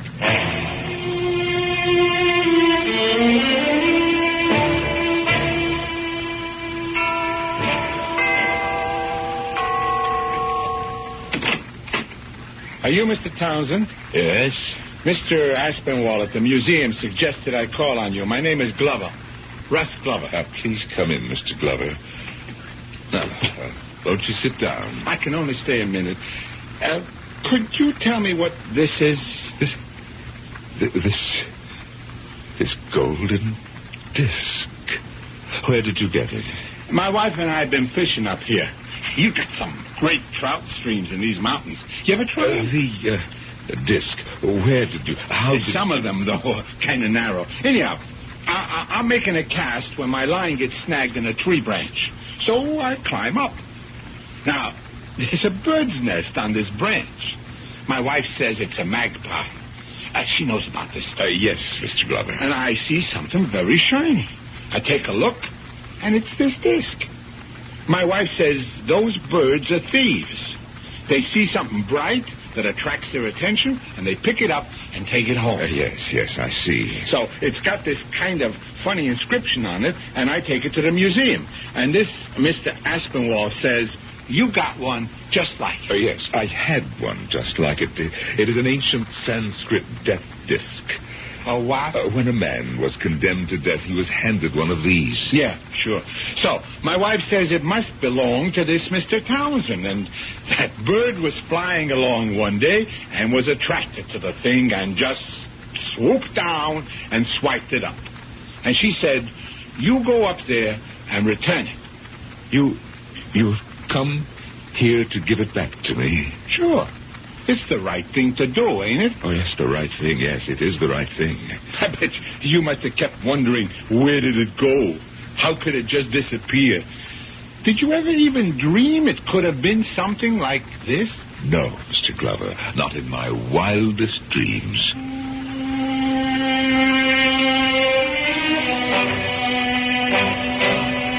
May I come in, Miss Pruitt? Oh, yes. How have you been? How? I'm not sure. I'm not sure of anything anymore. I've been to see Dr. Rosensteel, and I'm more confused than ever. Everyone tries to convince me that I stole your disc, because it's the only answer. And so sometimes I accept it. Sometimes I don't. I can't. I just don't know what's going to become of me. Well, you could take the job at Martindale. I understand. Dr. Rosenstiel must have convinced you to employ me as part of my therapy. No, you can never trust me. Miss Pruitt, I'm offering you this job as part of my therapy. Because right now, I don't believe I can ever trust myself again. I always saw myself as a kind and wise sort of person. I see now that I've been insensitive, afraid of reality, frightened of life. Please, Miss Pruitt, forgive me. Mr. Townsend, sit down. You don't look well. I don't feel well, but it's all right. I deserve it. Miss Pruitt, never again in your life ever be swayed from what you know is the truth. Fight the world, even if you have to fight alone. Say you forgive me. Yes. Yes, I forgive you. You did not steal that disc. I knew I didn't. Yes, I always knew it. Rejoice in your vindication. It is a precious moment for you. Who did steal that disc? Who? A little birdie, Miss Pruitt. A little birdie.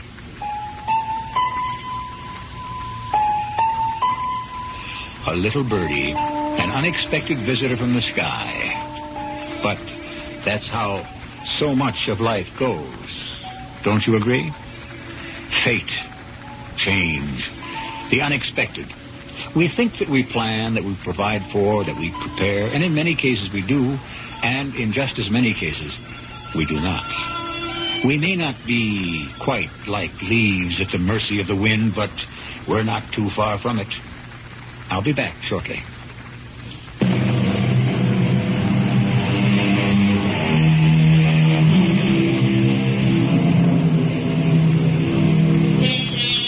What do you do when suddenly you are forced by public opinion to doubt the evidence of your own five senses? When the wind blows, the tree sways, doesn't it? What is the moral of our little tale? Simply this. In human endeavors, the truth usually belongs to whoever can present the most convincing argument. Our cast included Tammy Grimes, Norman Rose, and Mandel Kramer. The entire production was under the direction of Hyman Brown.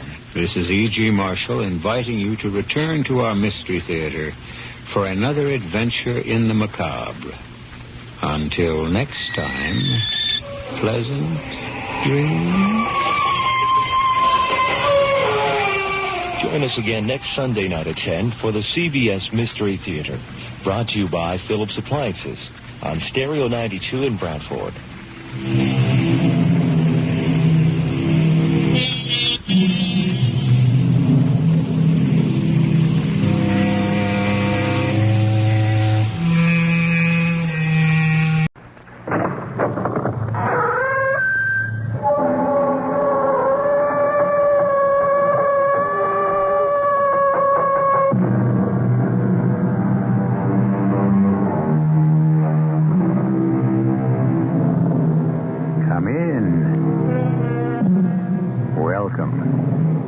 I'm E.G. Marshall. Do you ever think of exactly what the word mystery means? Something beyond human comprehension is part of Webster's first definition.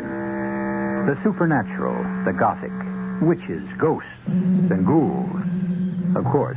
But the word has a wider meaning. It is also defined as an enigma, often used retrospectively of what has been, but is no longer, unexplained or unrevealed. And this story is summed up in that statement, more or less exactly. Our mystery drama, The Hanging Judgment, was written especially for the Mystery Theater by Ian Martin and stars Mandel Kramer and Leon Janney.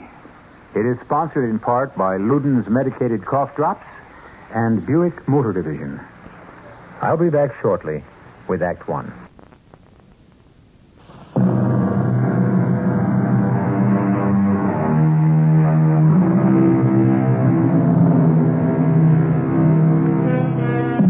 Murder, perhaps the greatest and most inexplicable mystery of all. How can one human being ever take the life of another. Bad enough in the heat of anger, but outrageous and sickening when it is in cold blood. Yet that particular riddle of the crime of murder is not the only one. We all know the others. How, where, when. And in so many cases, the most baffling, who. Ladies and gentlemen of the jury, I now present to you the problem of solving that. In the case of the state against Dr. Samuel Grant and Ms. Cheryl Stafford.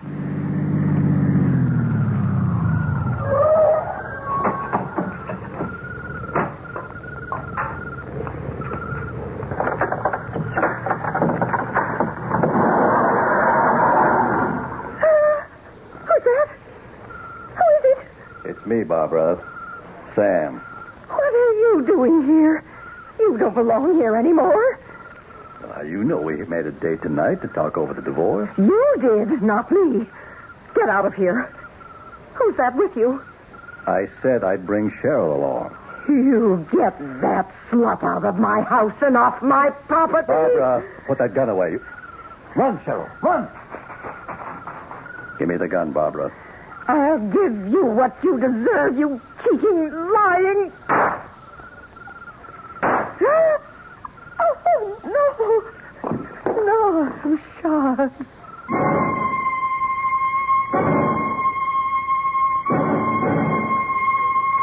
Hello, Lieutenant Kinsella. Mr. District Attorney, I kind of expected to see you earlier. At the scene of the crime, as we say. Want to fill me in on this Grant case? Let's go into my office. Looks like murder one. How's she killed? Shot, close range, probably 38. Suspects? Well, don't know. Could have been a prowler. The woman, Barbara Grant, was separated from her husband.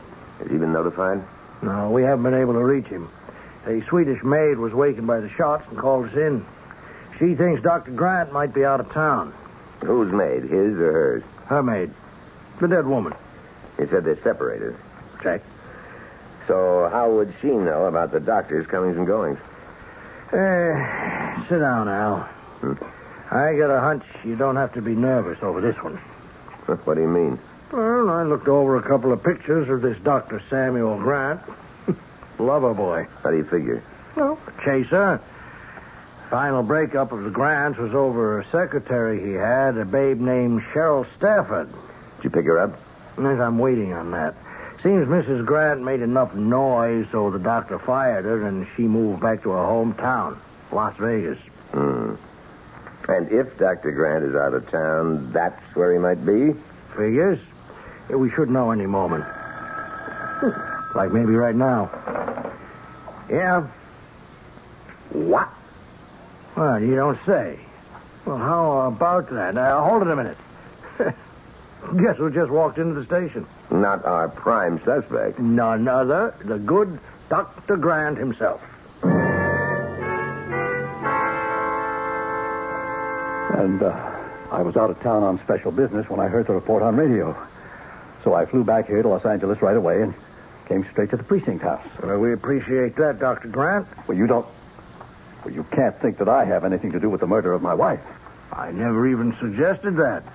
You're bringing it up. No matter what you might suspect, I couldn't have. I parked my car at the airport day before yesterday and flew to Las Vegas for a medical meeting. I didn't return till early this morning. I'm sure the airport parking lot employees can vouch for that. It will be checked. Well, now, may I ask what is being done about whatever prowler or whoever he was who murdered my wife? First off, we're checking on the bullet that killed her. There was a gun beside her, a .32. It had been fired once. But that couldn't have been what killed her, could it? We'll have to wait for ballistics to decide that. In the meanwhile, now, just for the record, since you were virtually offered the information, at the time of the murder, which was between 6 and 8 p.m. on the night of August 29th, do I understand that you were out of town, to be more specific, in Las Vegas, Nevada? Strictly off the record, I think I won't answer that question until I have found me a lawyer.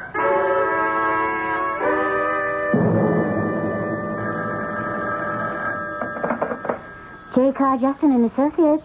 I'd like to talk to Mr. Justin, please. Oh, may I ask who's calling? This is Dr. Samuel Grant. Could you hold just a moment, Doctor? Let me check if Mr. Justin is in the office. What is it, Sandy? Oh, a hot one. Dr. Samuel Grant, whose wife was just murdered. And who wants me to represent him, I presume? He didn't say so, but why else would he call? Are you in or out? What else can I be? He needs me. Because he's guilty? Now, who laid down that judgment? Well, you read the papers, J.C., just like me. You know everything points against this guy being innocent. Do I? And if it does, he still deserves the best legal defense he can find. That's basic lawyer's ethics. If he gets you, he's got it. Does he have you? Make an appointment for me to see him as soon as possible. Today, without fail. Yes, sir, boss.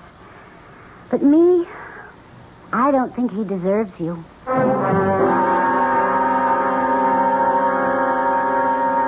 I'm Sandy Russell, Girl Friday to J. Carr Justin. I'm 25. I want a home, children, a happy marriage.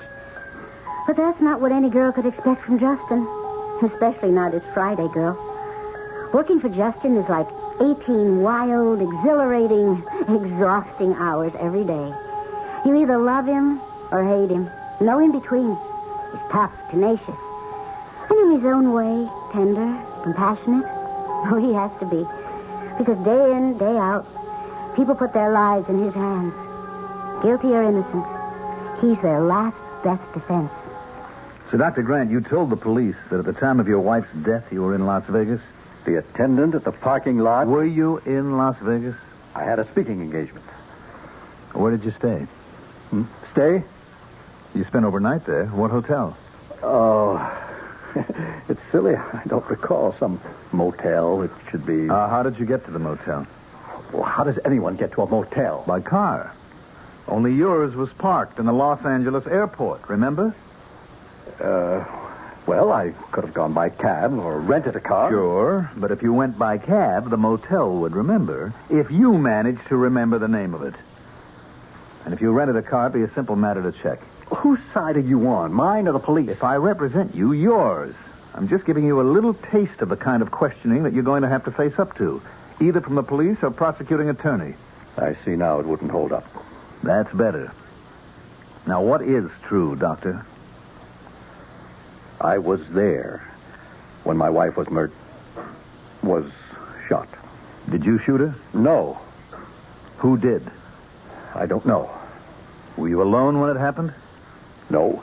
There was someone with me. Who? My ex-secretary, Cheryl Stafford. The medical meeting was only an excuse to fly to Vegas and see her. You're in love with her? We intend to be married. But my wife wouldn't give me a divorce. Mm-hmm. How much of this have you told the police? None of it. I used the alibi. I mean, about my car. That's childish. Why? Well, I was afraid of how it would look if... Barbara, that's my wife, and I have been having trouble.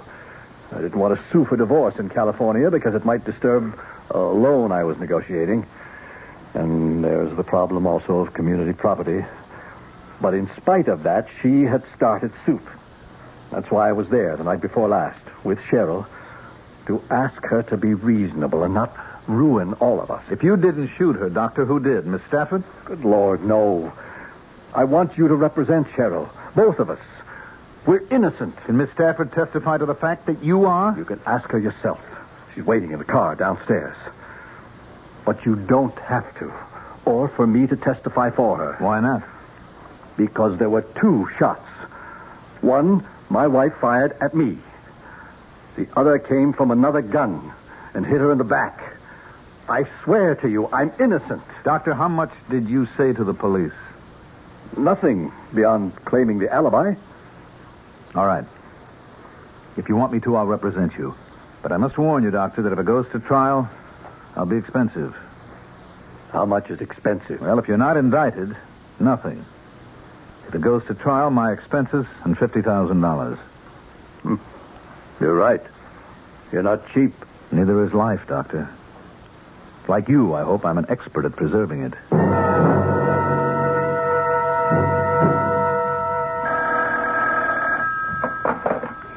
J. Carr, Justin and Associates. Just J. Carr will do, honey. You can tell him it's District Attorney Herman on the wire. Yes, sir, Mr. Herman. Just one moment. Give.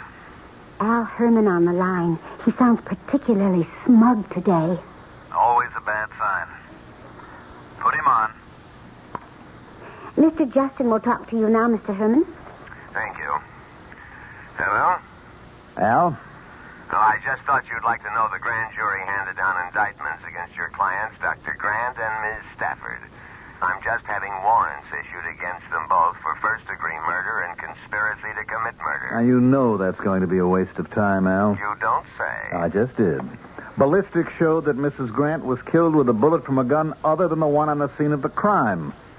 That gun has disappeared, Al. Without it, you have no case. You wouldn't want to bet on that, would you? I'm not a betting man. It's just as well.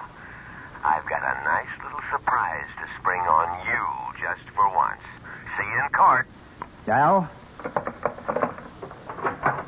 What's he got, J.C.? Such me. I'm more worried about what I may have got. What? Like they say, a bull by the tail.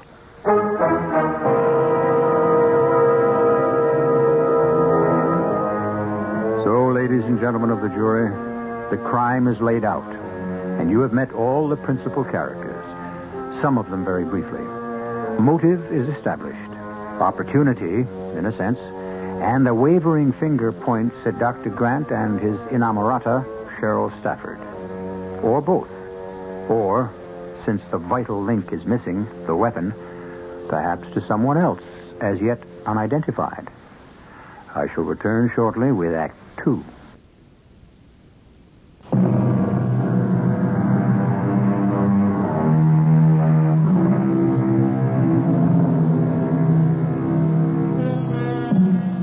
The awful suspense of a murder trial has begun. The wheels, once set in motion, cannot be halted until a jury renders a verdict. A woman is dead, her life snuffed out by unnatural causes. The whole organization of society demands that an explanation or some vindication of her ceasing to live must be forthcoming. Judge Ellen B. Prince presiding. The trial has begun and is in progress. The district attorney is questioning Lieutenant Kinsella on the stand. Lieutenant, may we return to your description of the crime? Or rather, I should say, what your investigation that night of the 29th of August and subsequent follow-up investigations revealed. Yes, sir. In response to a phone call from a Miss Trenham at 3349 Ventura Boulevard, West Covington, Central sent out a code 11. Sergeant Barasini and his partner, Patrolman Kaufman, were first on the scene. Responding to a general bulletin on Murder 1, I arrived there myself early in the morning of the 30th, about 4 a.m. And what did you discover, Lieutenant? The body of a woman, identified as Mrs. Barbara Grant, was lying before the garage door, a revolver lying near her right hand. Had this revolver been fired? Yes, sir. Once. Did the bullet discharged result in the death of Mrs. Barbara Grant? No, sir. What was the cause of death? As a result of ballistics check subsequently, a slug from a .38 revolver, almost certainly a police positive. Was this gun found at the scene of the crime? No, sir. Has it been found anywhere else since? No, sir.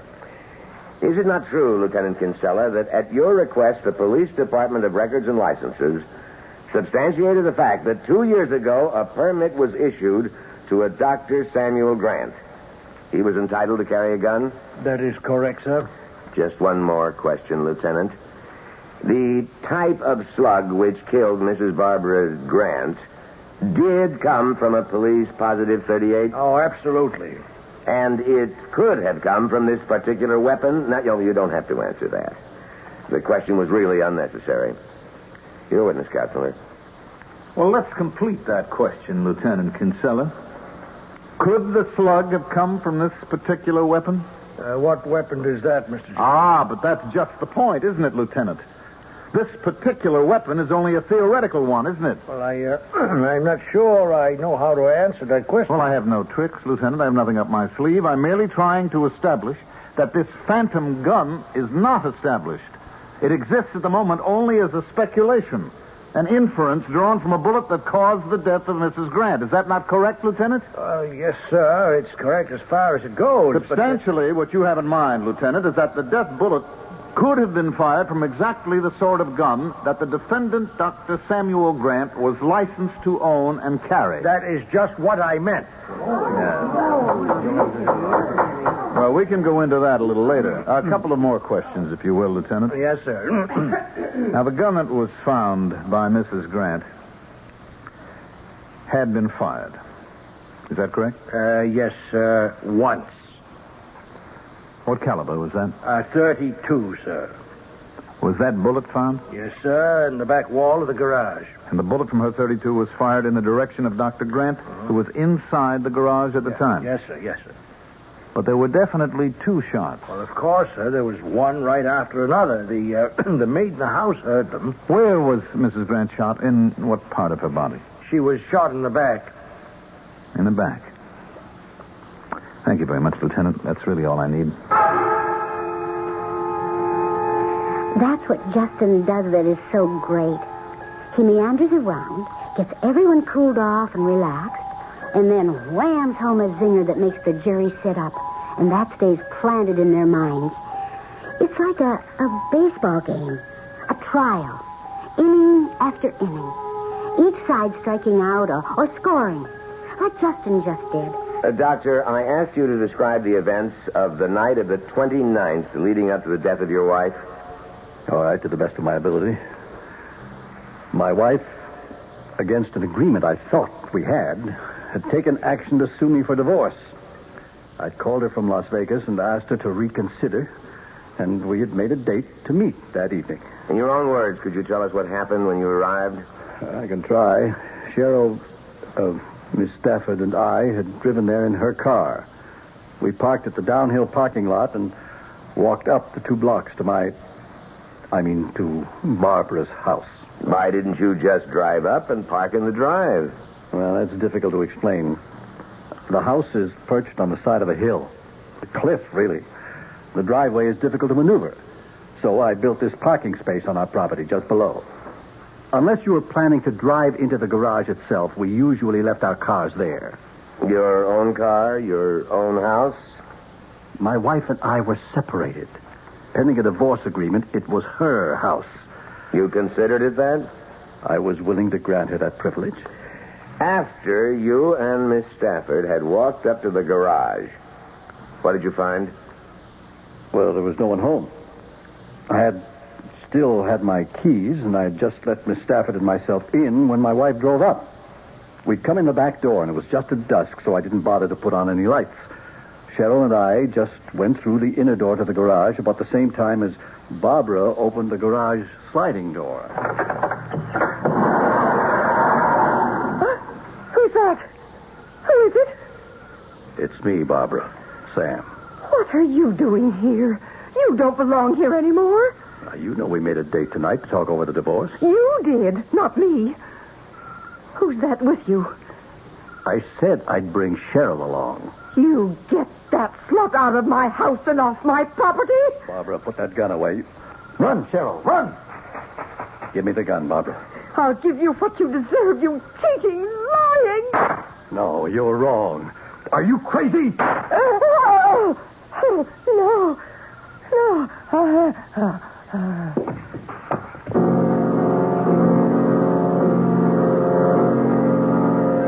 I had ducked down behind the lawn tractor and the garden tools. Even with the headlights on, I couldn't see anything. All I knew was there was a second shot and that Barbara had been hit. I went to her right away. Was the gun still in your hand? What gun? Someone shot your wife. If it wasn't you, are you suggesting it was Miss Stafford? What? No. I didn't even know where Miss Stafford was at the time. I see. So you went to your wife and then... What happened, Barbara? Are you all right? And did she reply? Yes, she said, I love you. I should have listened to you. Take care of the children. Your son and daughter? Yes. Who were not home at this time? No, they were away at school. There was no one in the house? Yes, a maid, Miss Trenholm. I could hear her moving, and I imagined calling the police. And then what happened? I panicked. I'm sure you did. What did you do in your panic? I ran down the hill to the parking lot. Where you found Miss Stafford waiting for you? Yes. With the gun? What gun? The gun that shot your wife. Cheryl had no gun. Then you had it. What did you do with it? Objection, Your Honor. The district attorney is obviously trying to put words into the mouth of the defendant. Not quite, Mr. Justin. But I do feel, Mr. Herman, you have not established the existence of the gun up to this point. Well, may I say, it doesn't matter, Your Honor. The bullet that lodged in Mrs. Grant's heart has established that such a gun existed. You're a witness, Mr. Justin. Mr. Grant. I beg your pardon, Dr. Grant. Can I take you back for a moment to the night of May the 14th? Would you be good enough to tell the court what took place at your home on Ventura Boulevard? Both my wife and myself were away. It was Miss Trenham, the maid's night out. We were robbed. Mm-hmm. Now, I have here a certified list from the insurance company of all the things that were taken. The stereo equipment, TV sets, jewelry, etc. Among those items is one very relevant one. Was a .38 caliber police-positive revolver also removed? Yes, sir. And did you immediately, in the course of the insurance investigation, notify the police of that fact? I did. And did you subsequently seek a license for a new gun of any sort? Not for myself. By that time, I was in the course of separating from my wife. Since she was afraid of being in the house alone, I arranged to get one for her and have it licensed. The .32, which is an exhibit here, and with which she fired the bullet at me. And you have no knowledge who might have fired the bullet that killed your wife? No, sir. Could it have been Miss Stafford? Why would you suggest that? Your wife was shot in the back. You were facing her, were you not? Yes, but... Good Lord, Cheryl was scared to death of firearms. She didn't know anything about guns. She's the last person who could have been responsible for my wife's death. I have no further questions. Thank you, Doctor. But there were.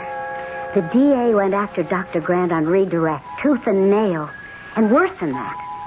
Oh, I've been around courts long enough to know that when Cheryl Stafford got on the stand, she was in for hell. Most of all, I couldn't understand J.C. He worked for a man long enough, love him too much, like me. And you know too much about him not to know he wasn't putting out his best effort here. I called him on it. Alexandra, don't ask questions. That's my business. I get the put down anytime you call me Alexandra. Oh, but I can't let it go, J.C. All right. Now, look, we're skating on a lot of thin ice. And I am supposed to be advocate, not judge.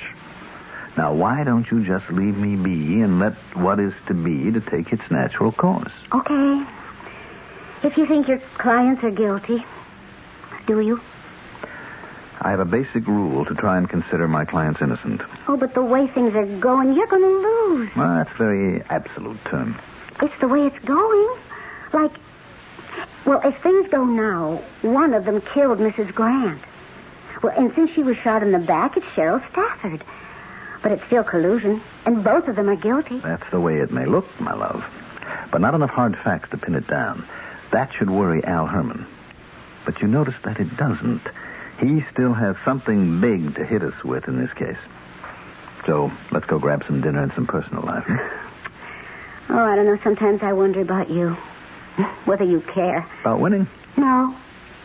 About how you win. And if it's right that you do. Sandy, you have to make your own judgments on that like anyone else. Everything in its time. Let's wait until all the cards are in.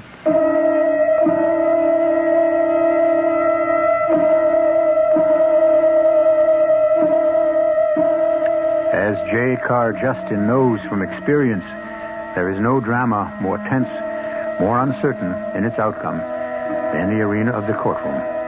And no theater in which the incredible surprise, the shocking factor that follows no law of dramaturgy, simply pops up to turn upside down all the facts which have gone before. So, ladies and gentlemen of the jury, it will be with some startling new evidence that I return with Act 3.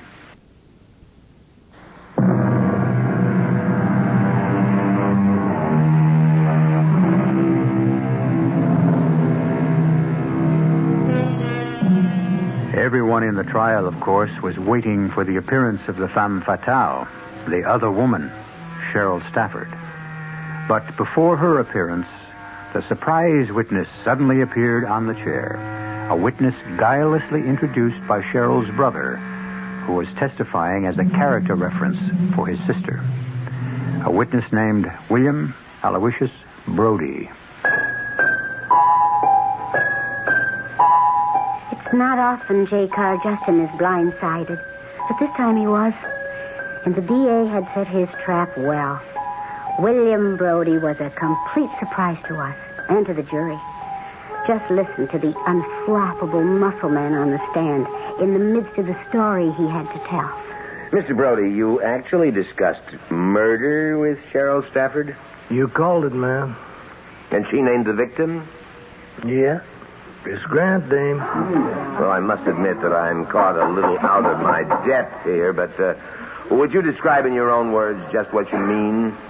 Well, it's no big deal. Like I say, I'm at this party, and a kid I know named Stafford gives me the big intro to his sister here. Her. So who's going to back off? She's a real good-looking dame, and one thing leads to another, and I get an invite to come up to her apartment like the next night. Did you go? Why not? What kind of guy'd pass it up? Please continue your story. Well, I rigged myself out in some fancy threads, figuring this is a score, and I ain't got no reason to change my mind when she opens the door. I mean, she's like you say, undressed for action. And the welcome sign is out. It's a big hello, a big drink, and this kid is I think the picture is graphic enough. Suppose you just tell us simply and directly what happened. Can I get you some more to drink? No, babe. I'm coasting easy now. Your kid brother told me you want a favor. That's right. Try me. I deliver. Supposing I was to tell you I want someone... I want someone out of the way. Out of the way? You mean total? Wiped out? I mean killed. Dead. Okay. You don't have to draw pictures, just name numbers. How much? Say, $2,000. Oh, you gotta be kidding. I wouldn't touch it for under a $5. I haven't... I don't think I could raise that much. Who's a pigeon, anyway? Well, if I tell you, can we make a deal? 3,000 is my top figure. It's all I've got. All I can get. Yeah. So we got a deal. Give me a name. Her name is Grant. Barbara Grant. She's married to my ex-boss. But it wouldn't be hard. They're separated, and she lives alone. So lay the bread on me, $2,000 in advance. Third on delivery. You actually contracted to kill Mrs. Grant? Are you kidding? This was all con as far as I was concerned. Did she pay the money? I took the money and blew. I was only doing her kid brother a favor. But you took money and promised a killing. Look, Cheryl Stafford says to me, Mrs. Grant has given us a bad time, causing us a lot of grief. Now, if you don't take care of her, Sam will have to do it himself. So I wanted to make her feel better. And when the date came, you were supposed to deliver. What happened when nothing happened?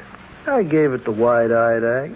I said I took her out with a shotgun in the chest and I hid her behind the convent. And what was her reaction? Well, I never saw her so happy. Then she calls us Dr. Grant and he levels with her. His wife is still alive and kicking. What was Miss Stafford's reaction? She said, you must have shot somebody else. And you said? Maybe I goofed. If I made the wrong hit, I'll go back and do it again. But I need more money. And Miss Stafford said? There isn't any more money. This time, we'll handle it by ourselves. Thank you, Mr. Brody. No more questions. Your witness, Counselor. Oh, no, Mr. Herman. Not mine. You turned over your own rock to produce this specimen. You know better than to make a remark like that, Counselor. My mind does, Your Honor. My throat just threw it up involuntarily. Are you courting a mistrial by exhibiting prejudice towards a witness? My apologies to the court.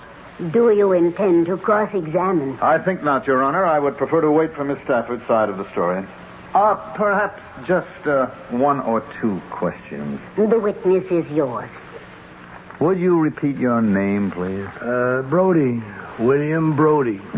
William Aloysius Brody? Yeah. But I dropped the middle go-around in high school. You also dropped your other names?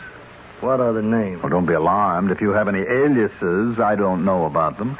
I just mean the various public nicknames that people have hung on you, such as Dream Man and the Treasure Chest. Cool it, will you? Cool it, man. Everybody has his own bag. I like to build up the body, right? Anything wrong in that? To each his own. By the way, what did you say that you do for a living, Mr. Brody? I did. Would you now? Well, this and that, man, I hang loose. No big deal. Oh, I think you're much too modest, Mr. Brody. I have here a list. Dance hall bouncer, shill, candy butcher, beach boy. But I don't mean all of these. I mean your real profession, since gigolo and ladies' man are a little out of style. What shall we call you, a professional stud? Objection, Your Honor. Objection. Sustained. Strike that last sentence from the record. Mr. Justin, I am tempted to fine you in contempt of court. You know you cannot discredit a witness without objective proof. Your Honor, respectfully, it is my contention that the witness has already discredited himself. And when I bring Miss Stafford to the stand, he will be even further discredited.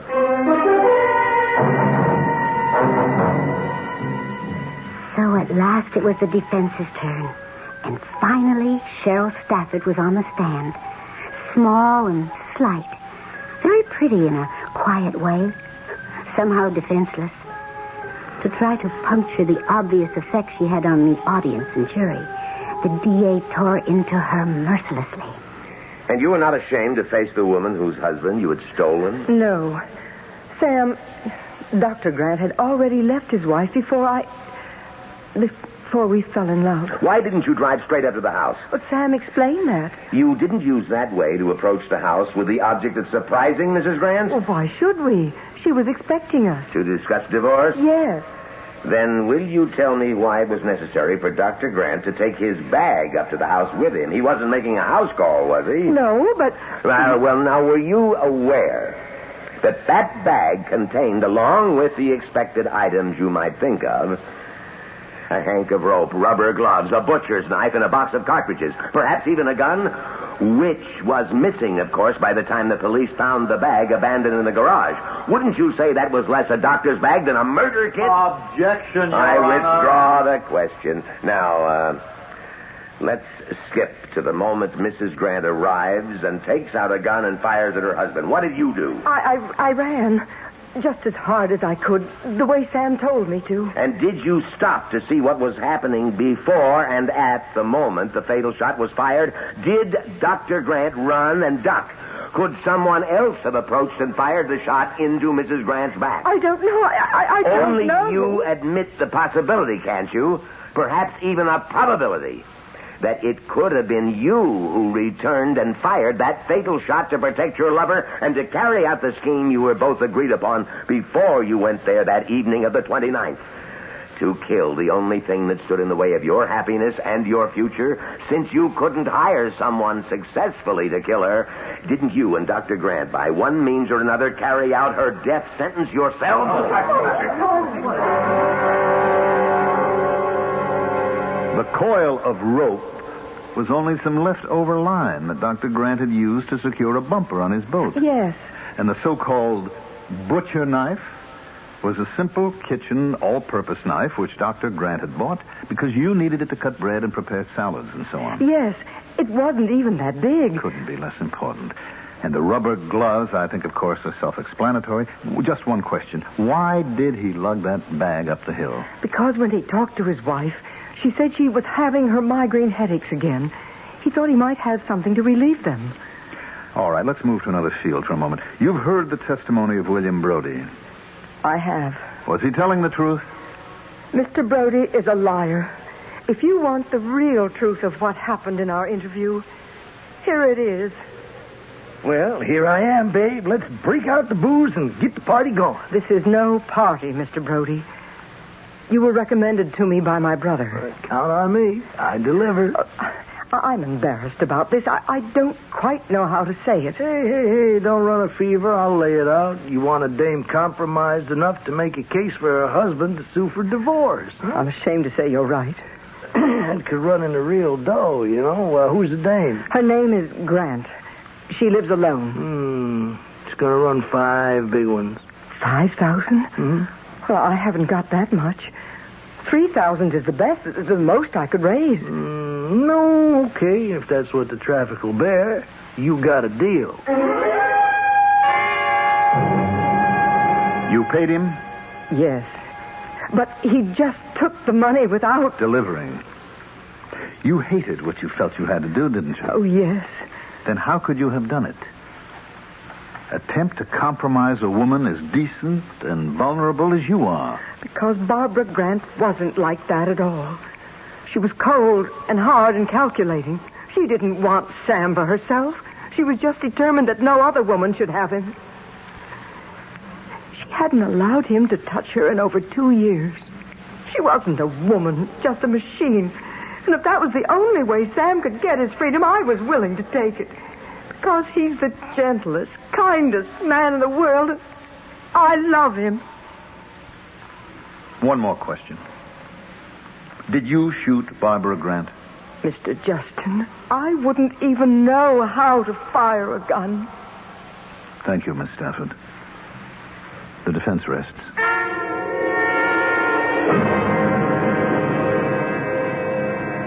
The jury's been out 3 hours, J.C. What do you think? Mostly at a time like this, I try not to. Oh, I wish I could make my mind a blank. Why? Because I love you, and I don't know why you took this case. Now, don't give me the lawyer's ethics line again. Everyone is entitled to a defense. You know he's guilty as hell. Do I? Yes. And how do I feel about her? Well, that's not so easy. Excuse me. Yeah. They're coming out? Okay, we'll be right there. Oh, the jury has a verdict? Yep. Well, what do you think it'll be? All right, ladies and gentlemen of the radio jury. What was your verdict? Was the stolen gun just a cover for Dr. Grant to have a weapon to kill his wife? Did they struggle so that she was shot in the back? Did Cheryl fire the fatal shot? Or did the incredible Mr. Brody decide to earn his money by coincidence that evening? It's your decision. Who killed Barbara Grant?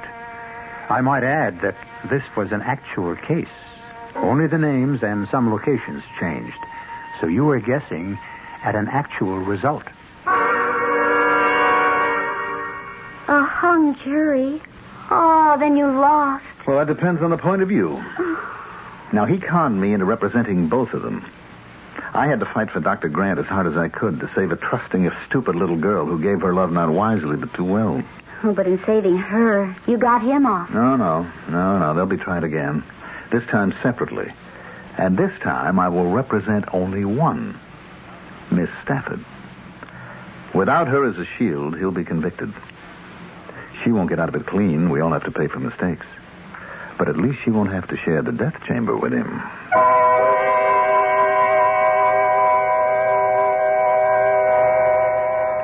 Three months later, Dr. Grant broke on the stand and admitted that he had taken advantage of the robbery at his house to pretend the gun was one of the articles stolen. He had it with him in the murder kit bag, and in struggling with his wife, as she had turned to flee, he had deliberately shot and killed her.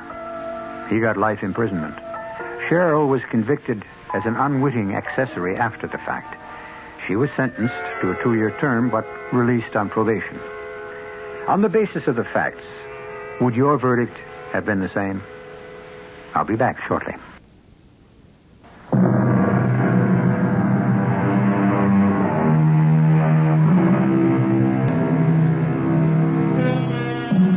How does a nice young woman like that get mixed up with a man like Dr. Samuel Grant? One of the oldest questions in the world, which people have been trying to answer since time began. A few of them Love is blind. 'Twere more than woman to be wise, or perhaps to wind things up, a quote from Mr. Thackeray. Every single woman I ever knew is a puzzle to me, as I have no doubt she is to herself. With no apologies to women's lib. It's the way of the world. Our cast included Mandel Kramer, Leon Janney, Ken Harvey, Evie Juster, Joan Shea, and Earl Hammond. The entire production was under the direction of Hyman Brown. Radio Mystery Theater was sponsored in part by Anheuser-Busch Incorporated, brewers of Budweiser. This is E.G. Marshall inviting you to return to our Mystery Theater for another adventure in the macabre. Until next time, pleasant dreams.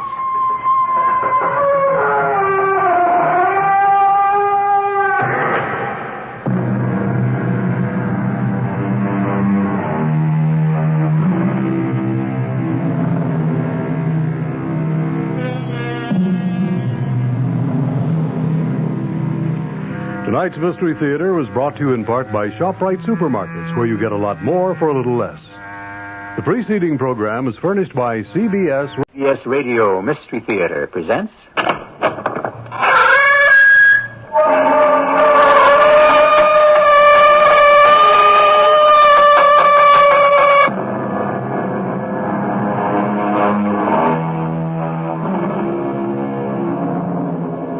Come in. Welcome. I'm E.G. Marshall. The more we know, the philosophers say, the less certain we become. You can see how this principle applies to many people in reverse. The less they know, the more certain they grow. Civilization is based on knowledge, but in many cases what we perceive as knowledge is only a dangerous illusion. Mr. Simmons, why did you kill your wife and your best friend? That should be obvious even to a psychiatrist. They were having an affair. Why not just get a divorce? I had no choice. Besides, I'd already killed them once before. You had killed them once before? Oh, when? When? Oh, I'd say about 2,900 years ago.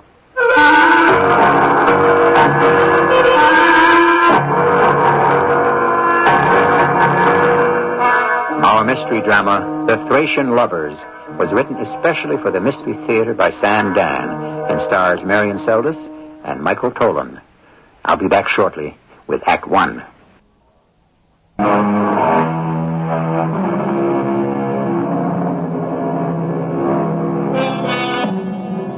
In the old days, when people wished to learn their fate, they told their dreams to a lady who was called the Priestess of Apollo.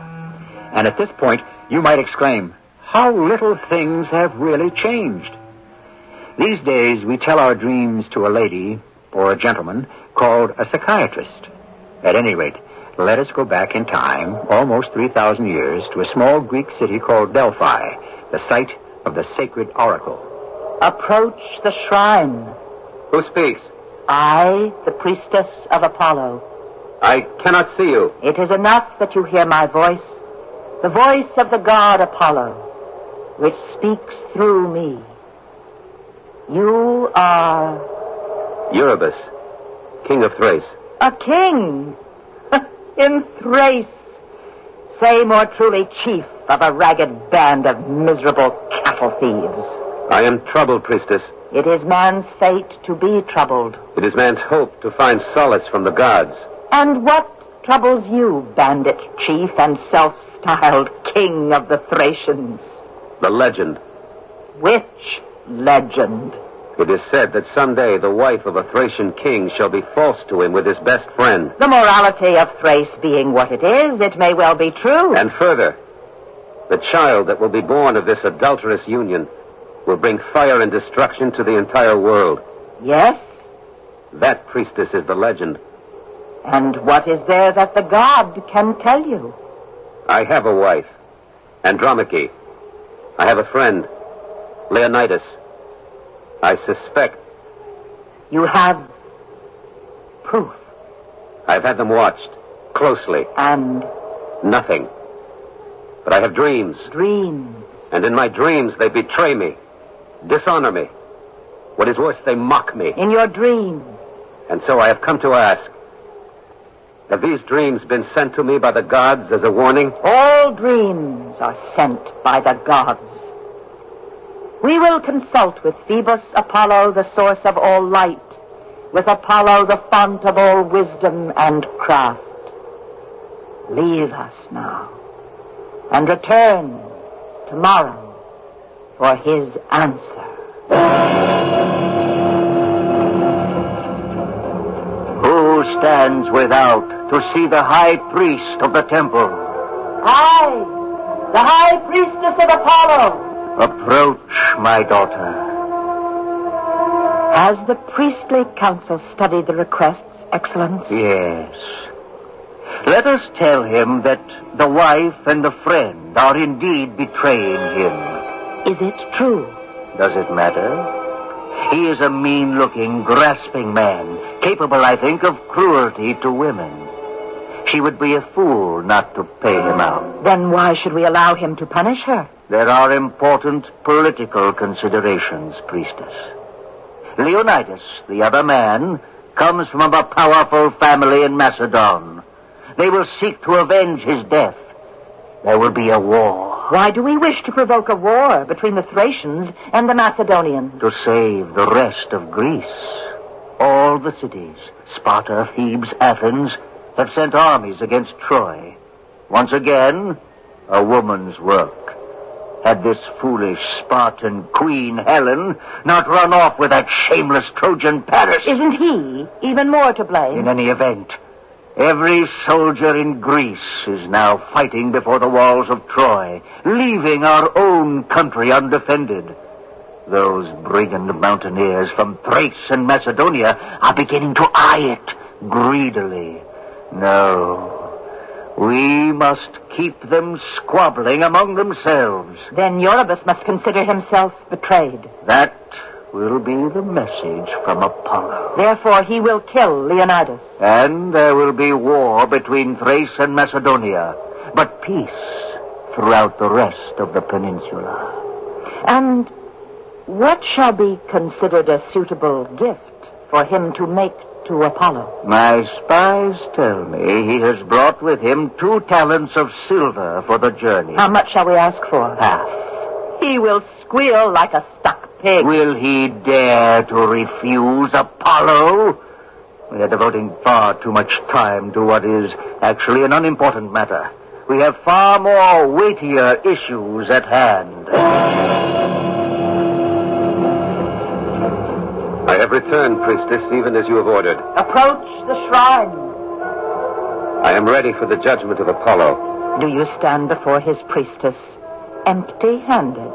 No, I have come prepared to make a little gift. A little gift? One that I deem suitable to the occasion. The only gift that is suitable to this occasion is 1 full talent of silver. A talent? Why, in all Thrace there isn't so much as a talent of silver. I swear it. Do you swear falsely in the temple of Apollo? But a talent, it's half the weight of a man. A small man. Your men will place it at the altar. But this is the price for the judgment of Apollo. Do you dare to deny him his reward? Do you? No. Then the matter is settled. Yes. The price will reduce me to poverty, but the matter is settled. Now may I hear the judgment of Apollo. Slowly, King, slowly. The god is paid, but what of his priestess? His priestess? Who lives in poverty, who depends on the kindness of the devout people like yourself. But I have already been stripped of... That pretty little clasp that adorns your tunic. But this was a gift from... Such a tiny little thing, and yet so finely wrought. Perhaps the Thracians are the greatest stealers of gold, but who can deny they are also the most skillful of craftsmen? But, priestess, this... Yes, 2 lovers entwined in an embrace. How artfully made. I shall accept your gift. But The Thracian lovers. What a perfect little thing. Really, priestess? Yes? Nothing. Place the clasp on the shrine. And now, kneel. Raise your arms. Close your eyes. The light of Apollo is about to enter this temple. His voice is now in my mouth. His voice speaks through my own. Hear then the judgment of Apollo, Eurybus, son of Diomedes, king of Thrace. I know well the legend of Hecate, that a Thracian king shall wed a wife who shall betray him with a Macedonian friend. The fruit of this adulterous union shall be a son who shall destroy first Thrace, then Macedon, and then all Greece, and finally the world. Eurybus, son of Diomedes, thou art that king. No. Do not speak, lest thou shalt be consumed by the light of Apollo, besides which the light of the sun is but a flickering candle. Thou art that kind. Thy wife Andromache is that adulterous queen. Thy companion Leonidas is that treacherous friend. Then it's true. The legend is true. I have been betrayed. Thou hast been betrayed. I will kill them. I will have justice.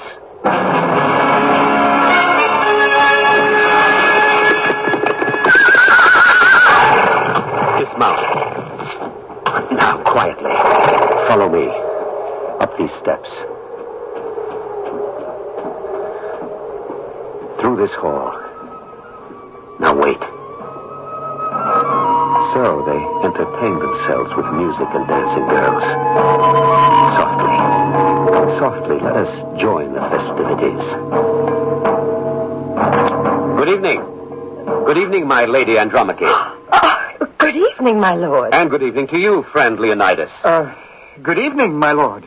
Why has the music stopped? Play on. Play on. Surprised to see me? We were expecting you, my lord. Were you? Is this why you've hidden yourselves away in this remote village? We have not hidden ourselves. Of course not. You plan to practice your adultery in plain sight, now do you not? Adultery? Eurybus, we've been friends since boyhood. False friends. I swear to you, we are innocent. Musicians, play louder. Play faster. We shall have a new dance. A dance of death. Out swords. And let us begin.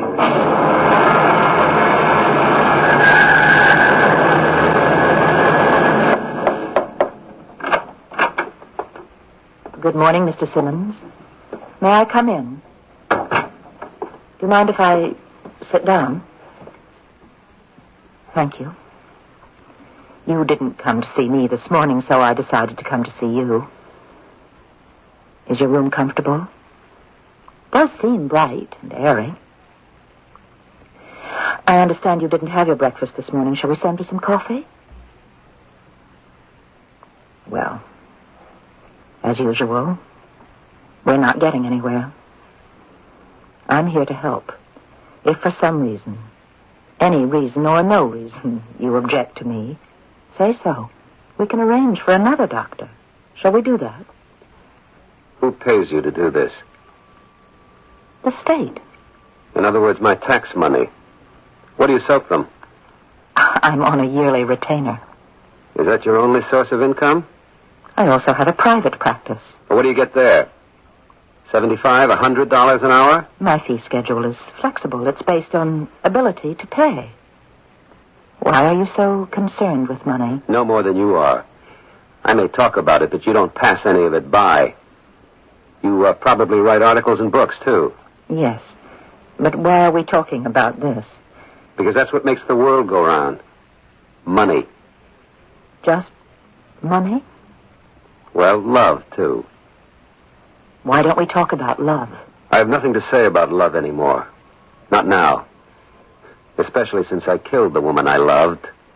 And the man she was in love with. Why? Does it matter? Yes. To whom? They'll still be dead, won't they? Nothing can change that. So let's get on with it. Dispose of me. We would like to know why. We know why. I killed him in a fit of jealous rage. Did you? It's really very simple, even to a psychiatrist. A man discovers his wife is having an affair, and he can get angry enough to kill them both. Which I did. All right. We'll accept that for now. And perhaps as you think upon it longer, well, we'll see. Do you know, Mr. Simmons, since the first moment I saw you in the courtroom, I was taken by that tie clasp of yours. The gold work is simply beautiful. It represents two lovers. It must be very old. It goes back, I understand, 600, 700, 800 years before Christ. It's supposed to be from Thrace. Ancient Thrace.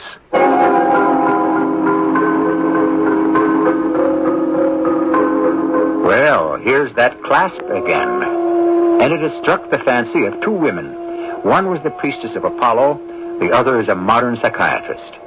These ladies are separated by almost 3,000 years in time, and yet they can be closer in more ways than most of us might think. I'll be back shortly with Act 2.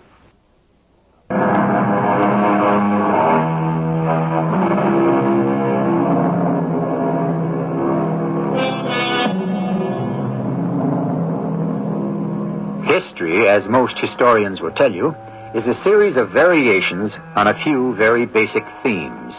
Or as most of us would say, history repeats itself, which is true. And that is because we repeat ourselves. To err is human, and so we keep making mistakes. And since human beings are basically the same, regardless of where or when they lived, the mistakes are also apt to be the same.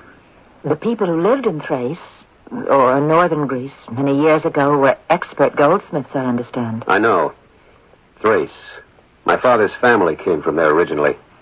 This was many generations ago. Well, perhaps we have something in common. I have a Greek grandmother. Do you speak Greek? No.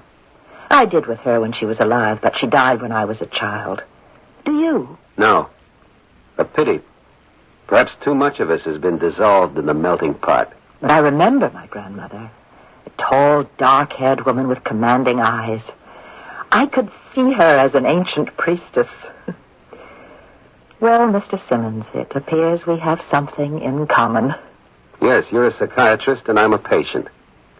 Or better, you're working for the police and I'm a prisoner. I'm not working for the police. You're working for the government. No, not for the government either. But the government pays you. I like to think I'm working for the truth. If that's your fantasy, by all means, enjoy it. Why did you kill them? They betrayed me. Betrayed? That doesn't sound like your kind of word. It's what happened. Here you are, Harold Simmons, an unassuming accountant. Oh, you do quite well. But you're conservative and peaceful. You were never known for a strong temper or inclination to violence. Perhaps I was never sufficiently provoked. But a man whose wife cheats on him, contrary to popular misconception, does not resort to violence. Statistics prove that far more often he goes to the divorce court. What does this have to do with me? Well, to begin, most shootings in these affairs occur because the aggrieved party happens to have a gun, either on his person or handy in the house. You never had one. When I found out, I went out and bought one. But records show you bought the gun a month before you killed them. Yes. Why? Why did you wait so long before you used it? I had to learn how. You just don't point and pull the trigger. You should know how to load and aim. Use the thing properly. You killed them in cold blood. Yes. And I will not claim temporary insanity. Nor shall I in any way seek to evade whatever punishment the state sees fit to give me. Why did you kill them? I've already told you. Look, I'm very tired. I didn't sleep well last night. I should like to rest now, if you don't mind. I'll tell you what, Mr. Simmons. I'll stay away for a while. I think I'll wait until you ask to see me.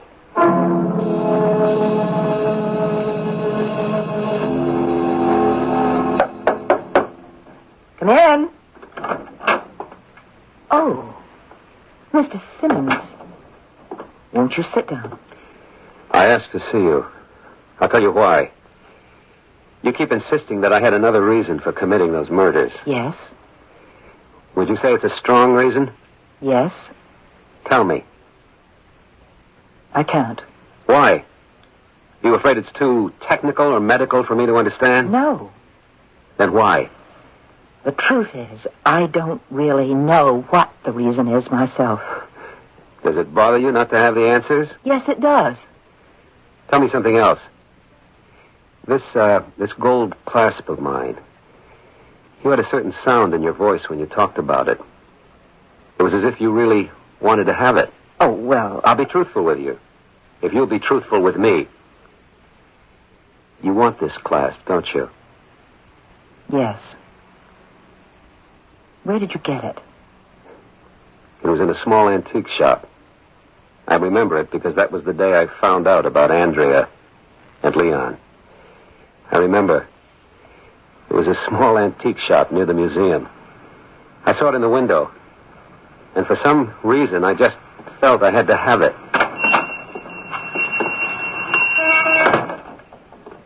Yes, sir. You have an old gold pin in the window. It is gold, isn't it? Pure gold. The workmanship is Thracian. Is it? Could very well be close to 3,000 years old. Here, let me show you. Take a close look at it. You can see how cleanly these two figures are carved. Notice how the hair swirls in a... Never mind all that. How much do you want for it?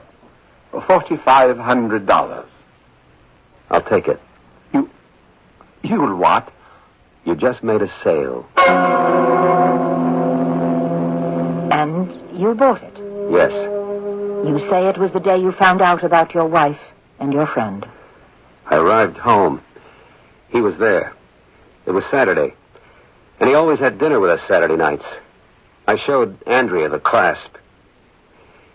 Isn't this the most beautiful thing you've ever seen, Andy? Well, it's all right. How much did you pay for it? $4,500. Dollars? Well, of course. For this? Yes. Are you mad? Well, I happen to think it's worth it. $4,500? How dare you spend that kind of money without consulting me? I didn't think of that. Well, what were you thinking? I don't know. Something just came over me. I felt I had to have it. Thinking about it now, of course, I should have discussed it with you first. Oh, the stupid selfish. Look, I'll bring it back. I don't care what you do. Where are you going? Good night. Now, what did you want to do a stupid thing like that for, Harold? Leon, she didn't have to blow up about it. It happens to be a fair sum of money. I make a lot of money. And it isn't as if this thing was some piece of costume jewelry. It has investment value. Well, you got her all angry and excited. She got me all angry and excited. But it's all your fault. What do you mean, my fault? Whose side are you on, anyhow? To ask a question like that is to start to worry about the answer. Why? Originally, he was my friend. But after I got married, he seemed to have more in common with Andrea. They always had plenty to talk about. What does that prove? Nothing by itself. But then I started to ask, why was he always at our place for dinner Saturday nights? Shouldn't a single guy be out on dates? Wasn't he interested in having a woman of his own? Maybe he did have a woman of his own. My woman. Was there ever any proof? She'd never blown up at me like that before. Did she do it because the pressure was beginning to tell on her? And did she do it in front of him to let him know how little use she had for me? This is all supposition on your part. Everything begins as supposition. And then we begin to form it into fact. Yes, with evidence. I had evidence. I thought you said you didn't have any. I had no proof, but I had evidence. I began to remember things. For instance, I recalled how he'd reacted to Andrea the first time he met her. I wanted the girl I was going to marry to meet my best friend. We'd arranged to have a drink one afternoon. Hello, everybody. Andrea, this is Leon. Hello, Leon. Harold has told me so much about you. Well, he hasn't told me anything at all about you. Hey, that isn't true, Leon. You complained I wouldn't stop talking about her. Well, yes, you talked about her, but you didn't tell me anything. What do you see in him anyway, Andrea? Oh, he's very nice. Well, yes, he's nice enough, I suppose, but look, I can tell you this. He's lucky he saw you first. You see, even at the beginning, The very start. But that's how friends talk to each other. A certain amount of joshing. That's what I thought it was, too. But there were other things. It's hard to explain, but so obvious. In what way? Many times when we were together, it seemed that the conversation was usually just between the two of them. Why? I put in a pretty long and hard day at the office. And so most of the time, I would just want to sit back and relax.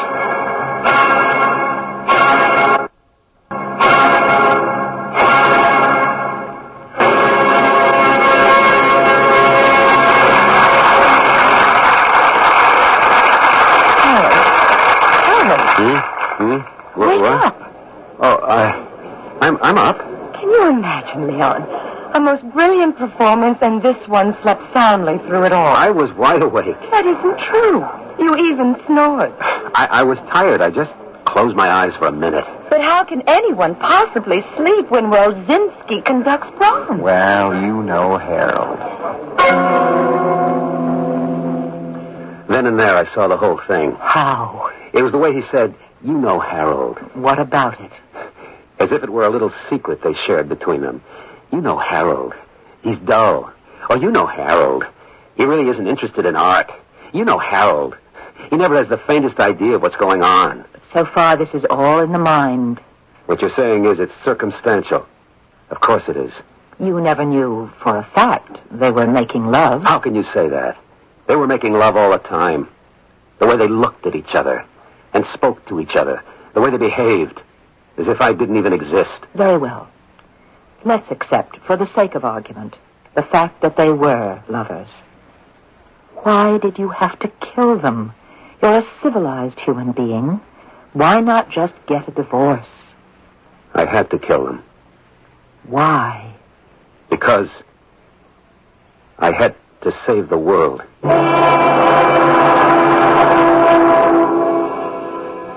How? By killing his wife and her lover? Assuming that they were lovers? How would that save the world? And which world is he talking about? So far, you know as much about it as we do, although some of the more perceptive people in the house may know more. We'll all catch up in Act 3 shortly.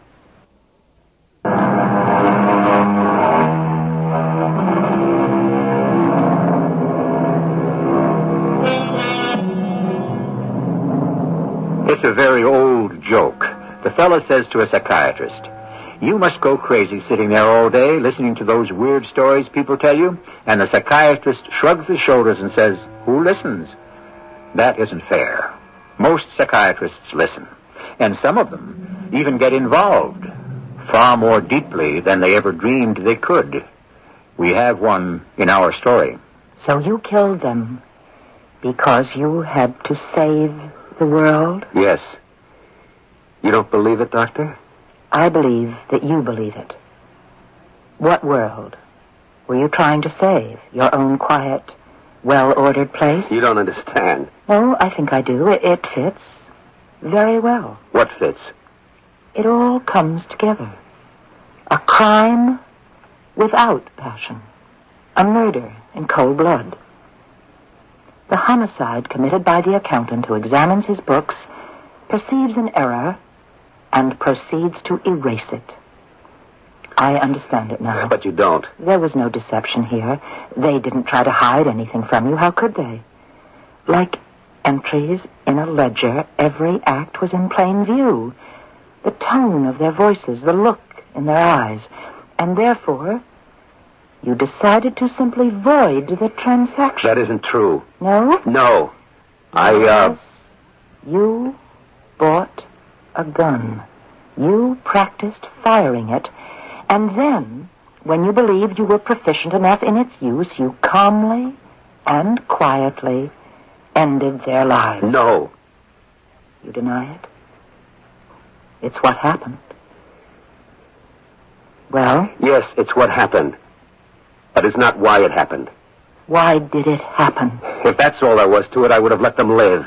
What more could there have been? There was the child. What child? When I was just going with Andrea before we decided to get married, we spoke naturally. We spoke very frankly about many things. We were watching some children at play. Adorable, aren't they, Harold? Yes, But of course, we only see them at their cutest and their best. I suppose so. Oh, look at that young girl. She's hardly in her 20s, and she has 2 infants. That's the choice she makes. Of course. But it's not the one I'll make. Well, look at those lines in her face. She'll be old before her time. She'll miss out on the best years of her life. Maybe she doesn't think so. But I think so. I don't want children. Is that all right with you, Harold? Of course it's all right with me. There's so many things in this world I want to feel free to do. Darling, I understand perfectly. How do you feel? Well, parenthood isn't for everybody. Do we agree it isn't for us? Certainly. Well, darling, then it's settled. So, at the outset, then, you decided not to have children. Yes. Was that how you truly felt, or did you agree just to please her? No, I was happy about it. I was never good with children. Some people just aren't, you know. They're awkward, clumsy, don't know what to say or do. Then what about this child that you mentioned? We were sitting around the house one Sunday afternoon. We were watching television. It was one of those very serious and earnest programs about children who were not getting the best out of life. You know the type. Oh, yes. You probably appeared on some. Anyhow, afterward we were having coffee, Leon, Andrea, and I. And she said... Funny, isn't it? So many people who shouldn't have children, can't raise children, have no feeling for children, have a whole house full while... Yes, while... Well, isn't it obvious, Leon? While there are those who can give a child every advantage, who are educated enough to raise them properly, so many of those people never have any. Well, you're one of those people, aren't you, Andrea? Yes. Why didn't you have a child? Why? Harold wouldn't hear of it. What's this? We have a big house. We have a good income. Harold can throw away thousands on pieces of gold jewelry. We could well afford it. Hey, now, just a minute, Andrea. The reason we don't have children is because you don't want any. I don't want any. Well, that's what you told me. What did I tell you? I remember we were sitting there in the park. Hey, listen to this, Leon. Don't put me in the middle. No, you saw these children, these tots playing, and you said... I remember exactly what you said. We only see them at their cutest and best. Look at that mother. She's just a girl, but see the lines in her face. She'll be old before her time, miss out on her best years. I don't want children, Harold. That's what you said. That's what I said? Yes, it's almost word for word. As I recall, you're the one who didn't want children. I remember you said parenthood isn't for everybody. Yeah, but only because... Hey, you mean you want children? I've always wanted children. Hey, friends, this is turning into an argument. That's true. Lately, all we seem to do is argue. Lately, all we seem to do is rewrite history. I want to thank you for making this such a lovely afternoon for me, Harold. What did I do? The thing that you always do, and do so well. Nothing. Where are you going? I have a headache. I didn't say anything, did I, Leon? Well, sometimes it's the way you don't say it. She's the one who didn't want to have kids. Okay. Now what am I going to do? Well, if I were you, old friend, I would keep out of her way for a while. Maybe it would help if I went in and spoke with her. Don't you see, Doctor? She didn't want to have a child with me. All those objections she had to children were only because I was her husband. But with Leon, suddenly she seemed transfigured by the idea of motherhood. But is it possible that somehow you are rewriting history? Now listen. We were sitting in the park. Be honest with yourself. Was that the conversation that actually took place? Yes. All right. These things happen. People change. They can shift even what they consider to be their most deeply held convictions. I'm right. I know I'm right. Yes, but that doesn't change the basic facts. What basic facts? 2 people fall in love. One falls out. Why? Who knows why? Who knows why people fall in love in the first place? Obviously, your wife fell in love with your best friend. Why didn't you let them get married and have children if they wanted to? I couldn't. And now we arrive at the why. Tell me why. I can't. There's a reason, isn't there? Yes. Can you try to explain it? It's easy enough to explain. The problem is it's impossible to believe. Try me. I don't even believe it myself. And yet it was the reason I killed them. And that reason is? To save the world. No, not my little world, not my little universe, but the world. The world. This planet. How would their murder save the world? Listen to me. Finally, we had a confrontation. We were driving home from the football game. It was a very casual conversation. You know, Harold, in our day, state never used to beat tech. Now we do it all the time. Please, Leon, don't talk to Harold while he's driving. How'd you like the game? I thought it was a bore, but I could never get interested in football. Well, then why do you come to the games? To keep you happy. Which one of us do you want to keep happy, Andrea? Well, what does that mean? It means, do you want a divorce? Hey, look, kid. Now, shut up, Leon. Well, Andrea? Don't you know what to say? Is it because you aren't really sure of him yet? Hold on, Harold. Look, you wanted her from the first minute you saw her, Leon. Well? Anybody have anything to say now? I don't know how far it's gone between you. But you can serve me, Andrea, or I can serve you. The papers. And that can be the end of it. Or the beginning of it, depending on who's looking at it. Does anyone have anything to say? Why wasn't that the end of it? Because that night I was asleep. And either I awoke or I was having a dream. I don't know where I was. It was some sort of enclosed stone space. And a voice said, "Approach the shrine." I didn't know what shrine she meant. And she said, "The legend is true. Your wife and your best friend will betray you. And the fruit of their union shall be a child who will destroy the world. Save the world. The voice of God speaks through me. Kill them. Save the world." All this was part of the dream? Yes. It was disjointed and confused. It's not as clear as I make it sound, but that was the message of the dream. And that is why you killed them? That's why I bought a gun. Learned how to use it. Then went to his apartment where they were staying. Who's at the door, Leon? Oh, Harold. What are you doing here, Harold? I'm sorry, Leon. Andrea? Leon, he has a gun. Harold, look, we parted friends. We had decided to be civilized. I'm doing this for civilization. I'm sorry. Oh, no. It's really nobody's fault.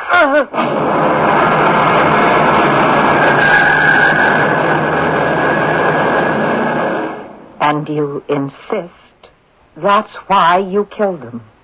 That's the truth. I don't think a jury will believe it. A jury will never hear it. I won't plead any defense. I told it to you because somehow I thought you would believe it. Why would I believe it? I don't have the faintest idea. Goodbye, Doctor. It's time I went back to my room. Yes. Goodbye. Will you take this? What? The Thracian clasp? Please. Oh, I couldn't. It's very valuable. It won't be of any use to me anymore.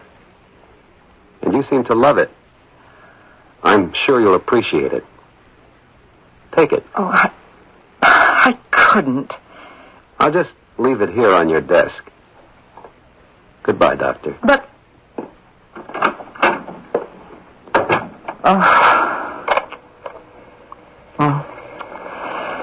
Further, in the report on Harold Simmons, this morning, the subject revealed to me a most fanciful story to account for the murders. It seems that he found himself in a dream in an ancient temple where the legend existed. Oh. What am I saying? How can I write that? I'd better take some time to think. Just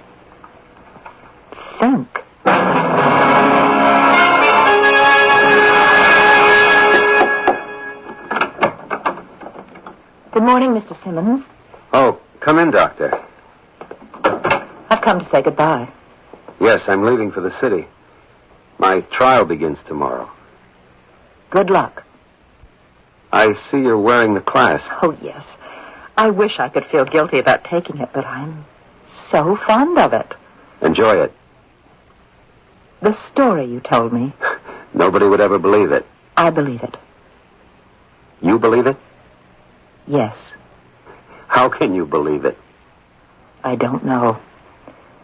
How can you believe it? I don't know either. It's just something inside me that says it happened that way. Yes. I can't understand it either. You mean there's something that a psychiatrist can't understand? Oh, we don't understand a great many things.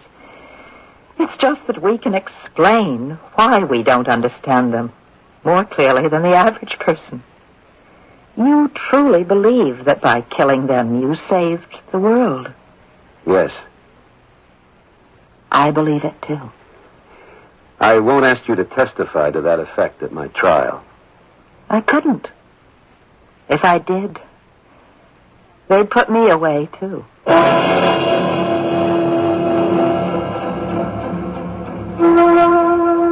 I should certainly think they would.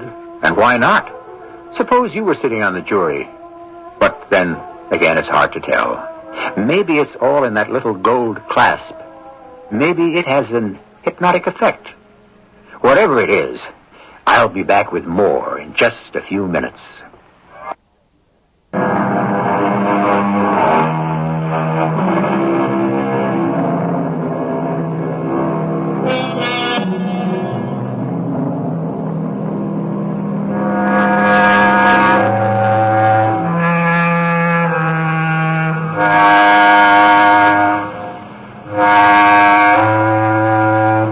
Problem is, we try to ride two horses at the same time.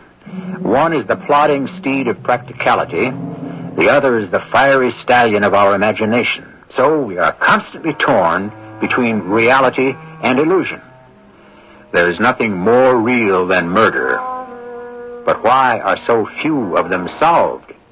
Is it because certain acts are repeated unconsciously through the centuries for reasons and motivations that have long been forgotten? Remember, every time a brother murders a brother, it is Cain killing Abel all over again. Our cast included Marion Seldes, Michael Tolan, Bob Caliban, and Jennifer Harmon. The entire production was under the direction of Hyman Brown. And now, a preview of our next tale. Oh, forgive me, Your Majesty. It was clumsy of me. What time is it now? 7 o'clock. Is there something I should do at 7 o'clock? I've been instructed to fetch you some food. It isn't necessary. Everything is over for me. When will I be taken away? I don't know, Your Majesty. Even you who are sent to guard me do not know. Why is it such a secret? I'm told there was a plot to try to rescue you, so they've placed thousands of soldiers in the streets to make sure it will not happen. I have not heard of such a plot. Oh, someone is coming in here. Marie Antoinette, are you ready? Ready? Now? We are waiting. The scaffold is prepared. This is E.G. Marshall, inviting you to return to our Mystery Theater for another adventure in the macabre. Until next time, pleasant dreams.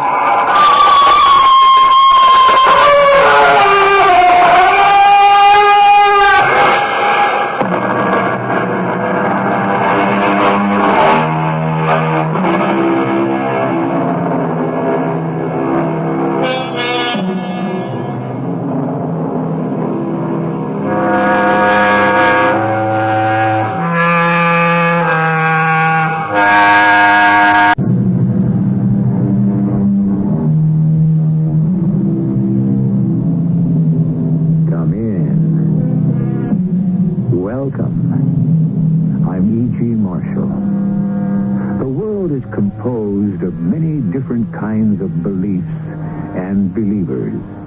Depending on who you are and where you're from, certain beliefs will seem quite natural, and others will not. The world, by and large, has become a more tolerant place than it used to be. But even so, or perhaps for this very reason, there are people who possess beliefs of such fantastical magnitude we can scarcely think they are serious. And yet they are. Deadly serious. We've got to keep going. We're almost there, I'm sure we are. I think we'd better turn back while we still can. Why? You saw the evidence with your own eyes, didn't you? Why do you keep calling it evidence? That guy is a crackpot. And if we keep going, we may never come back.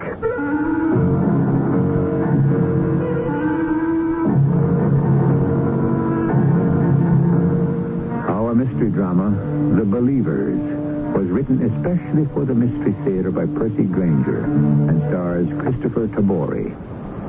It is sponsored in part by Contact, the 12-hour cold capsule. I'll be back shortly with Act One.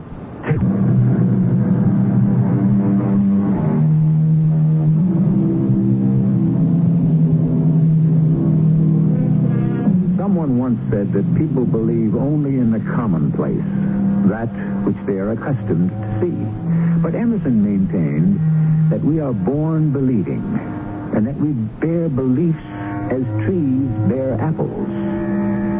Some feel that you can even measure the depth of a person's soul by the magnitude of his belief. But belief is like most other things. Too much of it can be a dangerous thing. We're in a modest country house on the outskirts of a town in the Midwest. Mother, I'm home. Mother, are you in the kitchen? Huh. Mom, where are you? Oh, there you are. You've been in the parlor the whole time? You were sitting so still, I didn't even see you. Well, why didn't you answer me? Shh. Mom, what's the matter? Be quiet. I'm waiting. Waiting for what? Get away from that window. He might see you. Who? What's going on? Something very strange. I don't see anyone out there. I know. That's just it. Oh, no. It's that neighbor of ours. That's Mr. Bolivar. Oh, now, Mom, not that again. I tell you, Alan, something very immoral is happening over there. Now, Mr. Bolivar is a perfectly harmless old guy. How does he make his living? Well, that's none of our business. But we don't know, do we? At least you have an honest job. You leave the house at a decent hour each morning and come home from the factory at a decent hour each evening with a decent day sweat on your brow. Mr. Bolivar never leaves his house at all. Well, maybe he works at home. I mean, we see him out in the garden a lot. You do not make a living with a garden. Maybe not. But I sure wish I could get our lawn to grow like his does. Look how green and thick he gets his grass to come in. Yes, just like a cemetery. He's probably got people buried in it. Oh, Mom, you gotta stop spending so much time peeping down the road at his house. I'm not peeping. Something is going on, Alan, and if something is going on, it isn't peeping to try to find out what. You spend your whole day at this window. It's not good for you, Mom. Listen to me. It's happened again. What? A woman came to Mr. Bolivar's house. She went in, and she hasn't come out. Is that her car in his driveway? Alan, it's begun to happen more and more often. People drive up to Mr. Bolivar's house, they go in, and that's the last they are seen. They probably leave at night. That's what we thought. But I found out this morning that's not true. But their cars are gone. We've heard them drive away. Oh, you've seen them. Do you remember those people who came yesterday? Well, early this morning, the car left. I heard it. It woke me up just like it always does. But this was the first time it hadn't been pitch dark. It was just after dawn. You'd already gone to work. I rushed to the window, and you know who was driving the car? Even Bolivar himself. And he was all alone. He returned about 2 hours later on foot. Now, you tell me there's nothing wrong going on. Are you sure there wasn't anyone else in the car? I'm absolutely positive. And now he's got some fresh victims in there this very moment. It may already be too late to save them. What do you think we should do? I think you ought to go over there and find out what's happening. Me? Well, you two have always had a friendly wave for each other. Mama, I had a long day in the factory. I'm tired. Alan, he always comes out about this time of day to tend his garden. Now, you go wash yourself up, and I'll keep watch. What about our supper? Oh, look, there he is now. Hurry, dear. Now's your chance. What am I supposed to say? Well, I don't know, but you're a clever boy. Just don't let him know you suspect anything. And don't worry, dear. I'll be watching you.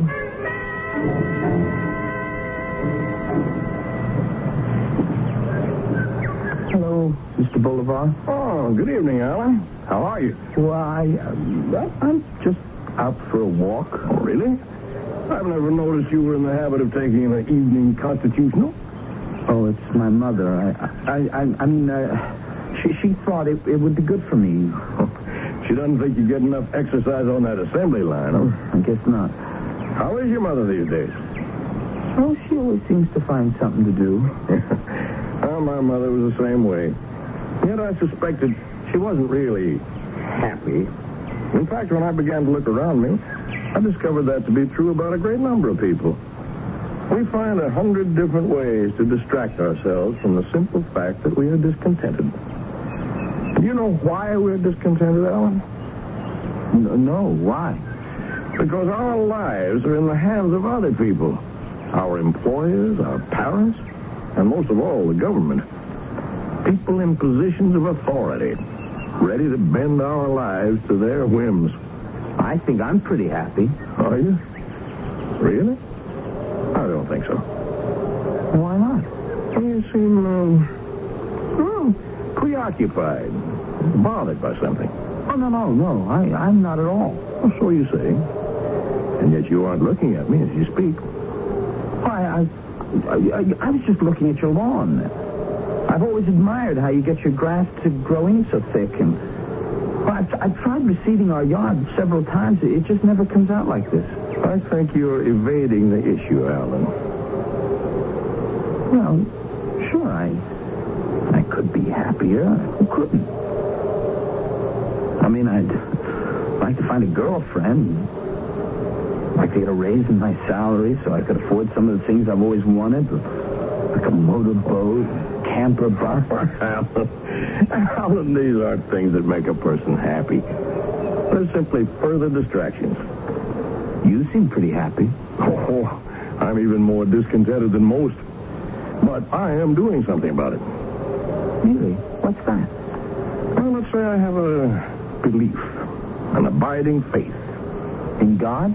Oh, of course, in God, but there's something else as well. What? That we can improve upon the life we've all been forced to lead. I sometimes wonder how. I guess I could use a little belief, too. Could you? If I thought it would help. Well, not everybody is capable of belief. Why not? Well, a great belief requires a great man. For there are those who would ridicule you. There are those who would ostracize you for what you believe. Could you abide such things? Yeah, I mean, if I really had something to believe in, I guess I could. But can you believe, Alan? Can you really believe in something almost beyond comprehension, and yet so wonderful, so joyous, that the mere thought of it makes you determined to take control of your own life and free yourself from your discontent once and for all, huh? Yeah, if that's what it would do, I mean, why not? And for such a reward, would you even be willing to run the risk of death? Death? Huh. There may be those who would kill you for your belief. Well, that's a whole new ballgame now. I don't know. Well, how great is your capacity for belief? Is it as strong as the desires of your heart? That's the truly happy person, Alan. The one who has the courage to follow his vision. Just what is the vision? Nothing less than the chance of a new life. I like you, Alan, and I trust you. You're young, you're strong, and like so many of us, you have a native intelligence that is wasted in your present situation. Well, thank you. Can you come over to my house this evening? I'm holding a meeting. What kind of a meeting? That I will tell you when you come. I think when you hear what I have to say, you'll have no qualms at all. Okay, Mr. Bolivar. Well, I'll see. Fine. Oh, about your lawn. I think the reason you're having difficulty is that you're underestimating the properties of the soil. If one will only appreciate its potential, there's no limit to what the earth can yield.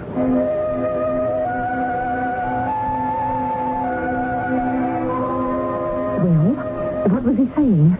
He invited me to his house tonight for a meeting. Oh, dear. I don't think I better go. Oh, no, absolutely not. Alan, you're all I've got. I could never forgive myself if you disappeared. What did he say the meeting was about? Belief. Belief? In what? Some kind of new life. He said he'd explain it all at the meeting. Oh, but you're right. I don't think I should go. What time is the meeting? 8 o'clock. If I make you your dinner right away, you can be finished by then. What? Now, I think you've got to go. Oh, no. We've got to find out what is happening, don't we? I mean, all those poor people. Maybe we should just call the police. No. What if they didn't find anything? Then Mr. Bolivar would be after us. But I'd be putting my life in danger, Mom. Well, yes. But forewarned is forearmed. You'll be prepared. And Alan, you're much bigger than he is. What can he possibly do to you? Yeah, but... Anyway, it's a meeting, isn't it? I mean, there will be other people there, so you outnumber him. No, you have to go, son. I want to know what's going on. Oh, Alan, good. You decided to come. I'm sorry if I'm late. We just finished supper. Oh, that's perfectly understandable. You're not late at all. Come into the parlor. We're just about to begin. I'll introduce you to the other person. The other? You mean there's only one? Hello. Joan Larkin, this is Alan Pearson. Alan's a neighbor of mine. How do you do? Oh, hello. Well, I guess we can begin. No one else is coming? I don't think so. Not tonight. But as we tend to forget in this day and age of mass conformity, even two individuals can make a quorum. And now, Alan, if you'll have a seat next to Joan, I'll welcome you to our society and tell you exactly why you're here. A precipice is something villains traditionally leave heroes verging on at the end of an act. But no matter how high the precipice, one can always see where he will fall if he fails to hang on. A precipice of the mind is an altogether different matter, for it affords no view of the abyss that awaits the hapless victim. We'll find out what kind of a precipice Alan's mother's curiosity has landed him on when I return with Act 2.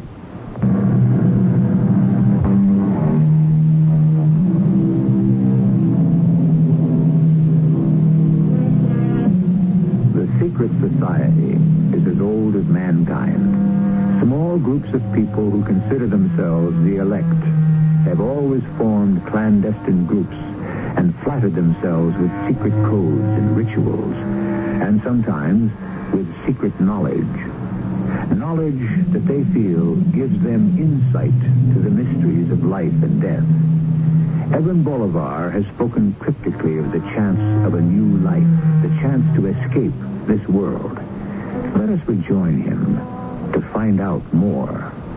Are you sure we shouldn't wait until more people show up? Oh, there won't be any more people tonight, Alan. It's just you and Joan. What kind of society is this? Doesn't he know, Mr. Bolivar? Not yet, Joan. You mean you do? Of course. Joan has traveled a great distance to be here tonight. All the way from Lipitsky, Ohio. I don't ever want to hear that name again. You know what's going to happen? Of course I do. That's why I'm here. Now I'm going to have to wait. I'm sorry, Joan. Your intended partner's had a last-minute change of heart. That happens frequently under the circumstances. It's to be expected. They can't be blamed, and there's nothing to be done about it. But you'll have to give Alan time to think about it And I'm all ready to make the journey now. Well, that'll be up to Alan. What kind of journey are you talking about? What's the name of this society? We call ourselves the Hollow Earth Club. The Hollow Earth Club? Mm-hmm. You mean you think the Earth is hollow? We don't think so, Alan. We know it is. We have proof. This is the other world I was speaking of. It's not somewhere off in space or in the heavens. It exists right here, inside our own. It's a civilization of people superior to us in every way, technically and culturally.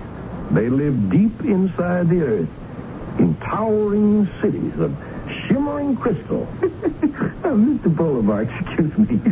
But, I mean, are you serious? Where did you ever get a notion like this? The notion has been around for centuries. There are references to the civilization of Hollow Earth in texts dating back to ancient times. The ancient Hebrews and Greeks knew of its existence. Oh, but those were just myths. Many governments have mounted expeditions to try to go into Hollow Earth. During World War II, the Germans sent a specially outfitted U-boat into the Arctic. The boat never returned. Every government-sponsored expedition has met with disaster. Why? Because governments are only interested in interfering and taking over. The Hollow Earth people do not approve of the mess we've made of surface Earth and want no part of it. That's why they've chosen to stay underground. If these people don't let government expeditions into their domain, well, what makes you think they'll let you go down there? That, Alan, is the chance we take. That is the risk I spoke of this afternoon. It's very important that we make the journey with compassion and understanding. They must know that we respect them and have no desire other than to flee the same world they once did. You still look skeptical. Why, it's a pretty fantastic theory. No, Alan, you're wrong. Oh, but everyone knows the Earth is solid as a rock. Joan, I guess we're going to have to show Alan our proof, aren't we? You mean you have proof?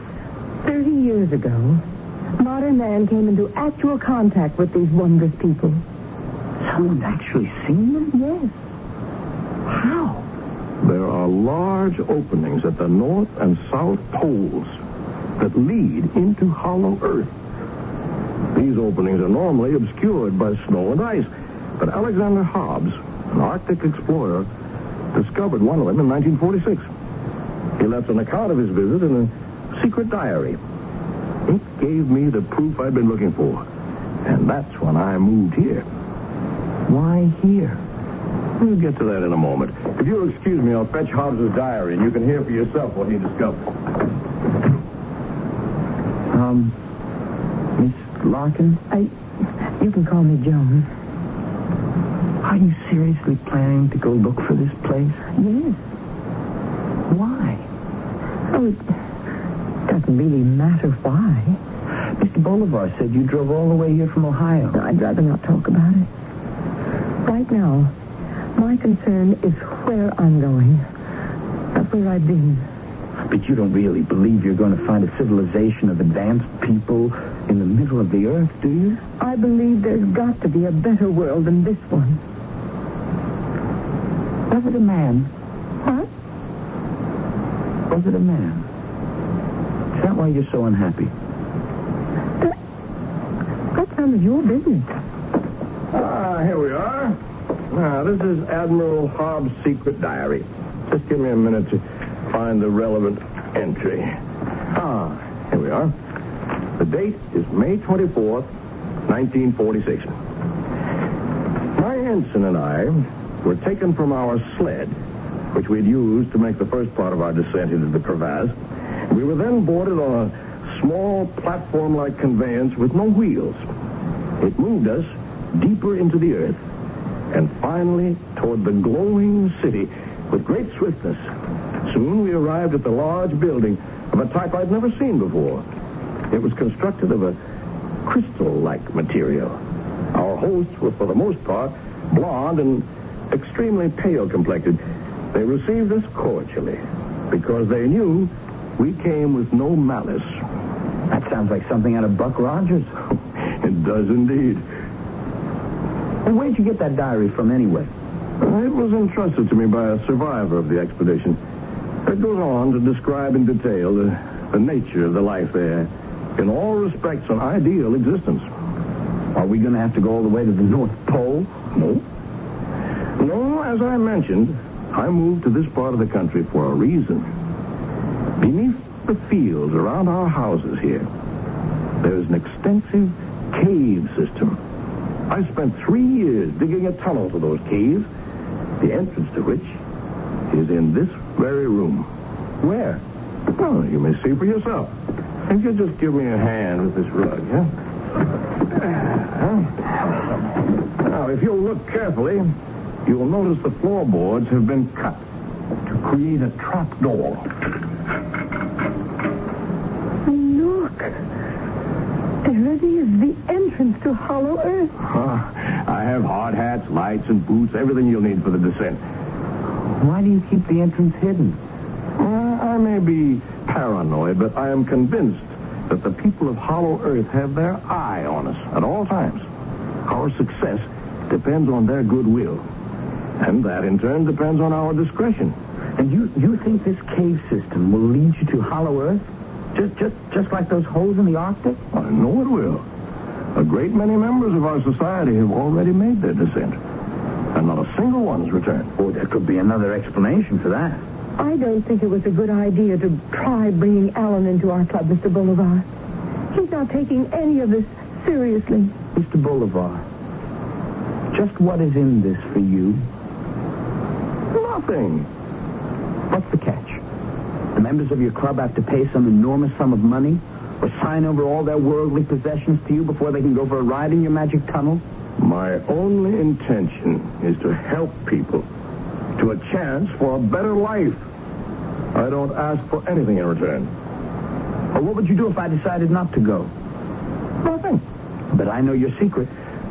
It's no secret, Alan. It's true, we don't seek publicity, but the reasons for that should be obvious. Naturally, people would think we were crackpots. And if I say no? Well, that's up to you. You mean I could leave? All I would ask is that you be discreet about what you've learned this evening. Well, okay then. I think I'll just go home. All right. But what's going to happen to Miss Larkin? I'm going down. Alone? But doesn't it bother you that all those other people have just vanished down there? No. Mr. Bolivar, you're not going to let her go down there by herself, are you? Oh, I'd feel much better about it if she were accompanied, of course. But you won't stop her? No. What's the matter, Alan? You having second thoughts? I don't think it's right she should go down there alone. I can take care of myself. No, Joan, Alan's right. But he doesn't believe. Well, perhaps not yet. But his concern for your safety shows a charitable nature, of which I'm sure the Hollow Earth people will approve. Besides, unless I'm very much mistaken, I think I detect just a glimmer of curiosity in him. And curiosity is the beginning of belief.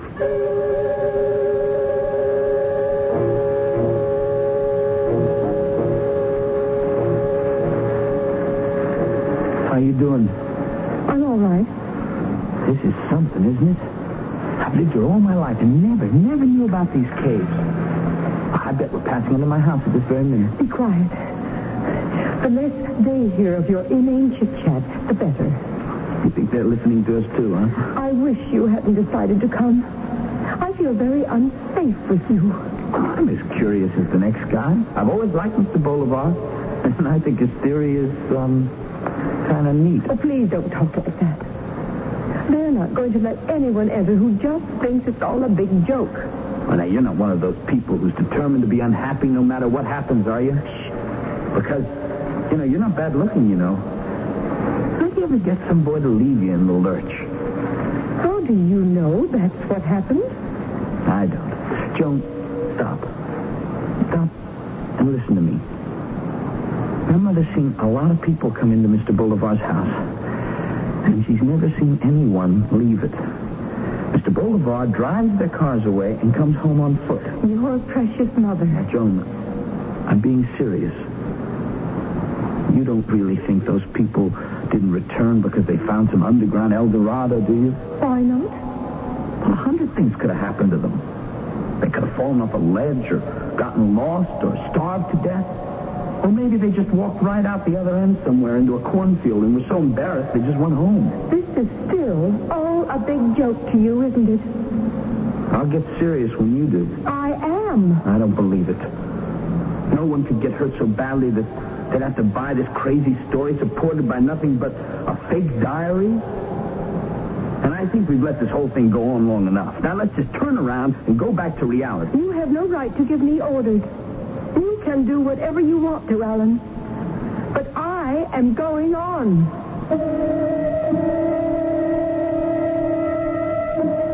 Chauncey Depew once declared that it hurt more to have a tooth pulled than a belief destroyed, because there is no such thing as Novocaine for the mind. Clearly, Joan Larkin is determined not to have Alan Pearson play dentist to her belief that the answer to the ills of the world is to escape to some legendary underground kingdom. On the other hand, I may have used the word legendary with ill-advised haste, for as fantastic as the Hollow Earth Club may seem, can we be certain that their journey will come to naught? I'll return with our concluding act in a few moments.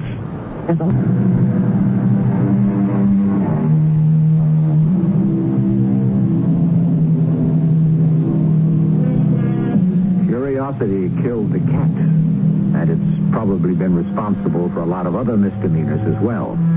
As for the two people whose separate stories have brought them together under the bizarre circumstances we have been following, only one is motivated by curiosity. The other is driven by a desire to escape, and we can only speculate as to how deep that desire must be. Curiosity and desperation. Not ideal traveling companions, I should say, especially when the journey is as unusual and possibly dangerous as the one they are on. Joan, stop for a minute. What's the matter now? Now, don't you think we've gone far enough?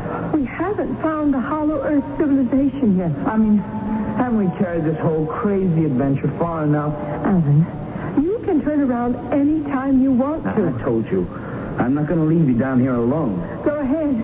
It wouldn't be the first time. Oh, what does that mean? I've been left alone before. At least down here, nothing can hurt me. I wouldn't be real sure about that. Are you getting scared? Frankly, yes. I don't have the same stake in this venture that you do. That's right.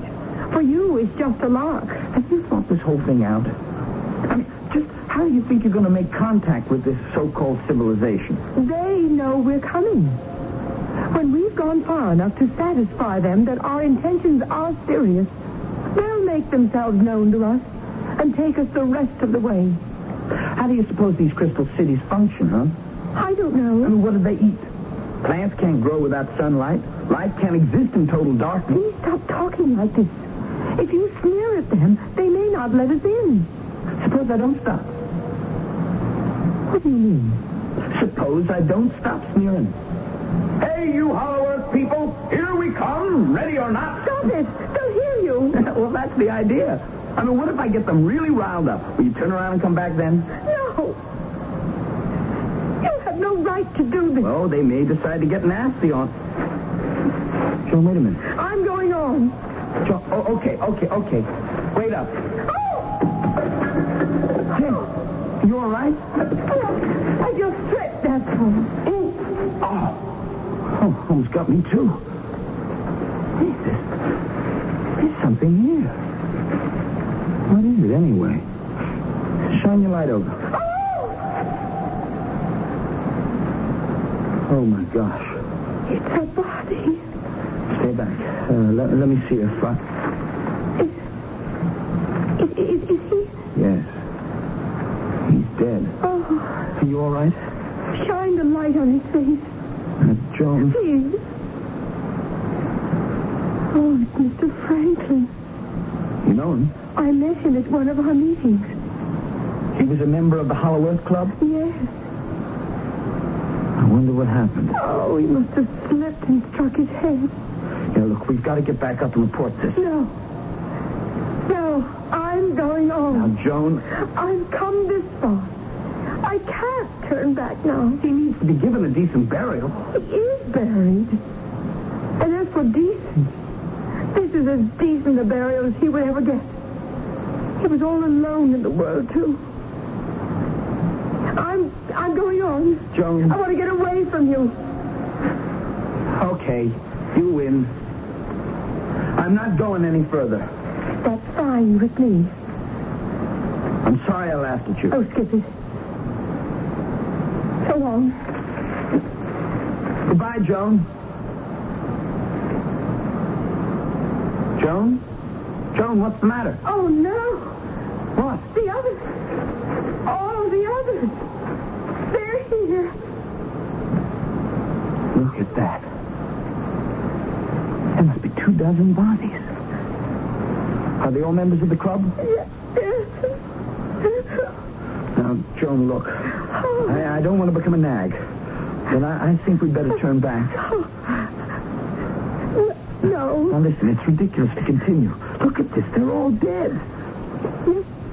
I know you're right. What's that noise? Oh. Shh. I hear something. Someone's coming. Yes. But from which direction? It's hard to tell. Turn off your light.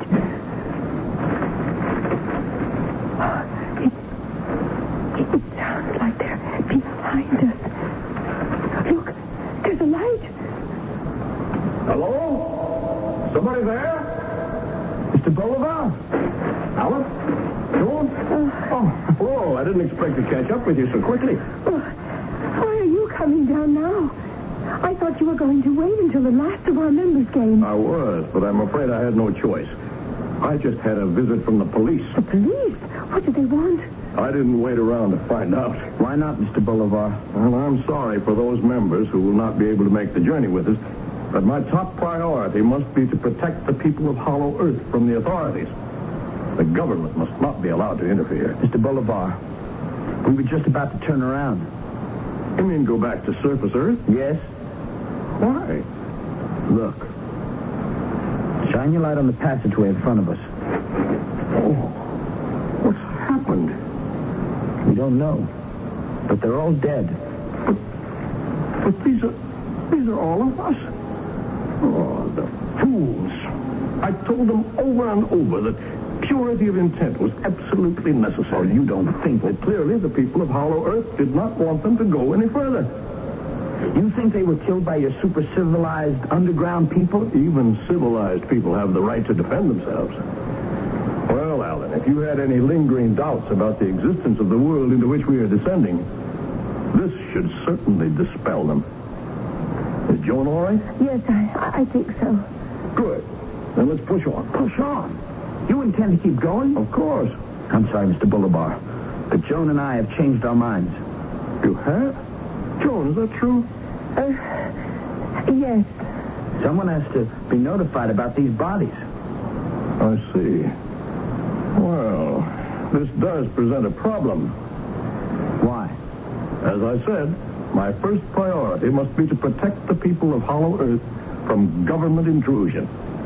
What would my chances be of gaining admittance to their world if I let you go back to surface Earth and you told the authorities about this secret entrance? I'm afraid we'll have to, Mr. Bolivar, because of all these bodies. I'm afraid you won't.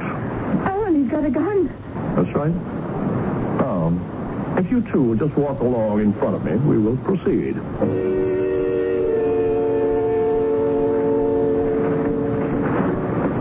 Do you suppose the people of Hollow Earth are going to want someone in their midst who carries a pistol? They'll understand that it was in their best interest, Alan. Tell me, Mr. Bolivar, what are you going to do when we come to the bottom of this cave and there's still no sign of a crystal city? Mr. Bolivar? Alan, look behind us. He isn't there. What? Mr. Bolivar! Mr. Bolivar! What happened to him? Where did he go? He must have slipped and fallen over this ledge and into that chasm. Oh, he's gone for good then. Look. Our lights don't even reach the bottom. Alan, let's get out of here.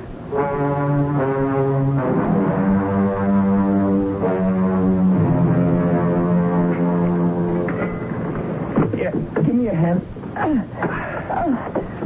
Thanks.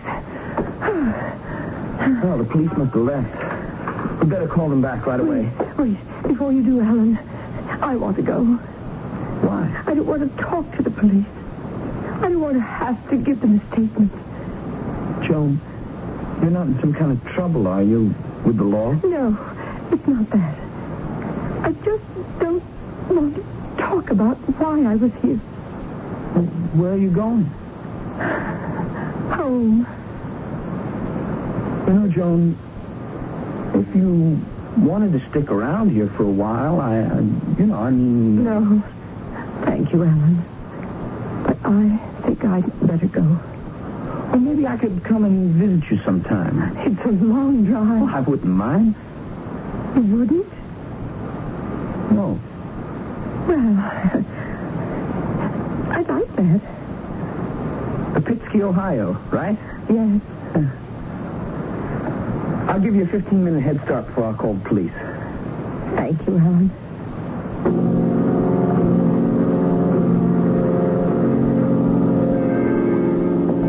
Mother, I'm home. Thank goodness. Oh, Helen, I've been so worried. Where did you go?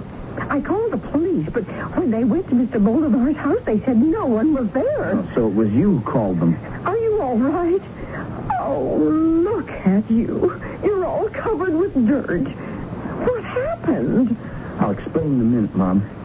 I have to call the police. Why? Alan, where's Mr. Bolivar? He's dead. Dead? Alan, you didn't... No. You said you wanted to know what was going on. But I don't think you're going to believe it. Mr. Bolivar was president of something called the Hollow Earth Club. What in heaven's name is that? Well, it was a group of people who believed the Earth is hollow and that an advanced civilization lived down there. How ridiculous. Oh, I always suspected Mr. Bolivar was pixelated. The reason you never saw anyone leave the house is because they're all going down through a tunnel into a cave system to try to find this place. Really? And that's where you were when the police came by? Yeah. Well, did you find it? Oh, Mother, of course not. What we found were the dead bodies of all the club members.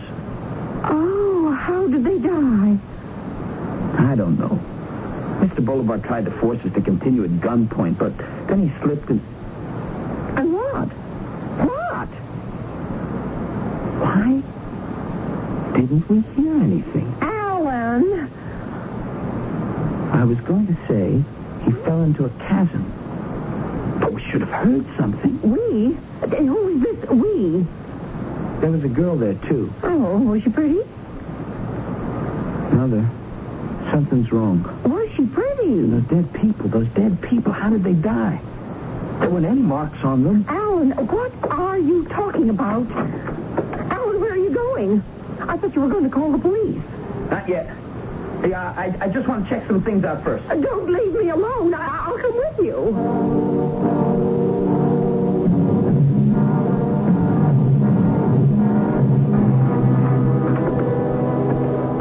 Alan, I don't think we should just go into Mr. Bolivar's house like this. There's no need to lower your voice, Mother. Mr. Bolivar's dead, remember? Now, how can you be sure? You said you didn't hear anything. You come through here now. What are you going to do? I want to go back down in that cave and have a closer look at those bodies. Now, help me move back this rug. Oh, Alan, why don't you just let the police take care of this? I want to see for myself. There we are. What? There's a trap door. It leads to the tunnel that takes you into the cave. Now, Mr. Bolivar said it took him 3 years to dig it. What? What's the matter?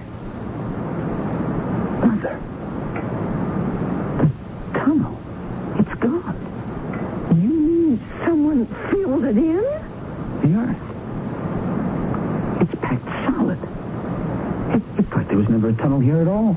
Are you sure you have the right trapdoor? Of course I do. Well, looks to me like someone doesn't want you going back down there. Who? Well, gracious dear, I don't know.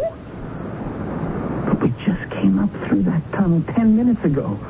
How could anyone have filled it in so quickly? Don't look at me, Alan. I've been at home all night. Mother, what if Mr. Bolivar was right?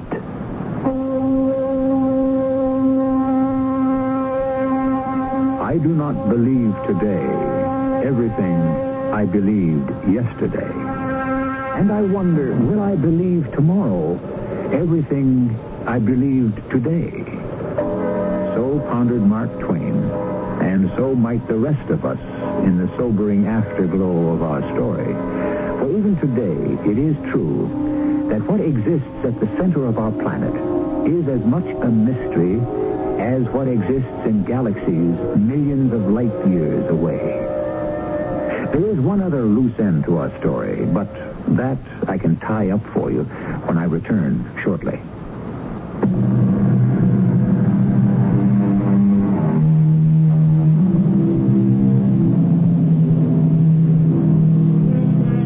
Is it possible that a race of creatures exists and thrives far beneath the Earth's surface?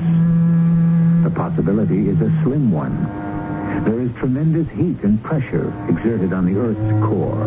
There is radioactivity, and there are all kinds of practical questions.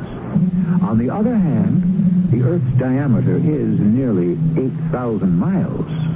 That's a lot of territory. As far as from New York to Siberia. A lot could be going on down there. Our cast included Christopher Tabori, John Beale, and Joan Shea. The entire production was under the direction of Hyman Brown. And now, a preview of our next tale. You are going to look for the town of Helm. Who told you? You told me. When did I tell you? Last night, when you were asleep. Oh, well, you don't want to believe what I say while I'm asleep? Why not? I can't believe what you say while you're awake. Now, Sir Rivka.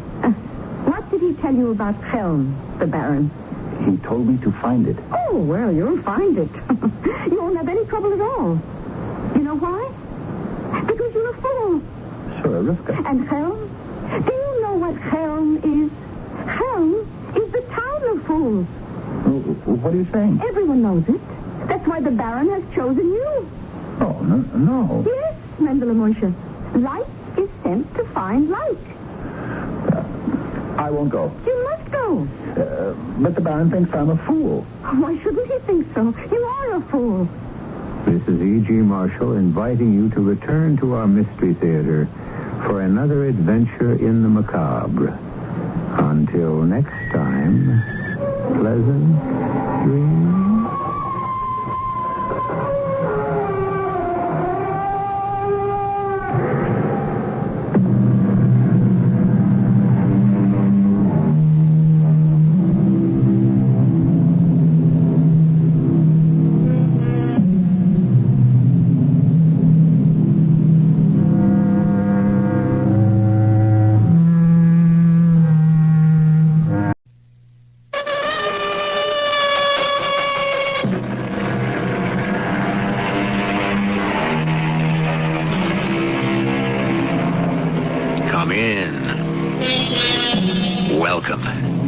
I'm E.G. Marshall. Memory, the ability to recall. For some, it is total. For most of us, a patchwork of light and shade. We can't always remember the things we want to. The things we would like to forget, we so very often can't. The most unpleasant, we lock in some secret room of the mind, hoping to close them away forever, till some chance key unlocks the door and lets the skeleton of remembrance loose to rattle its bones and haunt us again. What are you doing, Barry? I'm trying to sketch what this guy might look like without the beard and the dark glasses. There. Would you recognize him, Meg? Yes. It's that face you always draw without knowing you're doing it. Who is it, Barry? Who is he? Someone like Lazarus, who seems to be risen from the dead.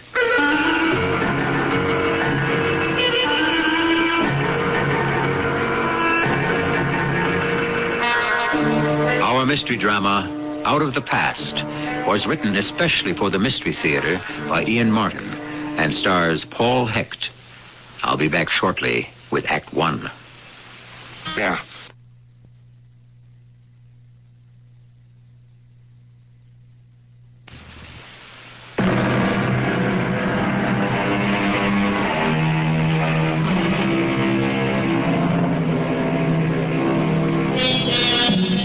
I suppose we all have a secret known only to ourselves, except for whoever took part in it. It could be anything. Something we are ashamed of, because at the time it made us ludicrous, or that we are afraid of, or some precious moment of love, or tenderness, or happiness that existed only in the moment when it was. Or, most disturbing of all, it could be something quite dreadful, which lurks in the back of the mind all the time, something that we have tried to bury and refuse to remember.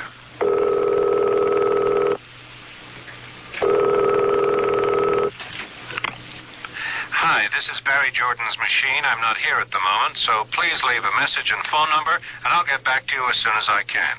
Don't forget to wait for the beep.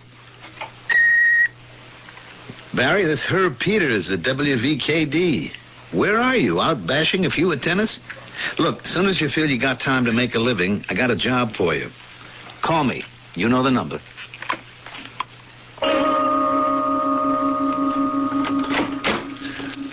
Hi, anybody home? Just me. Who's me? Oh, never mind that. Who are you? Barry Jordan, all-American husband. Oh, don't I know it? And I'll settle for being just your wife. How was tennis? I was sensational. Oh, did you win? Come on, you can't have everything. I was ambulance chasing. Sir, I'll have you remember, I am a corporation lawyer. So, did you chase any corporations? As one working stiff to another, don't knock my profession. Yeah, well, at least yours is gainful. So is yours. Yeah, when I sell a canvas. Overwork. Oh, which reminds me, you have a job. Oh, what? Herb Peters called you from WVKD. It's on the answering machine. Well, why didn't you tell me? I better call him right away. While you're at it, I'll rustle up some dinner. What are we having? Dindon a la Anouilh. Oh, what the heck is that? Turkey again. I told you we shouldn't buy such a large bird for Thanksgiving. Herb Peters, WVKD. Herb, it's Barry. What's up? Oh, Barry. A few days' work in the courtroom if you want to go for it. Oh, brother. How long? Well, how long is the trial? Who knows? This one shouldn't be worth more than a few days, but news figures this one's pretty hot, so they'll stick with it to the bitter end no matter how long it runs. Are you interested? Well, sure, but... I know it's hack work, and it's a bore to a serious artist, but the pay is good. No, it isn't that. But Meg and I were planning on taking off to New Hampshire for a ski week. Oh, I didn't know you skied. No, I don't, but Meg does. And I was going to paint. So what? There'll be snow there next month, the month after. Yeah, only then Meg won't have any time off. Well, that's what you get for marrying an emancipated woman. You gotta live their lives instead of your own. Hey, now. Wait a minute, buddy. The only reason Meg works so hard is because she wants me to have some time for some serious painting. So make some easy TV dough, and before you know it, both of you will be free to do whatever you want to. Yeah, I guess. Okay. What's the case? Fergus armored truck robbery. Got away with something over $1 million in small bills, mostly either unmarked or out of sequence. There were 4 guys. 2 of them got killed in the caper. One spent half a year in the hospital before he recovered. Oh, what happened to the 4th guy? Never found him. Or the money. Look, Barry, suppose we have breakfast tomorrow here at the studio at 8:30. There'll be time to brief you before you get to court. The trial won't begin till after the lawyers have picked the jury, so probably won't be till after lunch. Deal? I guess. I don't know why. I got a feeling I could regret this. Okay, see you tomorrow morning, 8:30. It always comes when you don't want it. Oh, you need any help, honey? No, darling. I had everything cut up and prepared. It has to simmer for a while. What are you doing? Just looking through an old sketchbook of yours. That stuff? It's all discarded. I meant to throw it out. Nothing you draw, sketch, or paint ever gets thrown out. Genius. Oh, come on. Well, look at this sketch, for example. I don't even know what it is. It's a boy you sketched. Wait a minute. Here. In the midst of this crowd. Here, in this one, too. Barry, I've seen it in others. I don't know who he is, but his face seems to fascinate you. Well, he's got nothing to do with anything. He's just part of the crowd or the audience. Oh, but it's such a haunting face, Barry. That great wide brow with the strange kind of indented temples. Those staring, accusing eyes that look so much bigger than normal. Because the lower part of his face is so pinched and mean. Oh, it's a frightening face. It's all in the eye of the beholder, darling. Oh, not something like this. That's why you're a great artist, Barry. You have to be recognized. Why, you can turn a person outside in so that it's not his face you're looking at, but a picture of his soul. I love your praise, darling, but I'm really not that good. Oh, yes, you are. Well, just as long as you think I am. Tell me, what did Herb want? Oh, he has a job for me, a new trial. No TV cameras, so they want some graphic art to use on the TV report. Courtroom drawings. You're going to do them, aren't you? Well, it could cut into your vacation time. Oh, never mind that. You're all that matters. Meg, this is illustration work. It's not for eternity. It could buy you enough recognition so you can paint for eternity. Come on, you do it. It's important. Now let's eat.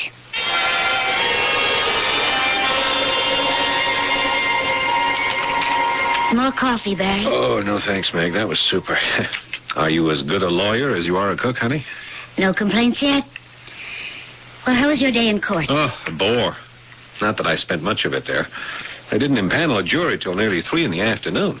But you had to hang around. No. Still don't see why this case is supposed to be such a hot item. Well, what's it about? It's kind of a dead issue. You see, a couple of years ago, 4 guys heisted a Fergus armor truck. The gimmick was they had an inside man. What do you mean? Well, one of the Fergus guards was assigned to stay inside the truck. The doors could only be opened on his say-so once he was convinced the coast was clear.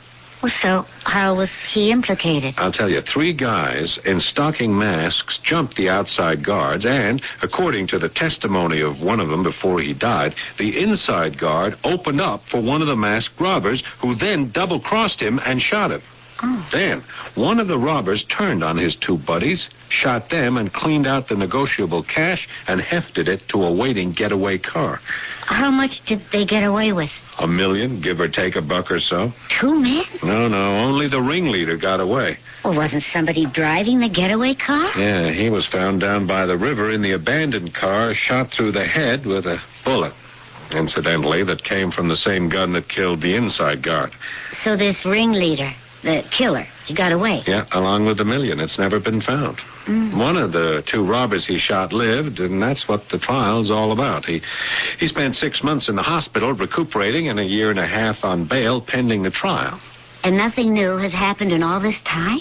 I mean, they didn't turn up the money? They have no new leads to who was the main guy in all of this? Well, that's it. That's what I can't figure. I mean, why bring it to trial? I could hazard a guess. You could? Yeah. Maybe the plaintiff has copped a plea.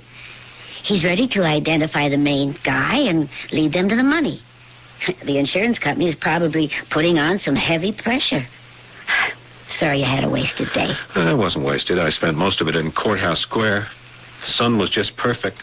I knocked out 3 watercolors and some pencil sketches. A couple of them, not too bad. Let me see. My kindest critic. Here, I'll get my sketchbook. Let's look at it in the living room, okay? Why not? I'll bring a little coffee for both of us. Yeah, that'll be nice. Oh, put the cups on the table for a minute. Yeah, first, here we are. How does this one grab you, huh? Barry, that is beautiful. Oh, thank the architecture of the courthouse and that fantastic morning light. I think I sort of caught it. Oh. Yeah, hey, this one's not bad either. Oh, it's just stunning. Well, who's the old tramp in the foreground? Oh, that's just some guy with a beard. He was sitting on one of the benches. Oh, the colors in this are lovely. Oh, there's that guy again. Yeah. Huh. Yeah, I didn't realize he was still sitting there. What's this, darling? That's funny. I don't remember sketching those. It's the same bearded man, isn't it? Yeah, it is. Well, now, what made you so interested in him? I don't know. Hey, look. Yeah? Here he is again. Oh. Wait a minute. What? Something I'm just beginning to see that I didn't see then. Barry, what is it? Just a sec. Here, let me get a pencil. What are you doing? Trying to imagine what this guy might look like without a beard. Why? Just give me a moment longer. It's so darn difficult with those dark glasses over his eyes.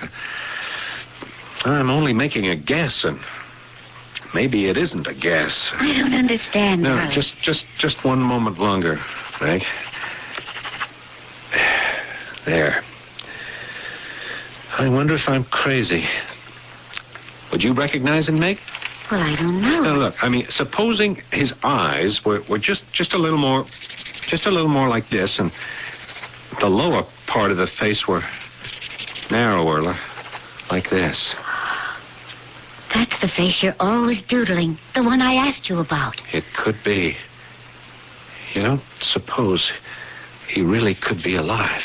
What do you mean, alive? Well, you see, all these years, I've been so sure he was dead. He's haunted me, you know. He's ridden on my back like the old man of the sea. So you do know him. You do know who belongs to the ghost face of that evil, lost boy you draw. Yeah. Yeah, you know, Meg, I never thought I would ever tell anyone about him. I've tried to bury him, to forget him, but I guess I always knew I'd have to tell you eventually, Meg. Tell me what? What I've been terrified to tell anyone for the last 20 years.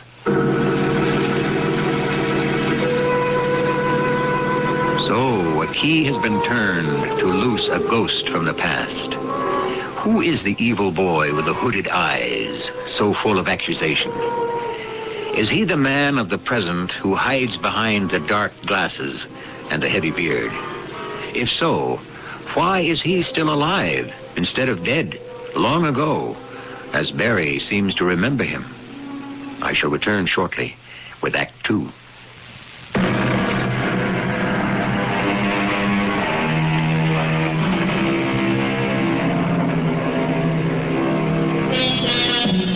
Nothing is harder to begin than a confession, no matter how simple it is. Barry Jordan is struggling with that problem now. As the evening darkens outside the windows of their living room, Meg and he sit frozen into temporary immobility in a small pool of light thrown by the lamp she has turned on.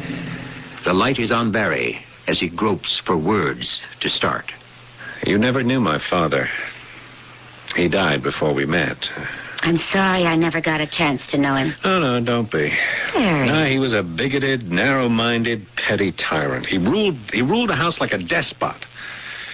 After my mother got sick and died, he was even worse. I'm so sorry, darling. Both my brothers and my sister couldn't wait to be old enough to break away, just to escape.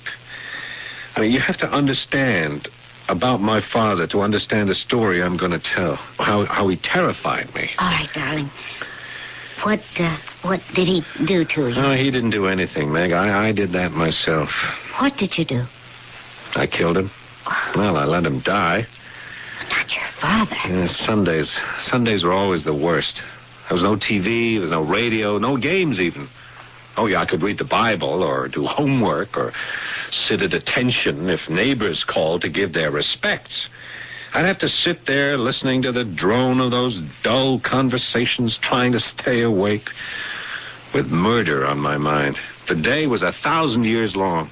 Oh, I suppose a lot of kids have had to weather dreary Sundays like that. Yeah, 50 years ago, maybe, not 1960. Not when the sun's shining outside and everyone else is playing ball. Oh, this one Sunday, suddenly, miraculously, I was free. After Mass, the priest caught me, and he told me that my father had called. He had to take my mother to the hospital or something. She'd be taking tests all day, and my father would stay with her. I was to go straight home, not to worry. Mother would be all right. They'd be back by supper time. But you didn't go straight home. Darn right I didn't. At first, I thought I'd go back and get into the neighborhood ball game, and then I was afraid some nosy parent might report me to my folks. Instead, I went the other way. Down to the river. You were still living in Kendrick City then? Yeah. When I got to the river, I sort of wandered along the dock area. The very last jetty jutted out some, and I walked out to look at the water. Wasn't anybody around. Just me. I found some loose stones, chucked them in the water, and I knelt down to peer over the edge. I got the fright of my life. I nearly bumped heads with a guy who was clambering up from the pilings below. What was he doing down there? I don't know. Whatever it was, he didn't seem to want me to know. First off, he said something like, what are you doing spying on me? I said I wasn't. He was about 2 or 3 years older than me. He had a black, scraggly sort of mustache and a mean face. I'll never forget that face. The one you draw all the time, without knowing you do. Yeah, he asked who I was. I told him my name. He wanted to know where I lived. I said the North End, and he grinned and said, rich kid, huh? I said, no. Where did he live? He told me the South End, Hell's Kitchen. He told me his name was Duke. Didn't I want to go for a boat ride? I said, sure. He drew me to the edge. He showed me an old rowboat tied up to the pilings. Was it his boat? No, I don't think so. Oh, that didn't stop him. He couldn't untie the knot, so he brought out a switchblade to cut the rope. How'd you row? Were there oars in the boat? No, Duke took up a floorboard. He used it like a paddle. We started out towards the middle of the river. How'd you get the nerve? You can't swim? I mean, you've always told me you can't. You don't even like the water. I told him I couldn't swim. He said he couldn't either. But you went anyway. Well, I didn't want to chicken out. It was an adventure, after all. Till we started to get pretty far out on the river. I wanted to go back. And that's when he pulled a gun on me. Well, what for? He said, all right, Fink, you ain't getting no chance to rat on me over the side into the water. Barry, I can't believe this. No, neither could I. I thought he was kidding. I said I won't. Take your choice. He said, I used the gun once to kill a guy today. I could just as well use it again. Oh, but you're here, Barry. You're here. How did you get away from him? Instinct. Self-preservation. I'd been paddling, and the board was in my hand, so I belted him with it, and the gun went over the side into the water. He started reaching for his knife, but he was groggy. I started to struggle with him, and as I did, we fell with our combined weight on the gunwale of the boat, and it capsized. Oh, how awful. What did you do? Well, when I surfaced, half drowned, I thought I was dead. It was all black suddenly, but just then I found something to hang on to. What? Well, it was the seat. I'd come up under the boat, you see, and in the air pocket I was trapped there, but the boat was settling, you see. I knew I couldn't stay there too long. And so as soon as I could get up the nerve, I ducked under the water. I held onto the rope I'd found and came up on the outside. And then I pulled myself back on the boat till I was spread-eagled on top. Barry, it's so fantastic. Are you sure you didn't dream it? I wish I had. Oh, what happened to the other boy? He drowned. No sign of him anywhere. How did you get out of it? You know, that was simple. The current of the river drove the boat onto a sandbar, and I just climbed off and ran for home. Were your father and mother back when you got there? No, thank heavens. I went by some back alleys. No one I knew saw me, and Well, when I got home, I stripped and dried my suit. I could even remember ironing it. I didn't want my father to know, or anyone. You mean you've never told anyone about this since it happened? No. You were the first. But why? Why? I killed someone, Meg. But that was an accident. Yeah, but can I prove it? I was alive. He was dead. But through no fault of yours. He brought it on himself. Yeah, maybe. But you see, I committed the first sin. I disobeyed my father. I couldn't let him know that. Oh, he had you that terrified of him? Yeah. He had me that terrified. And all these years, you've hidden this secret, making it a guilty thing. That's right. 20 years. Oh, how dreadful. And what a dreadful man your father must have been. I have to take the blame. Don't you see, Meg? That's why I've got to find this bearded man. I've got to hope and pray he turns out to be this guy Duke, grown up. And then maybe I can grow up, too, and get this cross off my back at last.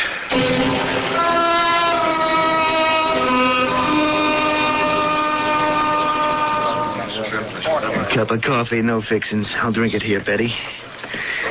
Oh, hey, Barry. How you doing, kid? I can't complain, Lieutenant. What brings you down to Courthouse Square so early in the morning? Well, I was going to ask you the same thing. I'm doing some graphics for the Fergus robbery case. Yeah, no, but court doesn't convene till 10 a.m. Well, so I came early looking for a friend. Oh, that's funny. That's what brought me here.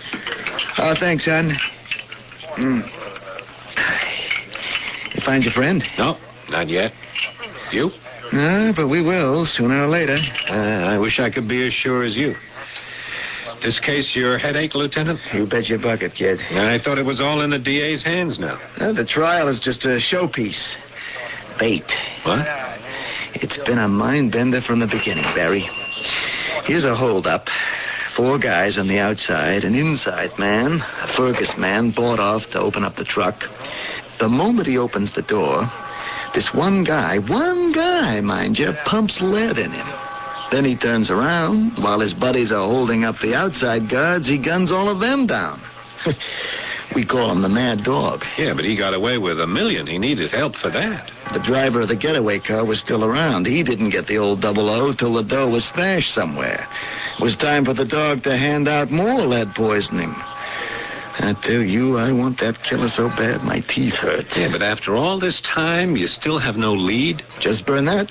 The guy on trial you're drawing pictures of. Yeah, but he claims he never saw your Mad Dog out of his stocking mans. That's for the record. Between you and me, when Burnett was in the hospital first and thought he was going to cash in his chips, he gave us a clear identification. Oh, yeah? Who was he? Your mad killer? Who knows? A string of AKAs a mile long, but no way to nail down any of them as his real name.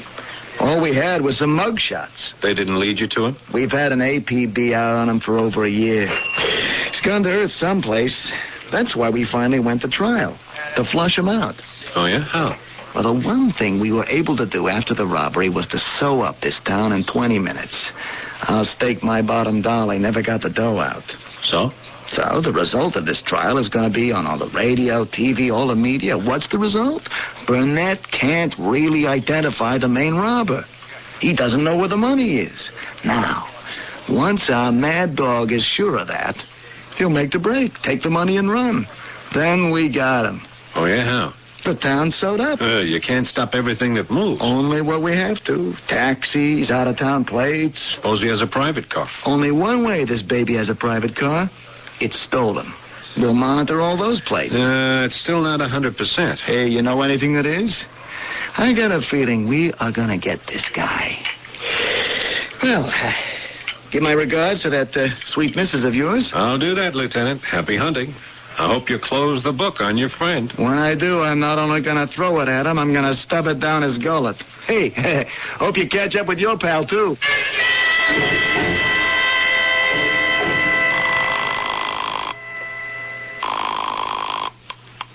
Hello? Hi, hon. You still home? Oh, I was just about to leave.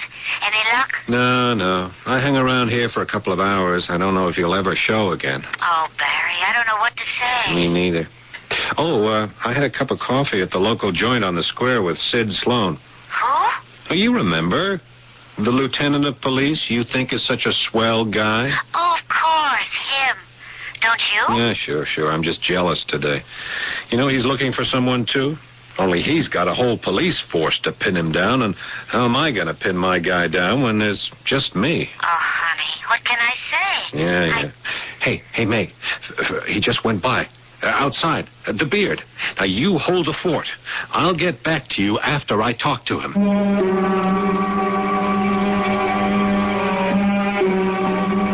Now, who do you suppose is more likely to clear up unfinished business?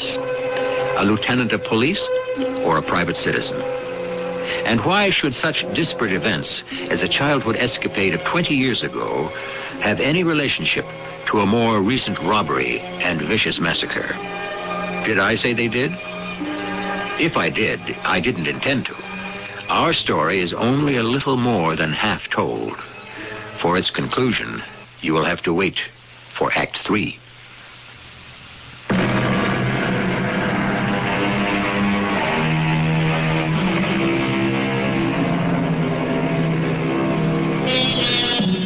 Except by chance, how does a man reach across the tangle of the years to solve a mystery buried 2 decades ago?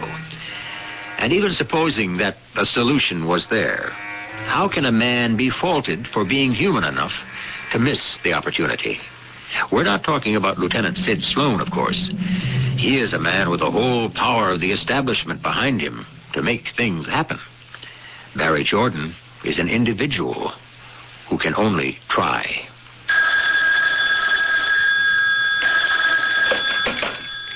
Yes? Meg? Oh, you just caught me. I was going out the door. Did you see him, darling? No. By the time I got out of the phone booth and down into the square, I missed him. Oh, I'm sorry. You know, Meg, it's so tantalizing. I mean, so near and yet so far. But I got a hunch. My boy lives around here somewhere. Otherwise, he wouldn't keep turning up. So, don't count on me for dinner tonight, okay? Why? Well, after the trial is over this afternoon, I'm going to go prowling. I'm going to see if I can dig him up. Barry, that's crazy. You're not a policeman. You don't even know where to start. Why don't you...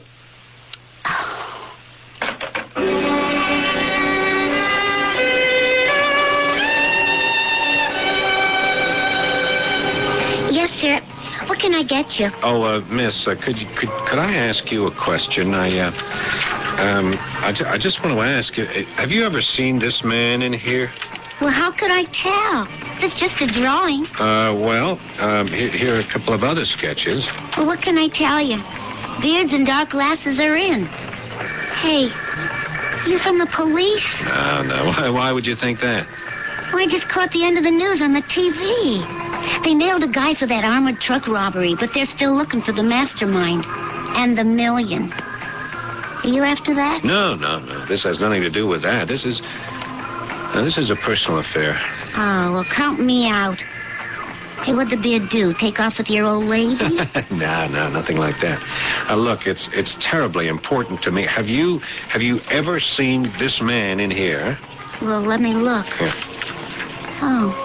Did you draw this? Yeah. Well, could you do a portrait like this of me? Well, Oh, I don't need no favors. Well, you seem like a nice guy, though. And this crumb don't mean nothing to me. He don't even tip.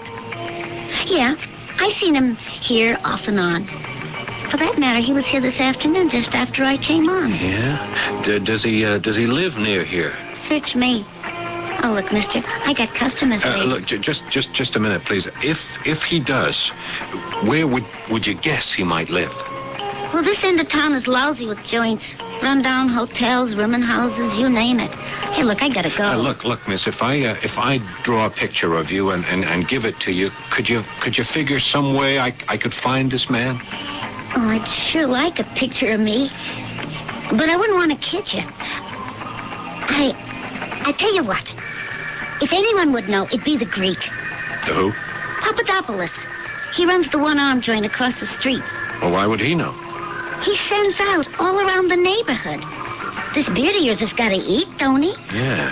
Hey, that's a great idea. I'll go right over. Oh, you won't find him there now. He's closed up. Oh. Well, what time does he open up tomorrow? Tomorrow? Well, that's Saturday. No breakfast.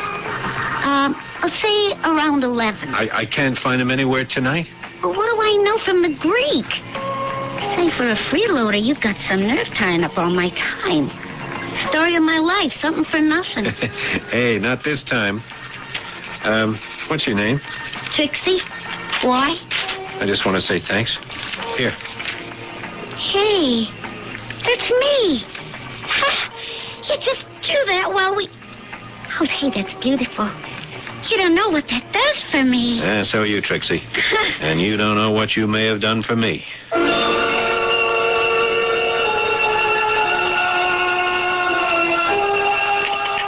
More coffee, Barry? No, thanks, Meg.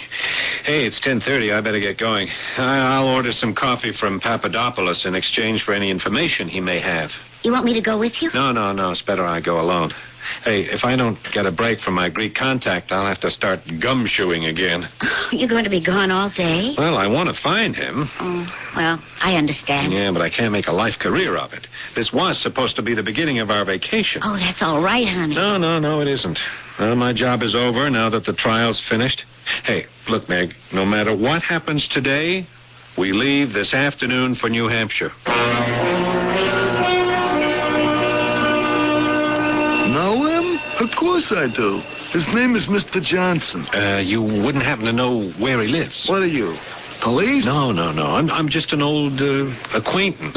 What the heck I care. He's a lousy tipper. Shelley Hotel. You wouldn't know his room number, huh? I'm not such a bad tipper, maybe? Ooh, for $5 you could have my sister's telephone number. 421, top floor. He don't like visitors much. I gotta see him. So, one hand washes the other. I got a ham and cheese for him to go. You want to deliver it for me? Sure. Hey, I'll even pay for it. What I call a gentleman. In case you should get generous, you can keep the tip.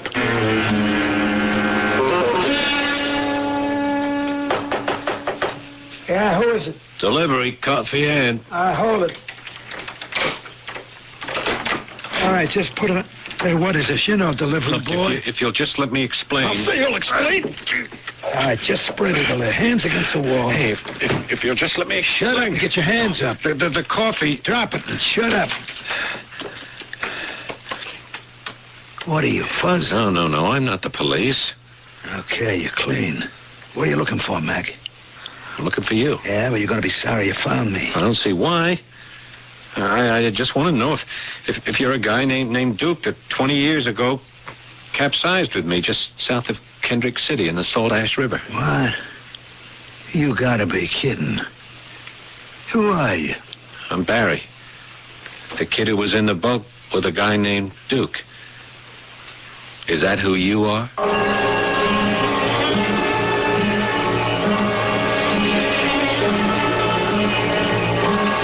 You got it all pat, everything that happened. I was there. What's your angle? Nothing.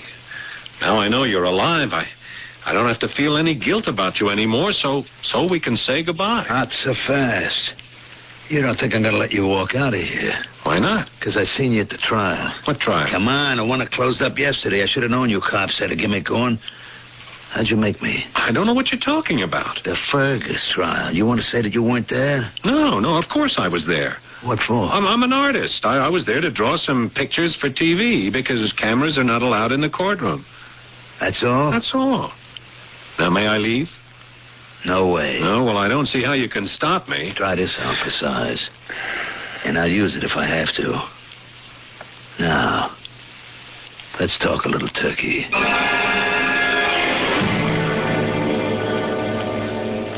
All right, Barry, we talked it all out. 20 years ago, you caught me stashing some loot on the first job I ever ripped off.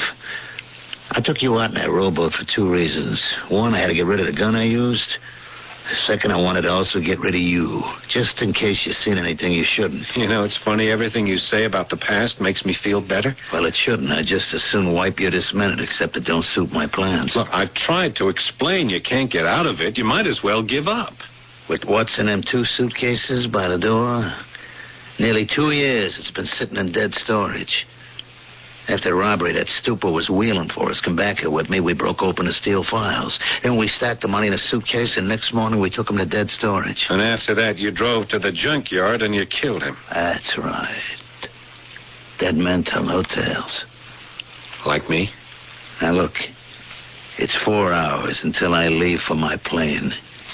You want to figure out what else I can do with you?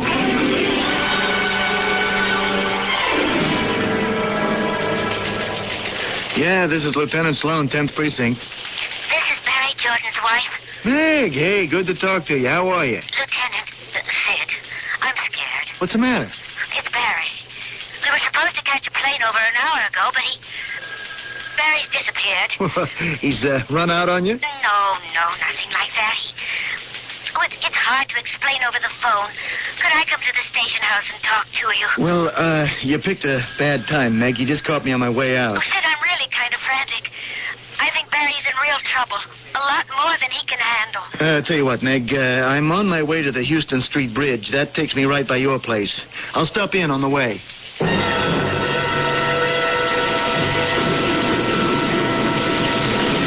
It's raining like crazy out there. Wouldn't want to miss my plane. Time to say goodbye, mister. What are you going to do? Gonna wait for the next L to go by. When there's enough noise to cover the shot, I'm gonna take you out. You can't get away with it. Oh, I'll take that chance. Look, you'd be better off with my help. What good could you do me? I've been trying to tell you. Now, look, Lieutenant Sloan has every escape route covered. You can't break out. Right out. You don't know me from Adam. No, that's where you're wrong. Your buddy, Burnett, put the finger on you. What are you talking about? He ratted on you. Don't give me that. You were at the trial. You know he clammed up. That was a cover-up to flush you into the open. I told you, my friend, Lieutenant Sloan, has every escape route tied up. There's only one way you can get out of this city. Yeah, how? It's in my car, with me to vouch for you, to get you on your plane. Who needs your help? I mean, you're a jinx. I should have taken care of you 20 years ago when you first stuck your nose in my business.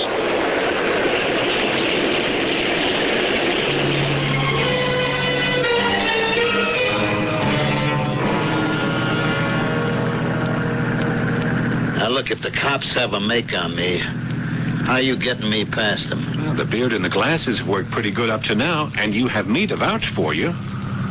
What are you slowing down for? Well, we're almost across the bridge. We already paid the toll. There's a roadblock ahead. Would you let me handle it? You better handle it good. I got a gun right up against you, which has already killed 6 people. You don't have to tell me I'm living on borrowed time. Oh, officer. Yeah, what's the trouble? Oh, Barry, for crying out loud. Where are you headed on a night like this? Sid, Lieutenant Sloan, why... you remember that friend I was looking for yesterday? Yeah? Well, out of the blue, I just bumped into him today. I'm just driving him out to the airport. What's going on here? We're just running a check on some drug peddling. Say, any friend of yours is a friend of mine. I'd like to shake his hand. I'm Lieutenant Sid Sloan. Put her there, friend. Yeah, sure, Lieutenant. Nice to meet you. You won't be thinking that long, brother. Let go. Sergeant, get his other arm. Let me go. You're not on your life. Which from here on in isn't worth a thin dime.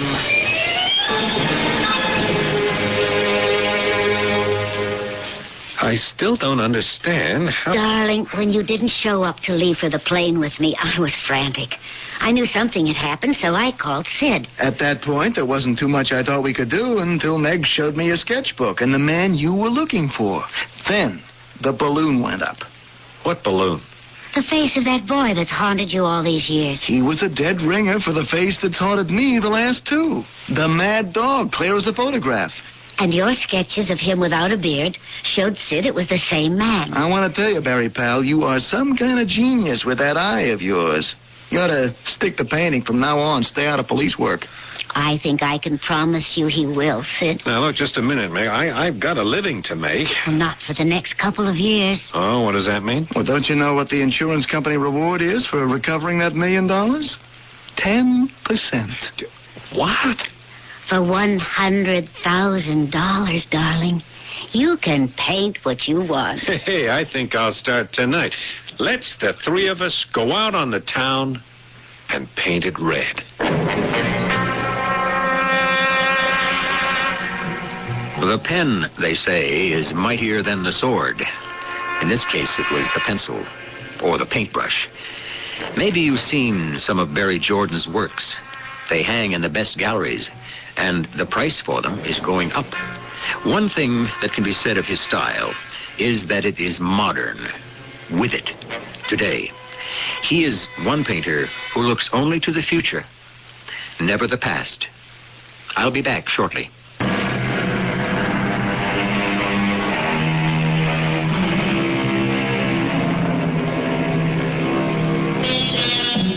Not all of us can be as lucky as Barry Jordan. There are dark pockets in all our pasts, but perhaps there's a lesson to be learned. Sooner or later, a man like Duke or Mad Dog would have been brought to justice. It was sheer luck that Barry was the agency, and even greater luck that by raising the dead, he didn't lose his own life. It was Longfellow who said, "Let the dead past bury its dead." For all of us, the present and the future is where we should direct our eyes. Our cast included Paul Hecht, E.V. Juster, Mandel Kramer, and Russell Horton. The entire production was under the direction of Hyman Brown. This is E.G. Marshall inviting you to return to our Mystery Theater for another adventure in the macabre. Until next time, pleasant dreams.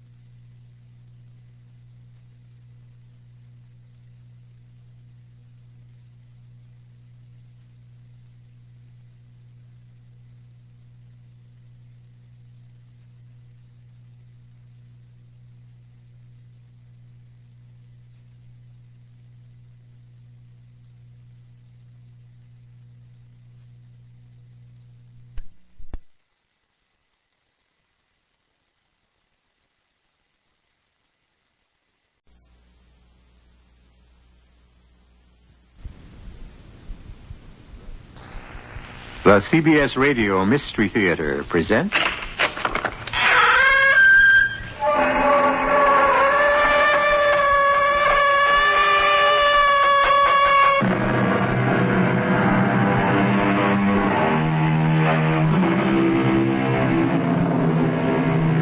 Come in. Welcome. I'm E.G. Marshall. Think. You are lying on your back. There's something above you, and it has blotches on it. Your head rolls to one side. A big shape is coming toward you. The shape makes strange little noises. For good or ill, it comes closer and closer. It hovers over you. It encircles you. It lifts you. It holds you. It thrusts something into your mouth. You are a baby, and you are 12 days old. Mirror, mirror on the wall, who's the fairest of them all? You are my darling. You. Mirror, mirror on the wall, who's the sweetest of them all? You, my angel. You.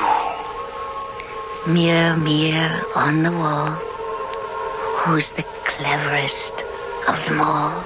You. You. You.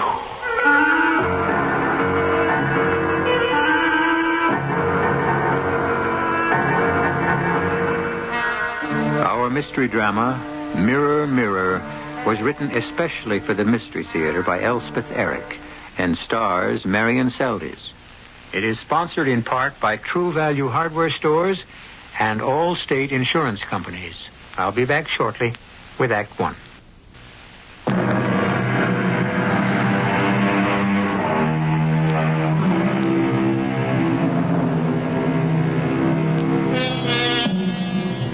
Think how hard it is to be a very young baby. Helpless is the word for it. Unable to stand, sit, walk, or even turn over. Unable to distinguish one object from another. Only light from dark. Unable to comprehend what is said to you. Unable to convey your own feelings except with moans, gurgles, and crying. Unconscious of everything, really, except your own, your very own, very private person. I was in Mozambique with my husband when I heard of Claire's death. The letter from my mother gave no details, and there was no question of my being able to return home for the funeral. But I was pregnant with my first child and had already decided to go back to the States for the birth. Being close to 40 years of age, I needed the nearness of my mother and the care of American doctors. I was barely settled into my mother's house when the phone rang. Yes? Hello? Jessica, is that you? Yes? Well, it's Mrs. Connor, dear. Claire's mother. Well, of course, Mrs. Connor. I was going to call you. Well, your mother told me that you were coming back from that place. Mozambique. Yes, and I figured you might be home by now. I got here the day before yesterday. Well, Jessica, dear, I know you're going to have a baby. Yes, I am. But I wondered if you could find time to come by and see me. Well, of course. I was planning to anyway, just as soon as I got I want to have a little talk with you. After all, you were Claire's dearest friend. Well, of course, Mrs. Connor. When would be convenient? This afternoon. Would that be all right? Perfectly all right. 5 o'clock? Come for tea. And we'll have a nice talk. And, well, there's something else. But never mind about that. I'll tell you when I see you. The air was cool and the sun was warm when I set out to walk the mile or so to where Mrs. Connor lived in the house that had been Claire's. It was September, very like the day nearly 25 years before when I had originally met Claire. That was the first night at Stapleton Academy, finishing school as it was called in those days, and the main corridor was filled with laughing, chattering girls. Some of them were there for the second year, but it was my first experience away from home. I stood stiffly against the wall and envied those who seemed so relaxed, so easy in their ways. Hello. Oh, hello. I like your dress. Thank you. I like yours. My mother made it. Oh. My name's Claire Connor. That's a pretty name. What's yours? Oh, Jessica Chapman. Are you a boarder or a day pupil? What? Do you live in Stapleton? Oh, no, Chicago. Just outside, that is. Oh, you don't mean it. You can't. Where outside? It's a suburb. Sugar Glen. Sugar Glen. You don't mean it. You can't.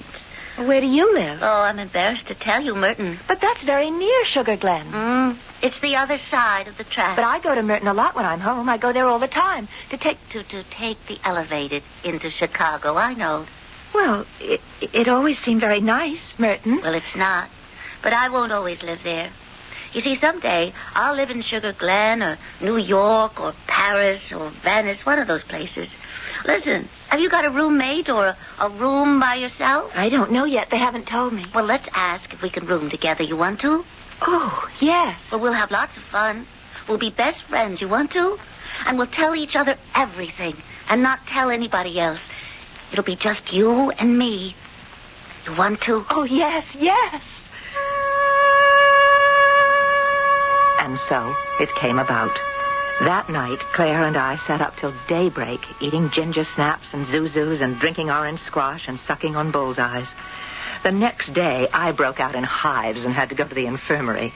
But Claire came to see me there and stayed as long as they'd let her. Well, classes don't start till tomorrow, so you haven't missed anything. Oh, I bought some material for drapes. I hope you like it.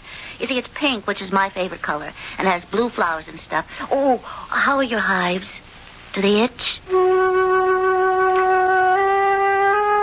And so it was all year. Just Claire and me. I'd never had a best friend before, and I'd never known anyone like Claire. We'd go into town together and have chocolate fudge marshmallow sundaes with nuts. And sometimes we sneaked off to see a movie if it had Joan Crawford in it, because Joan was Claire's idol. One day we were in Stapleton, and we saw this little antique shop. And in the window, there was a mirror. Oh, Jessica, look. Look at what? That mirror. Oh, it's beautiful, isn't it? Oh, I'd give my immortal soul. Look, it's got 3 panels. You could see yourself front, back, and sideways all at once, practically. Oh, I bet it cost $1 jillion. Oh, that gold carving. You want to go in? You want to? You bet. Yes, young ladies? Well, we wanted to ask you about that gold mirror in the window. You're interested in the mirror? Kind of. You show good taste. It's very old, that mirror. My wife found it in Paris. Oh. Used to belong to Sarah Bernhardt. The actress? The great Bernhardt herself. That's what they told my wife in Paris. Oh, well, is it, how much? Is it expensive? Priceless. That's what I thought. How much do you think you could spend? Well, not very much. How much is it? Well, I should get $500 for it. Come on, Jess. However, I'd take a little less. 400? Oh, I'm afraid we don't have anywhere near that. Thank you, anyway. Come back any time. We'll talk about it. Jeepers. $500. That's all the money in the whole world. You could save up for it. Oh, you know what my allowance is. $20 a month. That's the smallest allowance of any girl in the school. I felt awful for days after that. My family sent me $100 every month, and I never spent all of it. There weren't that many things to spend it on. Finally, it came to me that the thing that would make me happiest would be to give Claire the mirror. Jessica! Oh, Jessica! I can't believe it! Oh, you are the dearest, the sweetest. You are my best friend. You are my only friend. It's you and me, Jessie. Just you and me against the whole world forever and ever. Remembering all this, I was smiling a little as I arrived at the house. But the smile faded as I wondered what I'd say to Claire's mother. There's so little to say at such times, and so much had happened since the days at Stapleton Academy. I needn't have been concerned, though, because Mrs. Connor did most of the talking. You and Claire were so close, such dear friends, Jessica. You were her only friend, her only real friend. You understood her. I was very fond of her. Now, I've been going through her things. She had so many lovely things. 2 mink coats and a moleskin and jewelry. Oh, heavens. Later, when we've had our tea, I'll take you upstairs and show you, and you can pick out whatever you like. as a remembrance. Oh, well, I don't wear much jewelry anymore, Mrs. Connor. You see, I married an archaeologist last year, and we travel a lot to very out-of-the-way places. Oh. But there must be something of Claire's you'd want. Well, actually, Mrs. Connor, there is one thing I'd love to have. That big mirror. Claire had it at the academy. You wouldn't want that mirror? Oh, yes, I would. I gave it to her, actually. And I've never forgotten how she loved it. I could store it at my mother's house till my husband and I settled down enough to have a place of our own. I don't know where it is. Oh, maybe you don't know the one I mean. It's a 3-way mirror, full-length mirror. Claire loved it because she could see herself from every angle. It has a lovely gold frame. When the man who sold it to me said that it had belonged to Sarah Bernhardt, though, of course, we never believed it. I'll have to look around for it. Well, she always kept it in her bedroom. You are going to have a baby. Is that right? Yes. Imagine, at my age. Melisande came back for the funeral. At least she did that. Her father didn't. Well, Stanley and Claire were divorced. Oh, not divorced. Oh, never divorced. He just up and left her and took Melly with him. But Melisande wanted to live with her father, Mrs. Connor. Yes, and after all Claire did for her, from the instant the child was born, she raised her exactly the way she'd been raised herself, with all the care and attention. Melly was never very pretty, like Claire. Strange, because Claire was so lovely. And Stanley was a handsome man, whatever else he was or was not, but poor Melly. And Claire did everything for her. Clothes, lessons. The child could speak French at the age of 7. And Claire had her nose fixed. Gave her a cute little turned-up nose.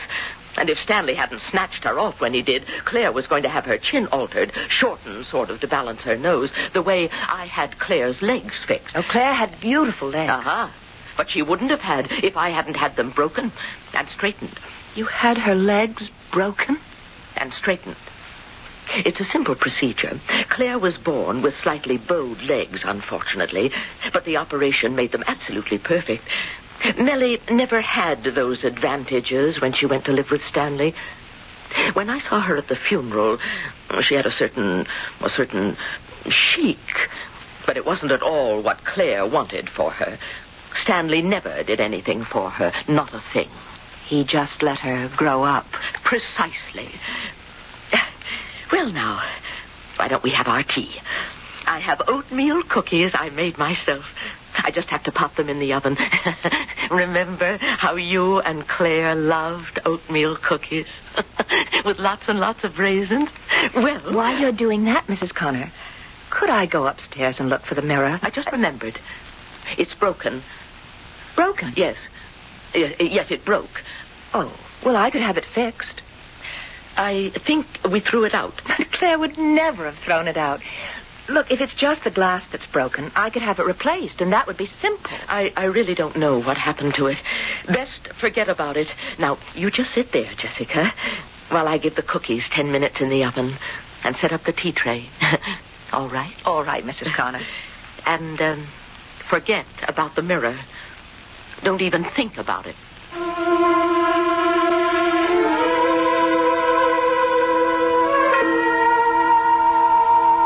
Have you ever tried not to think about something? Anything from immortality to a lavender mouse? You will find that in your striving to avoid thinking about certain things, you become totally unable to think about anything else. This is the impasse Jessica reached when Mrs. Connor said, "Forget about the mirror. Don't even think about it." We'll return shortly with Act 2.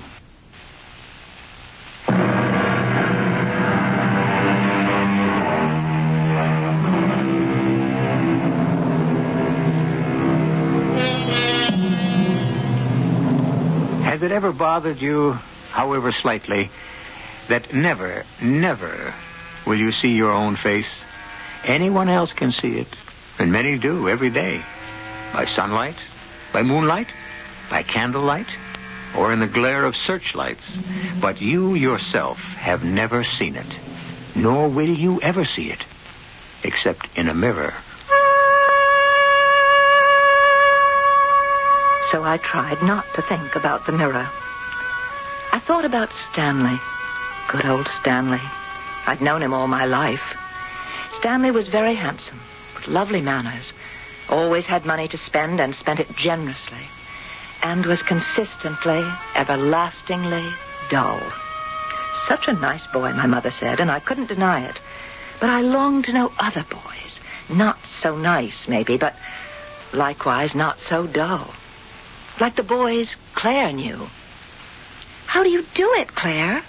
All the boys are chasing after you all the time. You're so popular. Oh, you've got Stanley. Oh, Stanley? I want to know scads of boys the way you do. But they just don't know I'm alive. It's easy. You really want to know? Oh, I'll say the word. There's only 2 things you have to learn how to make a boy notice you. No fooling. You won't tell anybody else? Word of honor. Well, the first is, I had a dream about you last night. And if that doesn't work, you say, I have a bone to pick with you. I don't get it. Why would you say things like that? Because they're intriguing. You tell a boy you had a dream about him, he can't wait to find out about what you dreamed.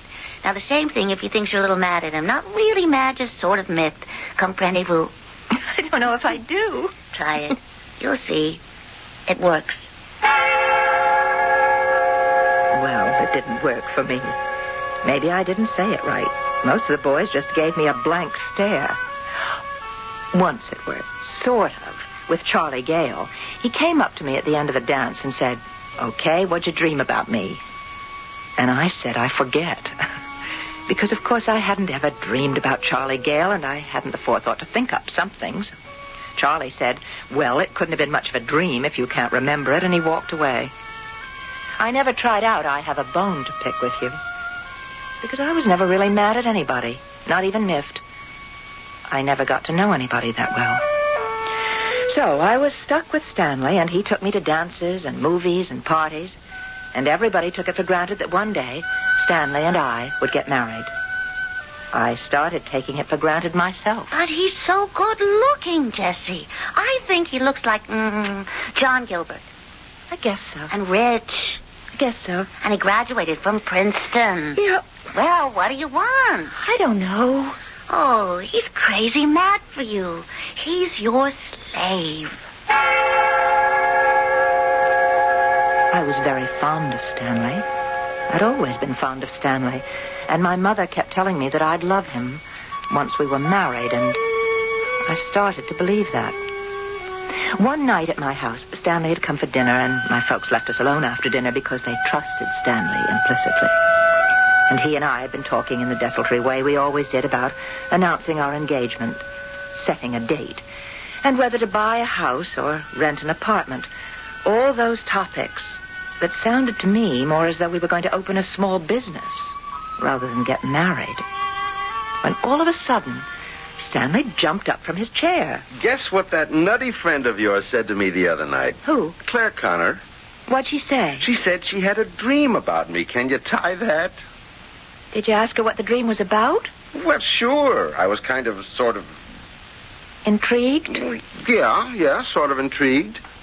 Well, what was the dream? Some goofy stuff. You know how dreams are. Seems I was some kind of knight. Like Lancelot or Gawain, one of those. And she was Elaine, the lily maid of Astolat. And Merlin the magician was there, and he... And this was all in Camelot? No, it was right here in Sugar Glen. That's the intriguing part of it. Out on the golf course at the country club.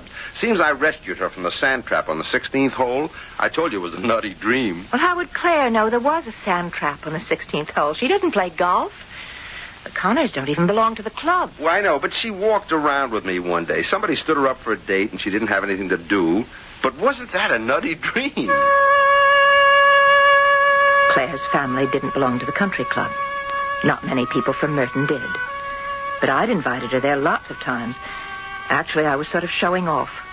She was so pretty, so peppy. And in those days, being peppy was about the most important thing to be. And I wasn't peppy. I was shy and introverted, and lots of girls and boys, too, considered me a drip. It was very depressing to be considered a drip. But Stanley didn't think of me as a drip. He thought of me as a peach of a girl. And this made me, if not more loving toward him, at least more grateful. But then... Jessie, I've got to talk to you. What about? What's the matter? I think Claire's mad at me.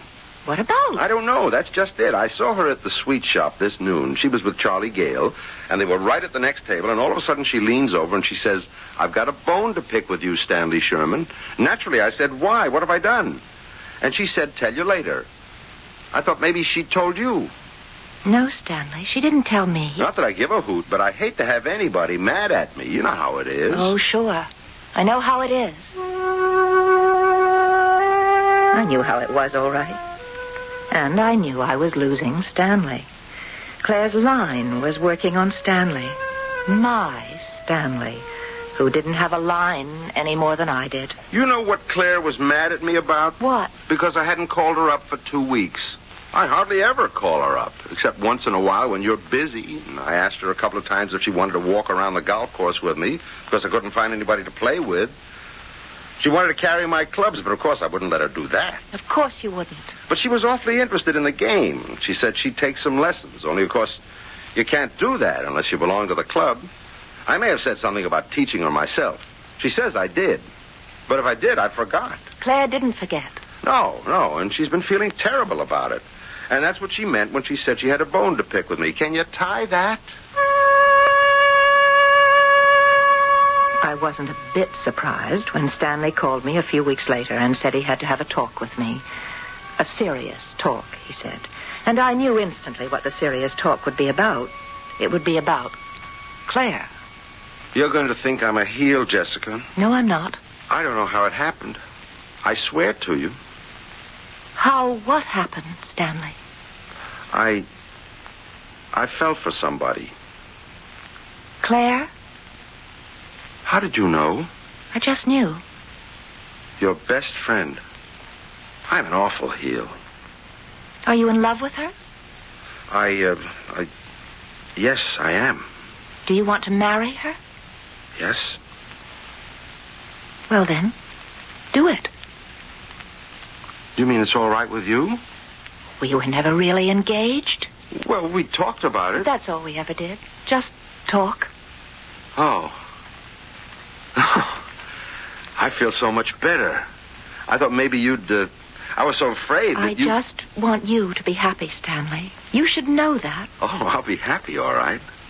You've already asked Claire to marry you? Yeah. Anyway, I said something or other. I was telling her she was a wonderful girl, so much fun and pretty, too, and I couldn't imagine any man not being in love with her. And she said, does that mean you, too? And, well, I said, yes, me, too. And she said how happy she was and could we build a house in Sugar Glen, and I said I thought it was a neat idea. And the more I thought about it... The neater it seemed. Yeah. Oh, Jessie, you really are a peach. There's not many girls would be so understanding. I told you. I just want you to be happy. You know what Claire said after we got it all settled about the house and everything?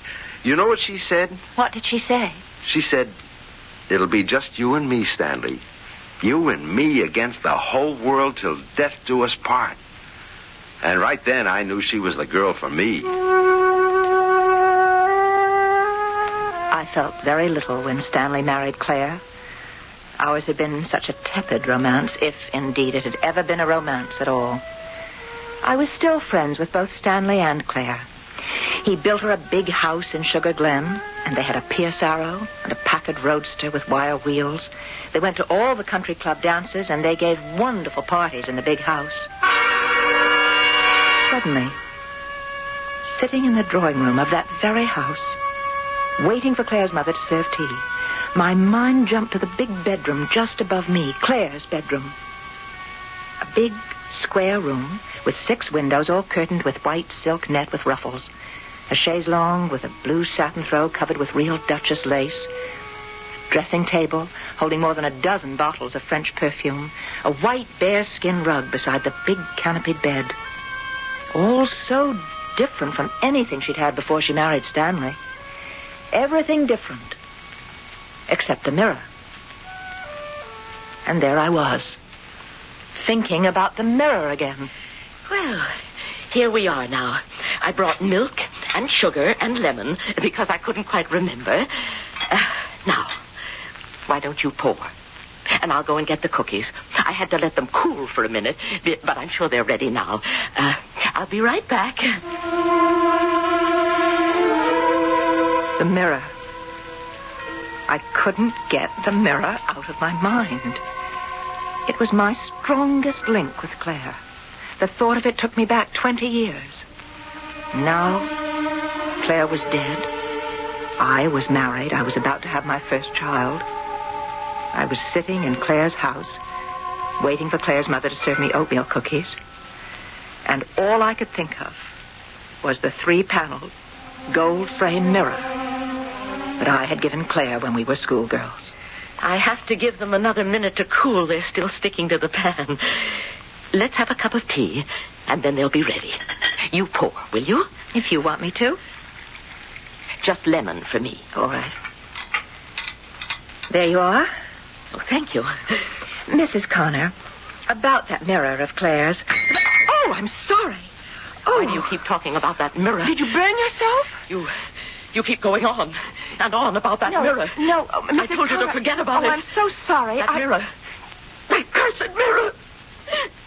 That mirror killed my precious Claire.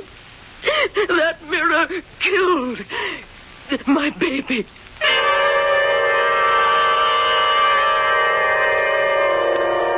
Are you wondering how an inanimate thing like a mirror could murder a living person? How a